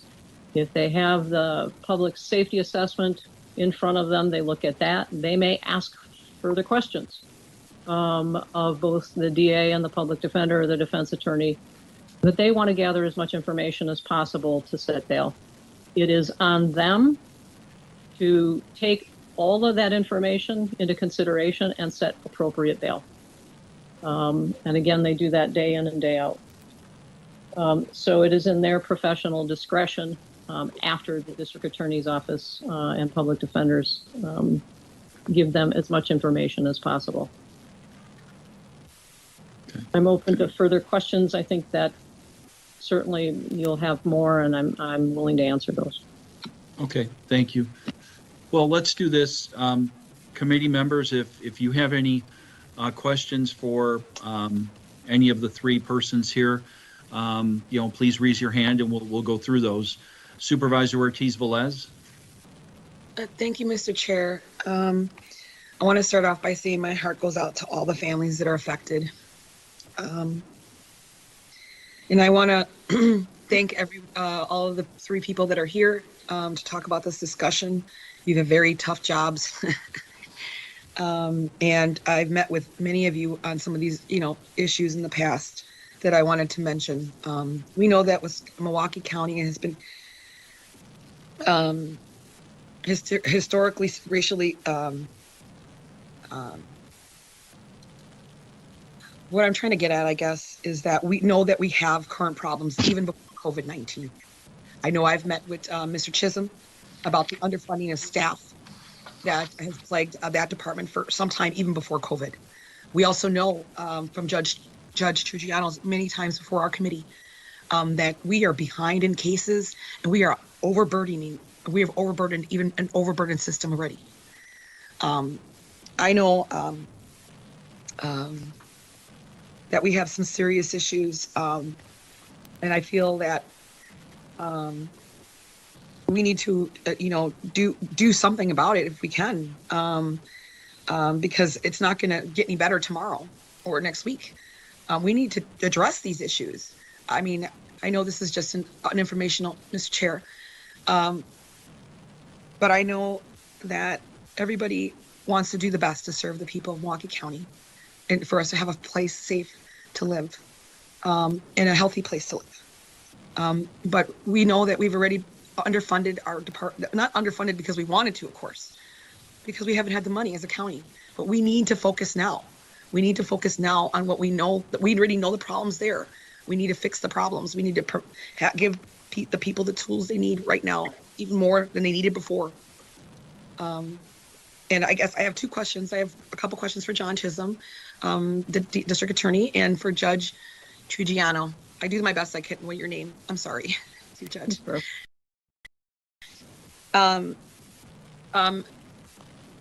Mr.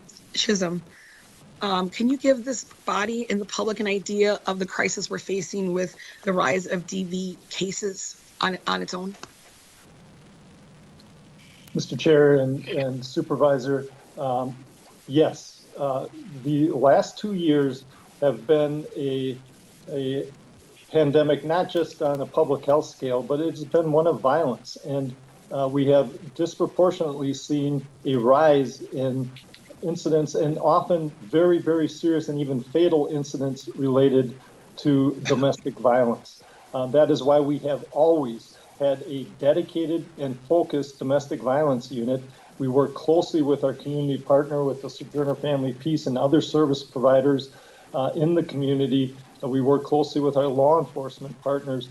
We have had a national model for assessing threat and trying to prioritize those cases. But we are. Thank you again to all of our viewers watching here with us on Live Now from Fox. We have up 3 different boxes as we continue to listen in as Milwaukee County Board Committee is talking about the fallout after they had released on bond that parade a suspect who then went and unfortunately took the lives of many and injuring dozens of people in Waukesha, Wisconsin. You can also see we do have police that are going to be stepping up to that microphone any moment now. You can see we're getting a little bit of instruction from someone saying that police are hopefully going to be on their way to update after the United Nations building had been on lockdown earlier here today. As soon as we do see police, we're going to be taking that press conference in full for you here on Live Now from Fox. Until that time, let's go ahead and step away for a 2-minute break. We'll be right back here with all these different news stories for you. But they are absolutely overwhelmed, as is the system right now. We generally try about 500 matters to jury or court trial every year. Because of the pandemic, we've had to constrain some of that, and that in turn affects other parts of the system. So currently you have the jail that has over, I believe, about 175 individuals in the jail just awaiting homicide charges right now. We've got another additional 100 or so awaiting first-degree sexual assault. We have an additional 70 or so who have committed serious crimes against children. And this doesn't even include the people who have non-fatally shot people, robbed people, who have been driving for the 5th, 6th, 7th drunk driving offense. We're dealing with a jail that has a limited capacity. The consent decree limits that jail to about 920 beds. I believe they currently have about 880 to 890 people in jail right now. So we're faced with triage every single day. Everything we do every day is like a triage unit. People are coming in looking for us to address the issues that surround them having been harmed by somebody else. And it's our obligation to do it. We focus intensely on trying to provide service to the victims.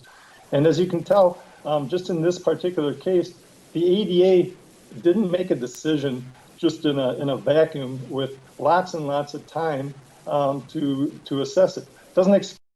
And here we have some of our police officers who are going to be giving us an update after a man was arrested who had locked down the United Nations building. Let's listen in live. Thank you, everyone. Thank you for coming. I'm Benjamin Tucker, First Deputy Commissioner. I'm joined at the podium by Chief of Operations Harry Whedon, Assistant Chief Steve Hughes, Commanding Officer, Patrol Borough Manhattan South, Captain Edwards, Commanding Officer of the 17th Precinct, and Kevin O'Hanlon, Deputy Chief of Security for the United Nations. As well, beyond the folks joining me up here, I want to acknowledge the entire response team who helped bring this incident to a peaceful conclusion. From the initial police officers on scene to the emergency services unit, our hostage negotiators, the strategic response group, and the incredible detectives who immediately went to work on this investigation, and our partners at the fire department and EMS. I also want to acknowledge the excellent collaboration we had with Mr. O'Hanlon and his team at the United Nations. At approximately 10:40 a.m. this morning, patrol officers from the 17th Precinct responded to a 911 call for a man with a gun outside the United Nations.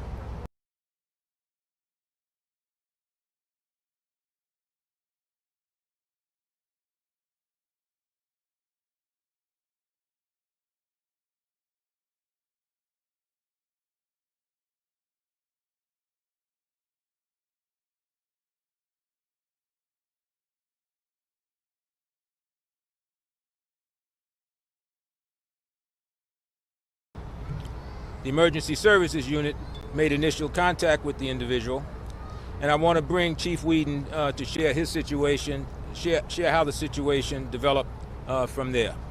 Harry? Thanks, Commissioner. Upon arrival, emergency service unit's officers secured the block, clearing the area of civilians.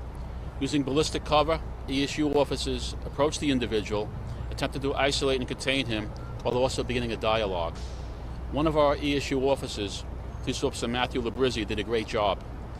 He began the dialogue with the individual and continued the conversation throughout the entire incident.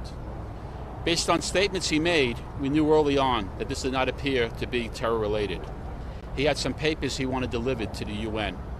The dialogue went back and forth about how we might be able to accommodate his request and bring the incident to a peaceful conclusion. Ultimately, members of the emergency service unit took possession of the papers and were able to deliver them to the UN.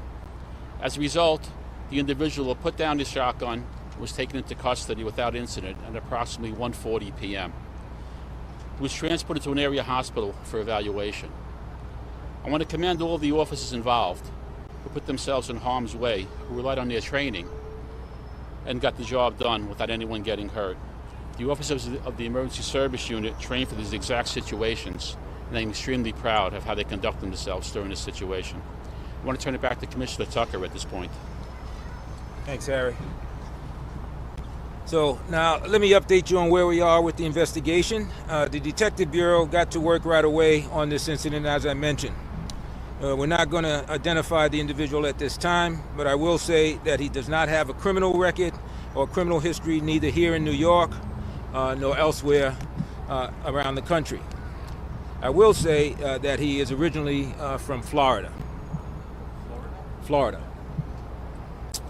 And in tracing his route to the UN, investigators determined he walked from a hotel on 44th Street, which he checked into yesterday.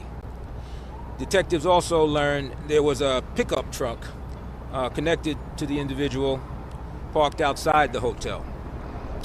I want to assure everyone that the bomb squad has swept the hotel, has swept his hotel room and the truck. And there are no outstanding threats connected to any of those items at this time. The investigation remains active and ongoing by the detectives, and charges are still pending. And just as I end here, and we take questions, I want to just say that when it comes to the way this situation was handled, it makes me proud.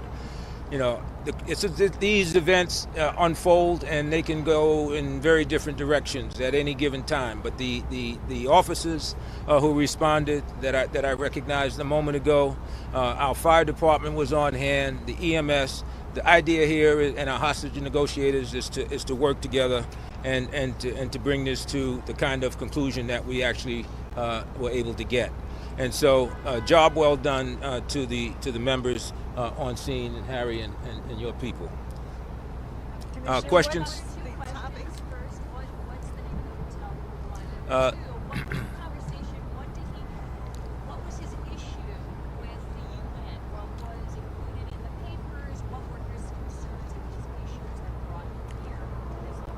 Well, it was the Millennium Hotel, and we can, Harry, maybe you can talk a little bit about some of the issues. I think why here at the UN, I think it was an opportunity for him to get the attention he needed, and it worked. Okay. The paperwork there were a number of documents. They didn't have any specific meaning that was related to anything related to terrorism. But they were medical papers and some other documents. Nothing that told a story. There was no written note from him, so nothing in that regard. Was the gun loaded that he had? Harry? Yes, the gun was loaded. And what kind of weapon? The weapon was a shotgun, and it had one round in the shotgun. One shell was in there. How long had he been here in New York? Well, he was checked into the hotel yesterday, so as far as we can tell, he arrived here yesterday. From Florida? From Florida, we believe. Does the suspect have any money? I'm sorry? Does the suspect have any money to Oh well, we expect I would suggest that it's fair to say that he had some issues, and so we sent him to the hospital for observation. So he didn't want the UN to do anything specific. It wasn't climate change or like an issue. Essentially, he wanted the UN to receive his documents, which is ultimately what we agreed to do, was provide those documents to the UN, and he said if we could do that, he would put the gun down and end it, which is exactly what happened. But what were the medical documents? Is he sick? Is somebody in his family sick? Is he trying to save people in another country? Like, what was his issue? Well, we're looking into some of the names and some of the notations in those notes, so we can get some of those answers. We don't have those answers right now. Our detectives are following up, and that's part of the ongoing investigation. Commissioner, would you say it's difficult to decipher exactly what his focus was here? Yeah, I think it's difficult. I think it's fair to say that we don't really know. You can't tell that from the documents. And Chief, do you know the make or model of the shotgun? And was it? You said one round. Was it buckshot? Was it birdshot? Was it slug? It appeared to be a buckshot that was in there. The make and model I don't have, but we can get that to you later on, though. Chief, the officer who spoke, was he chosen for a particular reason? And how did he find common ground with the suspect? He's a member of our emergency service unit. Everyone in our emergency service unit is trained in hostage negotiation. We're initially, quite routinely, the first people on a job of this nature, where they'll start the negotiations off. They'll be taken over by someone from HNT sometimes later on in the job. With this job, he has such a good report with the mail that he kept doing it the whole time. How did he get that report? What were they talking about other than what was going on? Just kept telling them, we're here to help you, tell us your concerns, we'll try and get your concerns addressed, and kept talking along that vein of conversation with him, and it worked. Chief, at what point did that conversation start? Did it start right at the beginning of the standoff, or did it come within? I saw the Rook vehicle come in and get a little closer, so I'm wondering if one of those officers was the person that began to... No, the officer that had the conversation was the first responding officer from the emergency service unit that was on the scene. Was the man babbling when he was walking and talking to the officer? He just kept talking that he wanted his documents looked at by someone in the UN, and if we got the documents looked at, he would surrender.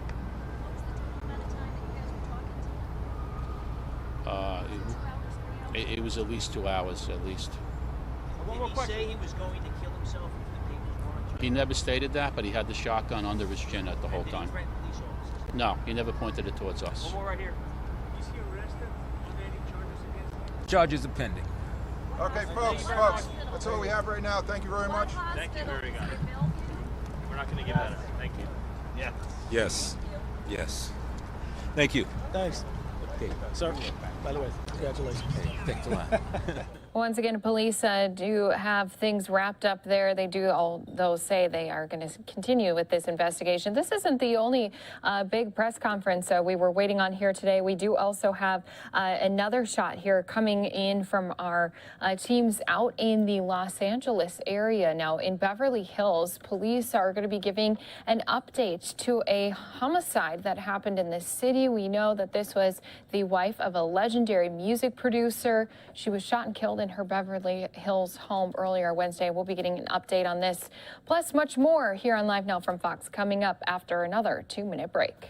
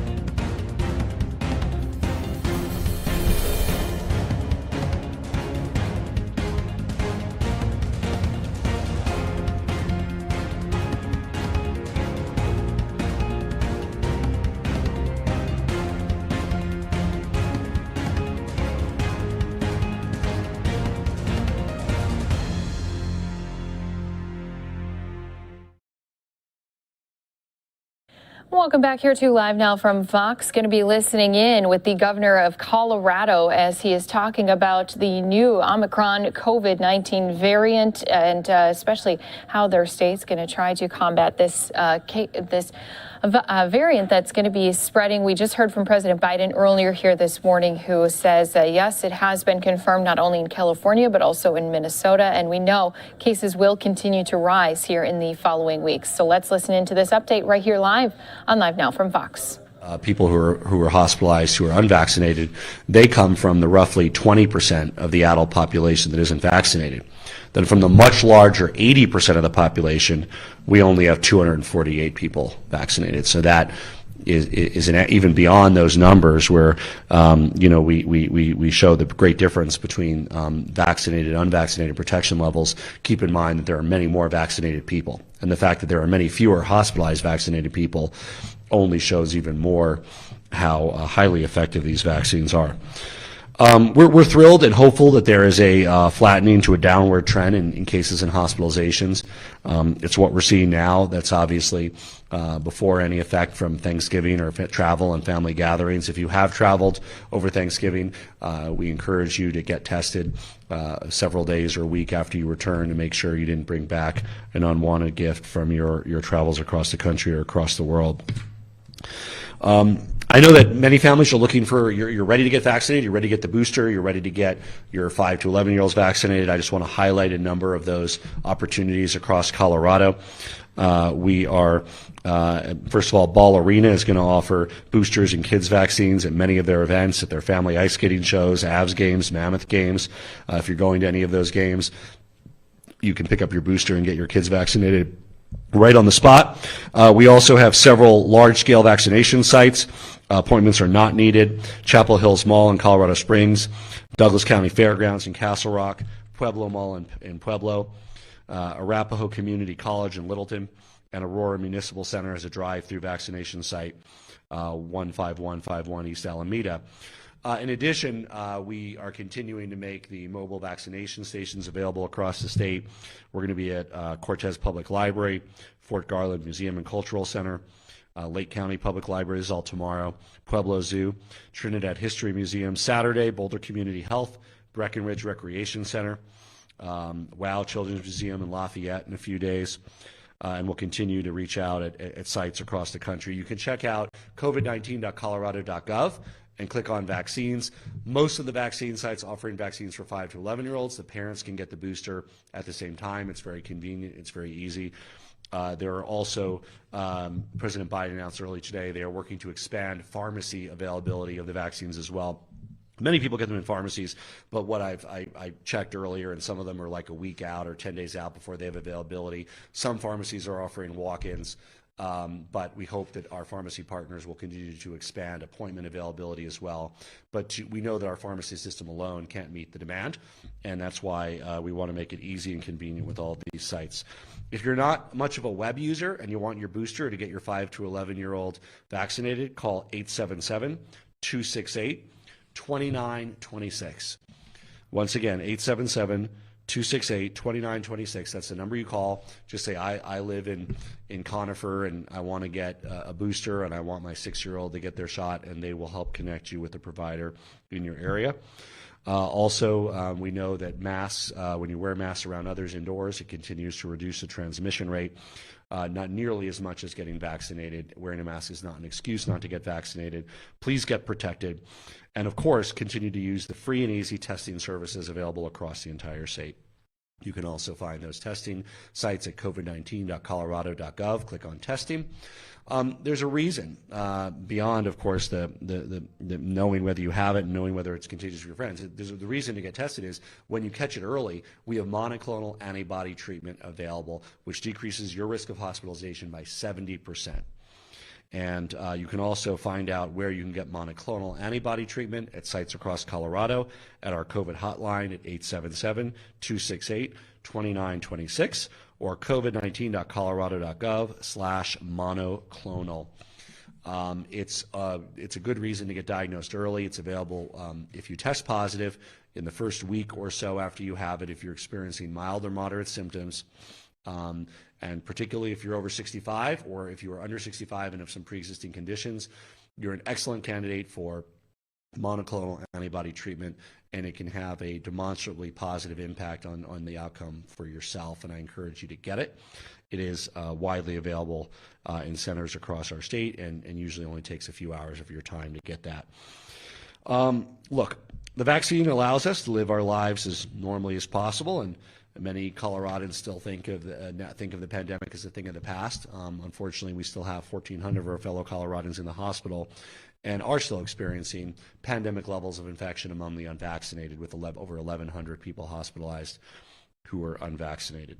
I'm going to turn it over to Dr. Rachel Herlihy to discuss the Omicron variant. Thank you, Governor. Good afternoon. So today I would like to first provide you with some additional details about the case of the Omicron variant that has been identified here in Colorado, and then talk a little bit about surveillance for the Omicron variant and COVID-19 here in the state, and talk a little bit about what we've been doing here in Colorado to respond. So as the governor mentioned, the case is an adult female resident of Arapahoe County who recently traveled to Southern Africa for tourism. She was fully vaccinated. She was eligible but had not yet received her booster dose. She has been experiencing mild illness and is isolating at home.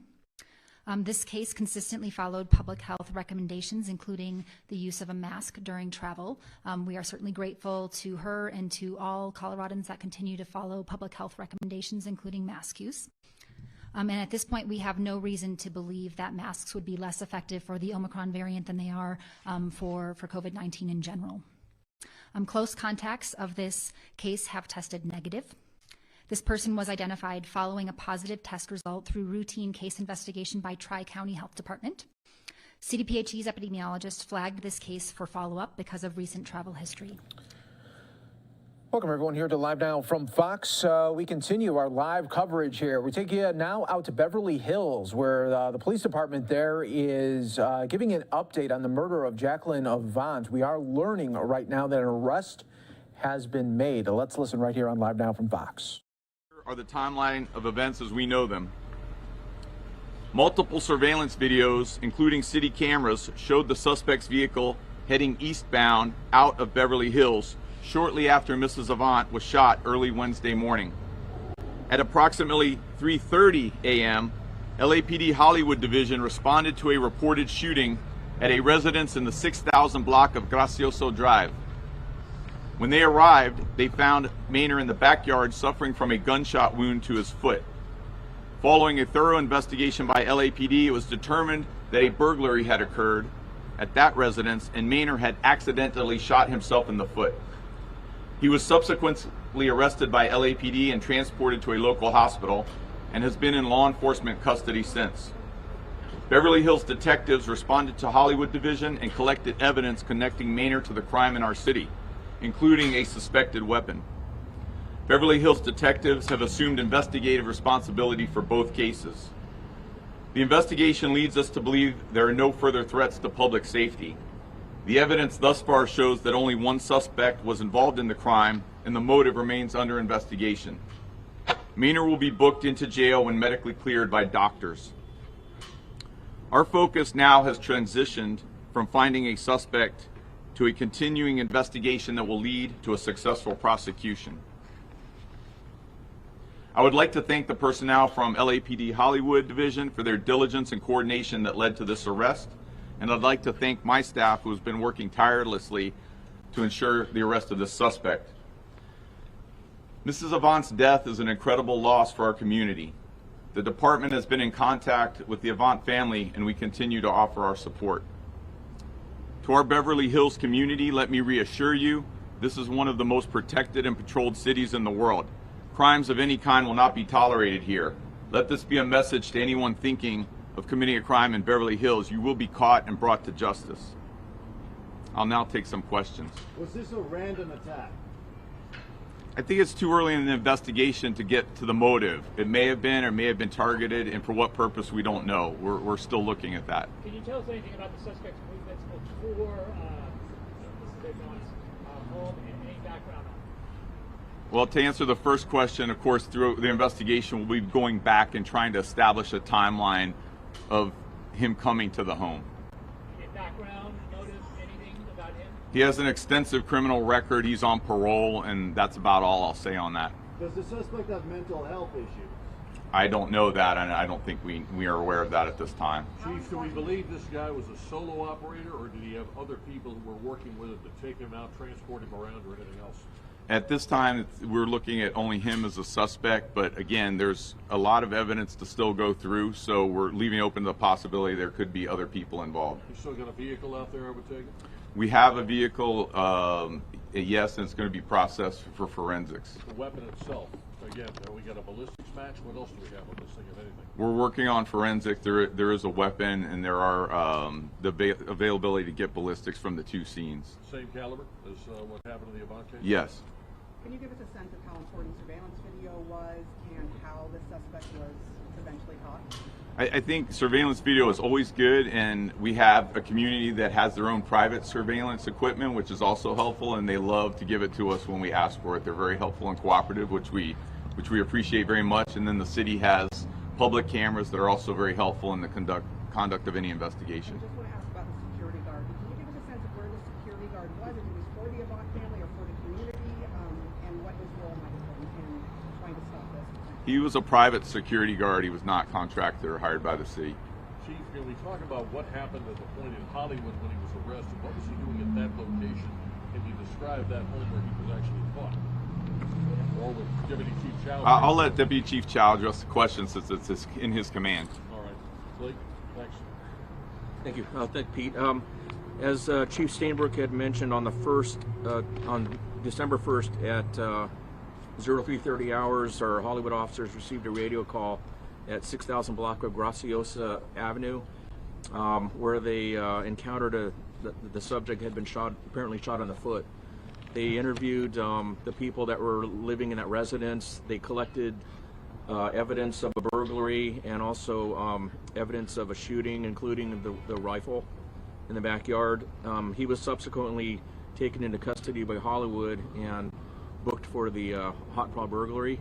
And somewhere in the night, we had an astute watch commander at Hollywood that starting to put two and two together and reached out to Beverly Hills. And we have a very good relationship with Beverly Hills anyway, but we started communicating, and there were some similarities and stuff that led Beverly Hills to come and conduct more of an investigation. Going back for a second, you said collected a rifle found at the scene. Chief, Beverly Hills, is this indeed the weapon involved, a rifle, not a handgun? You're nodding. Blake, what did this guy got picked up with? I can't speak for Beverly Hills case, but we ended up getting a rifle in custody at this burglary. What type? An AR-15. AR type series rifle? Yes. What about the home in Hollywood itself? Is that a quote high-end residence? How would you describe it? Yes, sir. Do you want to answer that about the residence? The Hollywood Hills. Yeah. Nice area, Hollywood Hills. So actually, the timeline, it was 7 minutes after the shooting here that Hollywood Division got the call in Hollywood? No, it was about an hour. An hour? Okay. Can you describe the sequence of events in that Graciosa? Did he rob the family and then shoot himself in the foot? What exactly transpired? Well, it's preliminary right now, but it appears as though, yes, he was in the house and collecting property, and then after that, somehow discharged a weapon and apparently shot himself in the foot. So we are, the Hollywood detectives and officers collected many things of evidence, including some forensics in and around the house that would lead us to believe that he was outside when that happened. So that's how we ended up taking him into custody. Do you know whether he was firing at someone or just accidentally shot himself while he was handling the gun? No, we don't know that. Does the suspect have any kind of criminal history? As I stated, he has an extensive criminal history, but I won't go any further into the details. And he is on parole as well. Did the suspect know the family? Excuse me? Did the suspect know the family? In which case? In any way, in the Avant? Not to my knowledge at this time, but we're still investigating that possibility. Chief, can you provide more details about how Mrs. Avant came into contact with the suspect? No, I'm not going to talk about that at this time. Do you believe the suspect could be connected to other burglaries or break-ins in the area? We don't know that at this time, but we will keep that open as a possibility as we keep investigating. There's still a lot of evidence to go through, and so we'll continue to look at that. Was she shot once in this incident? How many shots fired? Oh, I'm not going to talk about the details of that. About the weapon, was it stolen? I don't know at this time. We'll obviously look at that. Yes. The fact that these were very different locations, not that close apart, Beverly Hills and Hollywood. Is there any information that imply anything that it was random of some sort, or can you shed any light on that? Are you asking if there's a link between the two? We don't know that at this time, but we will look at that throughout the investigation. Does that suggest a random target? I don't, it's too early to say. I know there's a lot of questions whether this is just random or very targeted, and I think there's still a lot of interviews to do. We have not been able to interview the suspect due to his medical condition. So until we can do that and interview some other people and do a lot of follow-up on the forensic evidence we have, I think it's too early to say. Do you have an idea of how long that will be before he's cleared medically? I don't. I'm not a doctor. I'm a doctor. Thank you all for coming out. I really appreciate it. If there, Gio will have some information to pass out, and he'll also give you the number to our hotline. Again, we always ask for the public's help. If you have any information in regards to this crime or any other crime, he will give you a tip line to contact for the public or members of the press. Thank you very much. Thank you, Chief.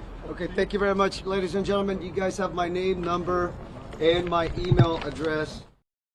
All right, that is the update there coming out of Beverly Hills there after police were investigating that deadly shooting of Jacqueline Avant, a philanthropist and the wife of music legend Clarence Avant. And So they do have that suspect now in custody, 29 years old. You're watching Live Now from Fox, everybody. We appreciate everyone continuing to join us right here. We are going to take a quick 2-minute break here for some of you right here on Live Now from Fox.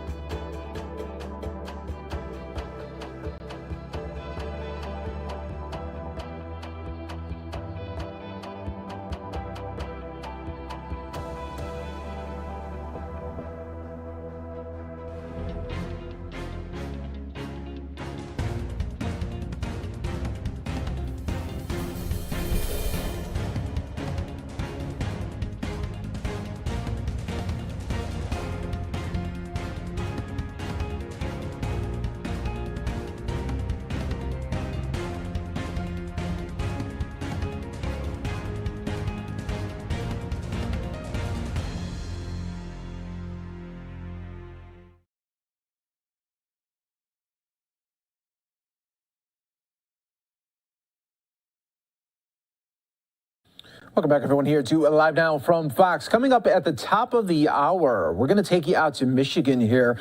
This is all stemming from Tuesday's tragic shooting at Oxford High School. We're going to be getting an update to just some of the what police are calling a tidal wave of copycat threats to area school districts. So sad to hear there. So we'll go out to Pontiac, Michigan, get an update from the sheriff, just what kind of threats they are receiving, and just how these school districts are inundated, as well as the police, to find out, okay, what's credible and what is not. We will be featuring that for you live as soon as it happens right here on Live Now from Fox, everybody. We are going to go out to Utah, getting an update where two police officers were shot. The suspect, an investigative team will be looking into the incident that happened last night. As such, the chief is sort of removed from this process, and the purpose for that is so that this investigation is conducted thoroughly, impartially, and with the utmost transparency for the public. So please bear with the chief as she's able to provide you the information that she has, and know that there will be some information that she just simply will not have as a result of the critical incident protocol. And with that, I'll go ahead and turn the time over to Chief Jacobs.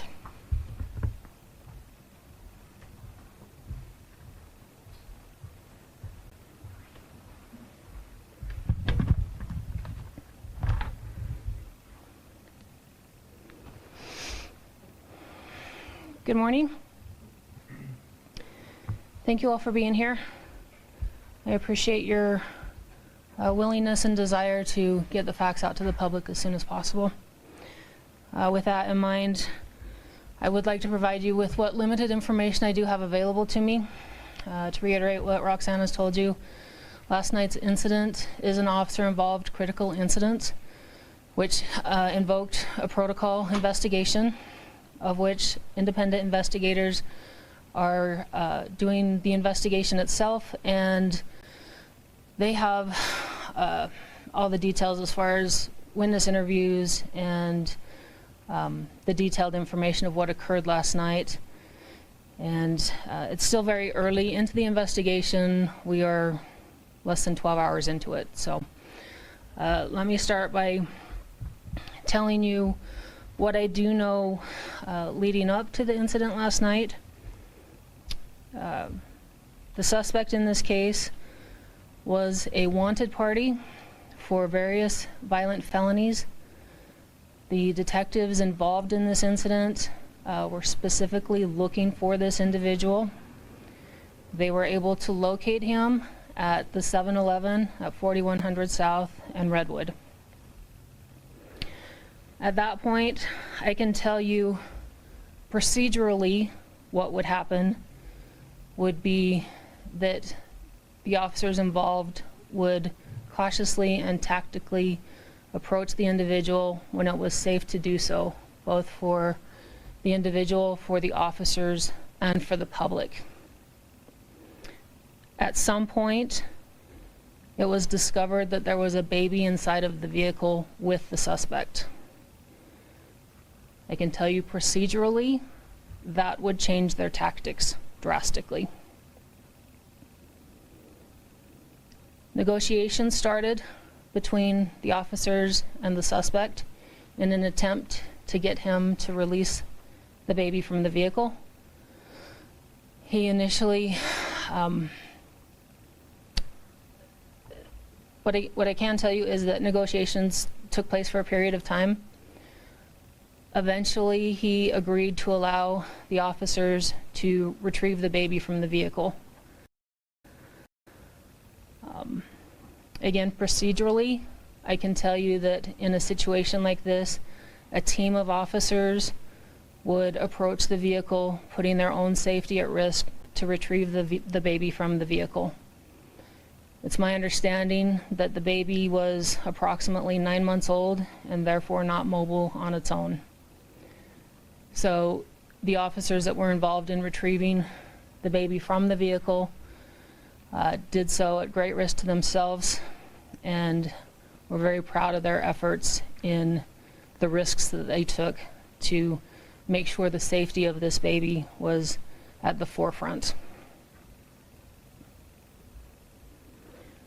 Once the baby was safe from harm's way, negotiations continued with the suspect.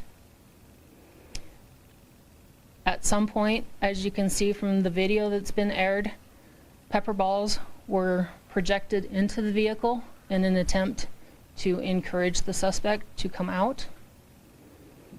After a period of time, he did come out of the vehicle firing a weapon.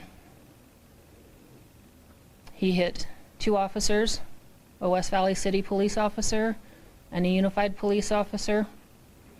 Several other officers on scene returned fire. The suspect was taken to a nearby hospital. The 2 officers were taken to a nearby hospital. The suspect died at the hospital. The West Valley City police officer is currently in stable The West Valley City police officer is currently in stable condition. It's my understanding the unified police officer has been discharged.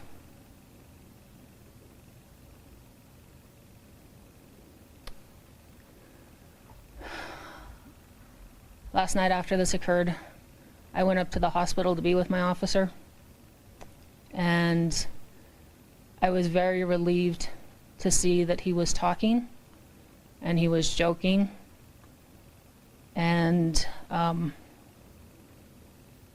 it was a great relief to know that he was going to be okay.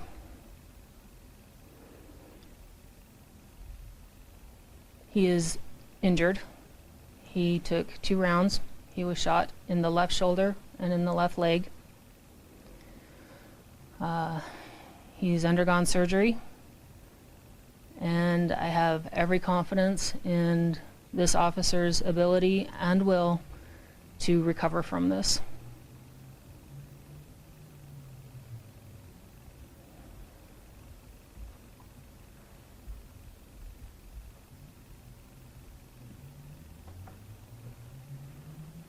Go ahead and take some questions now. Chief, with all these different officers potentially fired last night, how complicated does it make this? I mean, for the OICI teams involved, it sounds like there's a lot of resources needed to kind of bring this together. Sure, if I can paraphrase you, Scott. You're asking about the multi-jurisdictions and officers that were involved in the incident last night and how that complicates it. Yes, this was unusual in that there were several different agencies involved, several different officers involved, and I was talking with Chief Brown, and we haven't seen something like this since the incident on State Street a few years back. So it does complicate things in that there are 4 specific protocol teams, and certain agencies head up each one. The problem is that, for the most part, someone from each of these protocol teams was involved in this incident. So therefore, to have it be completely independent, it was time to get creative and figure out how to approach this protocol investigation. It's my understanding that in conjunction with the protocol teams and the district attorney's office, they basically pulled together members of each protocol team from agencies that were not involved in this incident, and they're the ones conducting the investigation. So they're investigators that aren't normally on the same protocol team, but they're all protocol investigators. Does that make sense? So yeah, it has created a unique dynamic, but we just adapt and deal with it. So Chief, was this like a special task force? Is that why there were so many different officers from different agencies involved here? Or how did this begin? Was this like a gang unit looking for this guy? Or whose case was it? Why were they looking for? From what I understand, this was a specific operation to look for some specific individuals, and the amount of manpower required to look for this many people at the same time, it pulled together several different agencies, and that's how you ended up with several different agencies and detectives on this particular incident with this person. So you're looking for more than one person last night? Yes, there was an operation taking place. Can you say what kind of operation?